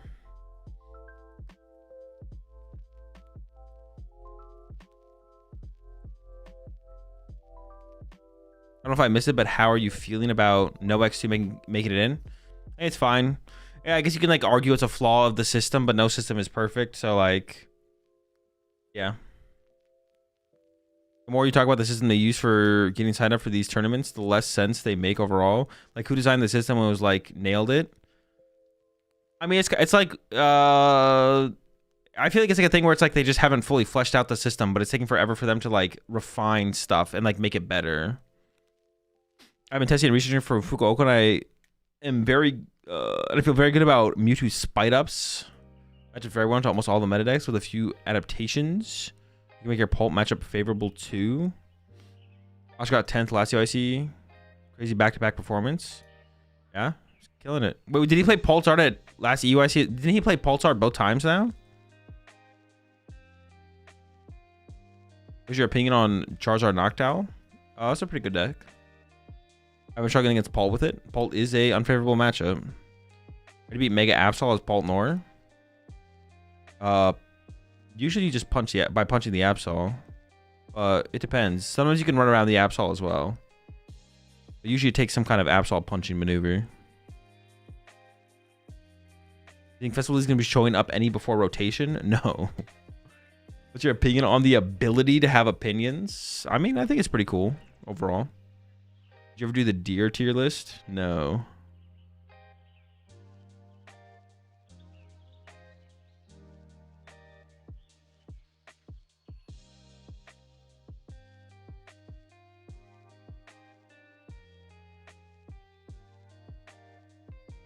How is Pulsar mid?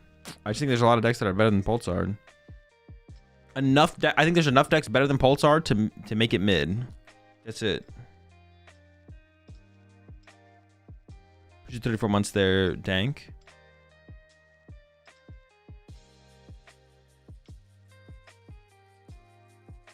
But it's like not a bad deck. Like it making top cut, I don't think it's like a shock.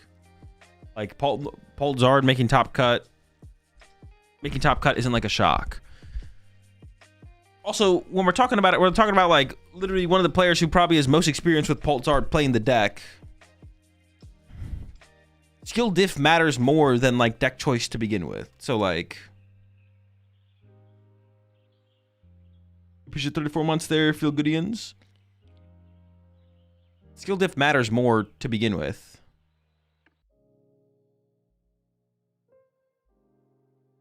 Did Brent not hit top cut? Not this time, no.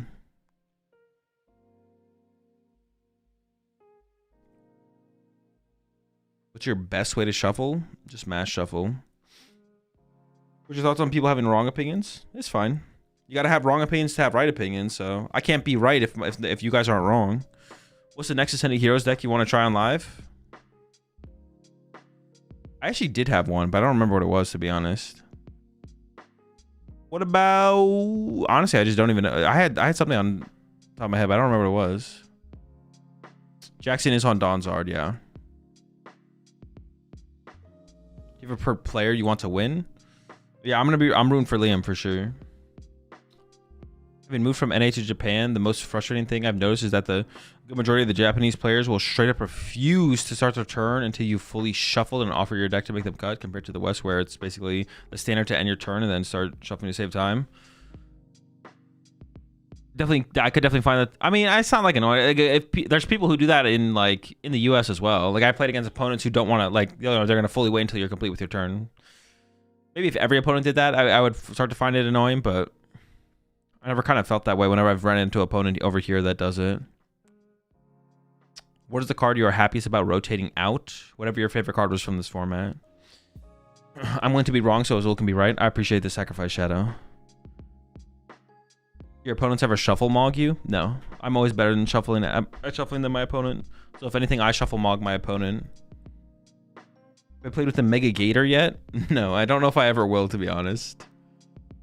You have hope on a Mega Zard XY deck? Not overly. Not something I'm overly passionate about, I would say, but if it ends up being good, I wouldn't be like shocked. If you had to choose between a Saraledge or Archaladon post rotation, which would be better? I'd probably just retire, to be honest. I'd go play Yu-Gi-Oh! Have you seen the Mega Diancie plus Dusknoir deck in Japan? I have, yeah. I have seen it. Was Tord playing? Tord was playing. Top 16, I think, overall. A judge at Pittsburgh told me you were not allowed to start the turn until the shuffle was done and then hover to make sure we followed their word. That sounds obnoxious. I would have kicked them in the shin. It's the fact that it happens so frequently and that our matches are all 25 minutes best of one, so no overtime extended for turn one on the first player. Yeah, if I was in your situation, I probably would get a little exhausting at some point for sure. You want to try Dragonite Zard? Oh, true. I did want to try... Well, no, I already did Dragonite Zard. I just want to put Dragonite in other decks, to be honest. You guarantee a spot at Worlds this year yet? Yeah, of course. What does asymmetrical cut mean? Honestly, someone just needs to make a video to explain asymmetrical cut. I just explaining it's not... I should pay someone to make a video to explain it. Or does anyone know if a video exists explaining asymmetrical cut?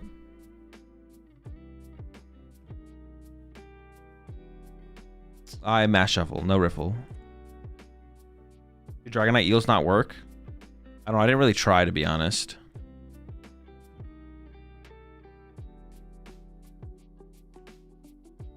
So I've been looking at all different versions of Lucario decks.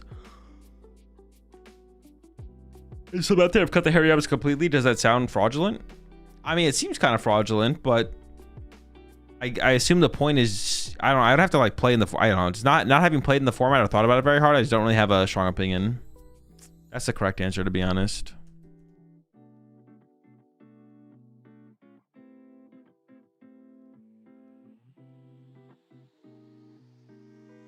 Be the change you want to see in the lack of asym explaining videos? Well, I don't want to do it though. I would pay someone to do it probably though.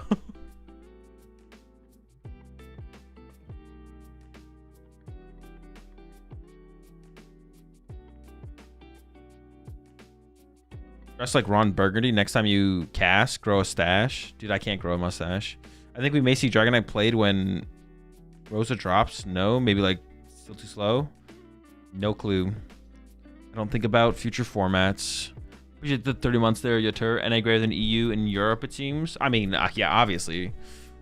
To be expected, to be expected. What's your favorite deck at the moment? Next deck I play. Just curious, do you mash from the bottom or the top? From the bottom. Dude, I don't understand how people would mash from the top. Hang on, do I have a deck of cards? Like, mashing from the top seems... Like this? We're going in like this? Bro, what the fuck? Or you mean like this? Well, no, you just can't do that. It would still have to be like this.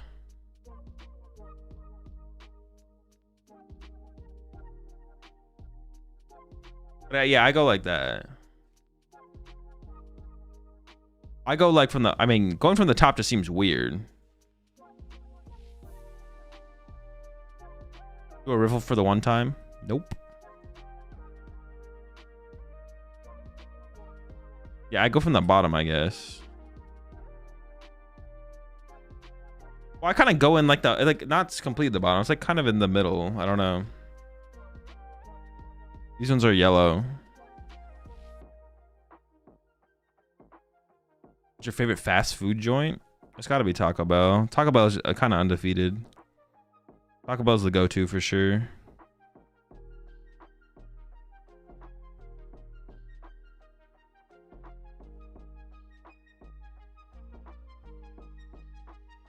Dude, I do not like the way these sleeves feel right now. Are these just like overused? Why do they feel so weird? What the fuck? By the top I meant top corners in the side. Essentially the exact opposite of the shuffle you normally do. Top corners into the side. Yeah, okay, I see what you're saying. Yeah, that's what I thought. What is your go-to Taco Bell order? I don't know. I don't go to Taco Bell enough to have a go-to order, but it is the fast food place I go more than any other. Next game soon. Yeah, it looks like they got Liam and versus Lucas here. Oh, Liam versus Lucas on the side stage, on the featured station, and then on the main station.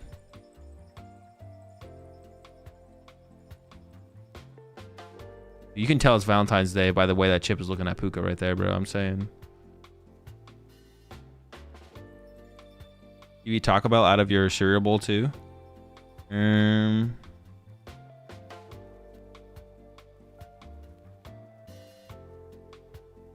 No. I'm trying to think if I ever did. I don't think so.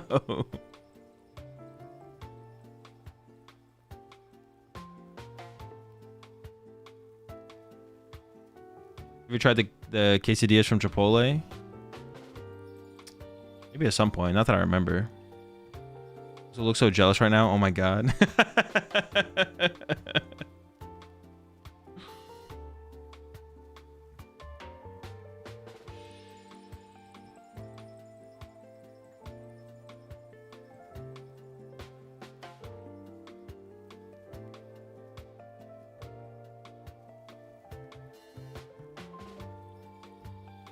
Obviously can cut at ICs? No.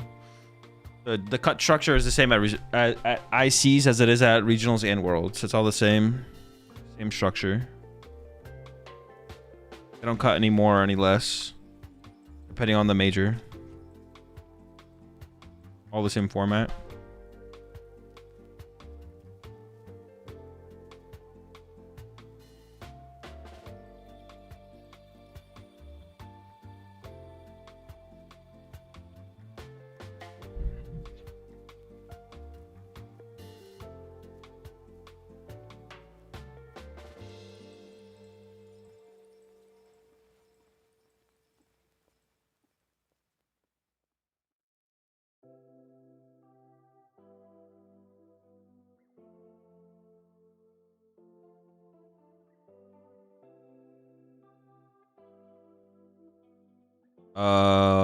I don't remember how much you top 16 gets like 5K, I think.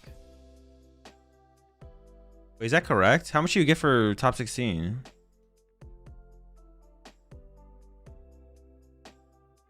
Is it 5K? Might be 5K for top 16. The 1K. Top 32 is 2K. Top 64 is 1K. Wait, 5K for top 16 seems like a lot, but for some reason I think that's correct.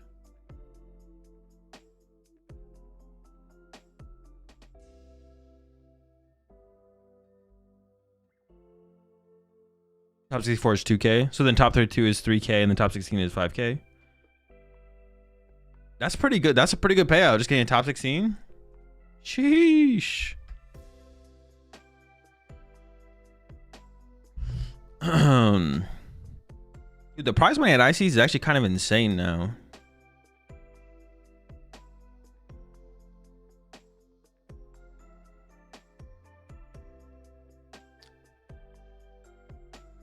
Super easy to get top 16.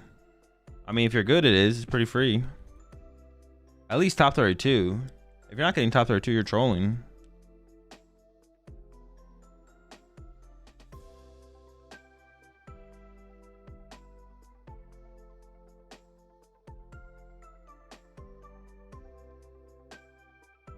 Is Architect tier 1 post rotation? Yep. How many air fryers would they have to give out to equal 5K? Dude, that would be miserable. Imagine like heading home from a Yu-Gi-Oh event, bringing home 5K worth of freaking air fryers, bro. You literally have to bring like everyone just brings U-Hauls with them. You have to rent a U-Haul for the day to bring home your prizes. Give me tips or insight on making travel to events cheaper? Not overly, no. I mean, I don't like do anything special or like try and like search super hard for like the best prices for flights or hotels or anything like that personally. So like for my travels, I just buy a flight. Like I basically only fly United, so I get a United flight. There's usually like 2 options or 3 options based on what time I want to arrive, and then I pick the cheapest one of the United flights, and then I usually don't book the hotel. Someone in my group usually books a hotel, but if I have to book a hotel, I usually try and find like the cheapest hotel that seems like a reasonably decent hotel that's reasonably close to the venue, and that's kind of it. Yeah, I don't like I don't min-max. I don't min-max travel expenses. I'd rather stream. Like, basically, everything in my life is like, I'd rather just do less of anything else and stream for another hour. So, instead of spending a couple hours min-maxing, I'd rather just stream for 2 more hours, play more Pokemon, and then figure it out.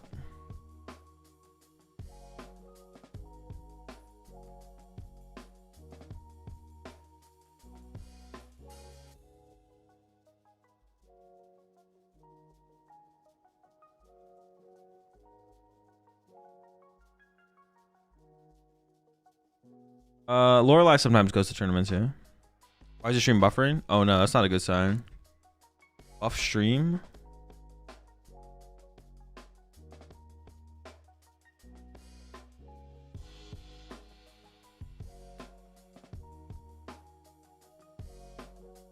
I mean, in a weird way, that is min-maxing if you use the stream money to pay to get stuff easier.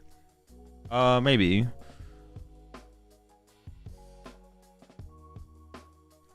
Are you making a living off streaming right by now? I stream full time, yeah. What's the worst place you've traveled to?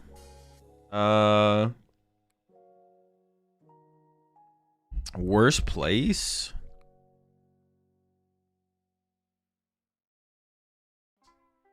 Liam is playing United Wings. Fresno was kind of was not very good. No, there's just Peoria. It's Peoria. The answer is Peoria. I'd say Fresno was better than Peoria. I think. Fresno was better than Peoria. Yeah, Fresno was better than Peoria. Peoria is definitely the worst. I don't think it's close. Actually, yeah, because now that you reminded me of Peoria, I don't even think it's close, to be honest. What's so bad about it? There's just nothing there. It's just like it's nothing. The airport is small. Dude, literally the last time I went to Peoria, I couldn't get an Uber from the airport to to downtown. There was no one was Ubering. But luckily, I ran into someone at the airport, and then their friend was coming to pick them up, so I just got a ride with them. So shout out them.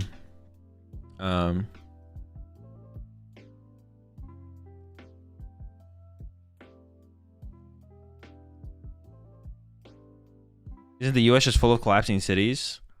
Yeah, there's a lot of sinkholes, like, especially in major cities, because, like, in the cities, and a lot of people don't understand this, but, like, in the cities, you have all the big buildings, right? So it's more weight on the earth under it, so it creates massive sinkholes. So most cities in the U.S., because our buildings are just bigger and better and heavier, so we're having a sinkhole problem in U.S. cities now, where it's just, like, the middle of the city is just collapsing inwards. It's like going in because the city, the buildings are so big and heavy and cool that, yeah.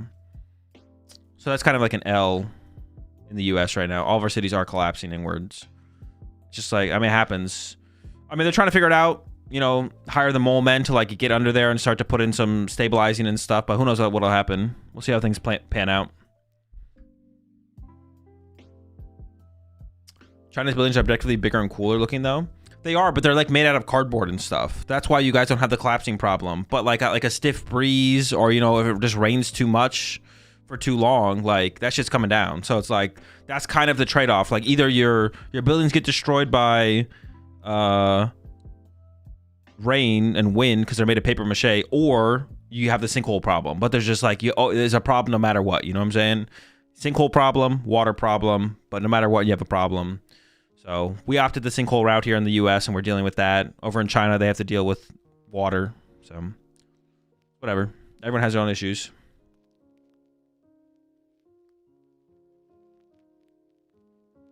We don't have a sinkhole problem. We just don't want to deal with surface drama anymore. Wait, what, the mole men? Why are there so many buys? Because it's a 10-person cut. Why is it top 10 instead of 16? That's the cut system. The tournament structure is top 8 asymmetrical cut up to 16 players. And there's 10 players. There's 2 players outside of top 8 with the same record. 2 players outside of top 8 with the same record as 8th seed. The same amount of match points. So the cut extends down to those players in its top 16 bracket. So 6 players have buys in top 8. And the other 2 have to play. 8th seed plays 9th seed, 7th seed plays 10th seed.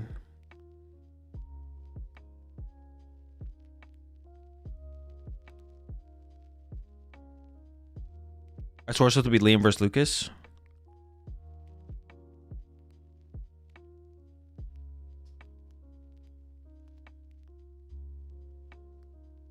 Oh, this is a top 8 match.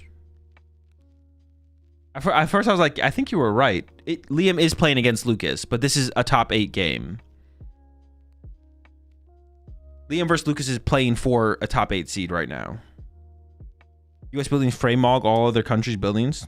This is true. This is true. But then we have to deal with the sinkholes.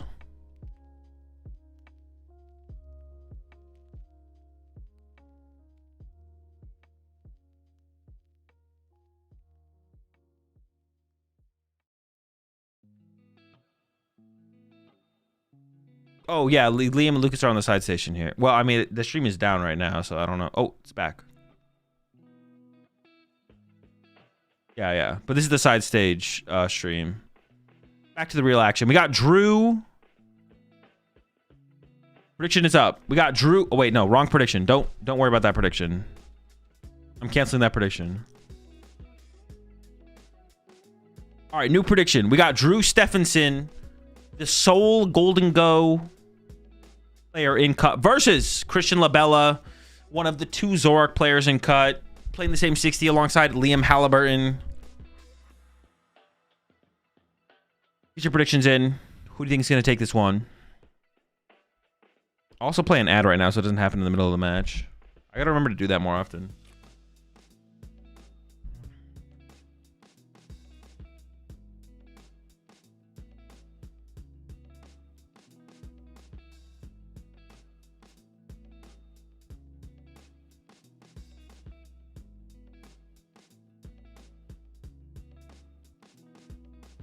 Does Zoro play Toad? No, it's got Darmanitan. You think Mega Venusaur deck will make top 10 decks in post rotation? Yep.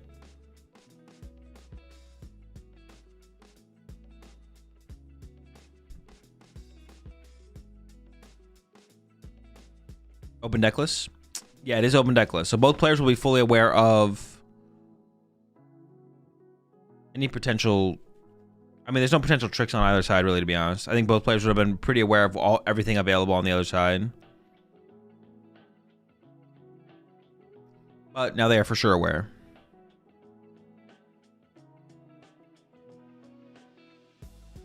Looks like at least one mulligan here. For Drew.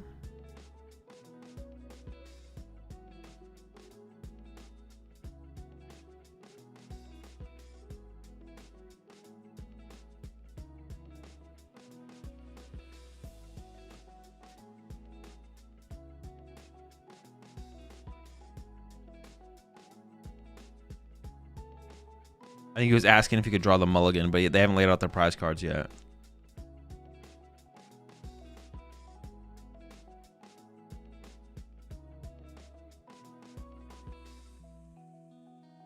All right, here we go.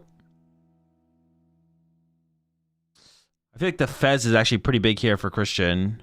To be able to get the big combo plays pulled off in the early game. Yeah, I think it's a pretty bad prize card there for Christian. Way less likely to pull off like the big Darmanitan plays and stuff like that.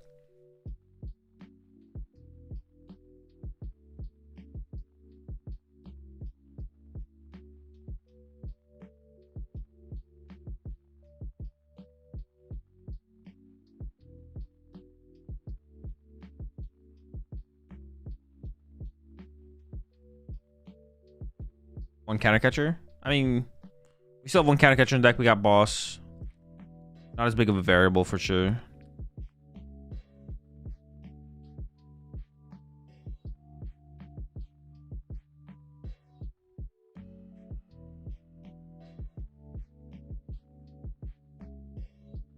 I feel like as long as you can get the Darmanitans up and cooking, you can play through the active reasonably well. Yeah, you're late, Bandito. 3 or 4 metal.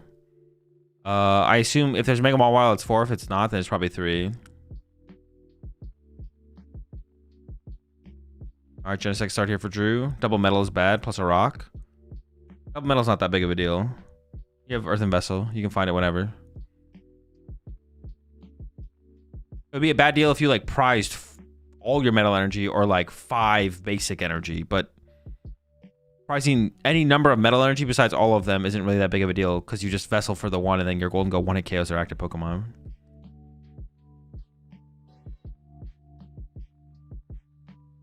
Is the matchup favored with Darms? I believe it is still favored for Golden Go, but you have routes with the Darmanitans.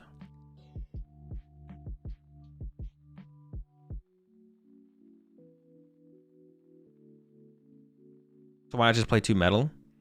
It's nice to be able to develop multiple Golden Go in play and have multiple metal energy in play in the mid, going into the mid-late game.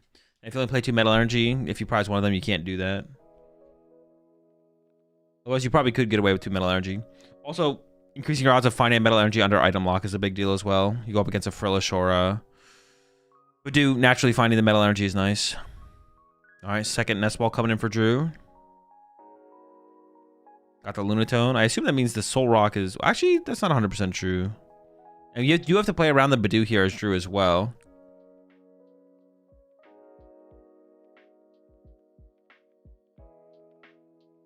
You want to try and use as many items as possible. No, it's not Toadstool plus Darmanitan. It's just Darmanitan.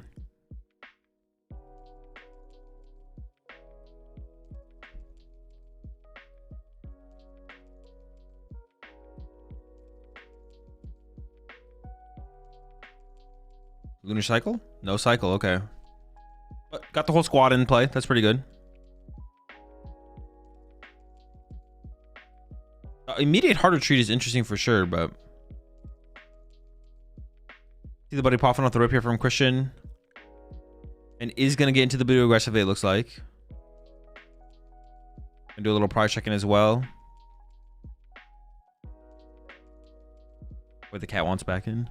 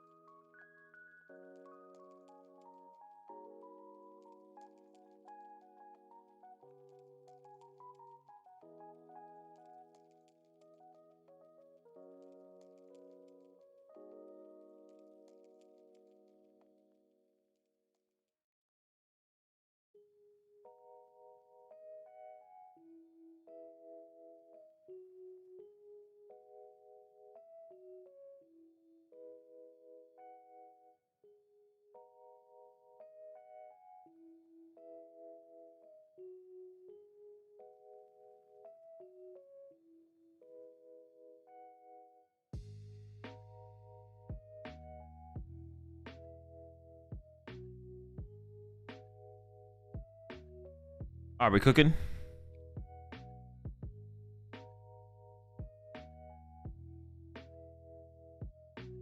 Into the dew. Got the Darumaka. Got a Zero down with an energy. All right, all right. Where's the cat? Don't worry about it. Golden goes there in for Drew. It is a Cyrano Lily build, yeah.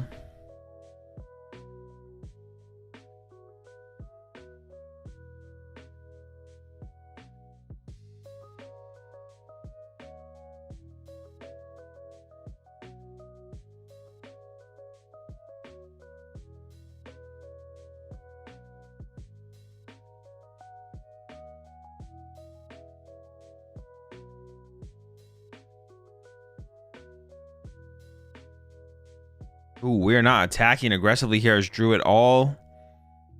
But dude has done his work, slowed the game down. Not even a fighting energy. With a fighting energy, you can at least attack. It's just gonna be the pass. I mean, this is perfect for Christian. This is exactly what you're looking for. Starting with the Cyrano. It's exactly the follow-up you're looking for as well.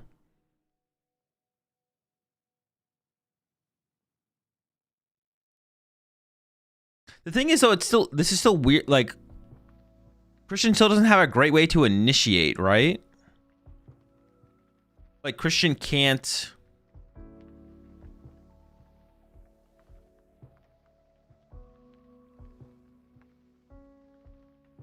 Like, Christian can't be the aggressor still, right? Like, how would you ever get aggressive as Christian here? There's no great way to be aggressive. Like, you kind of have to wait for the Golden Goal player to do something first still, right? Punch with Rechi, then snipe Dango the turn after. Sure, maybe something like that. Snipe both Dangos for 90. Yeah, but then Drew just goes knockout 2 presser, knockout 2 presser, knockout 2 presser. Like, no joke, that's probably how it would go.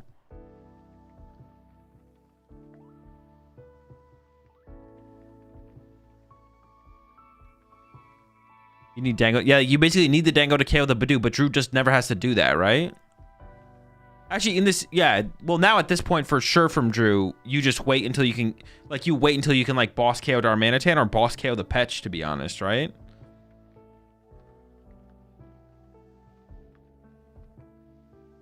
You can Reshi Dango for 170, then counter catcher their Dango for Darmanitan Black Belt. Ooh, true. So you can initiate with a 170 hit. Okay, okay.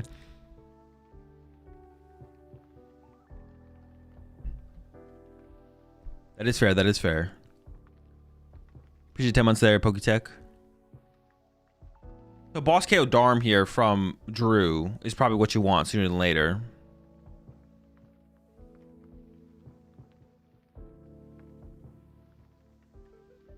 Here's the 3 months there treehouse. Unless you have a way to KO 2 Dangles in 1 turn, you can Wretched then counter. Yeah, the Wretched counter catcher play. Okay, okay. I got faith. Drew has a Turo. Do you have a Turo the Genesect right now? Is Darm that good in this matchup? Yeah. Yeah, you need it. You lose if you don't have. It's like, yeah, I mean, it's, if you don't have it, you just get destroyed. Toad Scroll is better, but Darmanitan's better in more matchups than the Golden Go matchup. But it's like, yeah, if you are playing Zoroark with Darmanitan, you're taking advantage of Darmanitan. All right, we get the Genesect out of play now. That means we won't have it to heal a Golden Go later on, possibly.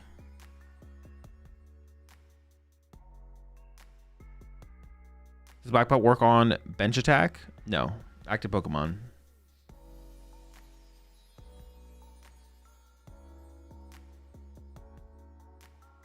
Buddy Poffin coming in from Christian. We don't take anything off this, right? Yeah. Nothing grabbed. Just for a reset. Drew is playing Mawile. There's not a single energy in Drew's hand here.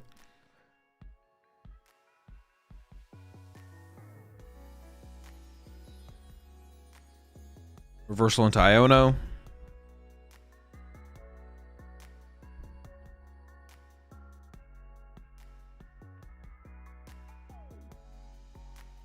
There's no Yveltal in Christian's deck, no. Cycle on the Cyrano. I mean, yeah, if you find Reshiram this turn, you could just punch it as Christian. As long as you can feel like you can pull off the Black Belt play on the next turn. There's an Ultra Ball in hand, so you could Ultra Ball for the Reshiram. If not, you are just Bedouin again. The rest of the hand doesn't look that good, though, to be honest. But it looks like Christian might be Ultra Balling. He's just going for second Darumaka, though.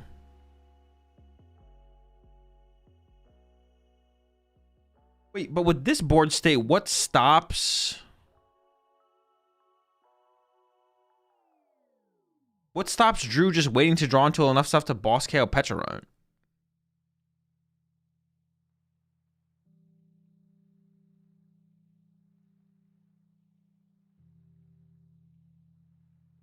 Yeah, what is stopping Christian from just going boss KO Pecharunt? Like, or Drew? Okay, we're getting aggressive. 90 active, 90 to the Lunatone. Oh, so I guess next time we can just attack with our Mantan and draw 3, right?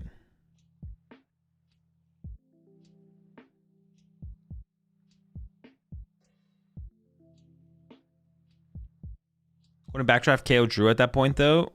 So you need to Gust to take 2? Yeah, I guess.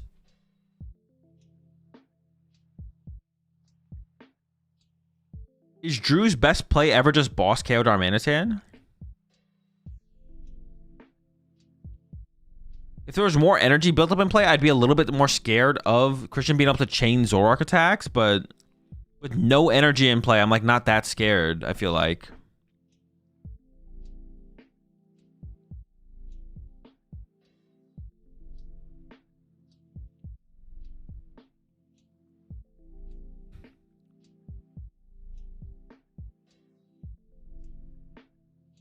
No ends PP up? No, he has ends PP up, but I'm just saying there's just no energy in play besides the reversal. So do we just chase the reversal? Why do you commit reversal? You just need to start building stuff up into play. There's Secret Box in hand, so Drew can basically do whatever he wants, I think. Goes to the Fighting Gong. Gonna reset the deck here off after the Iono. Is Reshiram prized? No, Reshiram was not prized.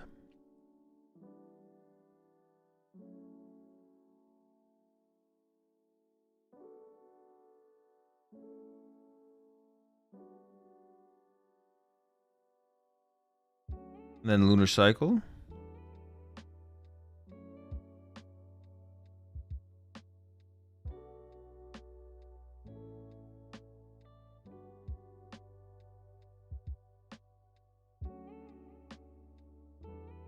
Body popping for another Gimme Ghoul.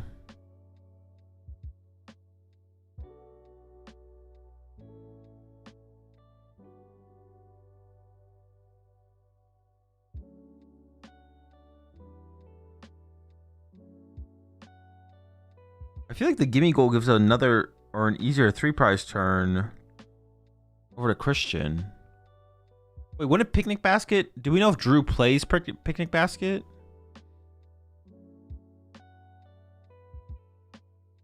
It's healing the active. 180. We know that doesn't even matter, right? 70, 180. Oh, no, that would matter, yeah. If there's no black belt. Our Mantan doesn't even KO the active.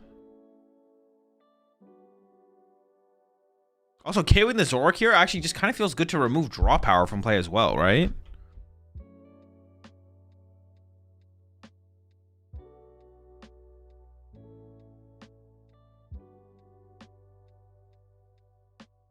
Probably has to chase it arm. Doesn't knock out active. Currently win the long-term prize race.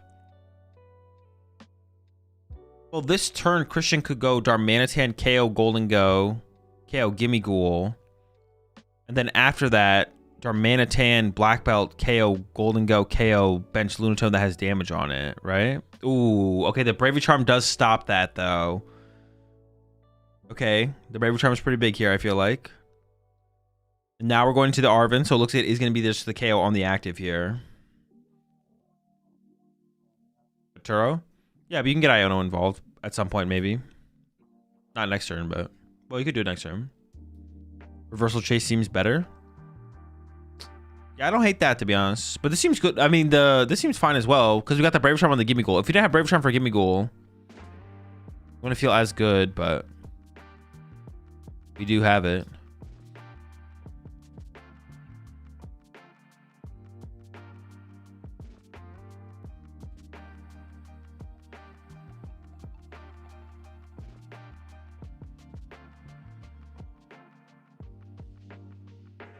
I assume we have the KO here. Might have to get a Superior Energy Retrieval involved, but shouldn't be a big deal. Zorak's run Defiance ban? No, they're not playing any Defiance.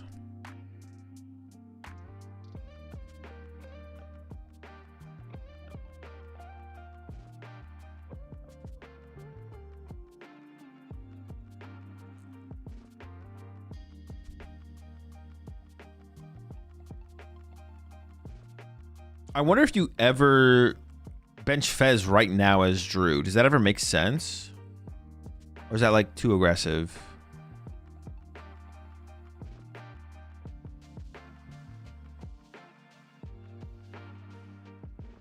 Christian is running Palpad, yeah. There we go. First 2-prize knockout goes over to Drew. I mean, we have the Bidoof for the flexibility here. It is taking account of the resources here from Christian.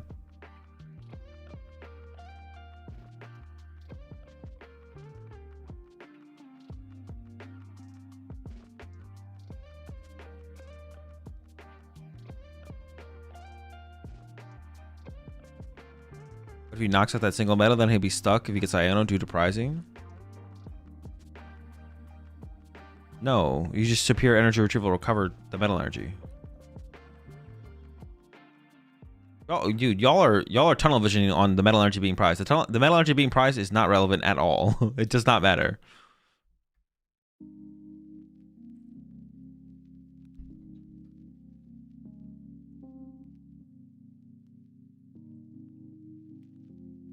Massive tunnel vision on these metal energy. Does Daniel get energy back to attack? It actually doesn't. It plays 20 energy, and then if it doesn't get 6 prize cards with its 20 energy, it loses. All right, Dark Energy return to the Zorak. Ooh, the hand. That is it. This is all Christian has to work with. Into the Darmanitan. We can KO the active though, and you could take out the Lunatone, which I have to imagine is going to be the play here. I mean, you could hit the Golden Go to... Yeah, I'm going to remove the Lunatone, though. Let's see what Drew can put together here. I assume Drew wants to boss KO the Zorak, but if they settle for boss KO Petch, I don't think you hate that. It is a little bit less resource intensive to KO the Petra on this turn. And then we do want to reestablish some more draw power here for Drew as well.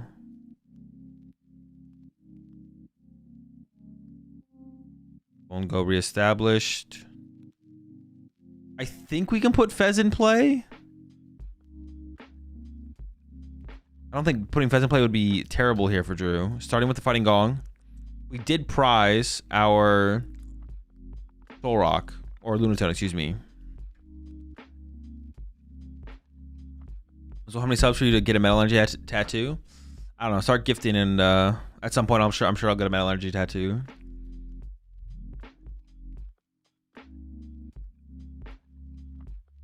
Yeah, they only play one Reshiram, yeah.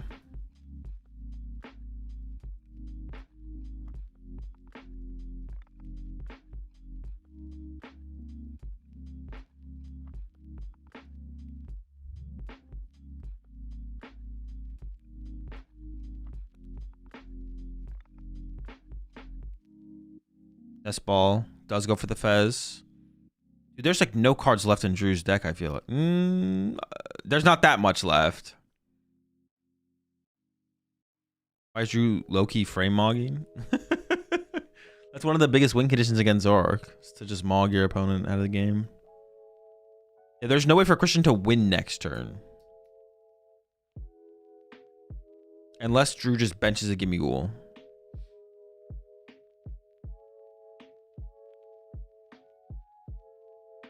Starting with the Golden Go here, draw 2. Has Air Balloon in hand, so you could retreat into the other Golden Go to maximize draw power. I appreciate to get this up there, Vashi.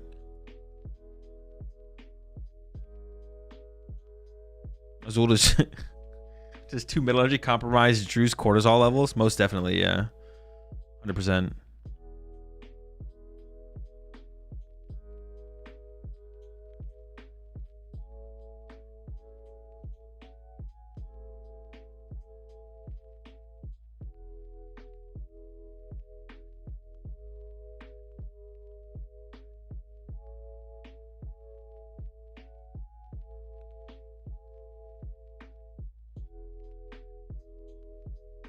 Is Drew not going to draw with Fez? Did we just get Fez but not draw with it? Am I missing something? I'm a little bit confused. We're not going to draw with Golden Go either. Or does he want to leave the cards in the deck maybe? Maybe he thinks the bottom half of the deck is so high quality he doesn't want those cards to be put up to the bottom of the deck. I think that's what he's debating here. But now he's drawing. So this is actually a pretty bad miss sequence now though from Drew, because those are 2 dead cards. The Gimme Ghoul and the Cramorant are both dead. So it would have been nice because he superior'd away a Nest Ball and a Buddy Poffin, but it would have been better to just play those and then get rid of these dead cards instead. So that's a pretty big miss sequence there, honestly, for Drew. And now he's gonna have so many more dead cards in the deck. Can't bench the Gimme Ghoul here.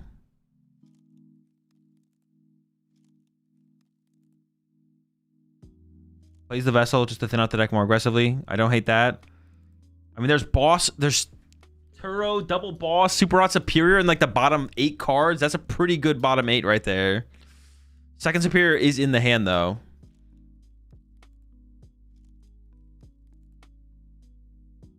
Debating benching the Cram just to thin out of the deck.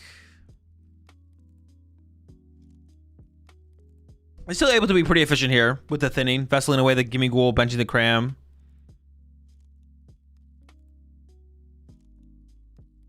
Maybe could have been slightly more efficient, though. Maybe could have been a little bit more efficient.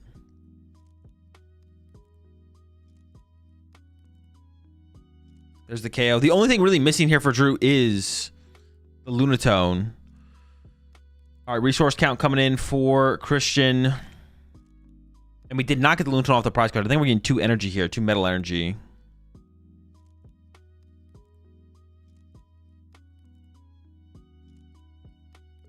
Might have been worth it for Drew to actually keep the Vessel around. Well, actually not knowing you're going to get 2 metal off the prize cards, but the Vessel also would have synergized with...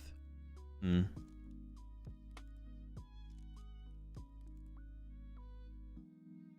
think Boss KO Dharma is the move.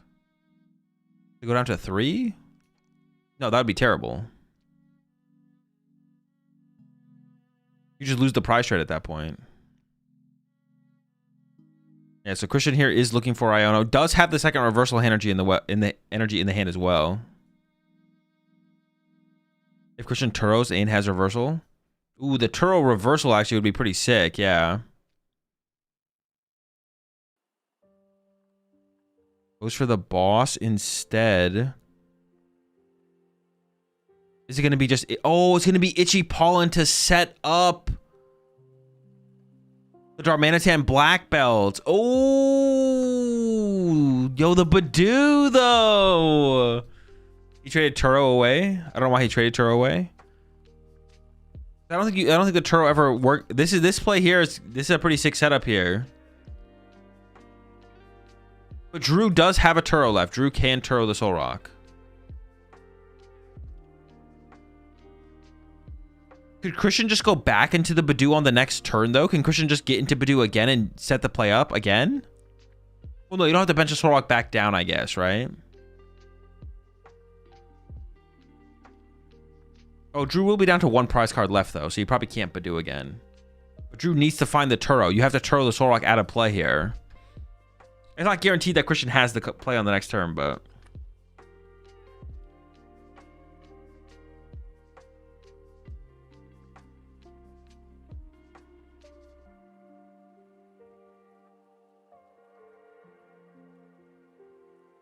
You can use Cram for the damage if he wants to set up. Oh, true. You could punch with Cram here. Honestly, does this go back? Did Drew... Going for the retreat, going to try and get the extra card here. Did Drew maybe misplay by playing the first Turo? Did we have to get Genesect out of play? I couldn't see what Drew drew there, but maybe got Turo. Actually, how many energy does Drew have left? Can Drew just lose to Badoo here?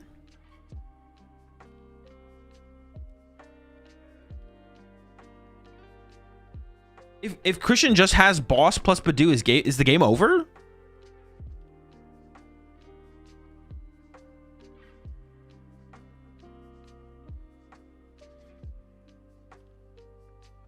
I think you maybe just lose to Badoo here as Drew. Oh no, we still have Turo. We still have Turo. But no. Now this turn you lose to the black belt play. Black belt reversal. No black belt yet. Dork number 2. I think it might just come down to this.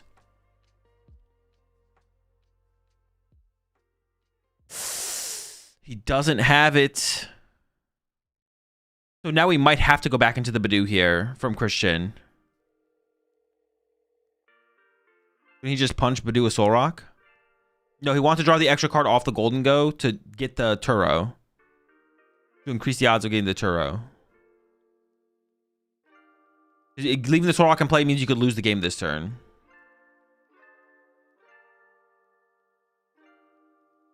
Nitrogen for Badoo from Christian, but I don't think this is going to work out here. I think Drew will be able to get the dub here.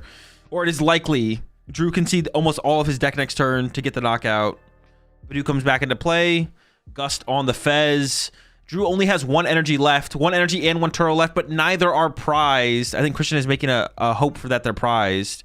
Badoo to slow down the game for another turn, hoping to buy time for the black belt combo, but Drew should be able to put it together. Wait, actually, the last card in the deck could be Turo. Genesect to thin out the deck. There's...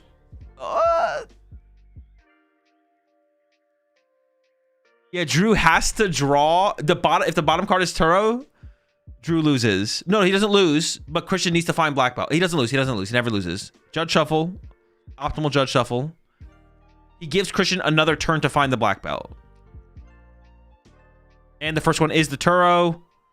And he has his final energy in hand. And it takes game number 1. Yeah, really cool plays from Christian with the Badoo and everything. Drew with a very slow start, not able to be aggressive and really put the pressure on Christian to have the play sooner. Christian had like a lot of time to set up what he wanted. But Fez being prized, huge lack of draw power throughout the mid game, and then the late game combo, or to build up to late game combo at the end there. And I feel like that was probably the biggest card for Christian to have prized there, which you would have liked. So Fez, way less draw power overall. Overall, really close game, though. That was a pretty cool one.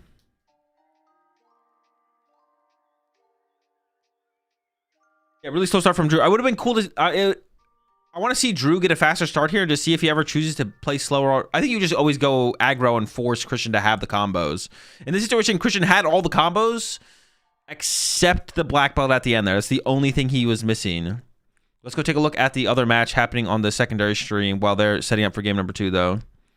Currently tied 1-1. Lucas versus Liam. Mega Absol versus Zorark. I honestly have no idea who is favored in this matchup. Especially for the list that Liam is playing. I feel like Lucas has to be favored, right? Lucas just... I feel like Lucas... Yeah, I feel like Lucas has to be favored. I think Lucas could literally just sit behind an Absol and draw a pass with 3 Monkey Dory on the bench. I don't know for sure.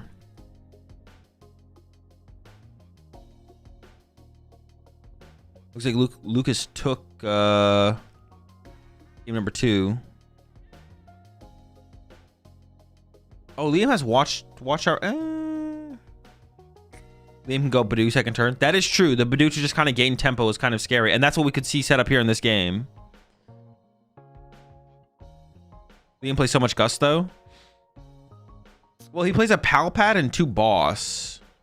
But, like, Lucas just should never give him Counter Catcher. I feel like Lucas can just draw pass. Ooh, immediately into the Artisan is not a good sign, actually. Is Liam's hand dead? Liam's hand is dead. Oh, boy. You could get the Badoo, and then next turn if the Artisan sticks, you can get the Zorua. Or is that just too slow? He's going to opt for the Badoo here. Yeah, Liam's got no options, but just wants to take away the trolley. But giving Lucas Artisan is already like... That's like a pretty good start here for Lucas, to be honest. Like, Lucas like, oh, you can just use that to build up like Monkey Doors or something like that.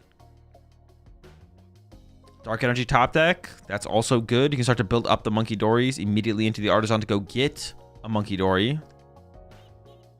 I assume.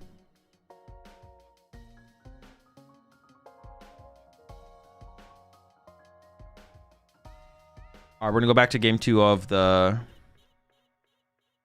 game. Opening hand there for Christian, Cyrano and Buddy Poffin. No way to currently get into a turn. Oh, we have Air Balloon, actually. We can get into turn 1 Badoo through Air Balloon. And it looks like a slow start here from Drew. Might just be Gimme Ghoul Pass.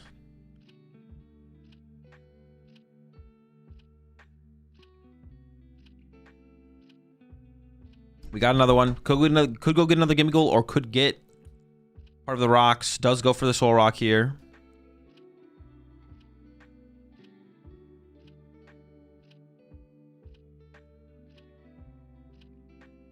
It would be pretty good here. It wouldn't be bad. Oh, I'm going back to the other game. We're switching back and forth. Lucas went for the Yveltal over Monkey Dory.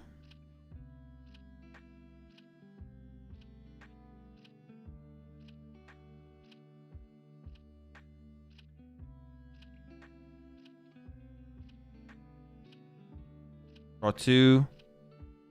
Item lock sticking. Second missed active. Lucas wants to get swinging. I guess maybe you want the Yveltal because you don't want... Well... Yeah, I guess if we're attaching active, sure. Getting Monkey Doors doesn't make any sense if we're attaching active.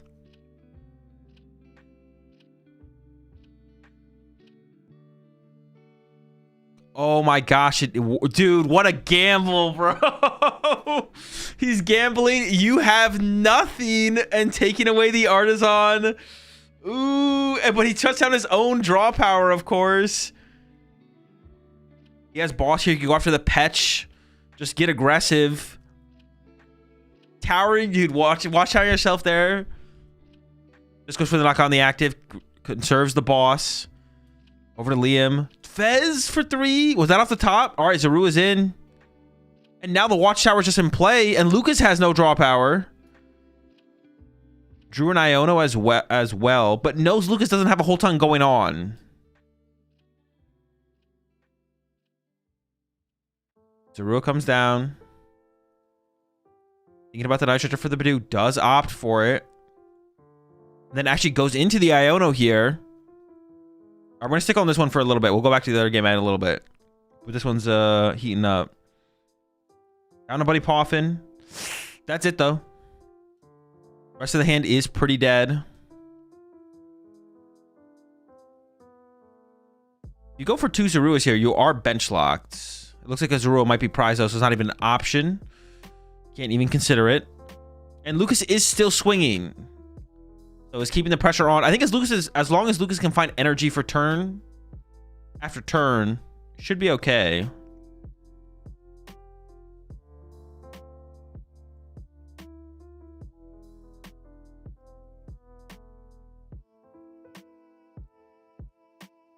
What is Liam considering here now? Okay, I was gonna say, isn't it always just attached to Zorua? All right, and do for 10. Dark Energy for Lucas. I mean, if you had an Absol to attach to, maybe. Got a Cypher Maniac in hand. You could Cypher Maniac to put Trolley on top of the deck. Or you could Cypher Maniac to put Stadium, then Trolley on top of the deck. So you can put Stadium into Trolley and then KO the Badoo. That's probably the line here. Your Kangaskhan's not under any real threat. You could attach energy for turn to the Petron EX just to start to build up another attacker. Is Trolley Pry? No, why would we not? Yeah, I feel like Stadium Trolley, right? Stadium Absol?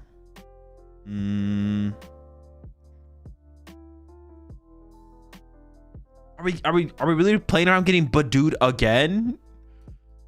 I don't think I'm getting Badooed again on the next turn, I'm not gonna lie.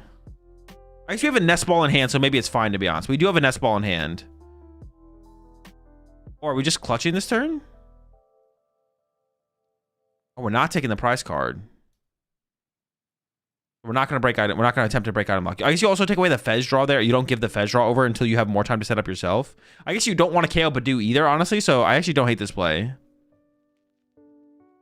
don't understand why he didn't just KO the Petch.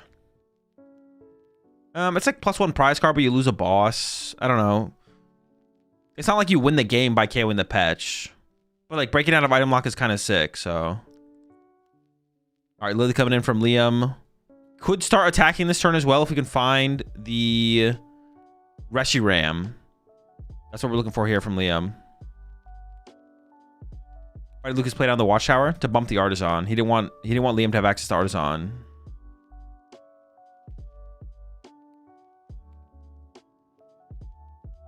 This is by far the more interesting game right now. There's Ultra Ball. Access to Reshiram is there unless it's prized. I assume Liam would be aware of that, though, and probably would have played this differently if Reshiram was prized.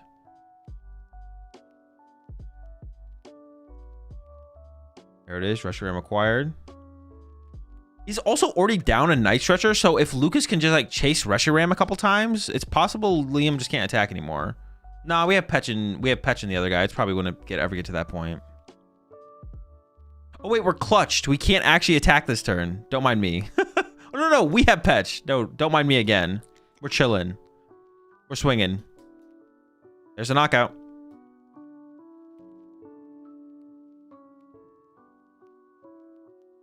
All right, we know the top deck is Stadium. And we know the card after that is Absol.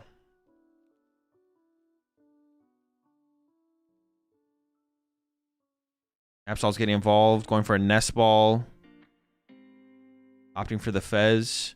Yeah, I guess if you're clutching the Badoo there from Lucas like he did, I guess, what's it called is fine then, right?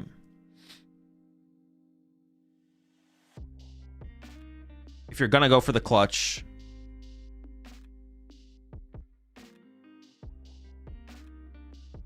Then not going for Charlie makes sense, because you might just get Badooed again.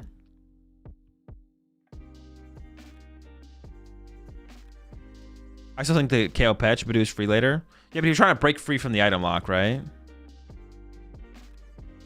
Did not retreat. He used Petron EX to push it up.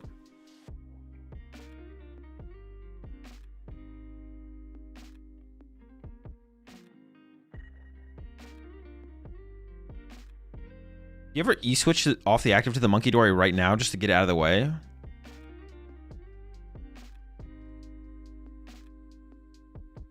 You gamma the rapid fire combo? No. Don't do that. We'll load up on the Absol. Doesn't want to lose any resources if the Monkey Dory becomes the focus here from Liam. Now Liam's pretty limited on options. You can punch for 170 damage and that is it. And you're tied up on prize card as well here from Liam. So Countercatcher is not active to give you more gust to chase Monkey Dories. And this becomes like the weird back and forth in this matchup of if you KO your opponent's Monkey Dory, then you give them access to Countercatcher.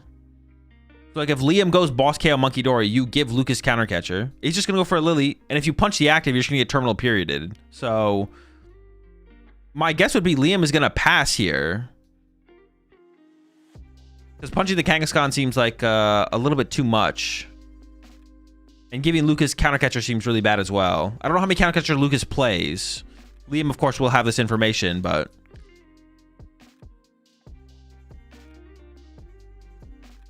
I do think there was a boss in Liam's last hand and chose not to play it. We did find the Watchtower that does shut off the draw power. Maybe that is enough to prompt Liam to just get aggressive here. Retreat switch, removing the poison. We'll see. It's just going to swing. 170 swing. I do think Lucas maybe has double monkey. Lucas does have an E-switch in hand. I don't know if he has double Monkey Dory. Oh, he's got Penny as well? Wait, that is enough to terminal period here. He has the terminal period. Is that what you do, though? Or do you chase the Reshi? If you have boss, I guess. There's a boss in the hand as well. I think Lucas literally has like every possible play. The question is just what play does he want to do? Boss KO Reshi honestly does seem like a decent play here. Did you win the prize with the penny now? I mean, especially with that Badoo on the bench, just as a free prize card eventually. You might, yeah.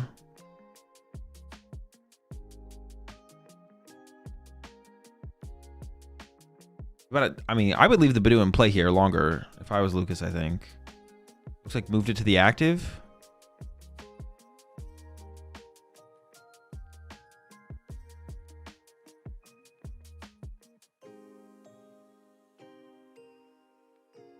Going for the Pokegear. So he's not content with boss or penny here. The only other reason I could see him doing this is he wants to pull a boss off the Pokegear so Liam thinks he doesn't have boss in hand. That's the only other reason I could see him playing the Pokegear here. Is he wants to play Pokegear here to get boss to make Liam think, oh, he doesn't have boss in hand. And then play boss to have back-to-back boss. All right, so now it becomes penny or boss.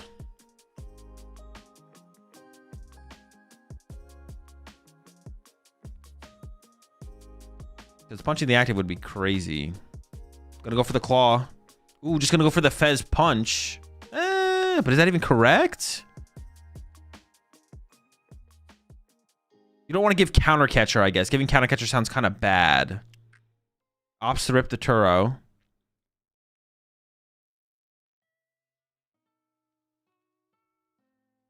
Yeah, I mean, the Fez is just sitting on the bench as prize cards. How much damage is on the Kangaskhan right now, though? Liam can boss KO Kangaskhan, right? And then go down to 2 prize cards left. This is actually looking pretty good for Liam now, I feel like. If we actually get the Kangaskhan KO, which I assume we can get here.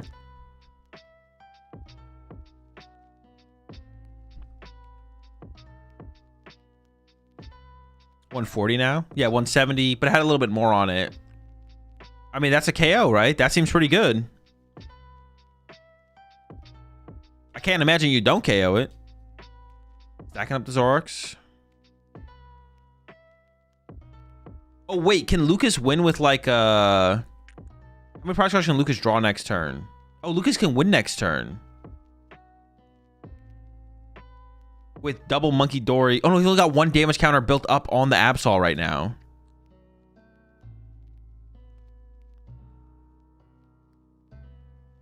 So the most Lucas can do is draw 4 prize cards, but not 5. But if Lucas had KO'd the Badoo last turn, this turn he could just win. Did he mess up? He would have given Fez draw over, though. He would have given Fez draw over to Liam, but maybe that doesn't even matter. Like, you just threaten the win on this turn. He has game still? How does he have game still?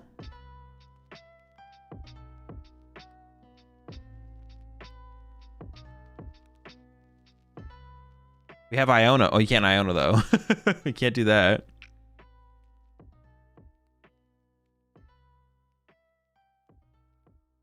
Does he even have a Gust?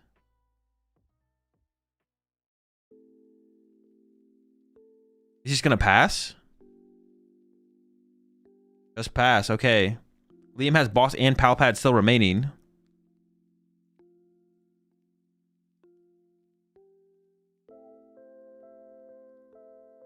Double trade.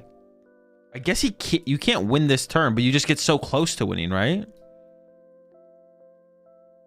You have to boss KO Monkey Dory, or you have to like Palpad, recover Turo, then Turo the Fez. Boss KO Monkey gives Fez draw 3 to Lucas, which feels bad. Yeah, Liam really wanted Turo. I guess game is still available to Lucas next turn. But actually, Lucas already played an E-Switch. No, actually, has he played the E-Switch yet? He maybe hasn't. Lucas still might be able to pull it off next turn. He still needs a lot of cards, though.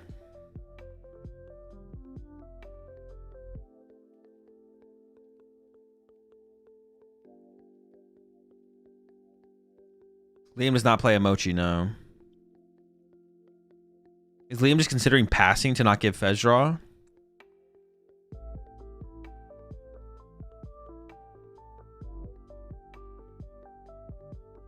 He can box for Turo the Fez. No, his Turo's in the discard pile. Lucas discarded the Turo. So he's trying to draw into Palpad, and then he'll be able to secret box for the Turo after finding Palpad. Okay. There's 2 damage counters built up. Lucas can win this turn. Wait, but if Lucas doesn't win this turn, Liam still can't win next turn, right? If he doesn't bench anything. He has to still build up for a combo. But Iona punch then from that point at Liam is probably pretty good. There's Vessel. 3 pennies. Oh, boy.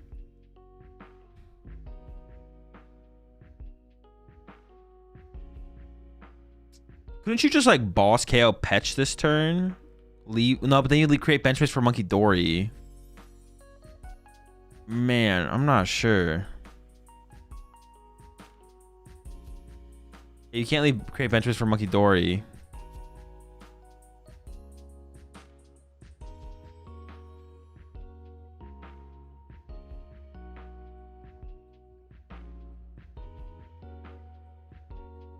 Going for the Poke Gear. I don't know what he's looking for, but...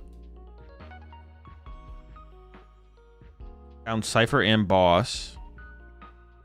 Oh, can he set up a combo on top?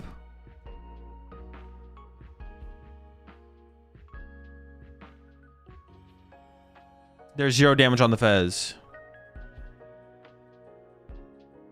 Oh, we have a Bravery Charm as well. I don't know if that does anything here for Lucas. Prize cards are 5-1.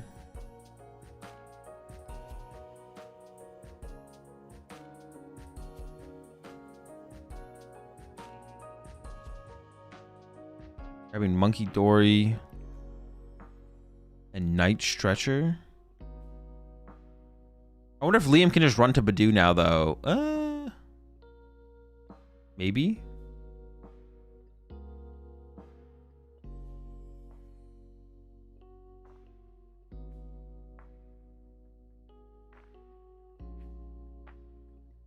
Liam could find Palpad Turo here, right? Yeah, he's pretty close to it as well. As long as the Palpad's in the deck, he has Secret Box in hand.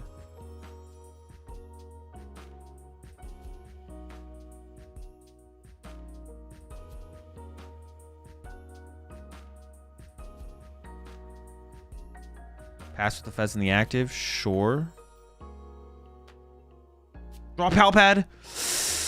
That's pretty good. Palpad, recover Turo Boss. Turo the Fez. Punch the Fez. Yeah, it's pretty good. Oh, wait, hold on. No, he's thinking about it. I was like, he can't be thinking about it, though. It's like, we got it, right? Boss game. True. You boss and then you...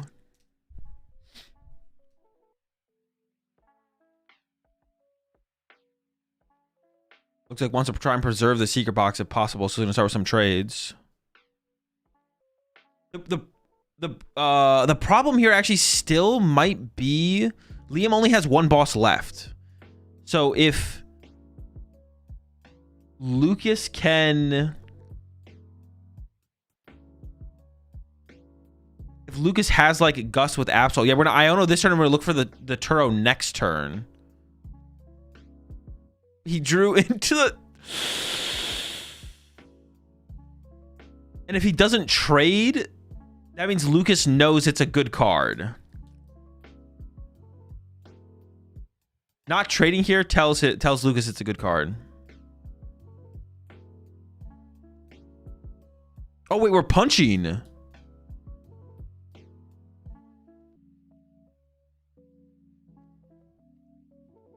There's Monkey Dory. I didn't realize we were punching. Oh, I guess you might as well though. Might as well punch though, right? KO on the Fez. We need Gust.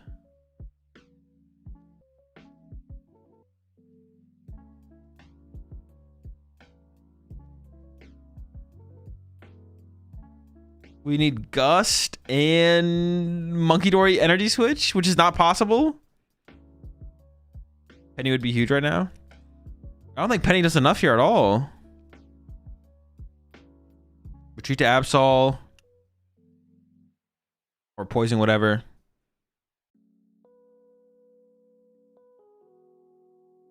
We have boss, so you could boss KO the bench and hope that Liam can't find boss. But boss might be guaranteed for Liam here. You could KO the Reshiram though. What if you KO the Reshiram? KO Reshi this turn. Because then Liam needs Night Stretcher and boss next turn.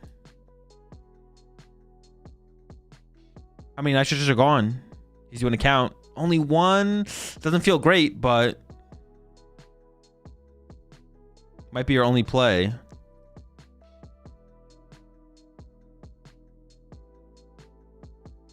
Boss isn't in hand though. It's a Turo in hand. Drew one. Dude, Lucas is cooking. Although he needs to make an action here. He should definitely have gotten. He should definitely be getting a warning or something. I think Liam is bringing it to attention as well. Lucas needs to get a warning or something here.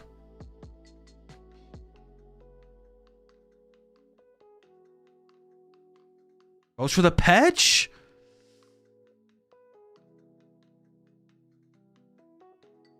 Dude, I feel like it had to be the Reshi there. I don't know. All right, draw for turn, boss. There it is. There's the KO.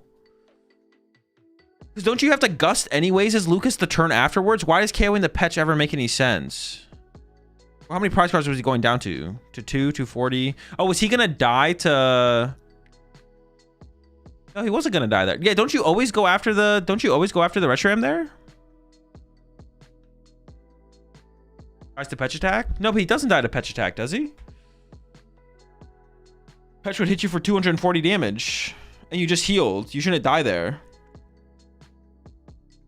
And did Petch was game? No, it wasn't, because he'd have 2 prize cards left. Because he didn't. He would have okayed a 1 prizer, not a 2 prizer.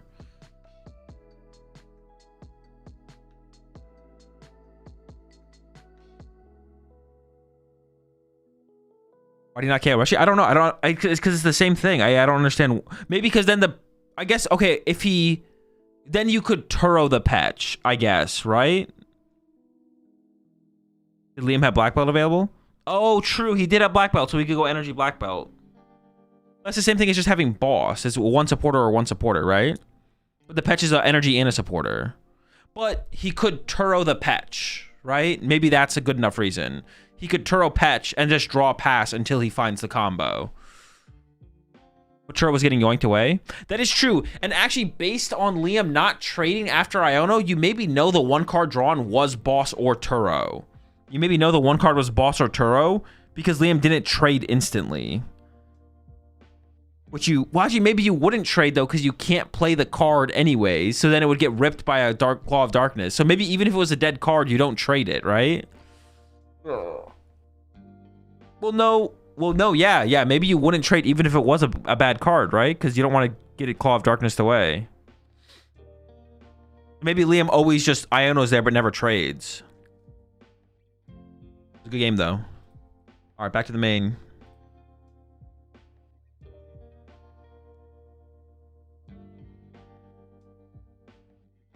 Oh, yikes. This is not a good game for Christian here at all. Should he have just KO'd the Do when he had the chance? I mean, I think he should have. I think he should have just swung. Instead, he went for the clutch. When he went for the clutch play, I guess I'd have to go back and look at it. I don't mind the clutch play, I guess. Well, no, I think you just swing. Yeah, you probably just swing. But what was our board? Our board kind of sucked, right? If we swung there, our board was kind of bad. Maybe not. I don't know. It's tough.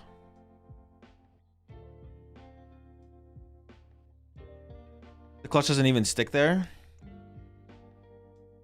Yeah, that's true. The clutch doesn't even stick. Well, I guess it's just like having your... Oh, yeah, the clutch never sticks. It just built up damage for like a potential Monkey Dory later, right? I don't know. You know what Liam's Grassmon was? It was Badoo. Grass one's over. All right. I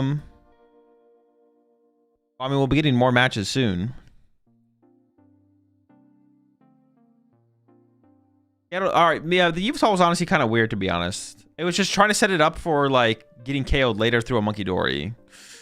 Maybe just, like, knocking the thing out and drawing a prize card is better. I don't know. But, like, also, KOing Badoo is stupid. Not stupid. It's bad. It is kind of stupid. KOing Badoo is so bad. Giving your opponent a free bench space back is, like, pretty cringe. Yeah, I don't know. I don't hate the clutch play, I guess. Maybe you shouldn't put the energy in play.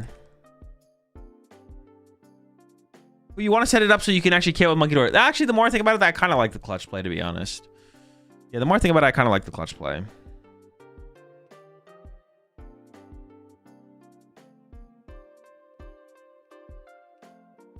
How about when he put the 30 on the Zoro and punched Fez?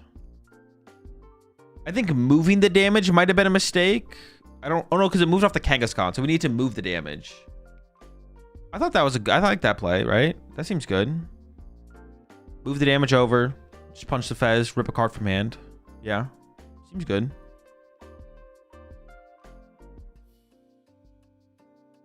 Seems right. How's the bracket looking? I don't know. Let's take a look at the pairings.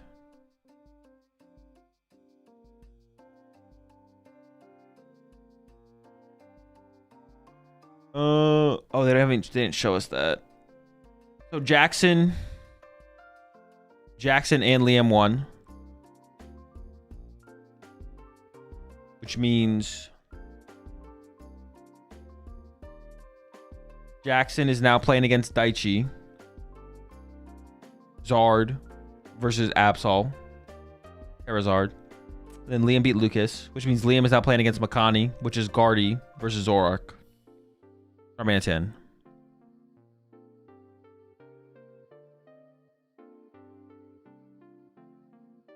Should have killed the patch earlier?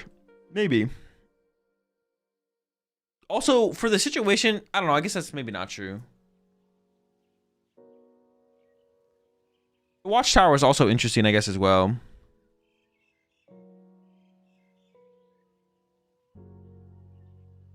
So Liam against Makani, Drew beat Christian, and now they're going to show us another top 8 match from the other side of the bracket, I assume. So we'll see either Jackson versus Daichi or Edwin versus Oscar. I assume Edwin versus Oscar is probably is currently in the match, I would assume. So then they're going to show us Jackson versus Daichi, and then we'll see Drew versus Liam or Makani, and then we'll go back to the other side of the bracket. Is the whole top cut kind of unfavored for Guardy? No, Guardy's fine against Absol. I think Makani's build is probably favored against Absol. Pulsar, I'm not sure, to be honest. Yeah, I couldn't tell you one way or another about Pulsar, to be honest. You're fine against the Absol. Charizard is unfavorable. Maybe it could be tough.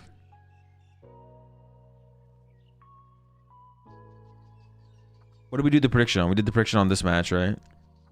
Drew did win. True.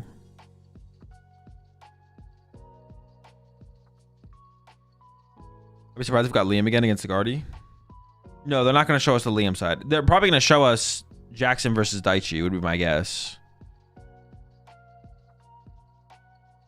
But we'll see.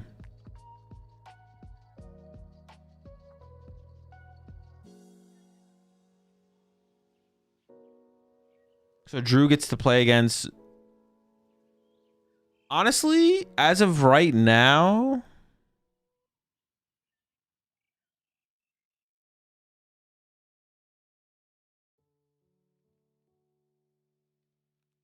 I'm going to predict, based on where we are in the bracket, I'm going to predict Drew wins the tournament, which I guess is like kind of a cop-out because he's the first person in the top 4, but I'm predicting a Drew Stephenson dub here. Yeah. There are more Canadian players in Top Cut than at Toronto. That is true, yeah. Wait, how many Canadian players were in Top Cut at Toronto? That's not good. There was more Americans than Canadians at Toronto, though. Oh my gosh. I didn't realize it was that bad. What the fuck? I say that, but there was also 7 Americans in cut and only 1 Canadian. So, it's not really an excuse, to be honest, because there was only 60 more Americans at the tournament. Honestly, no excuses. What the heck? Oscar is Pulsard, yeah. No Pult Nors in cut.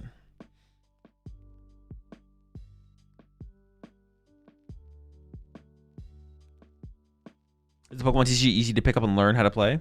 Yeah. Very easy to learn and pick up. I mean, this one's always going to come up first, so we'll just wait over here. If you made finals in 2022, do you think you would win against Tord? Probably just donk him twice with Ice Cube. Would have been free. Where's Diplin in Top Cut? 7th seed.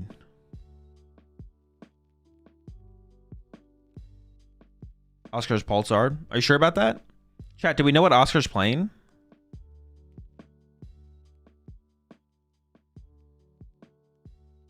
Any Grimsharls and Curb? Yeah, all the Grimsharls are on the curb because none of them made Top Cut, so they're all just hanging outside the venue. Oscar's Diplin. Okay, that's what I thought. If an undefeated Golden Go wins the whole thing, I'm deleting my live account. Well, thankfully for you, no one went undefeated in Swiss, so you're safe. Is it easy to get really good at the TCG? No.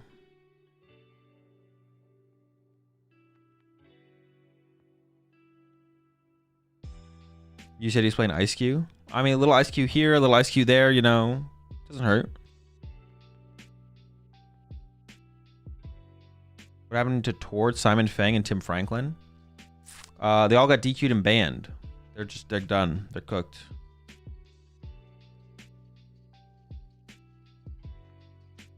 TPCI was done with their shenanigans, so I had to clean it. You know, we're trying to clean up the scene around here, so we had to get rid of some of the riffraff, kick them out. What would you recommend to get better in general? Just play the game. Don't overthink it. Start grinding games. Yo, appreciate the 59 months there, Sky Bishop. Which starter deck is it worth it to buy? Starter deck? I don't think any of them, really, to be honest. Or you mean like a deck to start with? A deck to start with, like Golden Go is usually the go-to. Yeah, Golden Go is usually the one to go to. The game plans are pretty straightforward, pretty easy. You just learn sequencing. Pick up more intricate decks after that with more involved game plans. Now, if you actually mean a starter deck, none of them. Just buy Golden Go.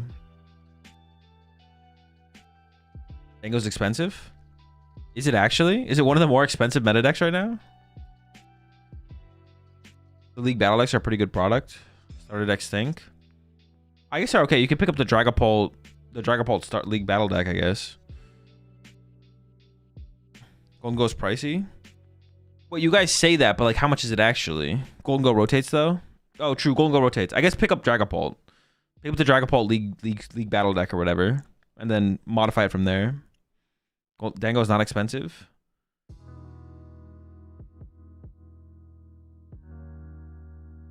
Dude, I feel like the Pokemon community has been like They've been kind of too good for too long. With like cards costing nothing. Like, listen, I don't want Pokepads to be cost $8, but like everything is relative, you know what I'm saying?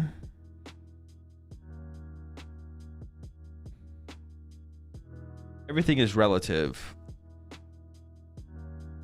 Pokepad is 10. Is it? I'll fact check you.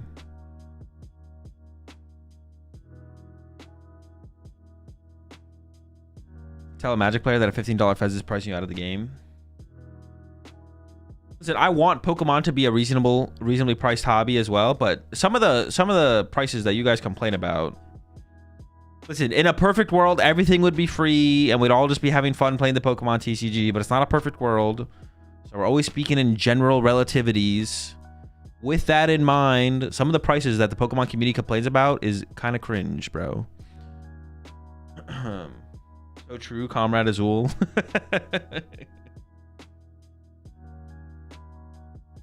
Not all of us are rich like you, Azul. Dude, I am not rich. Listen, I've been seeing some comments lately from some of y'all. I think y'all have a misunderstanding of my background and how much money you guys think I have. I will say this. I don't spend my money on stupid shit. And I know some of y'all be spending your money on some stupid shit and then coming to me complaining because I can afford an $8 Golden Go. So y'all better check yourself a little bit. Show us the receipts. I literally do not spend money on anything.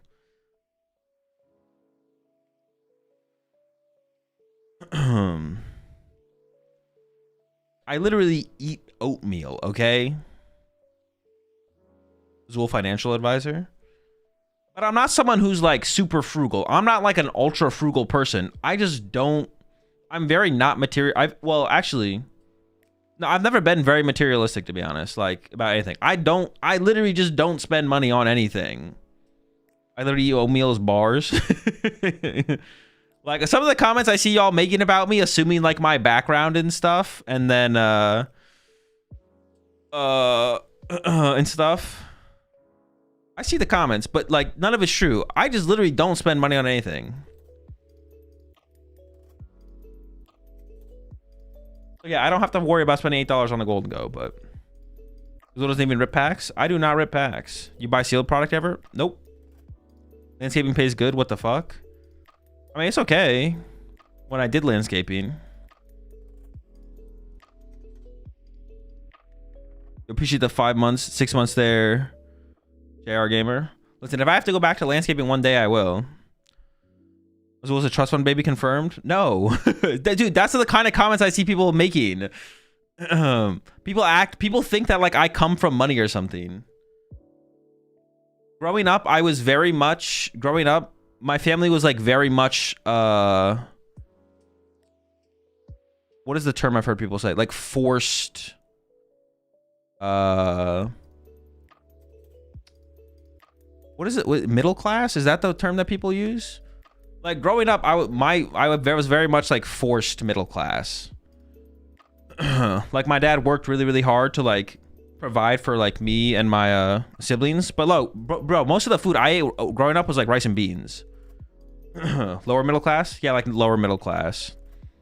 Forced middle class? Yeah, I was like, we weren't really like middle class, but like working class? Well, very much working class, yeah. I ate a lot of rice and beans growing up.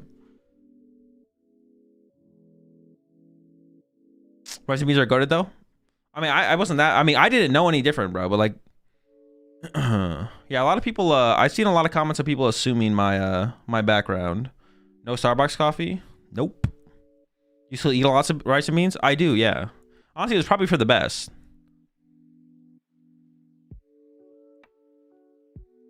You never spend money on takeout or delivery? Now and then, but not very often, though. You speak Spanish? I do not speak Spanish, no. Azul's a millionaire? Some people think I am.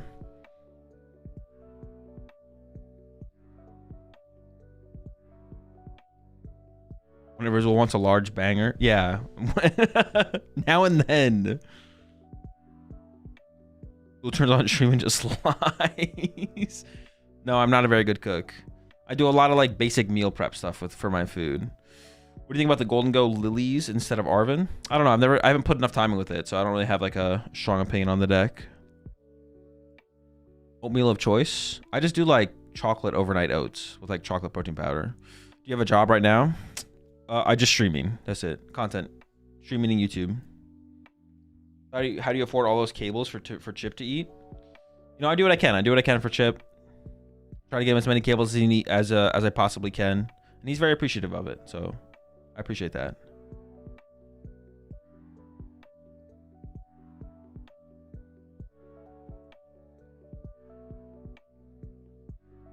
Are you good at arm wrestling?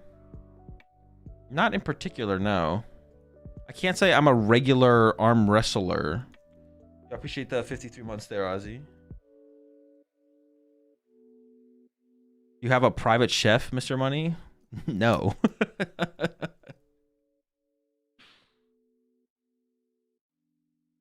You fly basic economy? Yes. You come out here flying first class?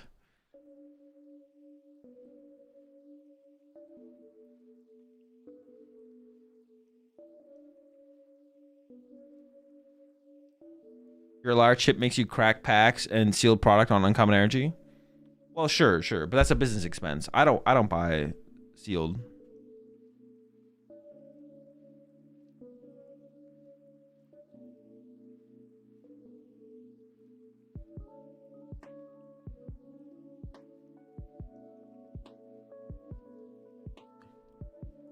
You have a pile shuffling butler. That would go kind of hard, to be honest.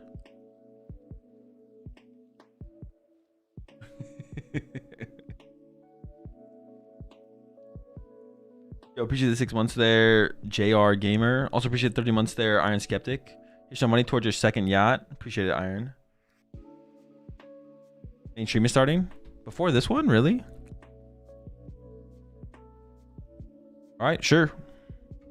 Jackson Ford with the Terrazard versus Daichi with Megas. Predictions up. What do you got? Daichi with Mega Absol or Jackson Ford with Terrazard, also with a water pond. Hazel, I want to tell you I hit 1900 ELO last night on ladder, starting around 1550 ELO, playing only Guardy Jelly in somewhere under 24 hours. Just wanted to share the cool milestone. Is the goal 2K this season? Has anyone actually genuinely got to 2K? I don't know if I've ever seen a 2K number. I've seen a lot of 1900s.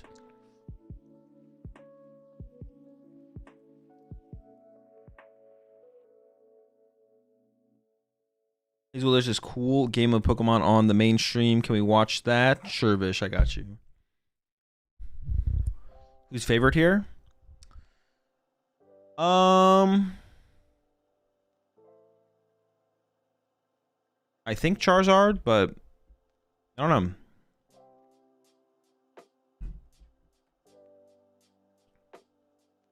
Yeah, appreciate 3 months there.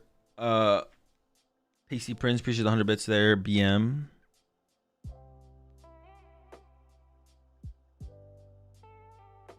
So did you ever play the OG Pokemon TCG in-game Game Boy? No. So if you pull the 600 card, would you immediately sell it or just keep it? Sell it. Does Daichi play Watchtower? I don't... Actually, I don't remember what kind of build Daichi is playing. Is Daichi on the Frillish? Oh, the duck! No! 2 fire energy for Jackson, but it's not too crazy. That's not Daichi. It's not the Daichi you're probably familiar with. No, different Daichi.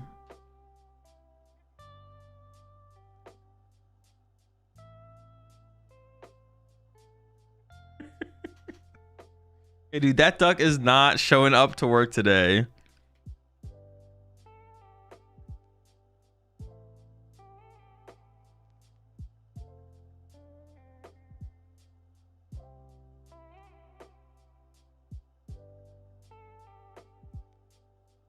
The duck is chill maxing for sure.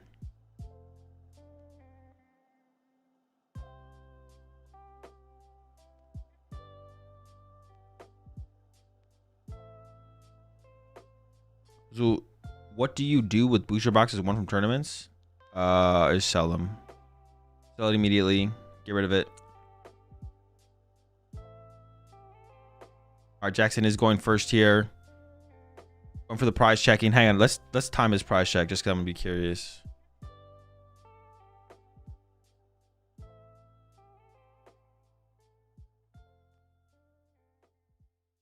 All right. It's literally like basically as the time starts, to be honest. Yeah, appreciate 7 months there. Radiant Magikarp. You sell it at the venue? Sometimes.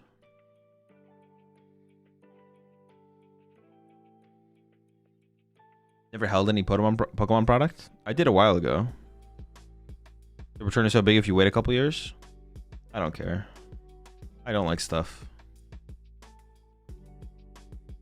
It's not something I want to have to think about or worry about.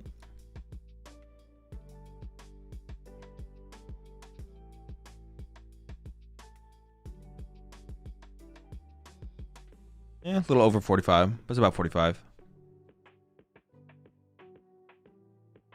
You play Blinged Out or Min Rarity? Min Rarity. Am I going to Worlds? Yeah, I'll probably go to Worlds no matter what. We'll see.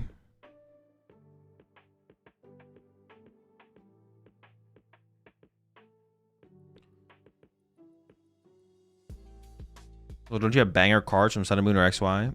No. Oh, I have a... I do have like my expanded collection, yeah. Oh, and Into the Klefki as well. Ooh, wait, that's actually super obnoxious. I didn't even think about Klefki early on in this matchup, but that's hella obnoxious.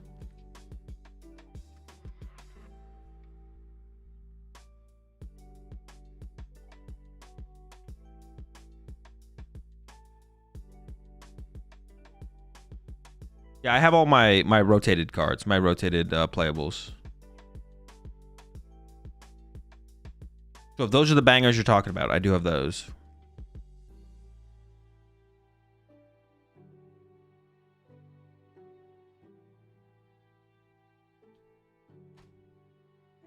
It has to happen one game, right? Also, he prized the duck, so like, you know what? Give him something. Give him something. He doesn't know how bad it is for him right now.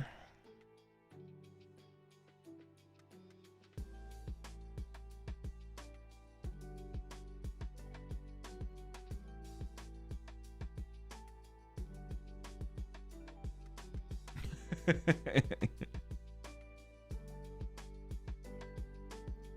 at least keep your trophy cards? Yeah. I have all my trophy cards except my Worlds one. I have my IC trophy cards.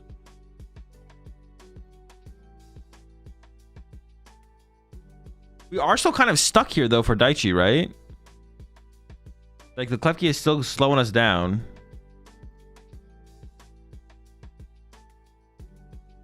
I mean, if you have Arvin here, you can Turbo Energize. I see 3 Dark Energy.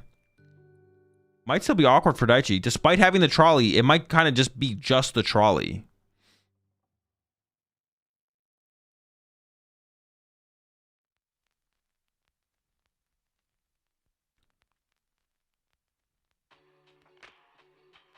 You really sold your World's card for an apartment, right? No, it's not worth that much. Wait, is attaching to... Does that make sense to attach a Monkey Dory here? Isn't this going to get Candy Charizard knocked out? Is Jackson ever not going Candy Charizard KO the Monkey Dory here?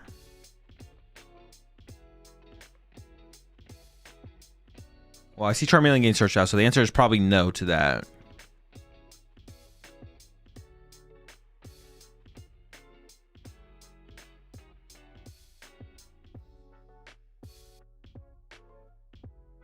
It can't retreat though if it needs to though, right? Well, I'm just saying like for the if you attach the Absol here, you can retreat it next turn. I guess I don't know why we'd want to retreat anyways though. That like we could just lose the Monkey Dory and the energy as opposed to just losing the Monkey Dory. No Charizard though, so nothing to fear I guess as far as that goes. I feel like Jackson is gonna sit here and wait for like a pretty big turn though, to be honest, behind the Klefki. We're gonna be here for a while. Maybe Daichi does want to like start. Honestly, do you start clutching here?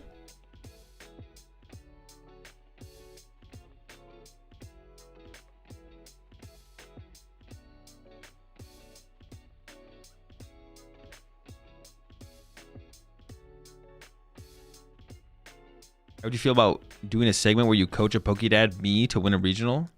Maybe next year.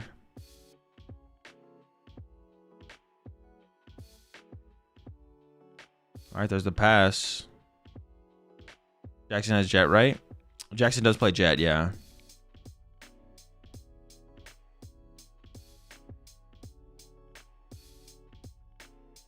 Dash to Absol. Jackson here could have Candy, Dusknoir, Charizard, Prime Catcher, or Boss KO Absol, I guess, this turn. I want to be absurd. Jackson won Milwaukee. Oh, jeez.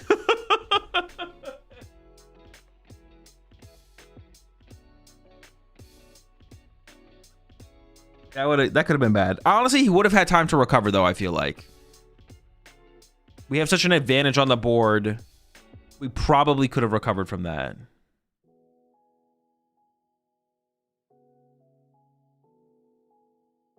So what's your go-to easy and filling meal?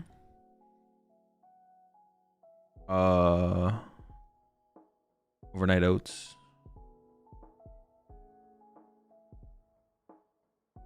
Food in a bowl. Yeah, food in a bowl. How do you feel about doing a segment where you coach my dog, not me, to not eat my Pokemon decks? Well, we could do that. Actually, we could see if we can do that.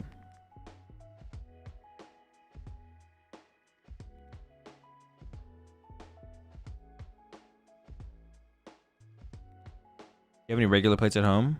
There is regular plates. You should never see me use them because bowls are optimal. I'm Optimaxing. Alright, got the whole Nor line. We are putting the Area Zero in play. I don't know if Daichi actually even plays Watchtower, but there's a good chance that he does.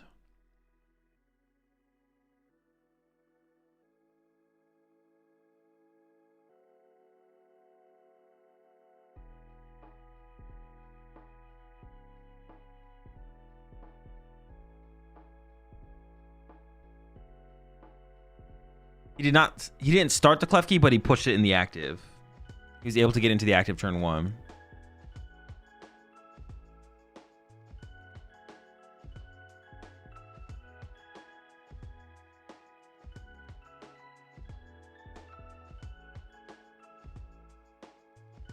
Andy Dusknoir.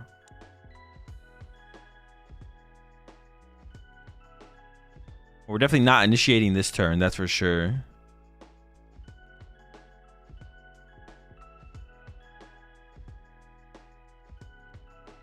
All right, over to Daichi. Is it still just a dead hand? And also, is it even worth... I mean... Like, should you attach... I feel like you should almost attach to Yveltal to, like, start to set up to play for a clutch line. Or do you even just retreat in clutch right now?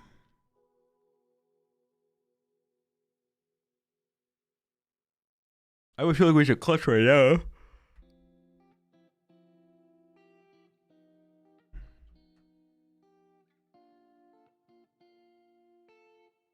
All right, well, Jackson's going to start going in here. I wonder how many... Yeah, the Absol is definitely getting KO'd here, that's for sure. I wonder how many Jet Jackson plays, because Jackson plays a Water Pawn and a Water Energy. There's the Water Energy. Hop onto the Absol, and then retreat and boss knock it out.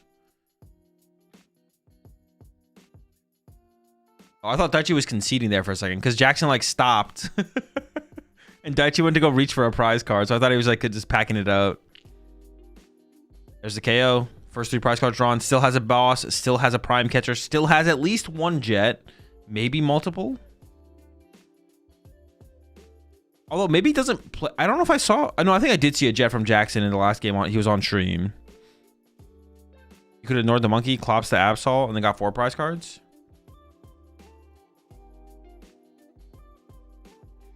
Oh, you're right. And then you're just a prime catcher away from winning. Yeah. That probably would have been better, actually. That's a good point. That actually is a really good point. You should have just played for the win on the next turn, right? I guess you can still win next turn, but I feel like that was probably the better play. In fact, I would have maybe KO'd the... No, that would have been the play, I think, yeah.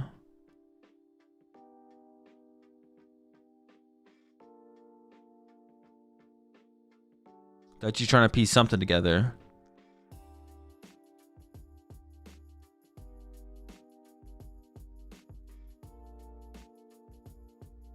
Bravery Charm to the Petch and then into the Iono. Yeah, it does make it just like a lot easier to win if you do play it like that, to be honest.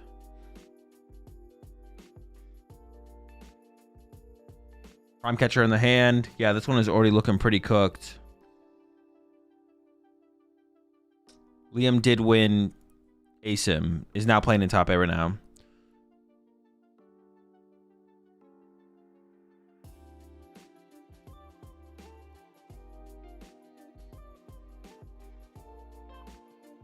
Does it just push Yveltal pass?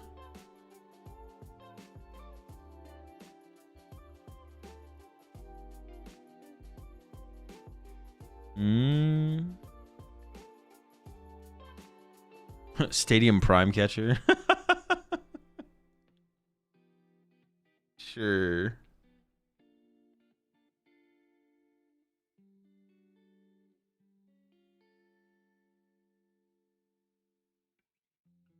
All right.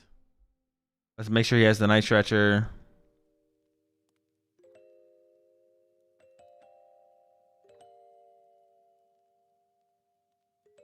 Oh, wait, you can just KO the active. I didn't even like... Wait.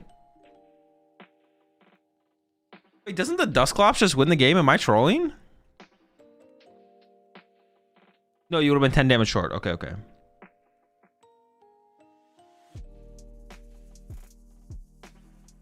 Wait, is this match not? No, this match is definitely started. Let's see where we're at.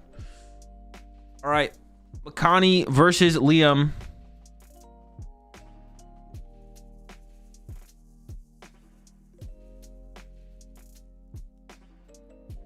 I think it's 2 prize cards apiece right here. I have no idea whose turn it is. I think it's Liam's turn.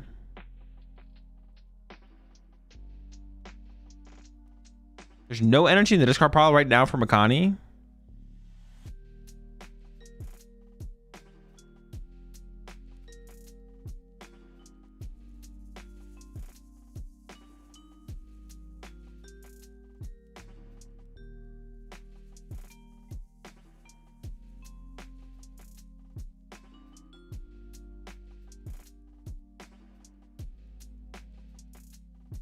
Drew is in top 4, yeah.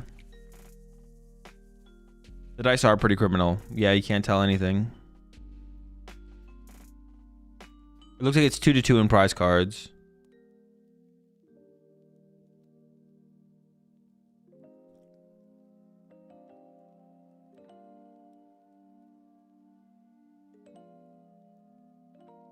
You get penny the Petch then? True.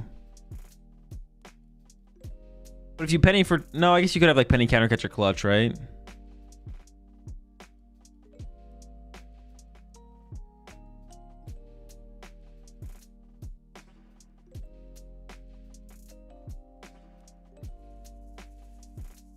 I guess Liam is just retreat boss away from winning the game, right?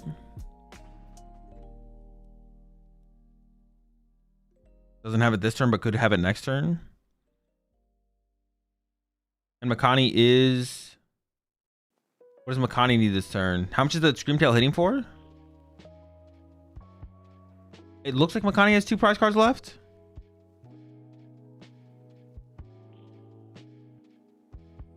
I heard you hating on the side table dice. What do you mean? Yeah. Are they your dice? It sounds like you have like... You have a personal problem with that.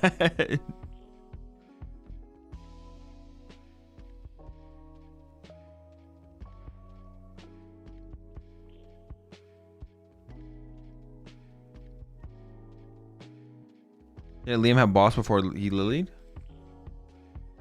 But he maybe didn't have a way to, I don't think he had a way to retreat. Turo isn't out for Makani. To win? We need Turo plus Bravery Charm, right?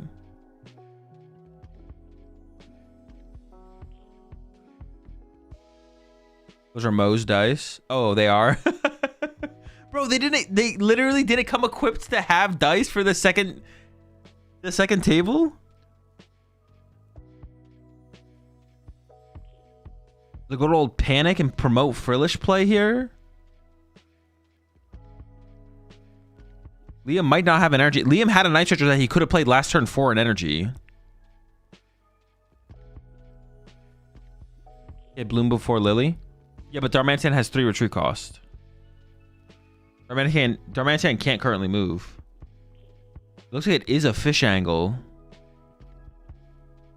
And Liam did not play the Night Stretcher last turn, which might have been a mistake from Liam.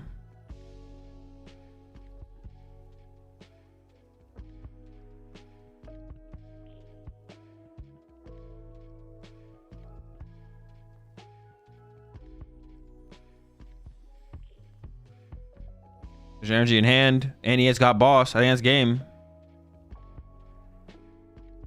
Liam takes game number 1 over Makani, and we're going back over to the mainstream. Daichi chose first. Looks like it has Petch in the active, and it's also built up Absol and Kangaskhan. Does Liam play Castle? Yeah, I think there's 1 Castle in there, yeah. Moving damage off the Screamtail. It never leads to enough damage to win the game.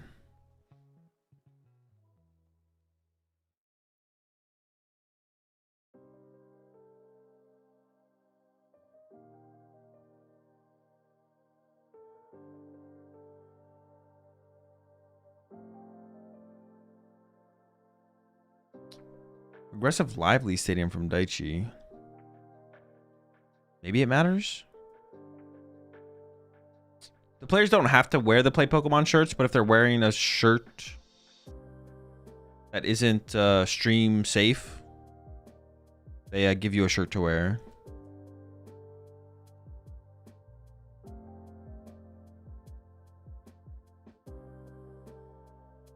Honestly, I don't like that Makani went Frillish. Oh, yeah, true. Couldn't he just go KO, KO? Yeah, I didn't even like realize that, to be honest. Well, I think he was like assuming he lost to an energy anyways, though, right? Maybe.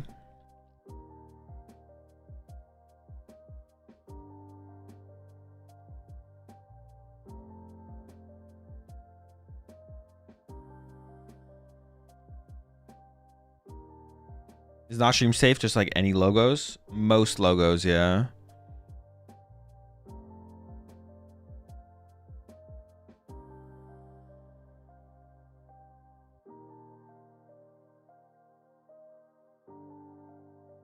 Wait, did Daichi go second?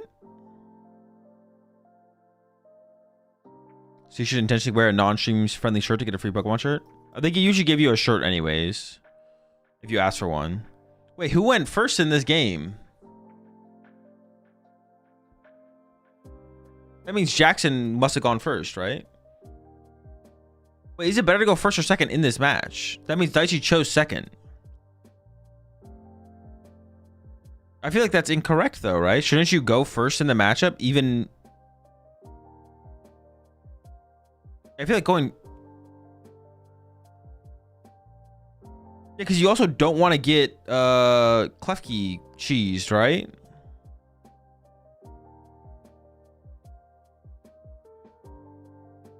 Yeah, getting Klefki turn 1 also sucked. Yeah, I feel like that's a mistake there from Daichi then. I wonder if Daichi plays the TM Devo. Looking for an energy here. I think we have Turbo Energize in hand. Okay, got the energy. That's pretty good. And honestly, do you just set up double Monkey Dory here?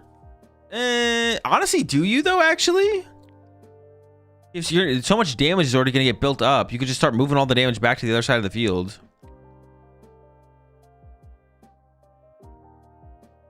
See what Daichi opts for. 1 to the Monkey Dory, 1 to the Absol. Okay, goes for the split. Isn't Turbo Trolley really important though? I'm not familiar with the Absol deck too well. Oh, did Jackson literally go draw attack? I think so, yeah.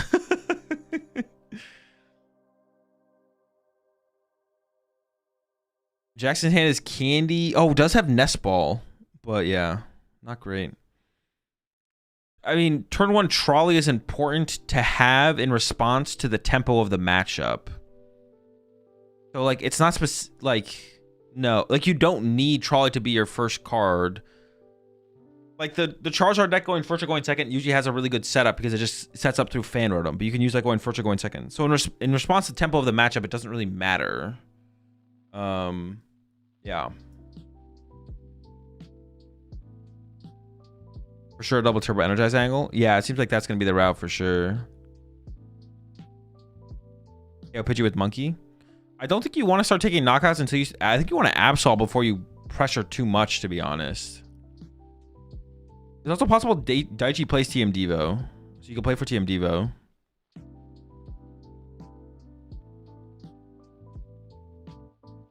Yeah, I don't think I would take a knockout here, to be honest, if I'm Daichi.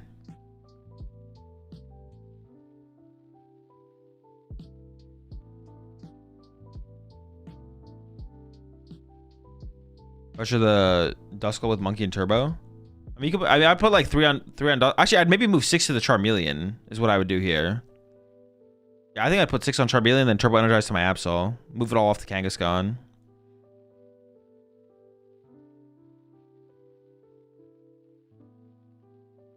See what Daichi thinks, though.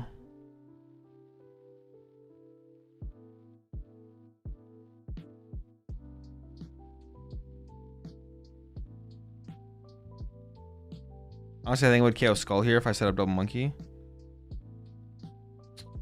There is Lively Stadium, so that's not possible, but... Nah. I don't think so. I don't think you draw a prize card here. I don't think you give the potential of the Fez draw. I don't know. With Lively here, I put 60 on the Pidgey then. Dude, what about 60 on the Charmeleon though? Jackson is literally draw passing. We could literally board wipe the attackers. Like, you can't lose if you board wipe the attackers, right?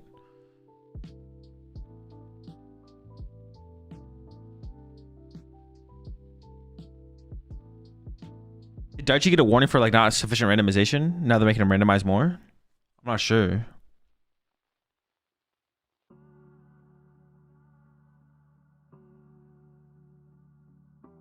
It's a Duskull on the bench, not Klops.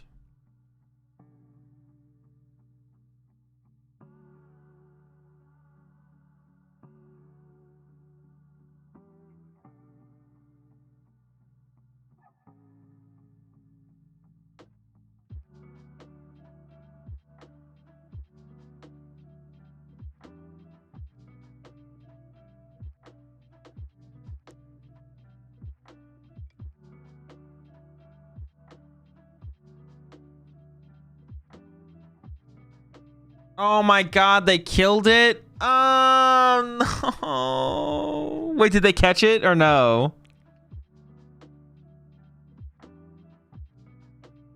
We shouldn't even KO the Pidgey to begin with. Put the 6 on the Charmeleon and then TM Evo. Dude, just shut the tournament down, bro. Just shut the tournament down, bro. This is too much. Cancel the whole thing. We're done. Everyone go home. All right, let's go back to the other stream.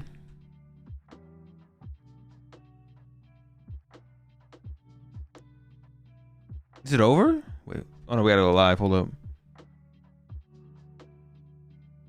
No Guardy yet. Dude, that Monkey Dory is stacked. Dude, why does that Monkey Dory have 3 energy though, bro? Ooh, no attack still from Liam. I assume that's not on purpose. I think, would Liam be attacking here if he could? Uh-oh, Screamtail's getting ready. That Darumaka's in trouble.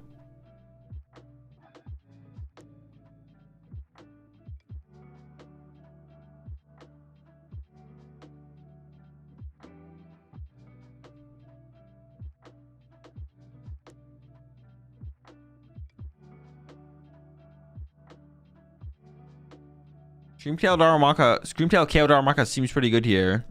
But we have no energy in the discard pile. This Monkey Dory is hoarding them all.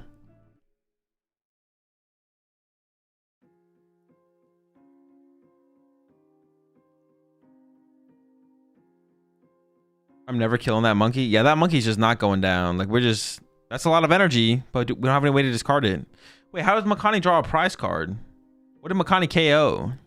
Oh, was it Badoo probably?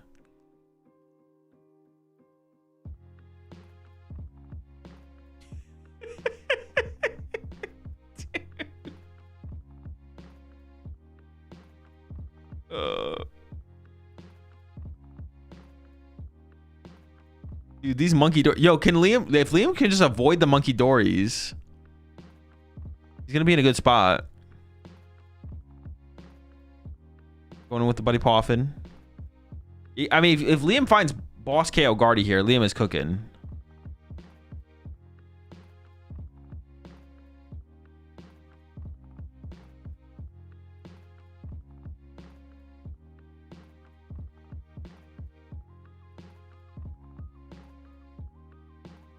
Oh, Countercatcher is active here as well. Countercatcher would be actually really, really good here. Countercatcher KO Guardy. Makani's got 2 energy on the Monkey Dories. And yeah, now you're probably feeling pretty comfortable hard treating here as Liam. Here we go. What do we got? Countercatcher? Nope. Not yet. 2 trades still to go.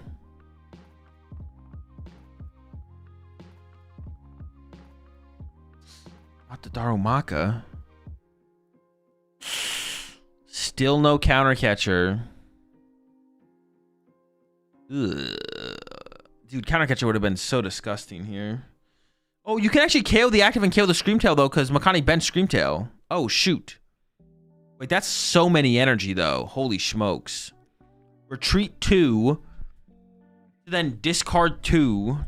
Oh, my gosh. Actually, you could have reversal energied here if you wanted to as Liam. Because you are behind, right? Was it better to reversal energy snipe? I guess then moving the Darmanitan becomes a headache if you can't find the castle. Feels costly. Still seems pretty winnable here for Makani. But you got a 2 prize penalty. All right, let's go tune back in.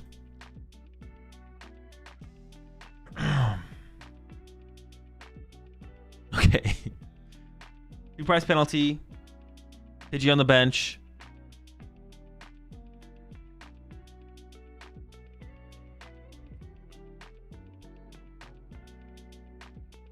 Doesn't kill the monkey that way because of no weakness, right? Oh, yeah, true. All right, we're back into it. I feel like Daichi's got to start attacking now. We can put 6 on Charmeleon this time and then just go Absol Punch. Dude, why are we obsessed with killing this Pidgey? Why can't we just put 6 damage counters on? Dude, 6 on the Charmeleon would have been so good.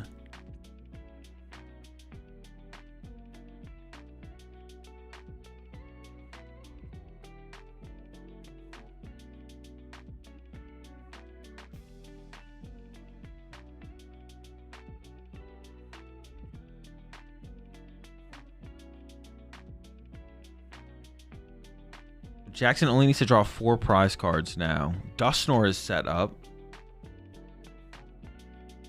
We have another monkey door to use here, right?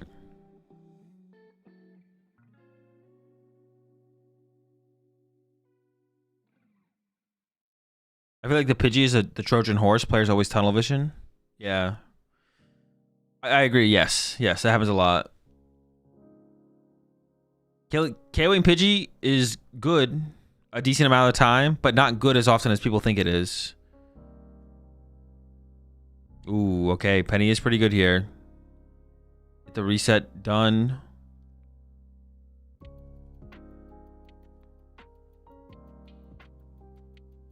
I mean, it's got to be the nest ball here. It's no question.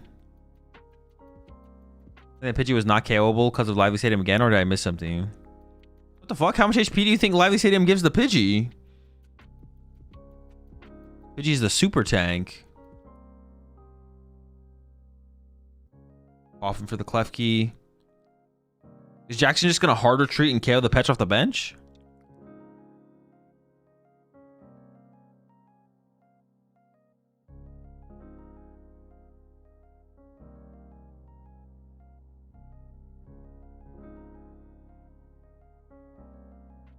It is the hard retreat. Into the Klefki. Pop the Nor. Get some cards. Down to 2 prize cards left. He's living off the prize cards here now, though. I don't even know what's prized. What do we got? You get to keep the shirt. Yeah. If they give you a shirt, you get to keep it. Dude, his prize cards suck. The top 2 prize cards are Pidgey and a Nest Ball. Oh, there's a Nest Ball. There's a Nest Ball. There's a Nest Ball. He could have gotten Nest Ball for Fez. Probably correct. Probably correct. It's the dude. It's like all Pidgeot line. There's a 1/1/1 Pidgeot line, a rare candy, and a fire energy prize. All right, Jackson's still living off the top deck. It's looking like Daichi is gonna be able to get the dub here, despite the 2 prize penalty. It's not done yet though. Still possible.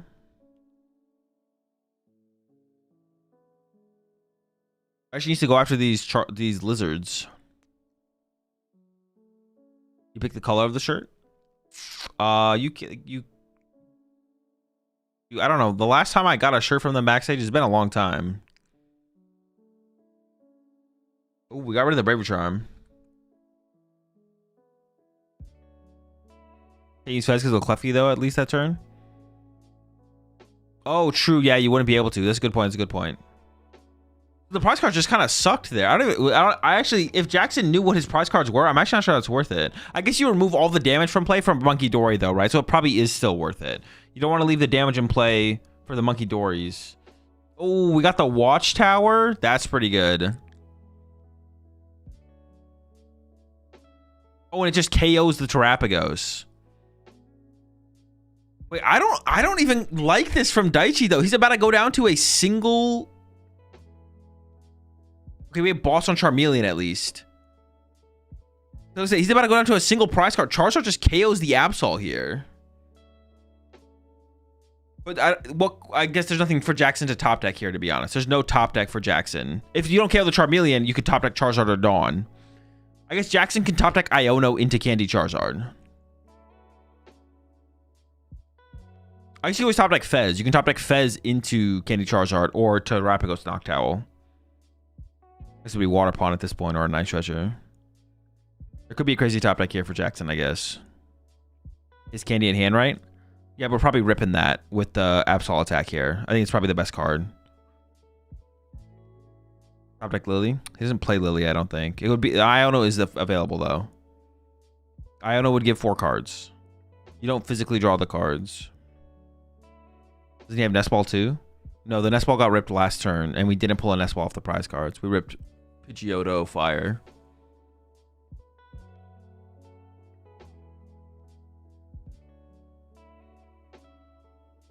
Punch with Monkey. Well, no, we gotta take a knockout.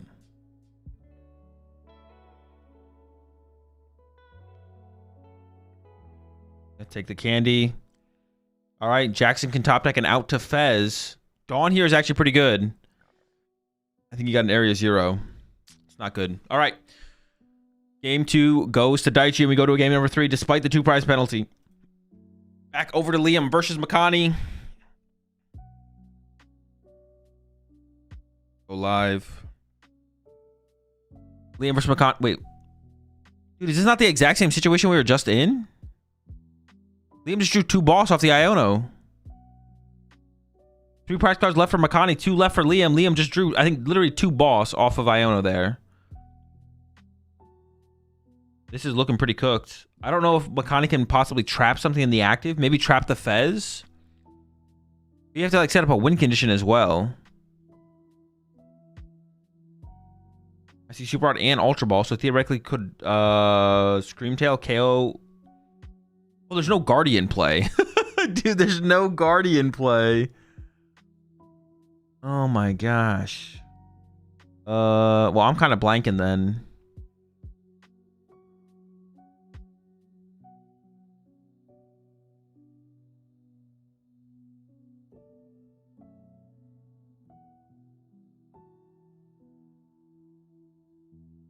Gonna commit to the energy search.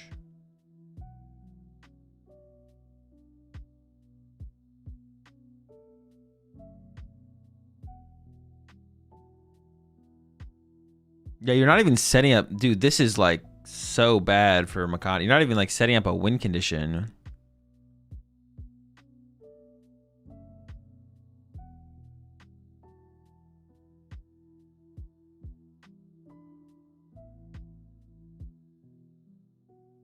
You're just gonna go item lock and pray.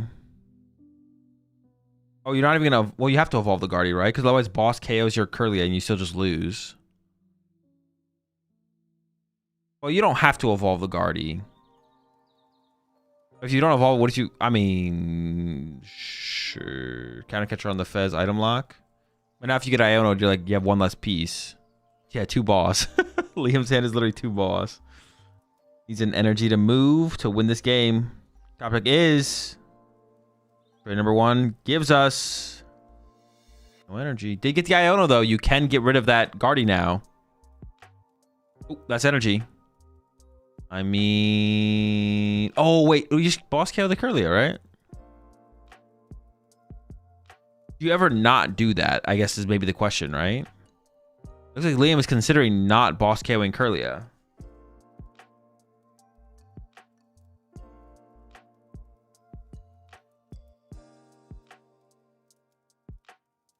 Boss backdraft the Fez.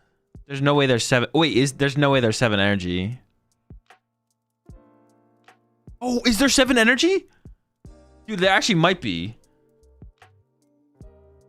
There's 7. That's the backdraft. Oh my gosh, he should have put an energy back in the deck. Holy smokes. Okay, if you couldn't backdraft KO the Fez, you're still in a pretty good spot though, right? You're still in a pretty good spot. The question is just what do you do from there, I guess. 2-0 for Liam over Makani. So Liam goes on to face Drew in top 4. Back to the other side of the bracket. Game 3, we got Jackson versus Daichi. The aggro Klefki. Ooh, we got the mobile Mander in the active to get into the turn 1 Klefki to shut down Daichi's abilities off the rip here. We saw this in game number 1. It was pretty effective. We're seeing it here now in game number 3 after Daichi took game number 2 despite the double prize penalty. Go back and look at Daichi's pricing. Honestly, he kind of deserves it for opening the raw trolley. Oh! No, he deserves that. He deserves that. He opened raw trolley in game, one of the games. Jackson actually prized... probably wouldn't be that big of a deal. Okay, this is not... Honestly, for prizing trolley, this is not that bad if this is an Arvin. Or a Turbo Energize. Actually, give him a Lily into a Turbo Energize. Iono could work, as long as we find Turbo Energize. Why was there a double prize penalty? Daichi took a KO on a Pidgey when it wasn't KO'd, and then looked at the prize card. If he didn't look at the prize card, it would have been a warning for both players probably. And no double prize penalty, but because he looked at the prize card, it was a double prize penalty.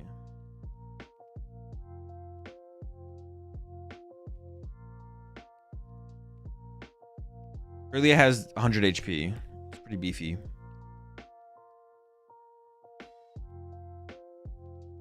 All right, Iono.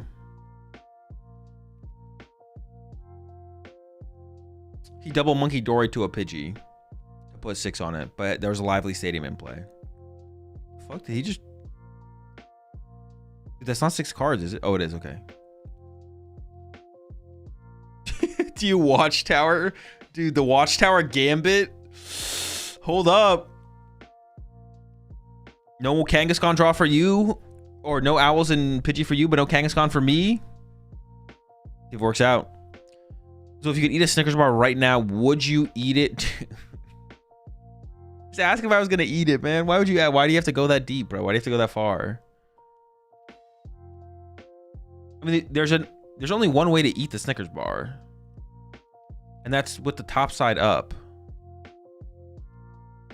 I'm not gonna fully give in to your antics.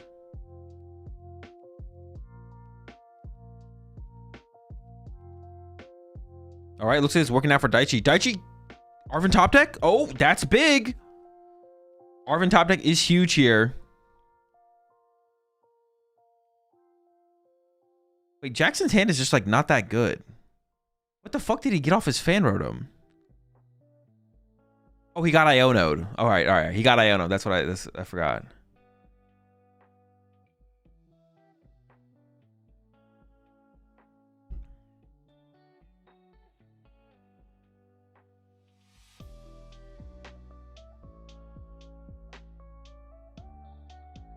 Lengthwise or sidewise?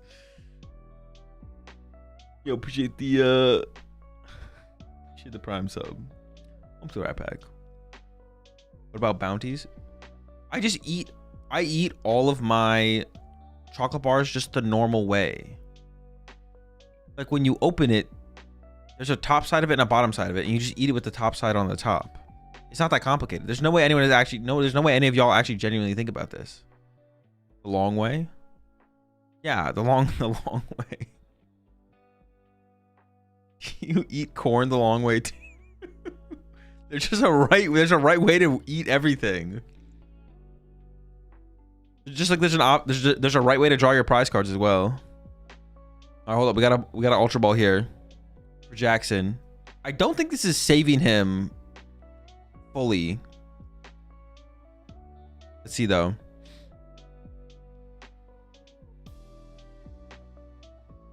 Oh, do we have Candy Charizard actually? Hold up. And actually, is there a boss in the hand? Do you ever just boss up the Absol and punch it?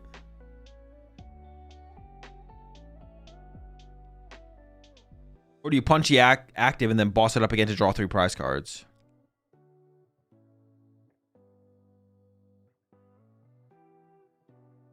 Do you think you'd be better than 50-50 to guess left or right Twix after a bite? No.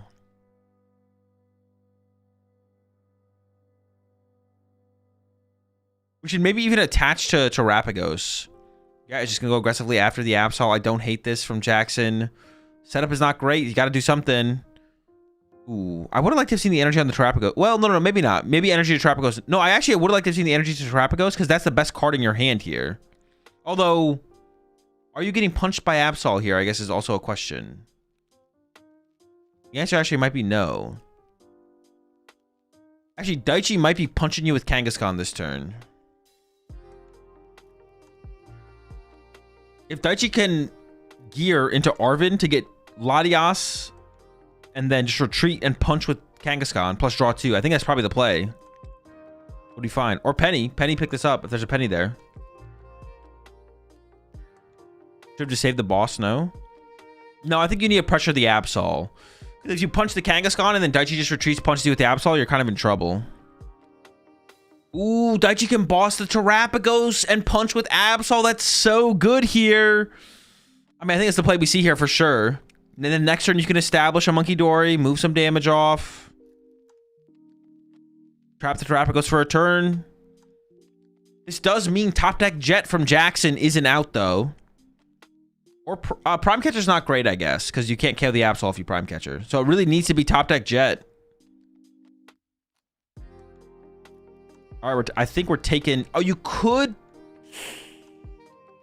take a Nest Ball because you need to stop Fez. So you could take Nest Ball this turn and then maybe Nest Ball next turn as well.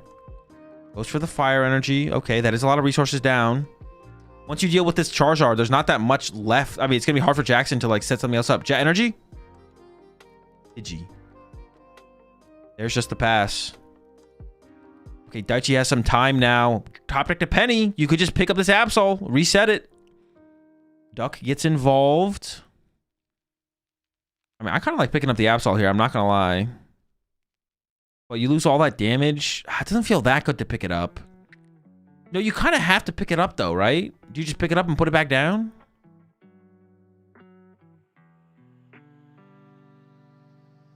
If you pick up the Absol, you're favored at that point for sure. Hard retreat. Yo, what?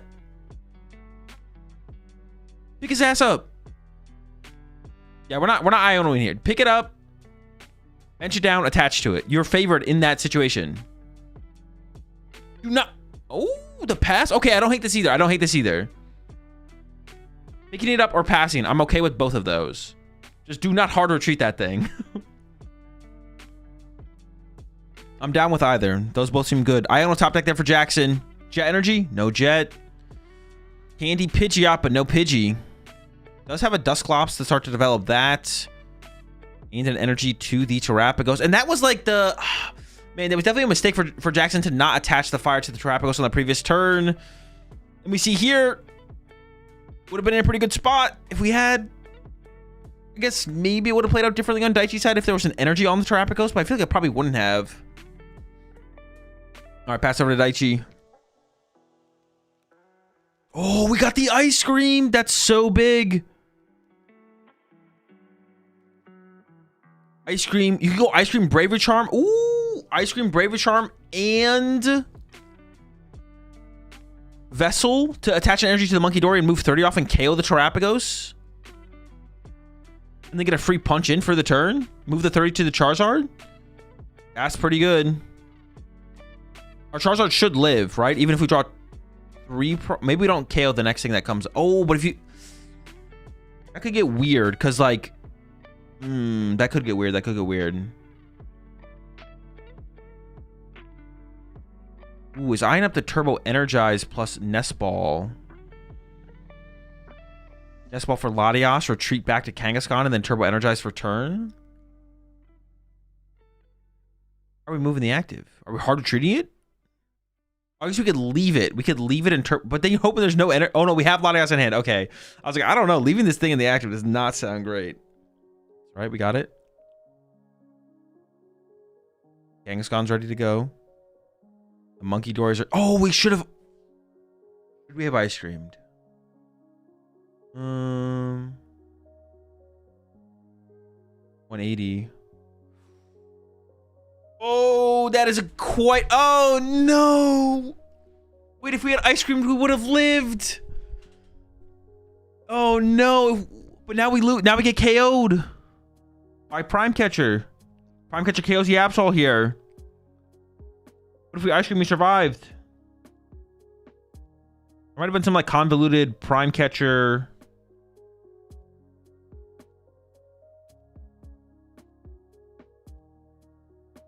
I mean, I feel like you have to KO this Absol before Daichi gets another turn, right? Basically game. No, there's a Kangaskhan right there. That can clap back. I feel like Jackson also needs to get like a... goes for the Fez. I was going to say another Charmander, but... if you could ignore the Absol and punch Kang.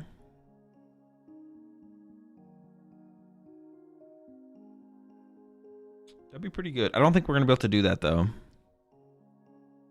Duck on field makes it weird, no? Not really. You just...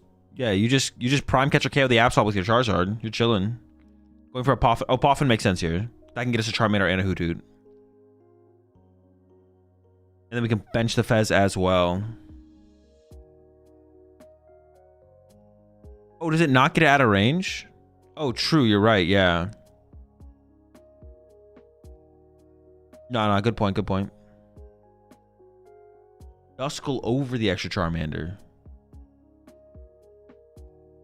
That is a lot of firepower. With the Dusknoirs. You would have needed like a Bravery Charm or something. Which Daichi could have done. Daichi could have got out of range in case of a top deck, to be honest. Which maybe that's a mistake on Daichi's part, right? Like off the Arvin, Daichi could have gotten Bravery Charm, Turbo Energy, or Bravery Charm. Could have gotten Bravery Charm Vessel. Played the Vessel. Attached to a Monkey Dory. Just heal a bunch of damage off. You didn't even have to attack with Absol a turn. You could have played more chill. And waited for like a bigger turn. And then still retreated to Kangaskhan. But then your Absol would be safe.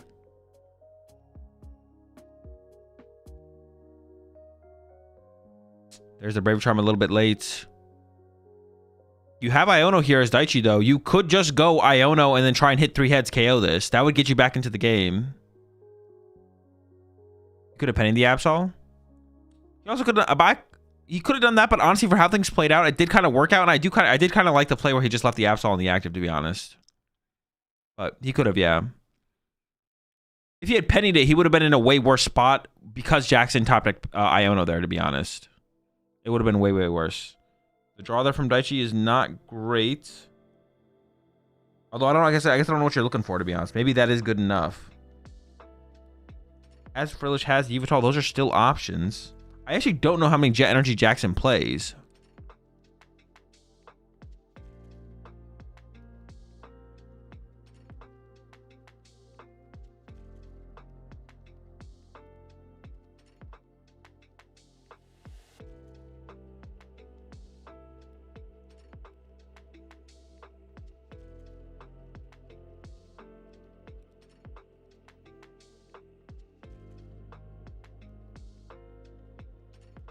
All right, we're going for it.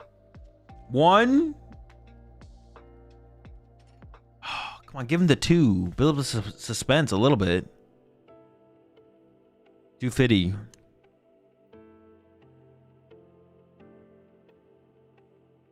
Oh, there was no Mandor on the bench either. Yeah, that could have got wild.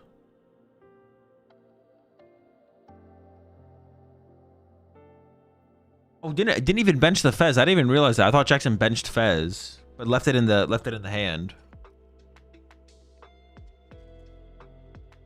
3, 7, Pidgey.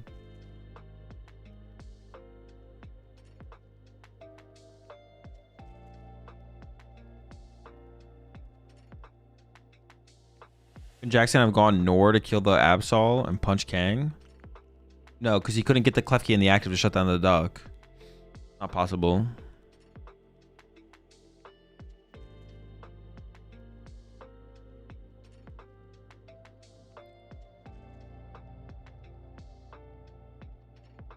Jet Nora's game. He doesn't have Jet.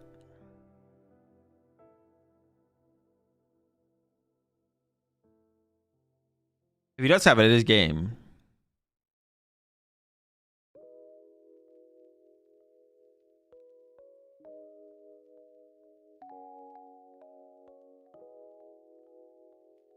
Opting for the Pidgeot over a Charmander. The Pidgeot option. There's a Pidgeotto or Pidgeot EX in hand. What do you think about adding a Klefki to Dragapult to disable the duck?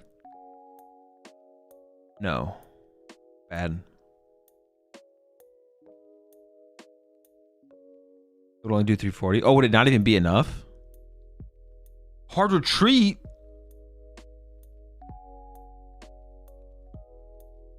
Wait, what if Daichi just goes boss KO Terapagos?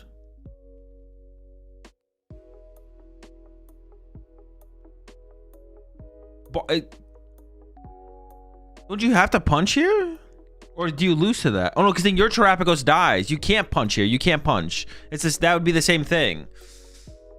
Yeah, you can't punch. You can't punch. Because then you would lose your Terapagos and your Charizard. Oh, but then you could win with Dusknoir next turn, right?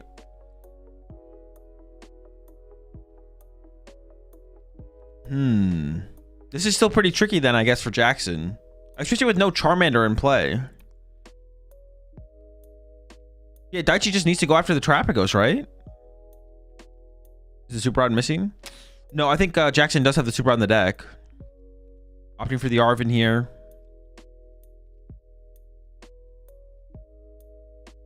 Going for Energy Switch. Do we not have Guskia Terapagos here?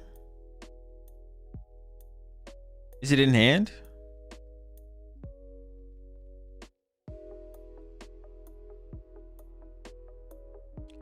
Okay, if it's in hand, we're chilling. Is Super Rod priced? I have no clue. And this hand is thick. Appreciate the 52 months there, Eddie. Why is Daichi playing Frillish? It's his tech for Golden Go. Is Daichi thinking about going after the Klefki? I wouldn't hate that, to be honest. Like, there's some validity to it for sure. I feel like Terapagos is like the best chase here.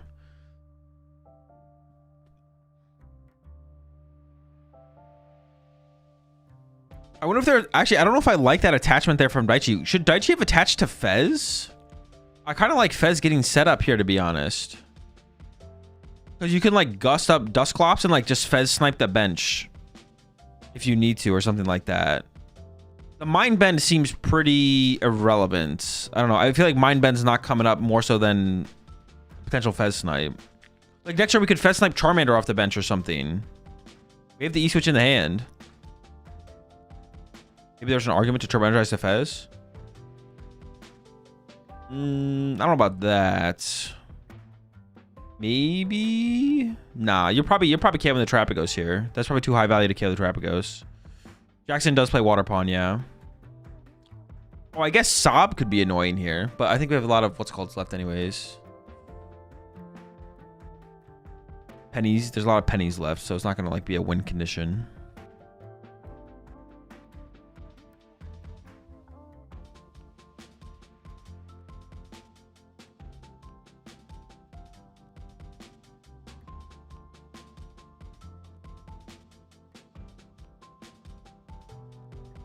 Rotom plus double pop.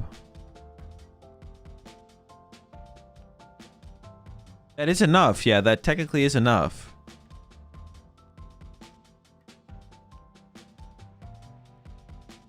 Couldn't he Crispin to the Fez? He doesn't play Crispin. Why didn't he pass with the Zard in the active?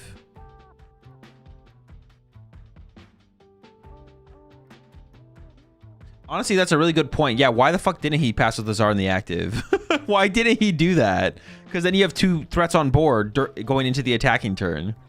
Yeah, actually, that's like a pretty big throw from Jackson, right? He definitely should have just passed with Charizard on the active.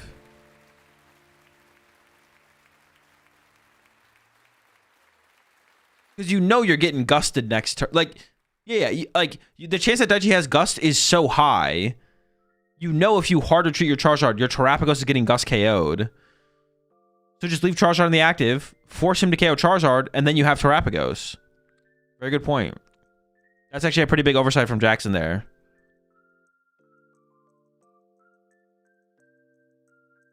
That's like, yeah, that's actually huge. All right, Dusknoir's in the discard pile. Did he put the full combo together here? Pretty unlikely. Dusknoir double fire.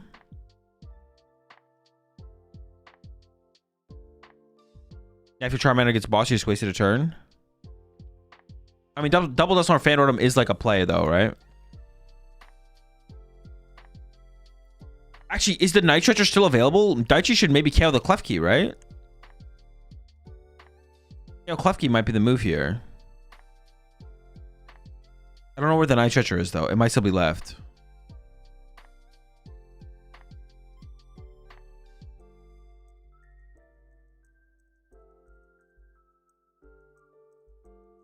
There's your Bravery Charm on it. Yeah, you are right. Did you misplay with the Rod second? Possibly. Push Fan already pass. Oh, wait. The Fan Rotom can KO the Psyduck. You can go Monkey, Monkey, Duck. Daichi needs to get a Bravery Charm on that Duck. And then boss KO the Charmander. Oh, does Daichi just win if he does that? No, because he still needs 3 prize cards. But Jackson started to run out of resources.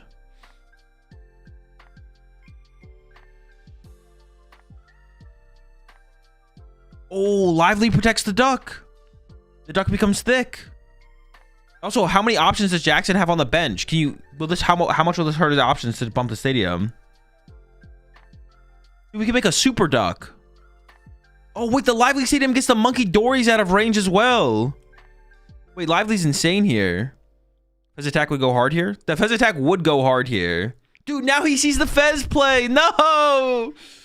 But it's a turn late. That need to be on the Fez last turn. It still works, though. We have that plus Stadium. Shouldn't we have just Stadiumed first, though, with the Fan Rotom and the Act? No, that was a misplay, right? Oh, we're not gonna Stadium? Just KO Mander. No, he didn't. But now the Duck dies.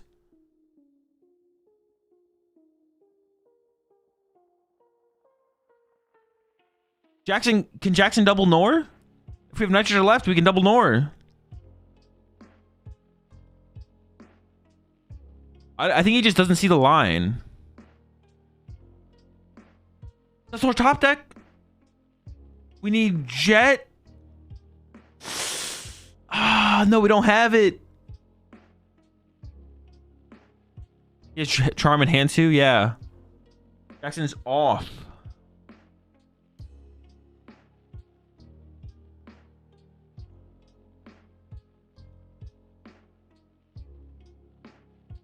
Yeah, he need to Bravery Charm the duck. Maybe the Lively Stadium is a bad play, but you need to at least Bravery Charm the duck. Because you do lose to double Nor here. You could have promoted Klefki. Yeah, but then you can't move it. It has to come through Jet anyways. If Klefki's in the active, you have to Jet it. Or you can retreat Pidgeot and Jet it anyways. So it doesn't matter if Klefki's in the active or Pidgeot's in the active. So then you should put Pidgeot in the active because it gives you more flexibility. You could quick search for Fez here. And then draw with Fez. But off Fez, you need like a lot. Also, if he took Fez, he misplayed and needs to grab Nest Ball. But I don't know what he took. He's maybe just setting up for the play. Maybe he's just going to bench Charmander again. And then hope Daichi... Oh, wait, but if Daichi draws on the prize card, you can't pop 2 Nors.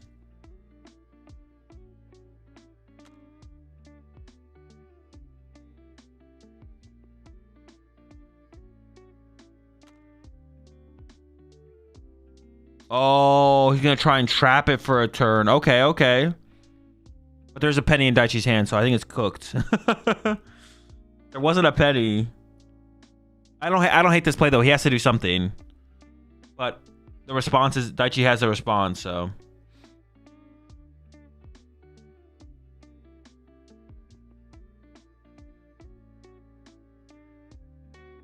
This was a pretty crazy set. Dude, holy hand, what the fuck?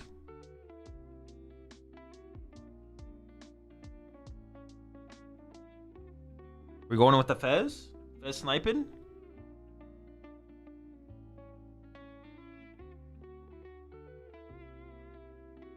Boss is also an out for Daichi? Oh, true. Boss is also an out. You can just boss KO the Charizard.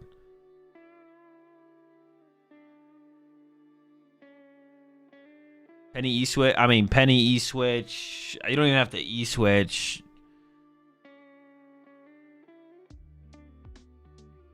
He sees the vision. Snipe the Dusclops. Yeah, Penny. Push this. Leave the Klefki. Snipe the Dusclops. No, that works. That works.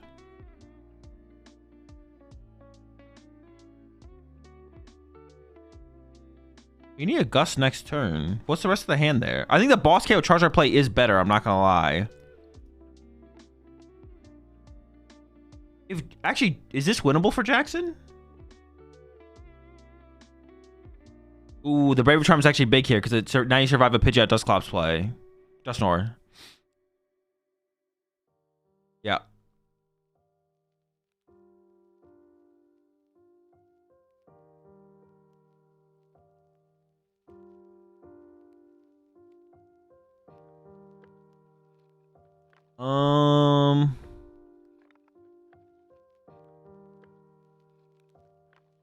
I don't see a line. At least not a good line. Want to KO the Zard? It's a Terra. You can't snipe Terra Pokemon on the bench. That would have been a legendary throw, though. We'd remember that one for forever. How Jackson even win here? I don't know. I'm trying to come up with something. No, the deck doesn't play bear.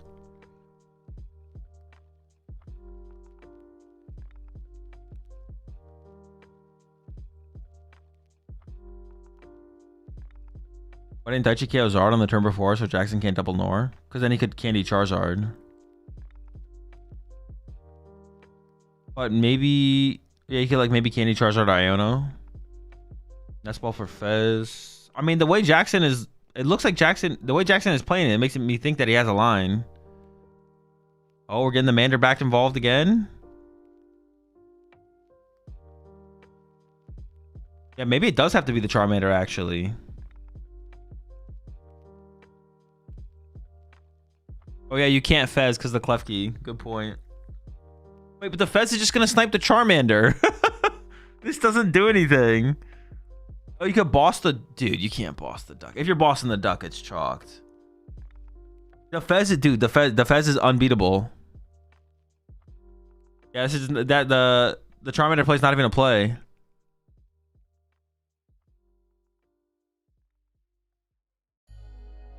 Dude, Fez is undefeated. Osab? Wait, could we have set up a Sob Psyduck play? Can we still set up a Sob Psyduck play? But no, probably not. I think that's what I think. No, but that doesn't even work. No, that never wins. That never wins. Oh, we actually don't have a boss. Interesting.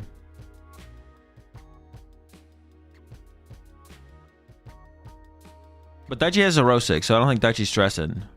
The deck out war. Also has Petchin deck, so you can't get retreat locked.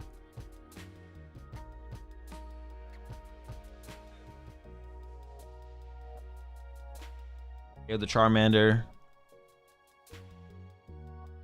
Jackson going for I think a Hail Mary Sob play, but yeah, I don't think there's actually a line. Quick searches. He honestly might just still be stuck. There it is. Aishi gets the dub. 2-1 over Jackson. That was a pretty cool series overall, I think. Missed some of the game. The Zard retreat really hurt. Yeah, the Zard retreat was pretty bad. The Zard retreat was pretty bad for sure. It was not great. I don't think they probably don't have anything over here yet.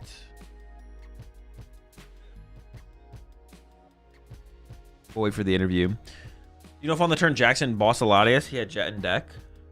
Yeah, the Jet was in the deck. The Jet's been in the deck. Does Countercatcher work under double prize penalty? Yes. You don't physically draw the prize cards, you just have to draw less prize cards.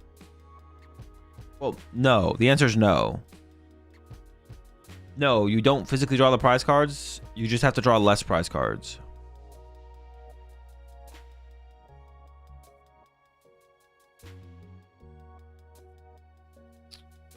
The Duskull Surge on Poffin instead of Charmander. Oh, I didn't even remember that play, High Roller. Yeah, that was probably a mistake as well, to be honest. Not getting the Charmander and going for the Duskull instead. Yeah, the hard retreat Charizard was really bad. But yeah, also there could have been just another Charmander on the bench, right? To just give us more flow to the rest of the game. So definitely some mistakes from Jackson in that one.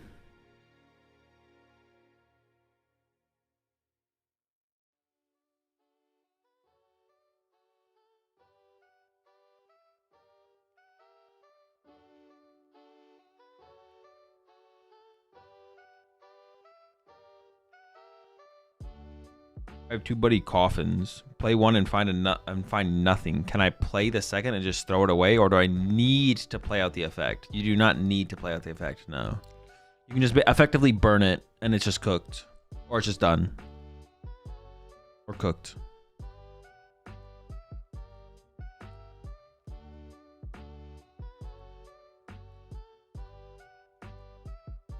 Hard Retreat Jar was the holiest of mess ups. Holiest.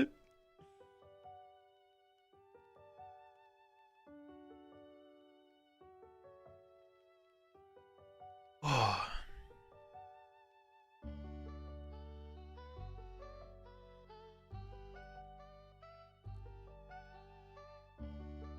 How's the top 4 bracket play out? Who does Liam play? Liam is up against Drew, and now Edwin is up against Daichi. So it's an Absol mirror, and it's Golden Go versus Zoroark. I would rather watch the Absol mirror, but they're probably gonna go back to the other side of the bracket, so we're gonna see Zoroark. We've already seen Zoroark versus Golden Go though. So hopefully they give it. Oh, actually, they're gonna probably give us both matches. Actually, I take it back. They're probably gonna show us both top 4 matches. So we're safe. We're safe from Zoroark versus Golden Go. Probably just close this one at this point then. We didn't see Zoroark win like we will now. True. Yeah, Absol guaranteed finals.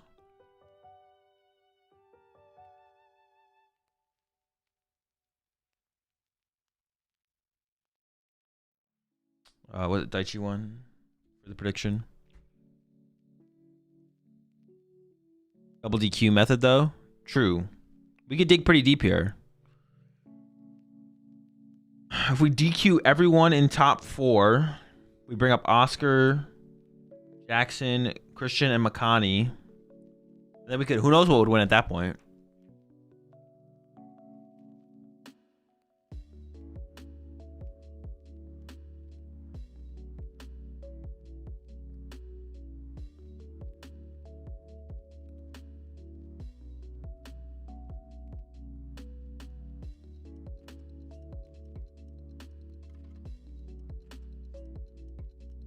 I still don't think I've seen the Frillish. Like, he plays Psychic Energy, but I don't know if I've seen a Frillish. Was the Frillish confirmed?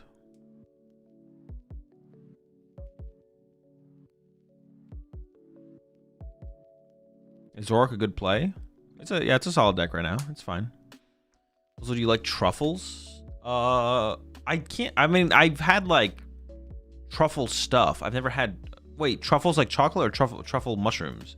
When you said truffles, I thought you meant mushrooms. You're talking about chocolate, aren't you? Yeah, truffles are pretty good.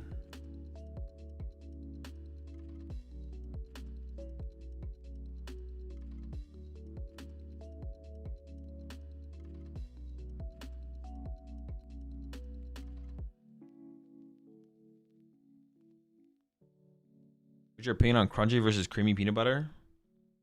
Crunchy's better.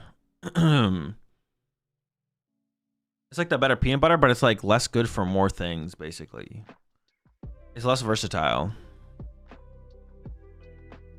You just eat the mushroom straight up?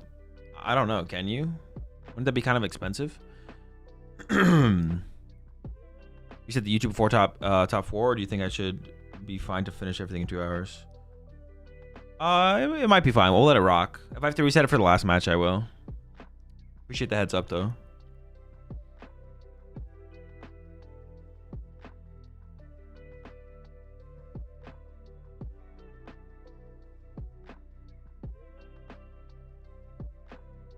All right, chat. I'll be right back. I'm gonna go make some food real fast.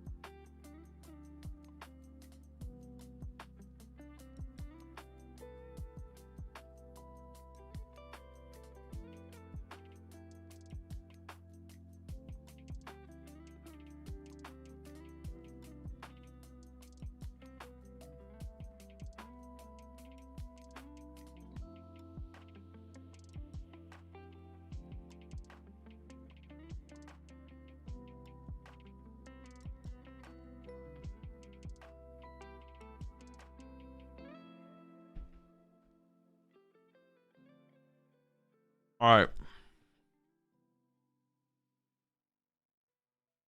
Just tore it out? No. Right there. Edwin Messman versus Daichi Tord, Reklev, Tamai. They're doing like a new tag team thing where like you can have someone play with you. So it's Tord and Daichi. It's like a tag team duo thing. Kind of like a play on like the cards.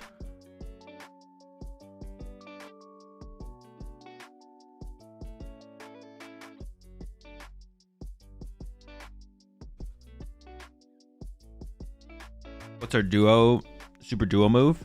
I don't know, they haven't revealed them yet, so we'll have to see what it is. You can do them once per, it's once per match.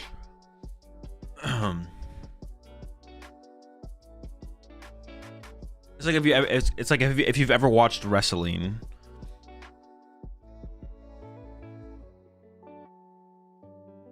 They'll have moves like that as because they're trying to like make the Pokemon TCG more like general audience viewer friendly.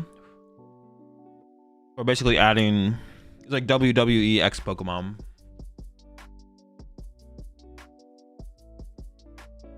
All right, let's start the prediction.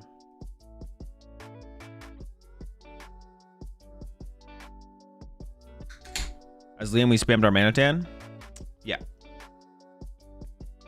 So our Manatan will be a big part of the matchup. I think the Tord, Rahul, Fabian tag team, aka TRF, gonna play a Fukuoka next week. Do they all make it in? They're probably gonna play Blaziken, Dragon Ball.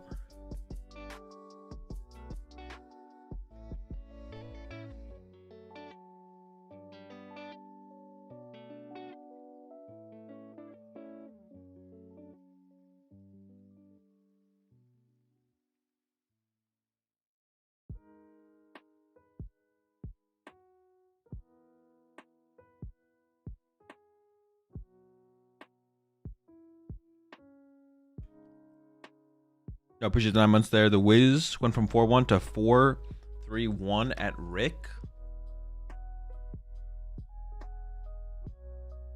The fuck is Rick?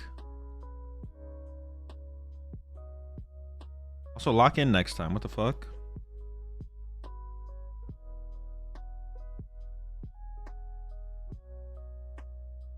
EUIC?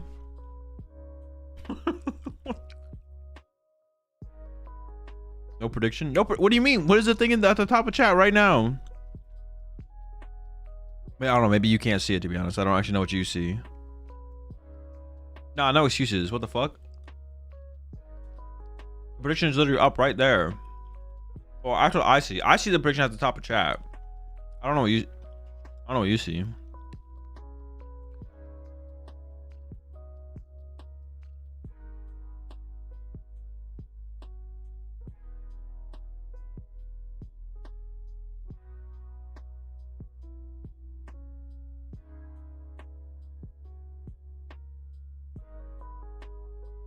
There is no feature stream now. We can get rid of that.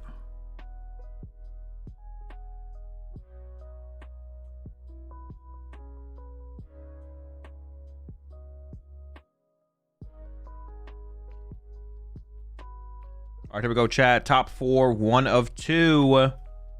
Liam Halliburton with the Zoroark Darmanitan versus Drew Stephenson with Golden Go. Solrock Lunatone does play the Mega Mawile. I don't know how big of a player the Mega Mawile will be in the matchup. Probably not really at all. It is prized this game, so we won't use it all this game, but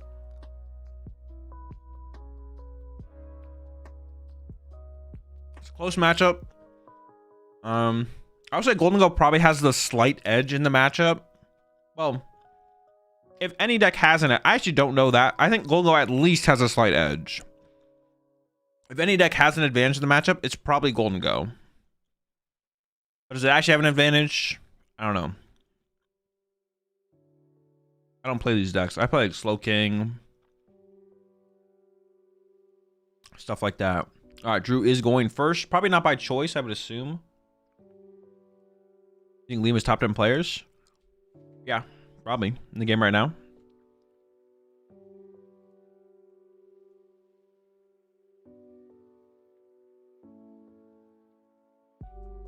I'll be right back.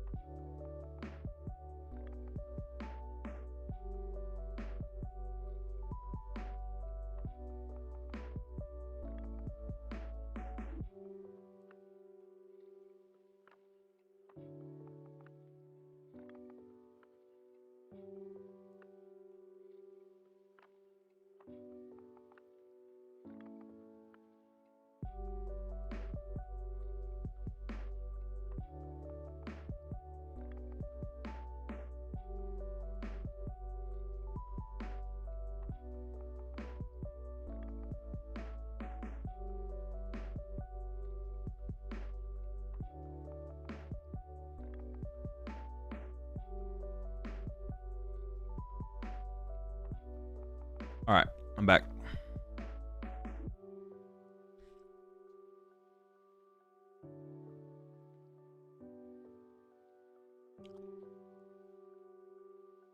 Was Amaya a top 10 player? That emote is so silly. Have you seen Grant's day 2 matches? No, I don't want to see him. I don't want to hear it. No excuses. If you didn't win the tournament, you messed up. That's how it is. Jesus, bro. He's still playing his turn 1? I was gone for forever. You just have the fucking nuts? You got the whole squad out here?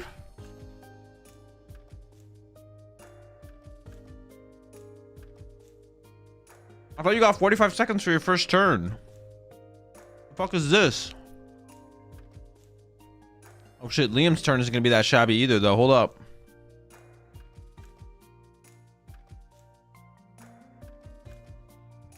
The dew is on the way. The hero of the Zorak deck.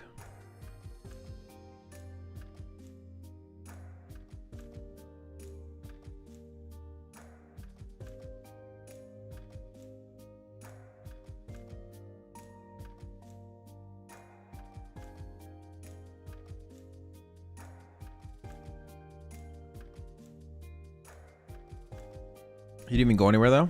I was gone for a little bit.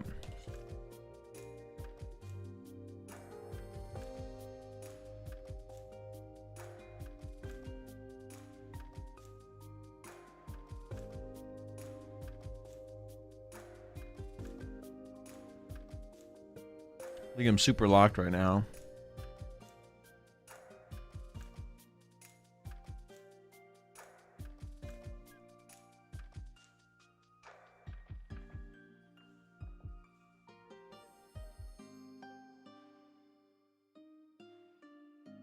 Who's the best player this season? Or did we have a Lily? Oh, he chose. Wait, did he choose not to Lily?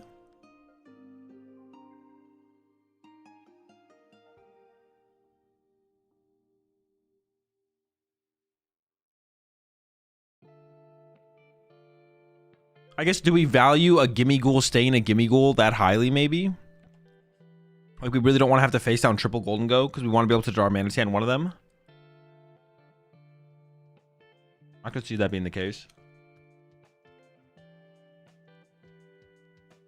Like, we need to try and keep a Gimme Ghoul going to the next turn. Okay. If Drew has Boss KO Darumaka here, that's pretty scary, I feel like.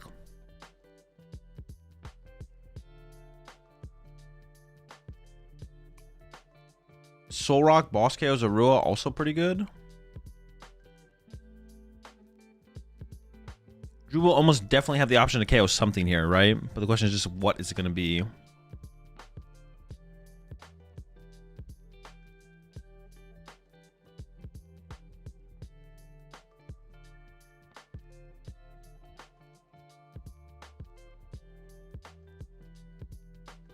Is there an argument to not KO the Badoo, I guess? I can't think of a good one. There's no way Liam just has everything.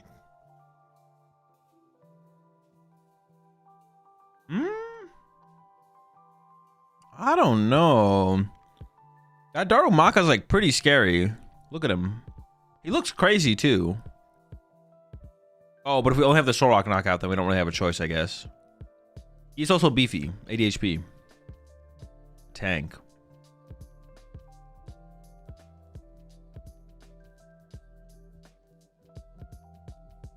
Dango shouldn't have damage on it. No, it should. It was a gimme ghoul.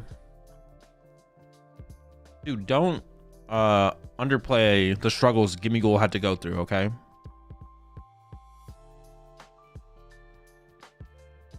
Alright, we got an Ultra Ball for a Darmanitan. Don't disrespect him. Drew does have Mawile, yeah.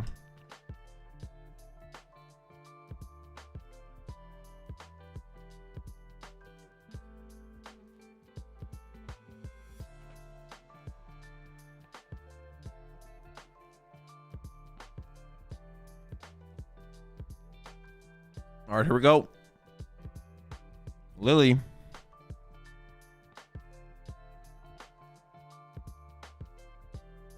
Drew doesn't have Mawile though. It's top of the prizes. True. Currently, it belongs to one of the judges.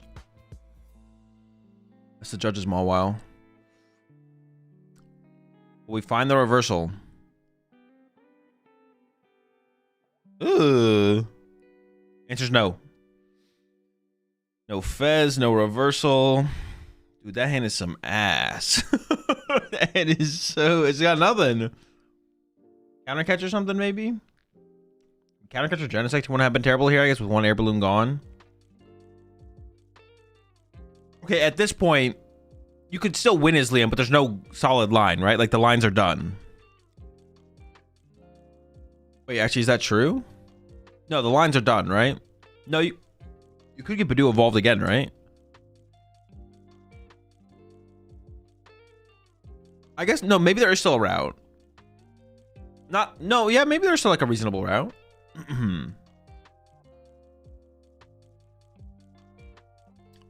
Does Liam play Turo? He does play Turo, so maybe a Turo line. There's two reversals, yeah. We can double reversal, double black belt at some point.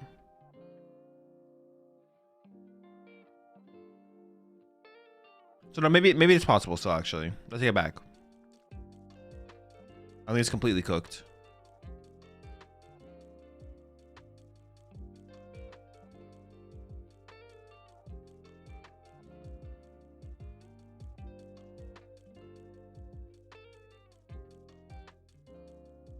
Massive hand. Is that actually correct, though? I feel like Drew did that in the last set as well. I feel like he's overvaluing that play. I feel like that's a misplay from Drew. I think like the Genesect can't be...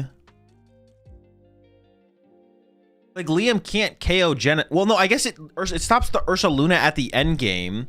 But even like actually Turo resetting the Soul Rock here almost seems like the better play. For getting Fez down, maybe I don't hate it. Okay, if it's to get Fez in play, maybe I don't hate it as much. But what about Turo reset Soul Rock instead to remove the 20?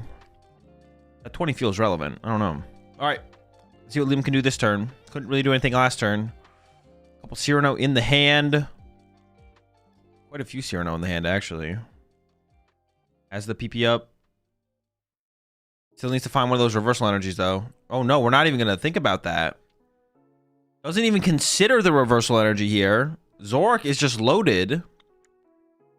What's going to be the line from here?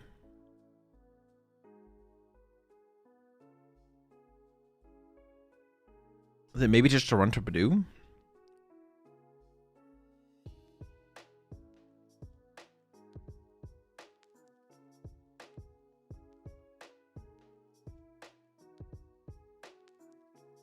There's a counter catcher. There's a Rua. Still has trade. No Fez. I think actually the Fez is prize, isn't it, for Liam? More Rua's on the way. Might have to sacrifice a Rua here.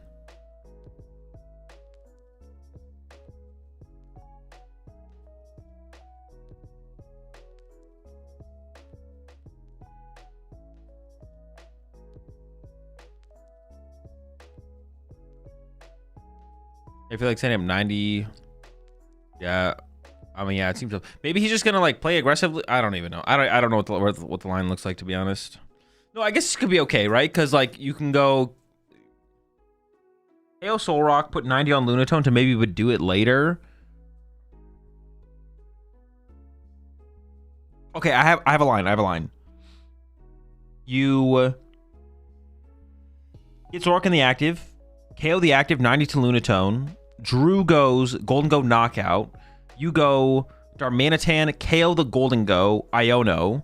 Then you go Badoo, KO Lunatone. All right, let's see which gonna go Retro Ram swing here. Don't mind me.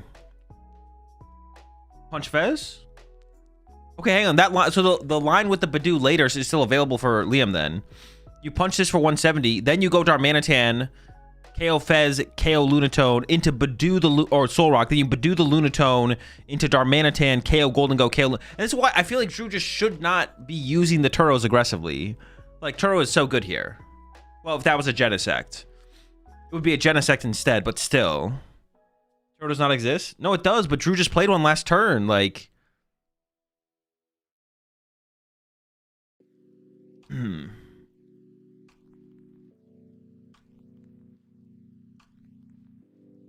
But if Drew just has Turo here, the game is just like instantly over, right? Like it's over. We don't have it. We don't have the Turo. Well, we could have it. We could have another one. I'm sure he plays two. You get the point. Feels like he could just like wait. They feel like pretty high value to minimize the setups from. Wait, did he just fighting Gong for a? Dude, what is happening? Is he playing other cards?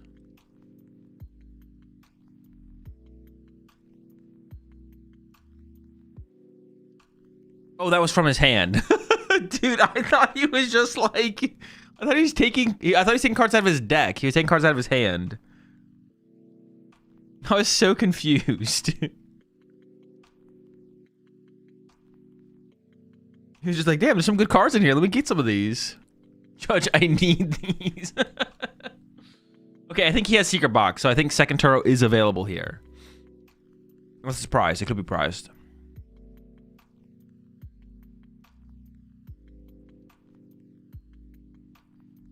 Shouldn't Zork be poisoned? No, there's a castle in play.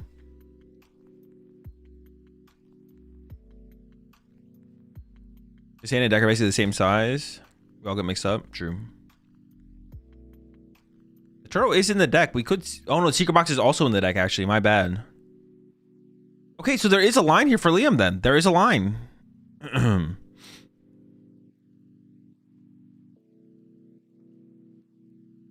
is in hand? No, it's in the deck. That's the deck. Wait, is it? No, that is the deck, yeah. Turo and Secret Box are in the deck, not the hand. Dude, what if he just keeps swapping his hand in his deck and nobody's noticing? A little bit from here, a little bit from there. Put it all together. Bam, knockout. Turo would have been pretty good here, though.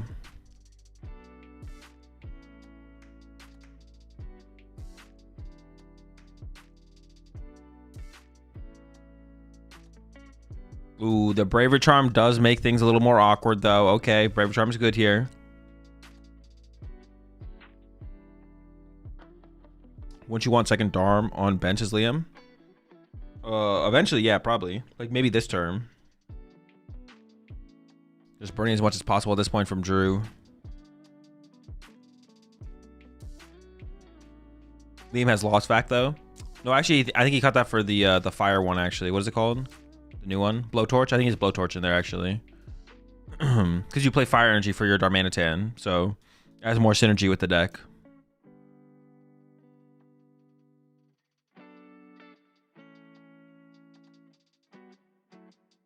What they say about someone's deck if they have... Black Belt Reversal take 4, I guess. No, you can't do it. You lose if you do it. You have to play Iono this turn. You have to play Iono this turn. It has to be Iono.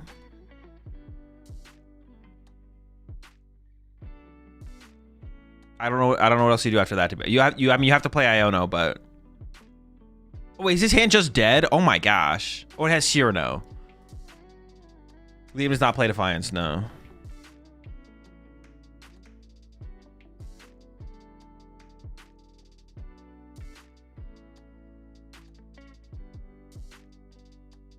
Oh, Liam plays 2 field blowers, so he'll probably... Oh, true. Because you want to get your own tool off your own Garbodor. That makes sense. All right, yeah, this looks like a struggle here for Liam. I mean, it's going to have to be... You have to do some kind of play this turn with Darmanitan. Or somehow get Badoo involved, I guess.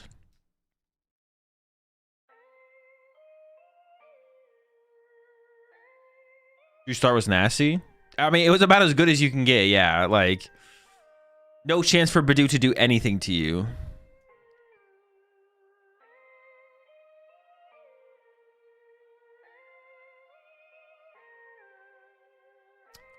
Oh, we didn't even get the reversal. Dude, it's so good. Did he have to get a Zorua to patch a Zorua into the active? Oh no, we got the... Got a Badoo. Wait, is he gonna patch up the Zoroark hard retreat into Badoo? Dude. Oh my gosh. Oh.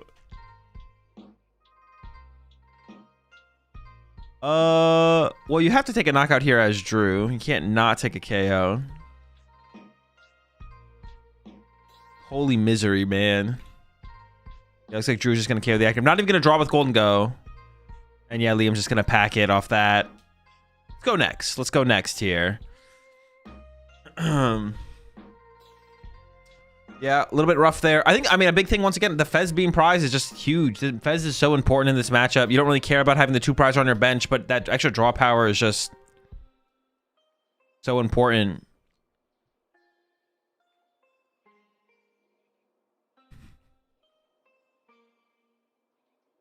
Even the judges didn't even understand the hard retreat. Yeah. They're like, bro, it's like, bro, that play's no bad. There's no way you're doing it. The judges were like, bro, please, we'll put your energy back. We'll let you have something here. All right, let's see if Drew adjusts with the Turo. Yeah, I don't want to see these aggressive Turos. I guess like the only argument I could see for the aggressively getting Genesect out of play. Wait, didn't we have an air balloon? No, we didn't have an air balloon in Genesect. It's just like you don't want the Genesect to get trapped in the active from like an Iono counter catcher play, I guess. Oh. Dude, they just joking together for real? I mean, yeah, that play was hilarious. Imagine attaching an energy to your Zoroark, then ends PPing up onto it just to retreat it. Is Drew like the breakout player this year? Probably, yeah, right? I think so, yeah. I mean, so far, I can't even think of anyone else who's even close. Now you got me kind of curious about that. He's won every game he did so far with it. I don't know if he's unhappy about it. True. Yeah, breakout player of the year. Well, you could argue a Bond though, right? I mean, it's getting close now, I feel like. No, a Bond. It's still a Bond. It's still a Bond. It is kind of crazy how soon you can forget, like, yeah, it's just a Bond. Emma's up there too for sure. That is also a good shout, but it's definitely a Bond.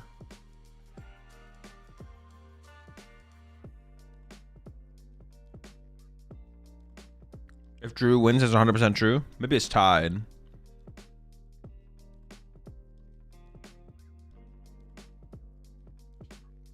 Okay, that's what Liam was looking for. There's one Darmanitan prize. Drew did prize a Solrock and a Lunatone and a Golden Go. Golden Go Lunatone at the top. Air Balloon Iono at the top here for Liam. This is exactly what Liam was looking for. Fez is prized again, which is unfortunate. The Fez is so important. I mean, if you can establish like triple Zoroark, it's definitely less important, but the efficiency of Fez is just unmatched. It is in the bottom 2. So after Liam's first Darmanitan. Ooh, did discard a Darmanitan. I mean, I guess maybe it's good to have it in the discard pile so you can Night Shifter for it, to be honest. And maybe that's just actually a good thing. Probably not a bad thing, actually.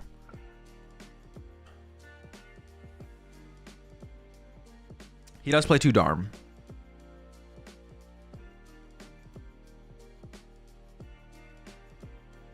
You appreciate tier 1 sub there. CH. Also appreciate the 23 months there, Falcon. You trade or Fez first? Usually Fez. All right, solid start here for Liam. We're cooking. We already got the golden gold in the hand here for Drew, but not much else, to be honest. So.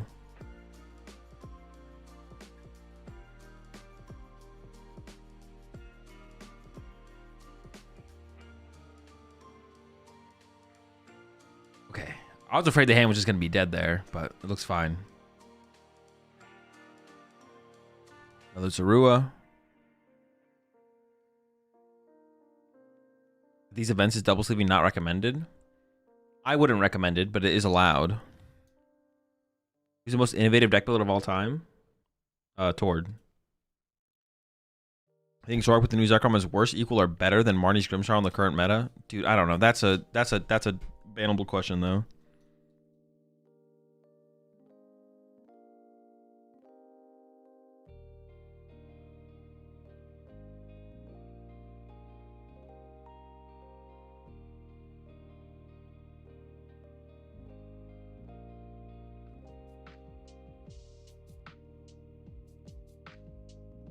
Tord played Absol box at this one.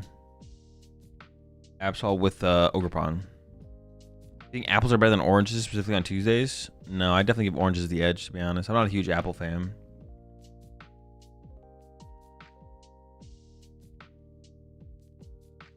I think Ross still beats Tord.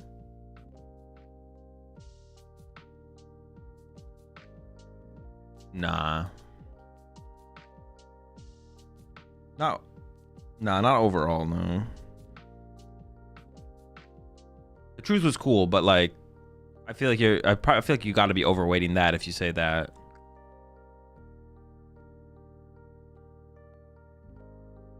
Omtar Shocklock, the truth. Yeah, but like from Tord, you see like so much innovation event to event. Like, of course, we don't see the constant innovation from other players event to event because just like the events weren't as publicized back in the day. But I'm gonna go L take plus ratio. Sander got to be up there. No, Sander just plays like control. I mean, he has come up with some pretty cool stuff a couple times. That is fair. I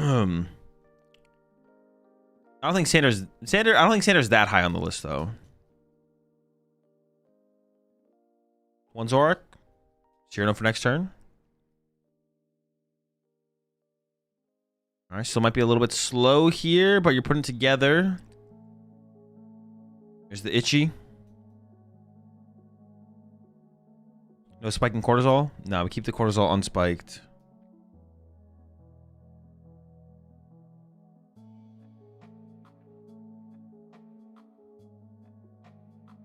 You probably just draw one, so you could get into the... Oof. All right, this is not looking good for Drew. Although... Nah, it's just not looking good.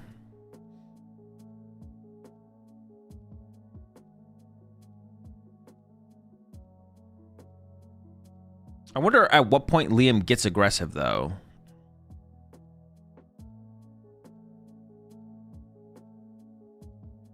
Zorak's established. Does have the Cyrano. Also has a Lily.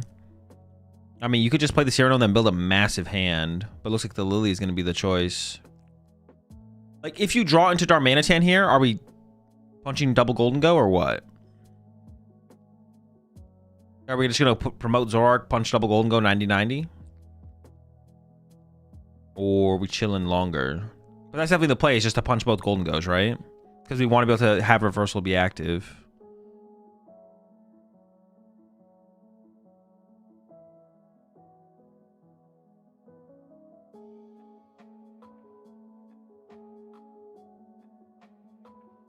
All right, now we're cooking.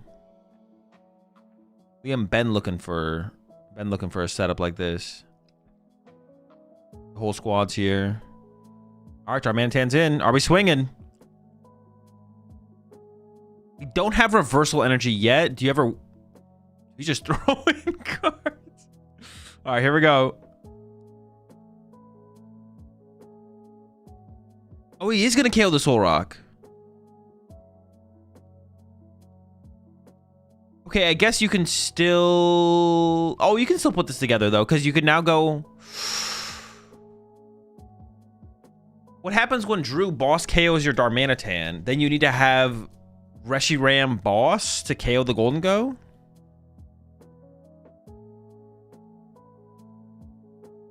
Because, like, the play here from Drew is definitely boss KO Darmanitan, right?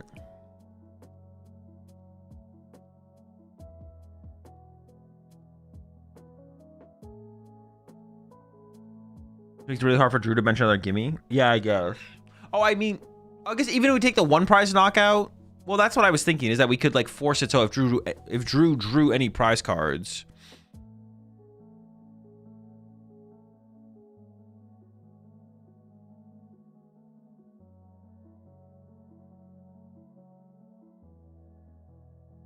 To the Fez draw. He was playing probably triple Night Stretcher. That is a massive hand. What if we saw Drew go pick up the Golden Go, put it back down with a Bravery Charm?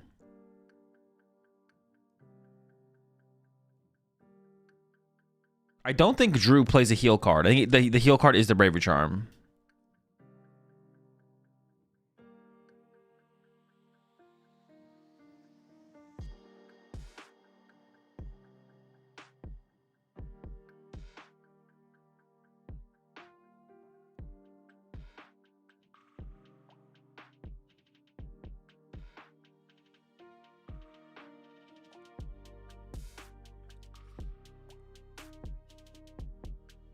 All major tournaments are open deck lists for Top Cut.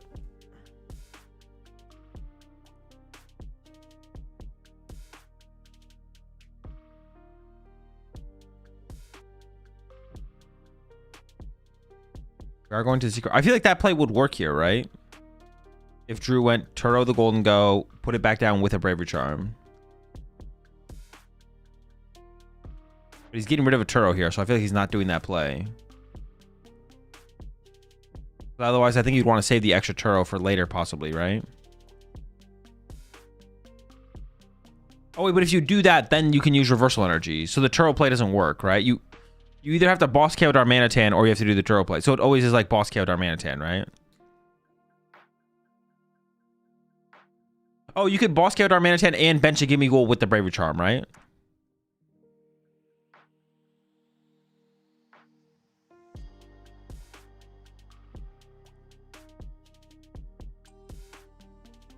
Okay, second Turo. Enhance. I want to be able to see Turo's pores. Well, there's no way we discard a Turo to play a Turo, right? I don't even know if I like the idea of discarding that Turo, to be honest. But Genesect in play. I guess it's important to be able to deal with Iono, right?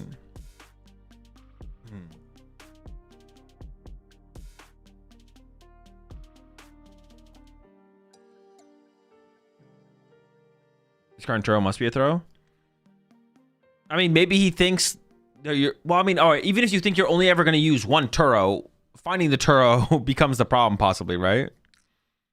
Yeah, I don't know about that, to be honest. I feel like... No, I feel like playing the Artisan was probably pretty good there from Drew if you could have done it. Because, like, being able to get your Soul Rock and Lunatone for draw power potential feels pretty valuable. See how it goes, though. See how it goes. I guess still, though, if Drew takes a one prize knockout here, I don't know. It seems tough, actually. It does seem tough. Should Liam have waited to Evo Darm? No, he attacked with Darmanitan last turn. Wait, that is just an Arfin from Drew, though. Oh, but this seems perfect for Liam then, right? Wait, actually, maybe not. Wait. I mean, this seems fine for Liam. Our Zorak gets KO'd, and then we just go Darmanitan KO, and then should be alright. And then if Drew has boss around it, then you could Turo the Zorak plus Darmanitan KO again on the following turn. And then Ursaluna win. Yeah, so Drew takes the first 2 prize knockout, but I don't think Drew's going to be able to chain 2 prize KOs.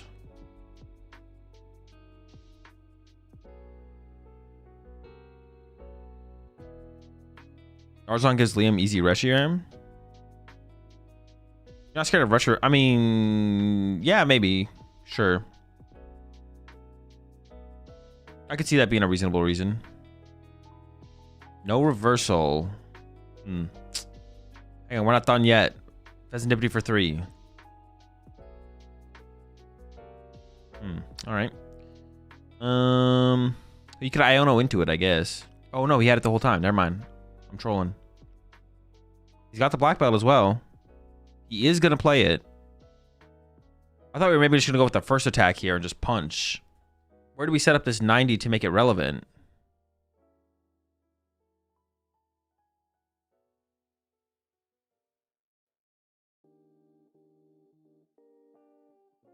You go knockout. Oh, wait, can you just punch the bench Golden Go for 90? And then if the other one evolves to Golden Go, you do counter catcher black belt 4 prize turn?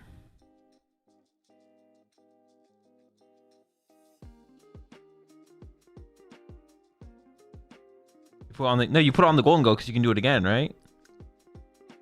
I was right.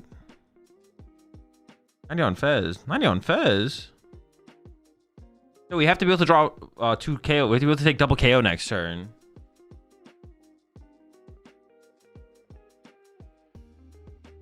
So as Drew here...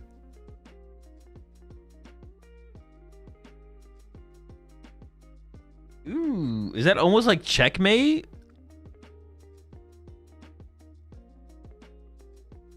It almost feels like that's checkmate, to be honest. I don't know.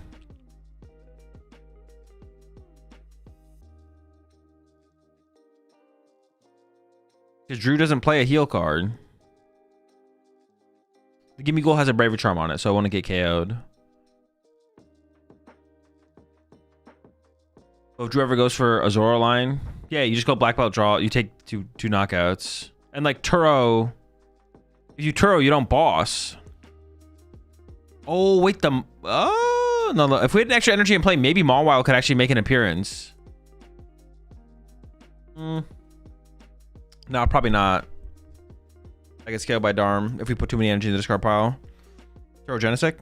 No, the Genesect isn't the... Oh, okay, sure, yeah.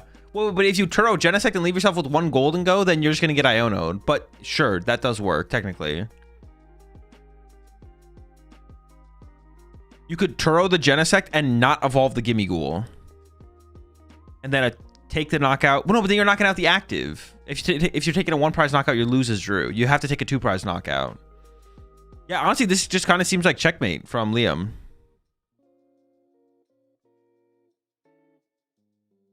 Yeah, I think it is just literally checkmate.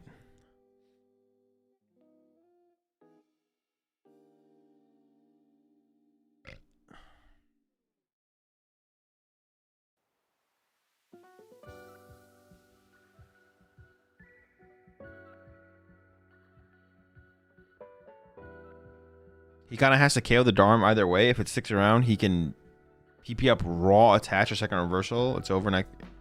Over go next. No, you have to. You can't KO the Darm here. If you KO the Darm, you always lose.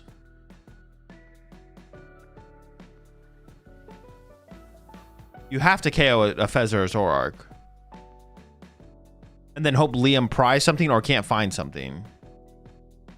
I think you just boss KO the Fez probably. Actually, no, you probably boss KO the Zoroark.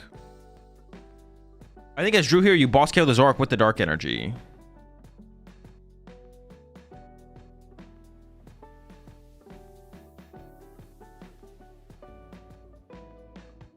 If he isn't Turo, he always loses to a Darm attack though. No, he doesn't. The Darm attack has to be Black Belt reversal energy. You don't always lose.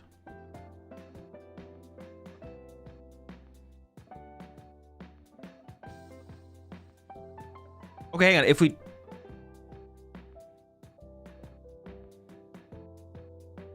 Nah, we lose. We lose. No, I'm pretty convinced we have to boss KO the Zork. I'm pretty convinced we have to boss KO the Zork, but backdraft? Backdraft is fine. We want to get backdrafted. Right, there's the Turo reset.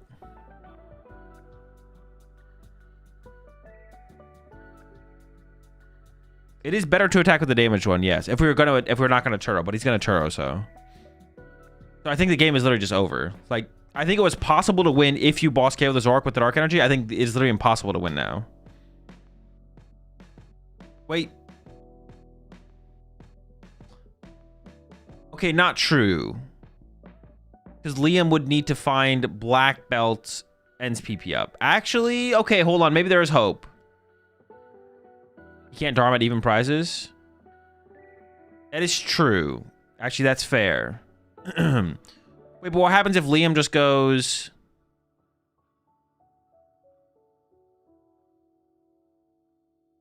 Is that second Turo gone? So what if Liam just goes Reshiram punch the Fez? Like, Reshiram punch Fez wins the game, right? Yeah, the game is cooked. The game is cooked. Because now Liam can literally just go attach his Zork, bench Reshiram, punch the Fez. And then you go... Then you black belt combo next turn.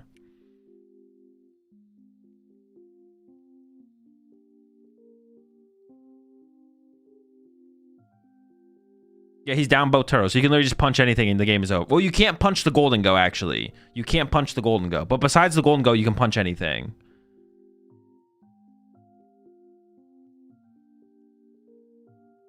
No, actually, you could punch the Golden Go because you can go Genesect and Golden Go.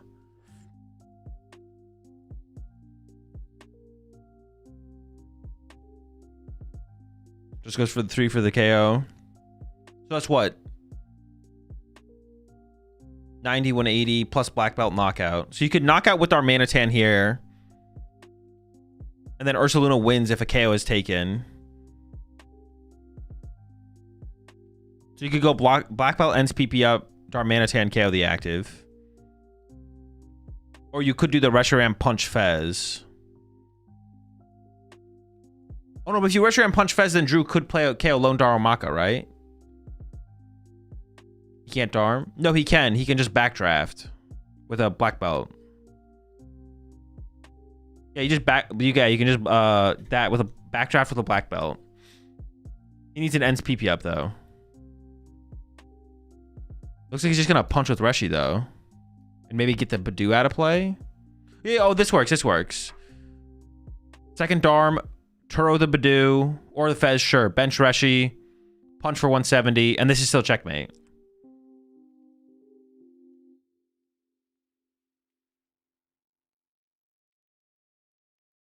You can ends chat. You can ends PP up to the Darmanitan. You could physically put 2 dark energy on Darmanitan.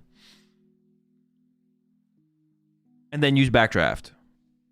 But this also works. This also works. You just need to create the bench space, but he had Turo to create the bench space. So Liam has all the cards in the deck. He's kind of just waiting for Drew to like play the game, and then the game's over. This is where Drew hits him with the Iono. This also sets up Countercatcher Gen reversal too. Yeah, that's what he's playing for. Yeah. The game is over. We're just waiting for Drew to like concede, basically. But is Dark Energy and Dharma's a fire Pokemon? No, we find the fire energy first, and then we accelerate to fire energy to the Darmanitan. And then hit him with the Blowtorch. We Blowtorch, discard the fire, ends PP up the fire, attach the fire. Good to go. It is open deckless, yeah.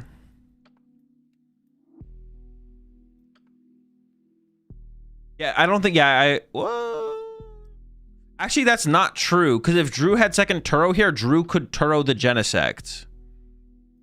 And then Liam wouldn't win.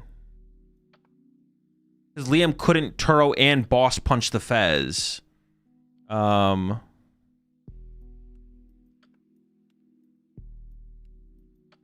So actually having the Turo might have helped here.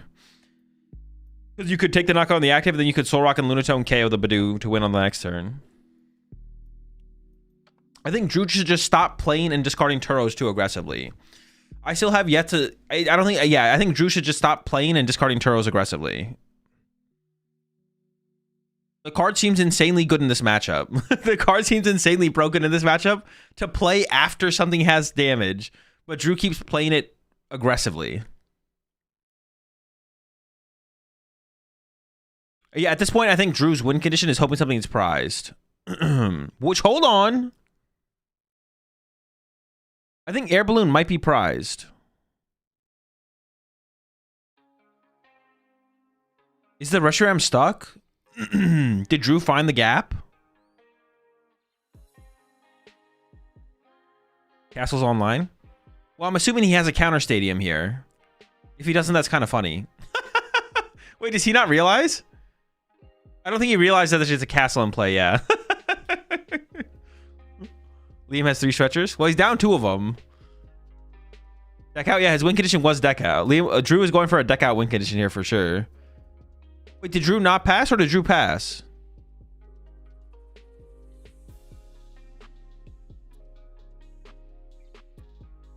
Oh yeah, now he realized. Okay. Okay, yeah.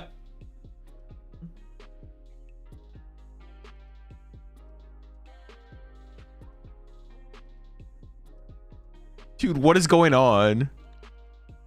Are we going next? Oh, I think Drew was just asking, like, could I have won if I had done something differently? I don't know.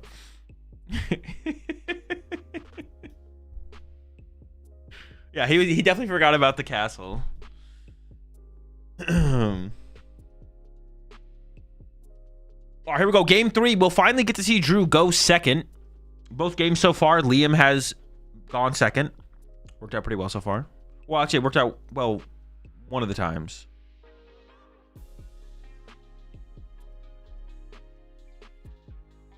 This matchup is super cool, but dude, there's so many. Dude, I feel like there's. I mean, it feels like there's so many things that can't be prized. That prizing Badu is terrible. Prizing a reversal energy is terrible. Prizing a Darumaka is terrible. Prizing a Darmanitan is okay. We can prize a Darmanitan. One of those guys can be prized. Prizing Fez is terrible.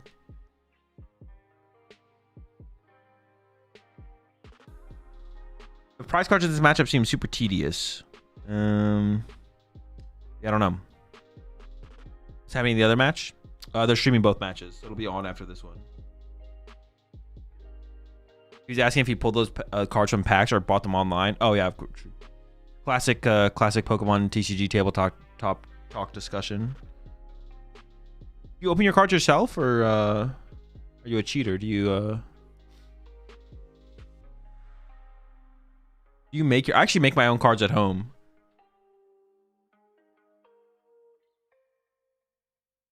This is semifinals. You can't go second 3 times? I mean, technically you could. Drew could choose first. So it is possible, but Drew probably is going to choose second here. Will the Toad Scroll version feel less tedious? In this matchup, yes. But then the cards you play are a little bit more limited in their usefulness, basically.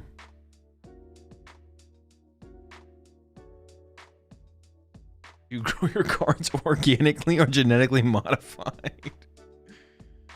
All right, Liam is going first. What do we got, Liam? Dude. Oh, the Darumaka, the beef. Oh, wait, hold on. That is a Soul Rock start, though. Zaruas.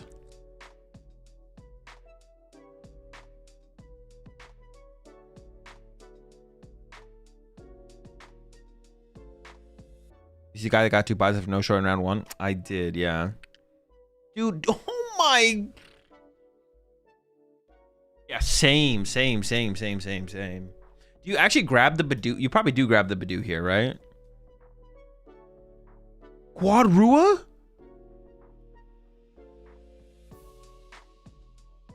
Hold on.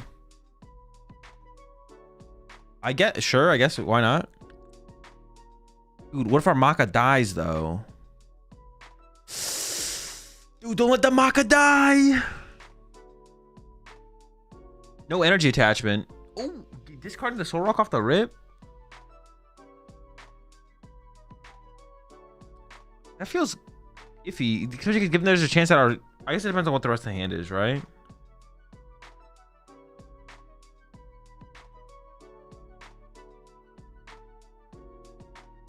No energy attachment as well, so there's a good chance that Liam doesn't even attack next turn. But you can also draw into the ends PP up combo and actually attack next turn and KO the Soul Rock, which makes the... I really don't like the Soul Rock discard there from Drew at all. I don't know if there was something else we could have kept, but... I think it would have been pretty good to try and hold on to... Hey, what were the prize cards real fast? Oh, shoot. Right, there's no... The Vitality Band is in the deck. Yeah, I really don't like that Soul Rock discard. Whatever, though. We'll see how it goes. There's a good chance that Liam doesn't hit it. You find the energy, couple energy, just get one in the discard pile and do the ends PP up thing. Drew might be living off this lunar cycle, though. What do we got? Nest Ball for Gimme Ghoul. Nope, Genesect. Then we must have a Gimme Ghoul in hand. I feel like we have Arvin in hand for Poffin plus Vitality Band. Otherwise, I feel like doing this feels a little weird. Cyrano top deck? He already has Cyrano in the hand. He's already got the Cyrano. Okay.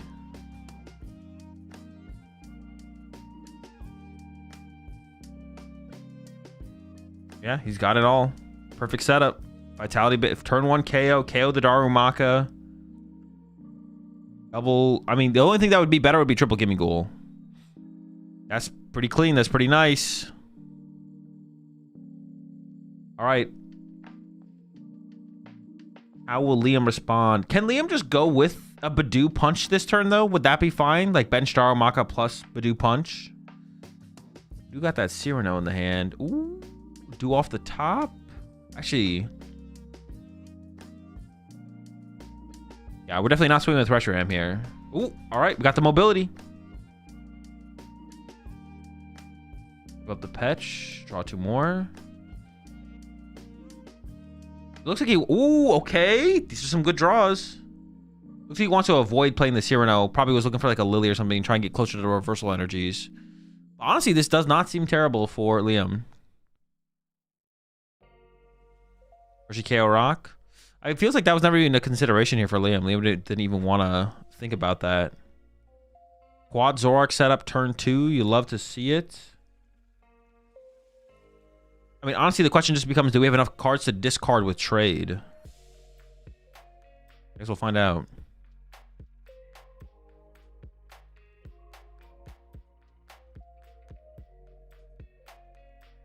Are we trading the Fez? We might be trading Fez here.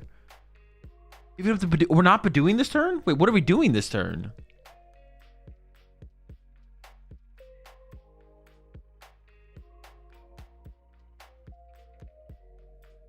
Now I'm just kind of confused. What are we doing this turn? Passing? I thought we were Badooing this turn for sure. I'm so confused. We have a Night Stretcher in hand, so we can still recover it. But I thought we would give up the Fez there for sure, and then try and hold on to... Oh, is it just double Morrow? Double... What are they called? Wait, this board state doesn't beat anything, though, does it? What am I missing? I feel like we're not winning.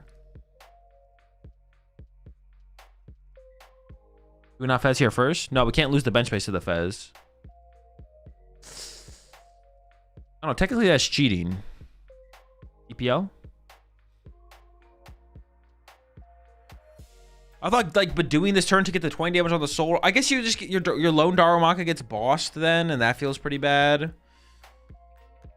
Yeah, lone Darumaka getting bossed. Did Liam overcommit Zoroarks here, maybe? Did Liam put down too many Zaruas? Should it have been 3 Zaruas, so that way this turn he could try and get as many Darumakas on the bench as possible, plus Badoo?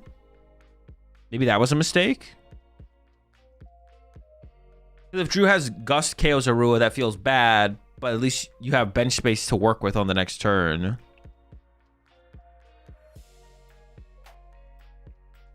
We'll see, though. Never too many Zoroarks. And Badoo can't retreat. We have Ends Castle. We're chilling. We could definitely Badooed there. We don't have. I guess we don't have bench space for it, though. Because then rocking low Darumaka there does feel pretty bad. Drew grabbing another Gimme Ghoul here. Ooh. I feel like Gimme Ghoul gives an opportunity over to Liam now, though, right? Maybe.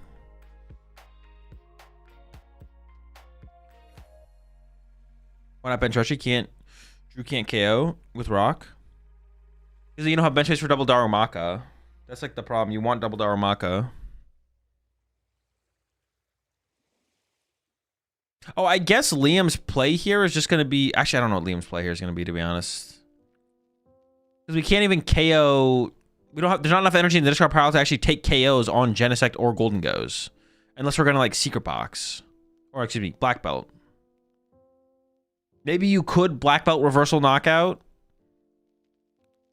And then Black Belt Reversal Knockout. Or something like that. Alright, there's the KO. Only 3 energy in the discard pile. Lots of cards to be drawn. Looking for... I assume we're looking for reversal energy here. Pretty good. There's the black belt. Dude, he just drew... Alright, never mind. My bad, I should have had faith. Trading an Ents PP up.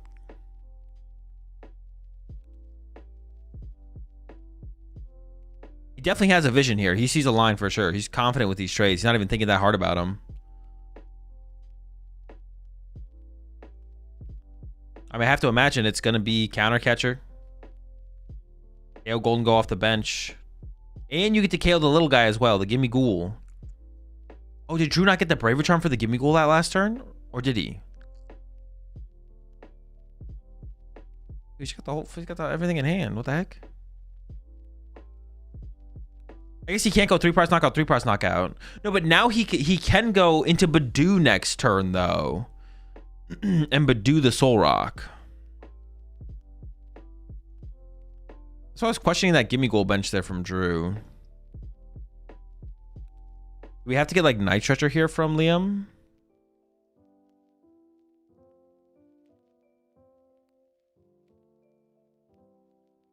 Drew's trying to figure out how this was possible. He's like, are you sure you're allowed to do this? This feels kind of like cheating. All right, Liam just thinning out the deck here with the Secret Box, getting the Night Stretcher to re-bench the Darumaka. He's doing math. He's like, yeah, is this allowed? Okay, but this turn... No, dude. Wait, this actually might just work for Liam. Because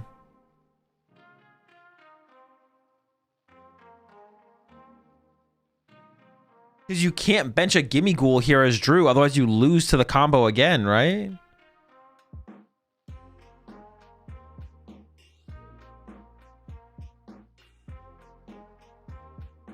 Drew can go Soul Rock KO Darumaka, though, this turn. What happens if that happens? Yeah, wait. Can't Drew just go... Yeah, Drew can just go Soul Rock KO Darumaka.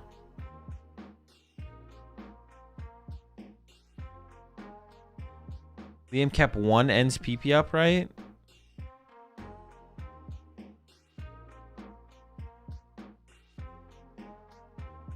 So do you think End Siglif? Nope. Another boss. That loses to Punch Rock. Oh, with a Zorark? Yeah, that would. Yeah, sure.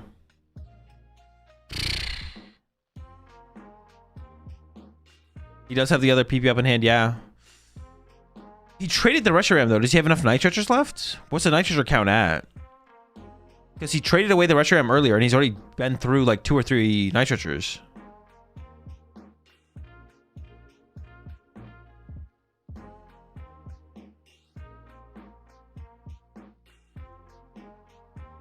Use 2. He has 1 more. KO Darm works because same prizes.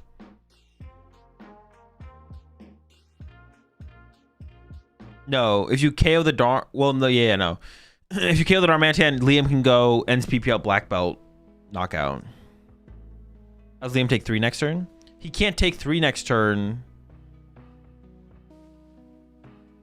Okay, a play I guess that actually existed here. I don't know if it's gonna be able to happen. If Drew can find Gimme Ghoul Bravery Charm, Boss KO 2 prizer, right? Isn't that a line?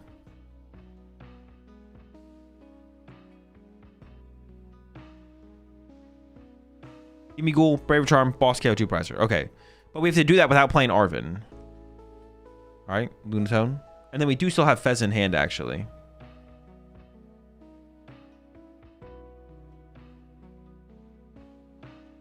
I mean, there's an Artisan if there's a Gimme Ghoul in the deck.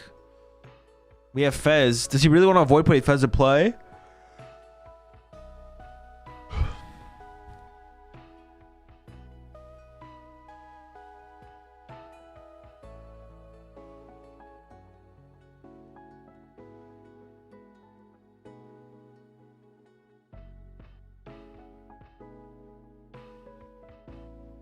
Liam is down quite a few resources. All right, there's the Fez. Braver Charm one time, maybe.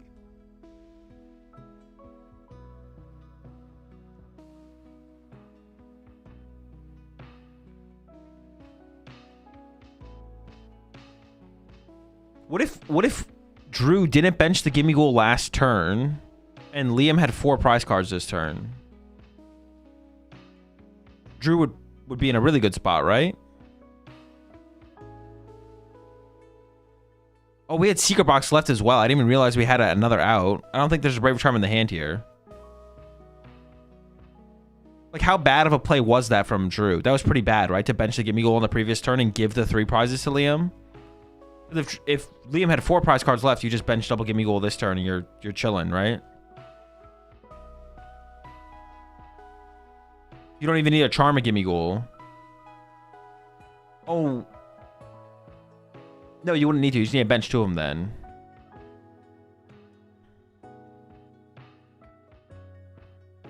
Oh, wait a second. What if Drew passes here?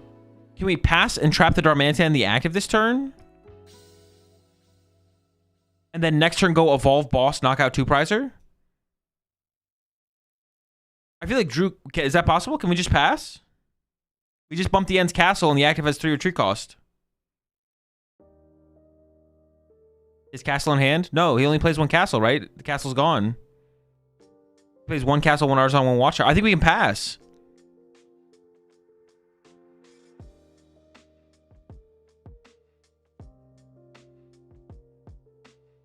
I feel like you can't... Well, if you KO the active... No, if we KO the active, we lose to the End's PP up play, right? End's PP up line. Should have attached a Power Glass to the Darm. That would have been a play, yeah. I think we can pass here. I think Drew can pass here. No, it looks like he's about to boss KO Zoroark. I don't think he's going for the pass. And then hoping Liam does not draw into second reversal. Yeah, he's going for the knockout, but I think pass is the move. He has Air Balloon in hand. Air Balloon doesn't work because Darmanitan has 3 retreat cost.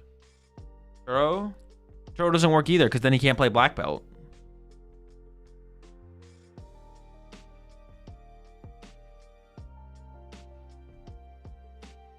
Arm's first attack with Black Belt would KO Dango? No, it wouldn't. You just superior the energy back to the hand and then pass. Or superior enough energy. All right, well, we went for the KO. Liam wins his turn if he can find the reversal energy. It's in the deck. Starting with an Artisan use here. Requesting the Judge Shuffle before he starts to dig. He can see 9 cards this turn with Fez triple Zoroark.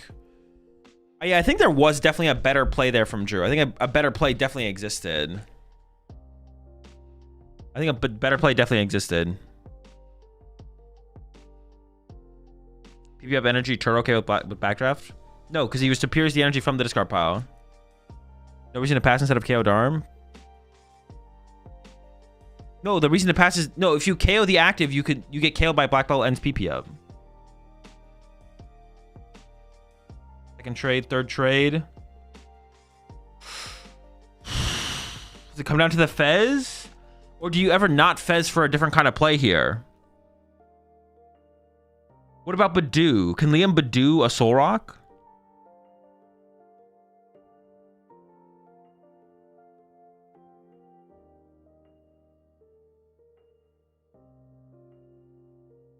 Backdraft still wins, no?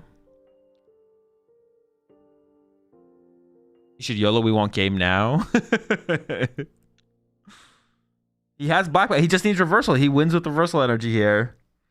But he could go into Badoo.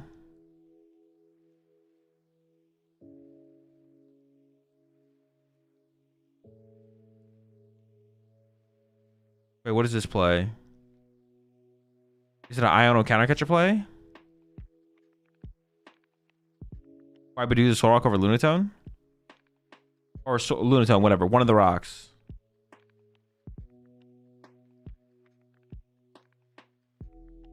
Actually, I think Liam is out of mobility here. What if Drew bosses a Zoroark on the next turn? Backdraft Iono? Oh, wait, we left all the energy in the discard pile? Oh, I didn't realize there was that many in the discard pile. If you're Drew here, I don't think you're mad that's what Liam's doing. But no, Liam's going to go for the Lunatone punch. Is Petch prized? I'm not sure. Petch is in the discard pile, and he's out of... He has Turo left, though. Yeah, what happens if Drew just bosses a Zoroark, though? Oh, yeah, he had to KO a Zoroark. Good call, good call.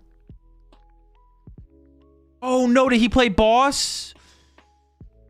Did he have counter catcher? Wait, did he not want a boss? Did he want a counter catcher? I'm so confused. Did he have counter catcher Iono there or no? All right, well, apparently he's fine with it. Liam does have Turo, yeah. But if you... but if you Turo, you can't black belt.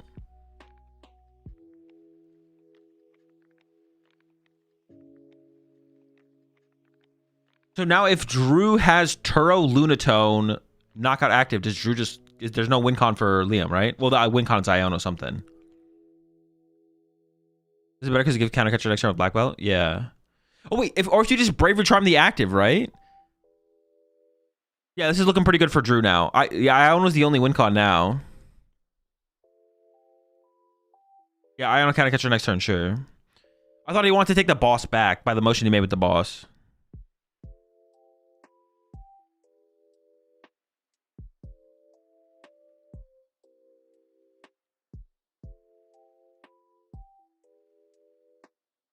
I mean, the play here from Drew just needs to be healed 20 damage off the guy, right?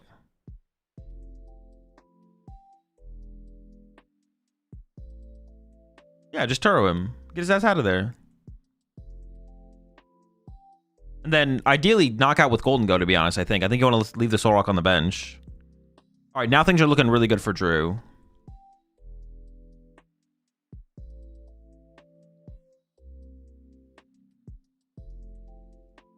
Use Turo for once?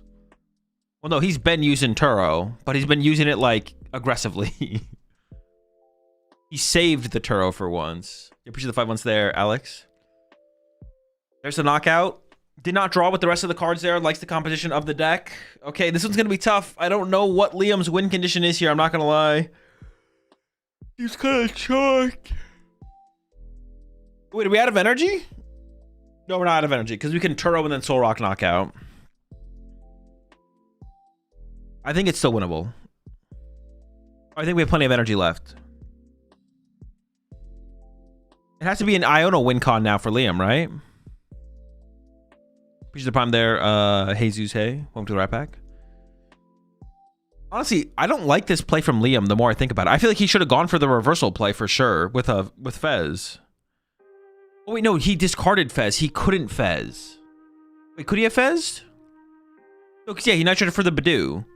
Yeah, the more this play seems really bad, to be honest. I'm not gonna lie, because Drew still had double Turo and Bravery Charm left. Like we were never setting this play up.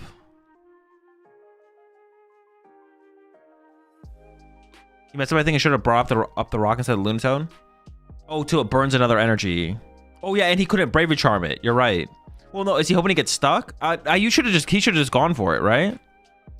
You can backdraft with Zoroark plus Iono. Sure. No, but that's so bad. There's Fez on board. Taking a knockout here is so bad. There is still a black belt, yes. Reversal is bottom four, so it's correct to not go for it. True. Do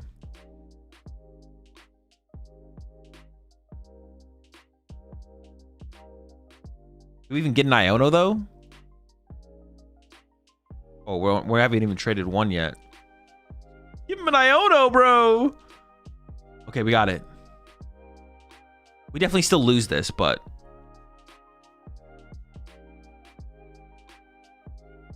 Actually, do you counter catch or KO? Nope, that's not a thing. Don't listen to me.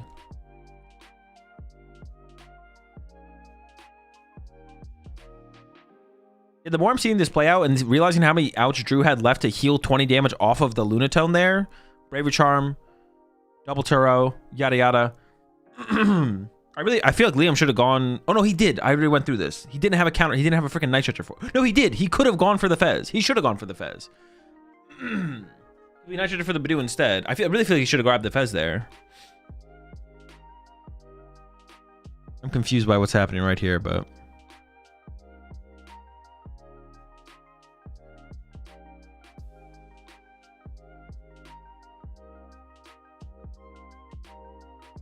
He's going for punch and reversal take 4. Or does he not KO over here? Wait, what the fuck just happened? Wait, did he shuffle his deck? Wait, who shuffled the deck?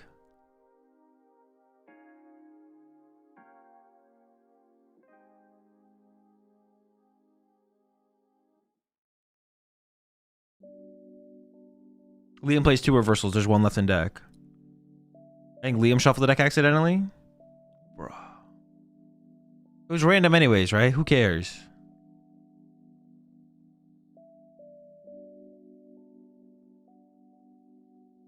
De-escalate.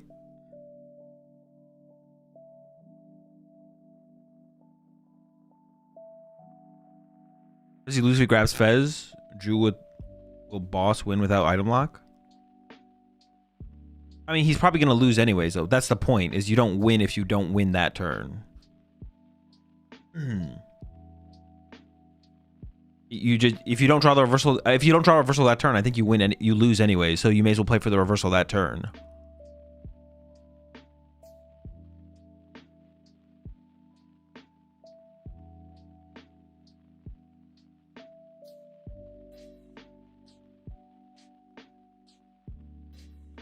Why not counter catch a Fez Iono backdraft with Zoro? I actually don't know. Maybe he can attack this turn without taking the knockout. Does he not KO the Golden Go here? I think the Golden Go does die, right? Or maybe it doesn't. Maybe it gets hit for like 240 or something. Oh, it looks like Drew... Wait.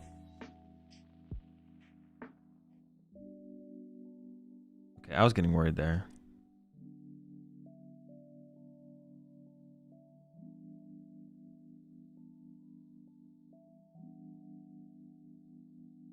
Oh, it's not a KO. Okay, it's not a KO. So he is setting up for the reversal win. This makes sense. Okay.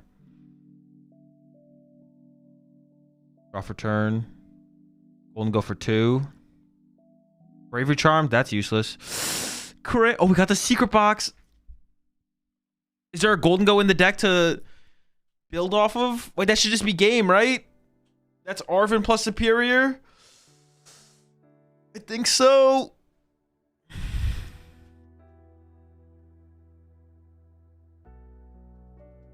I think Drew should have it here. Then we have Golden Go for 1 more off the bench.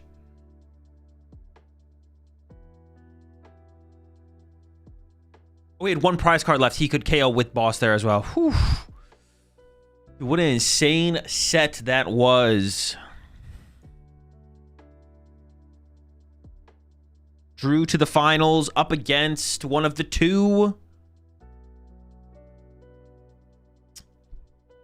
Drew to the finals up against one of the 2 Absols, and that's what we got to figure out next is which Absol will Drew be playing against. Dev should have went for the heart of the cards draw. Yeah, like, in the moment, the Badoo thing seemed okay, but once we saw how many outs Drew had, it did feel like, it feels like he should have just gone for the Fez, just been like, you have to win this turn.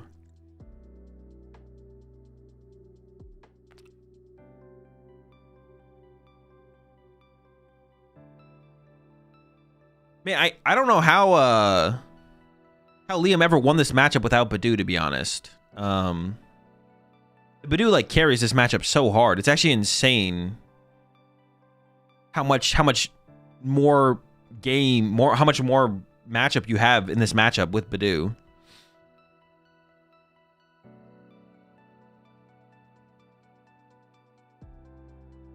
Maybe the Toadstool? No, when Liam, like this build with Badoo. Because this is the build he used to get second at Vegas. But he didn't play the Badoo. The Toadstool build, you don't need Badoo.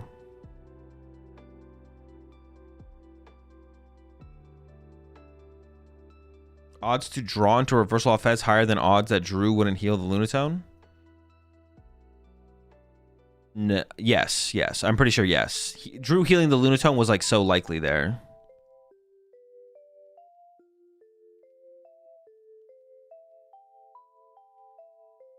How much matchup the matchup is with the matchup with Badoo? That's what I'm saying, you know. Maybe just skill diff the Dangos in NA. Yeah, probably. Was counter to the Fed's Rushy Punch ever a thing? No, we were Adam Night Stretchers at the end of the game there.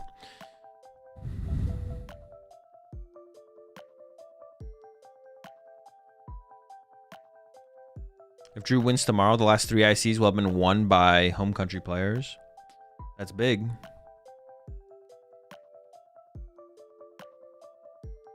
Wait, that's not true, is it? Because then it... Oh no, Bradner won. I thought Riley won for a second. So are casters able to hear what judges and players say during the match? No. Dude, that would be awful, bro.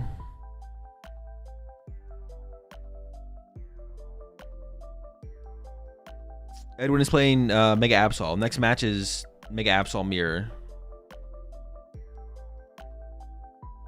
If Drew wins, when Drew wins? True. Drew runs Vitband, no Premium Power Pro, right? I believe so, yeah.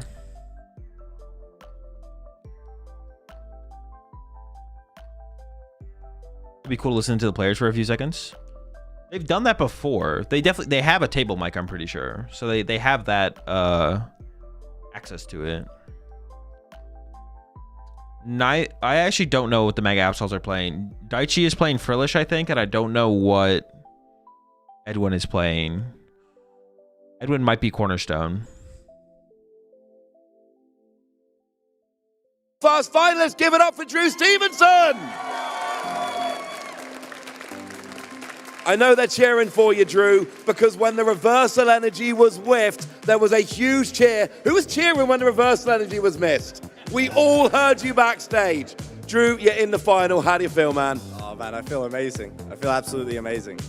I wrote down your regional results while I was backstage. Top 8 in Frankfurt, 32 in Lille, 64 in Gdansk, top 8 in Stuttgart, top 64 in Birmingham. You've not had a bad event all season.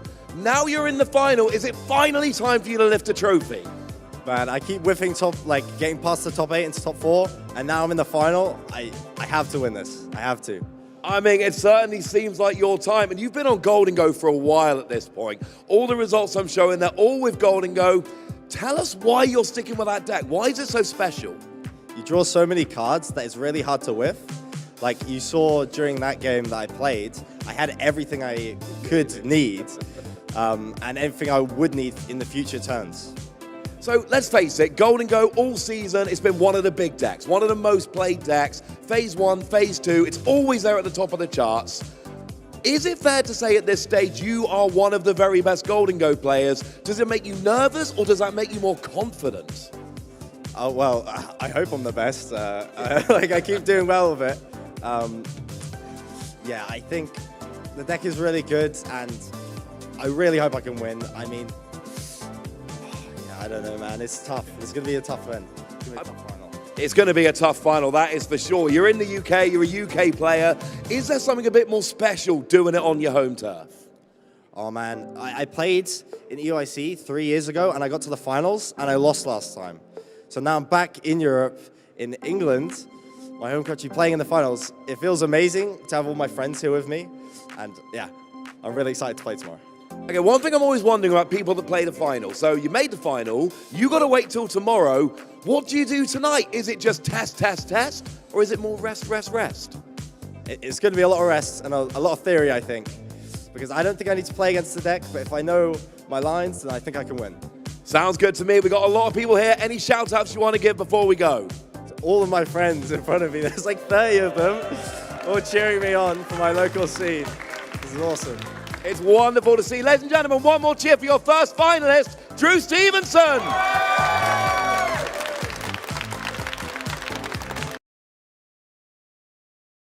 Has Absol managed in Jadango? Fine with a tech card. Terrible without a tech card.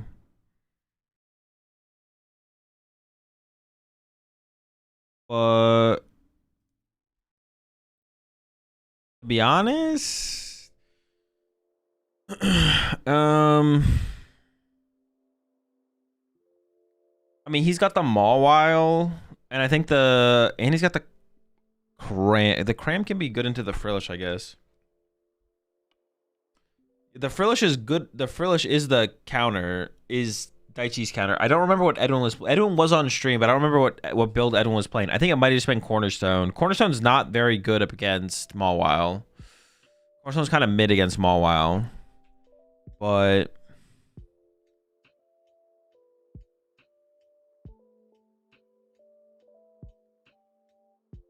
I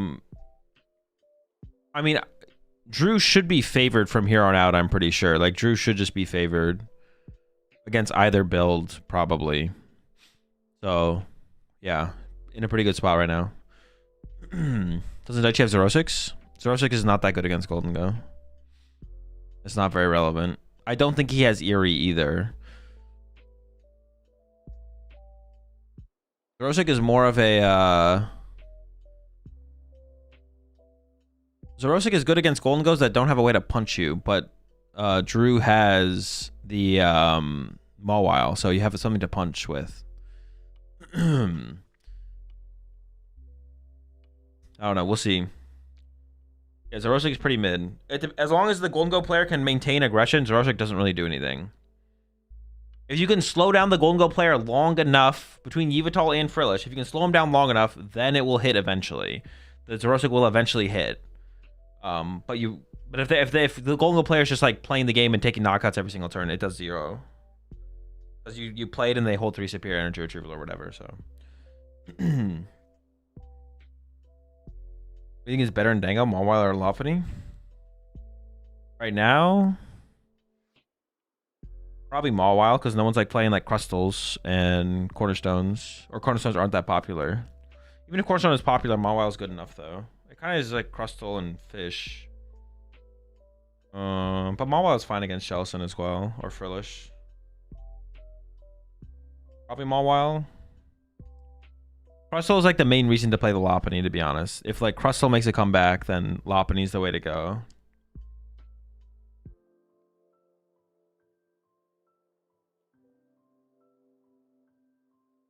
Not playing Lopunny makes your Guardian matchup like 30-70. That's not true. Mawile is still pretty good against them because it's still an attacker. It has way less HP, which means it can die faster, but the Guardian matchup isn't that bad.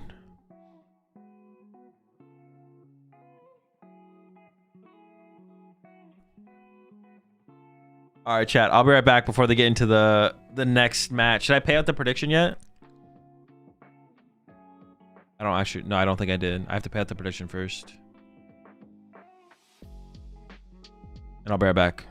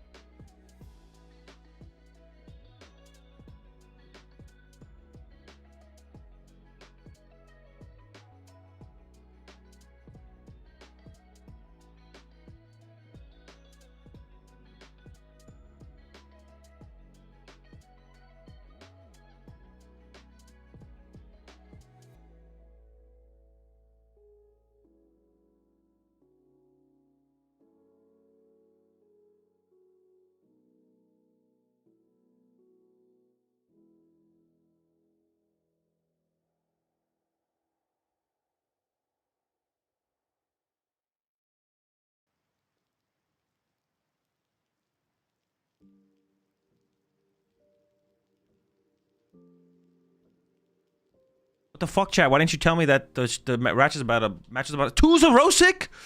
What? 2 of them? All right, dude. This deck is so tech for Golden Go, bro. Drew is toast, man. He's done. Funnily enough, though, Zarosic is actually good in the mirror because sometimes you can enter. I feel like sometimes you enter stalemate scenarios where neither player wants to attack, and then that's why you just start hitting with the Zarosics.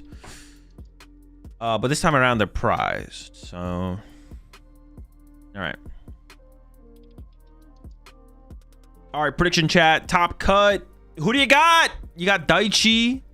Honestly, I think it's a pretty easy prediction. I think you predict Daichi to win because he plays 2 Zarosic. Or do you got Edwin with the Toad Scroll builds? Actually, honestly, setting up the Toad Scroll in the mirror.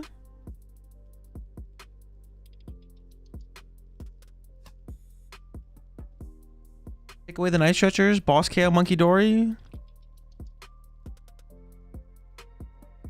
Wait, is it shut it off for everyone or just your opponent? I actually literally... No, it's just your opponent. What the fuck am I thinking? Do you ever set that up? You can set that up, right? Gonna get boss trapped, I guess. That's kind of annoying. Wait, Daichi's just gonna boss trap it and then Zarosic you. Yeah, never mind. Don't do it. So have you noticed so many players rock the Capsule 2010 energies recently? Not something I noticed, no. I actually don't even know what those ones are, to be honest. Was always using the bathroom. If he were really good as a streamer, he would just get kidney stones. True. One on Absol. Oh, I see it now. Diamond and Pearl era. Have we been seeing quite a few people rocking those? Dude, I didn't even go use the bathroom. Why are you assuming? I took my dirty dishes to the sink, filled up my water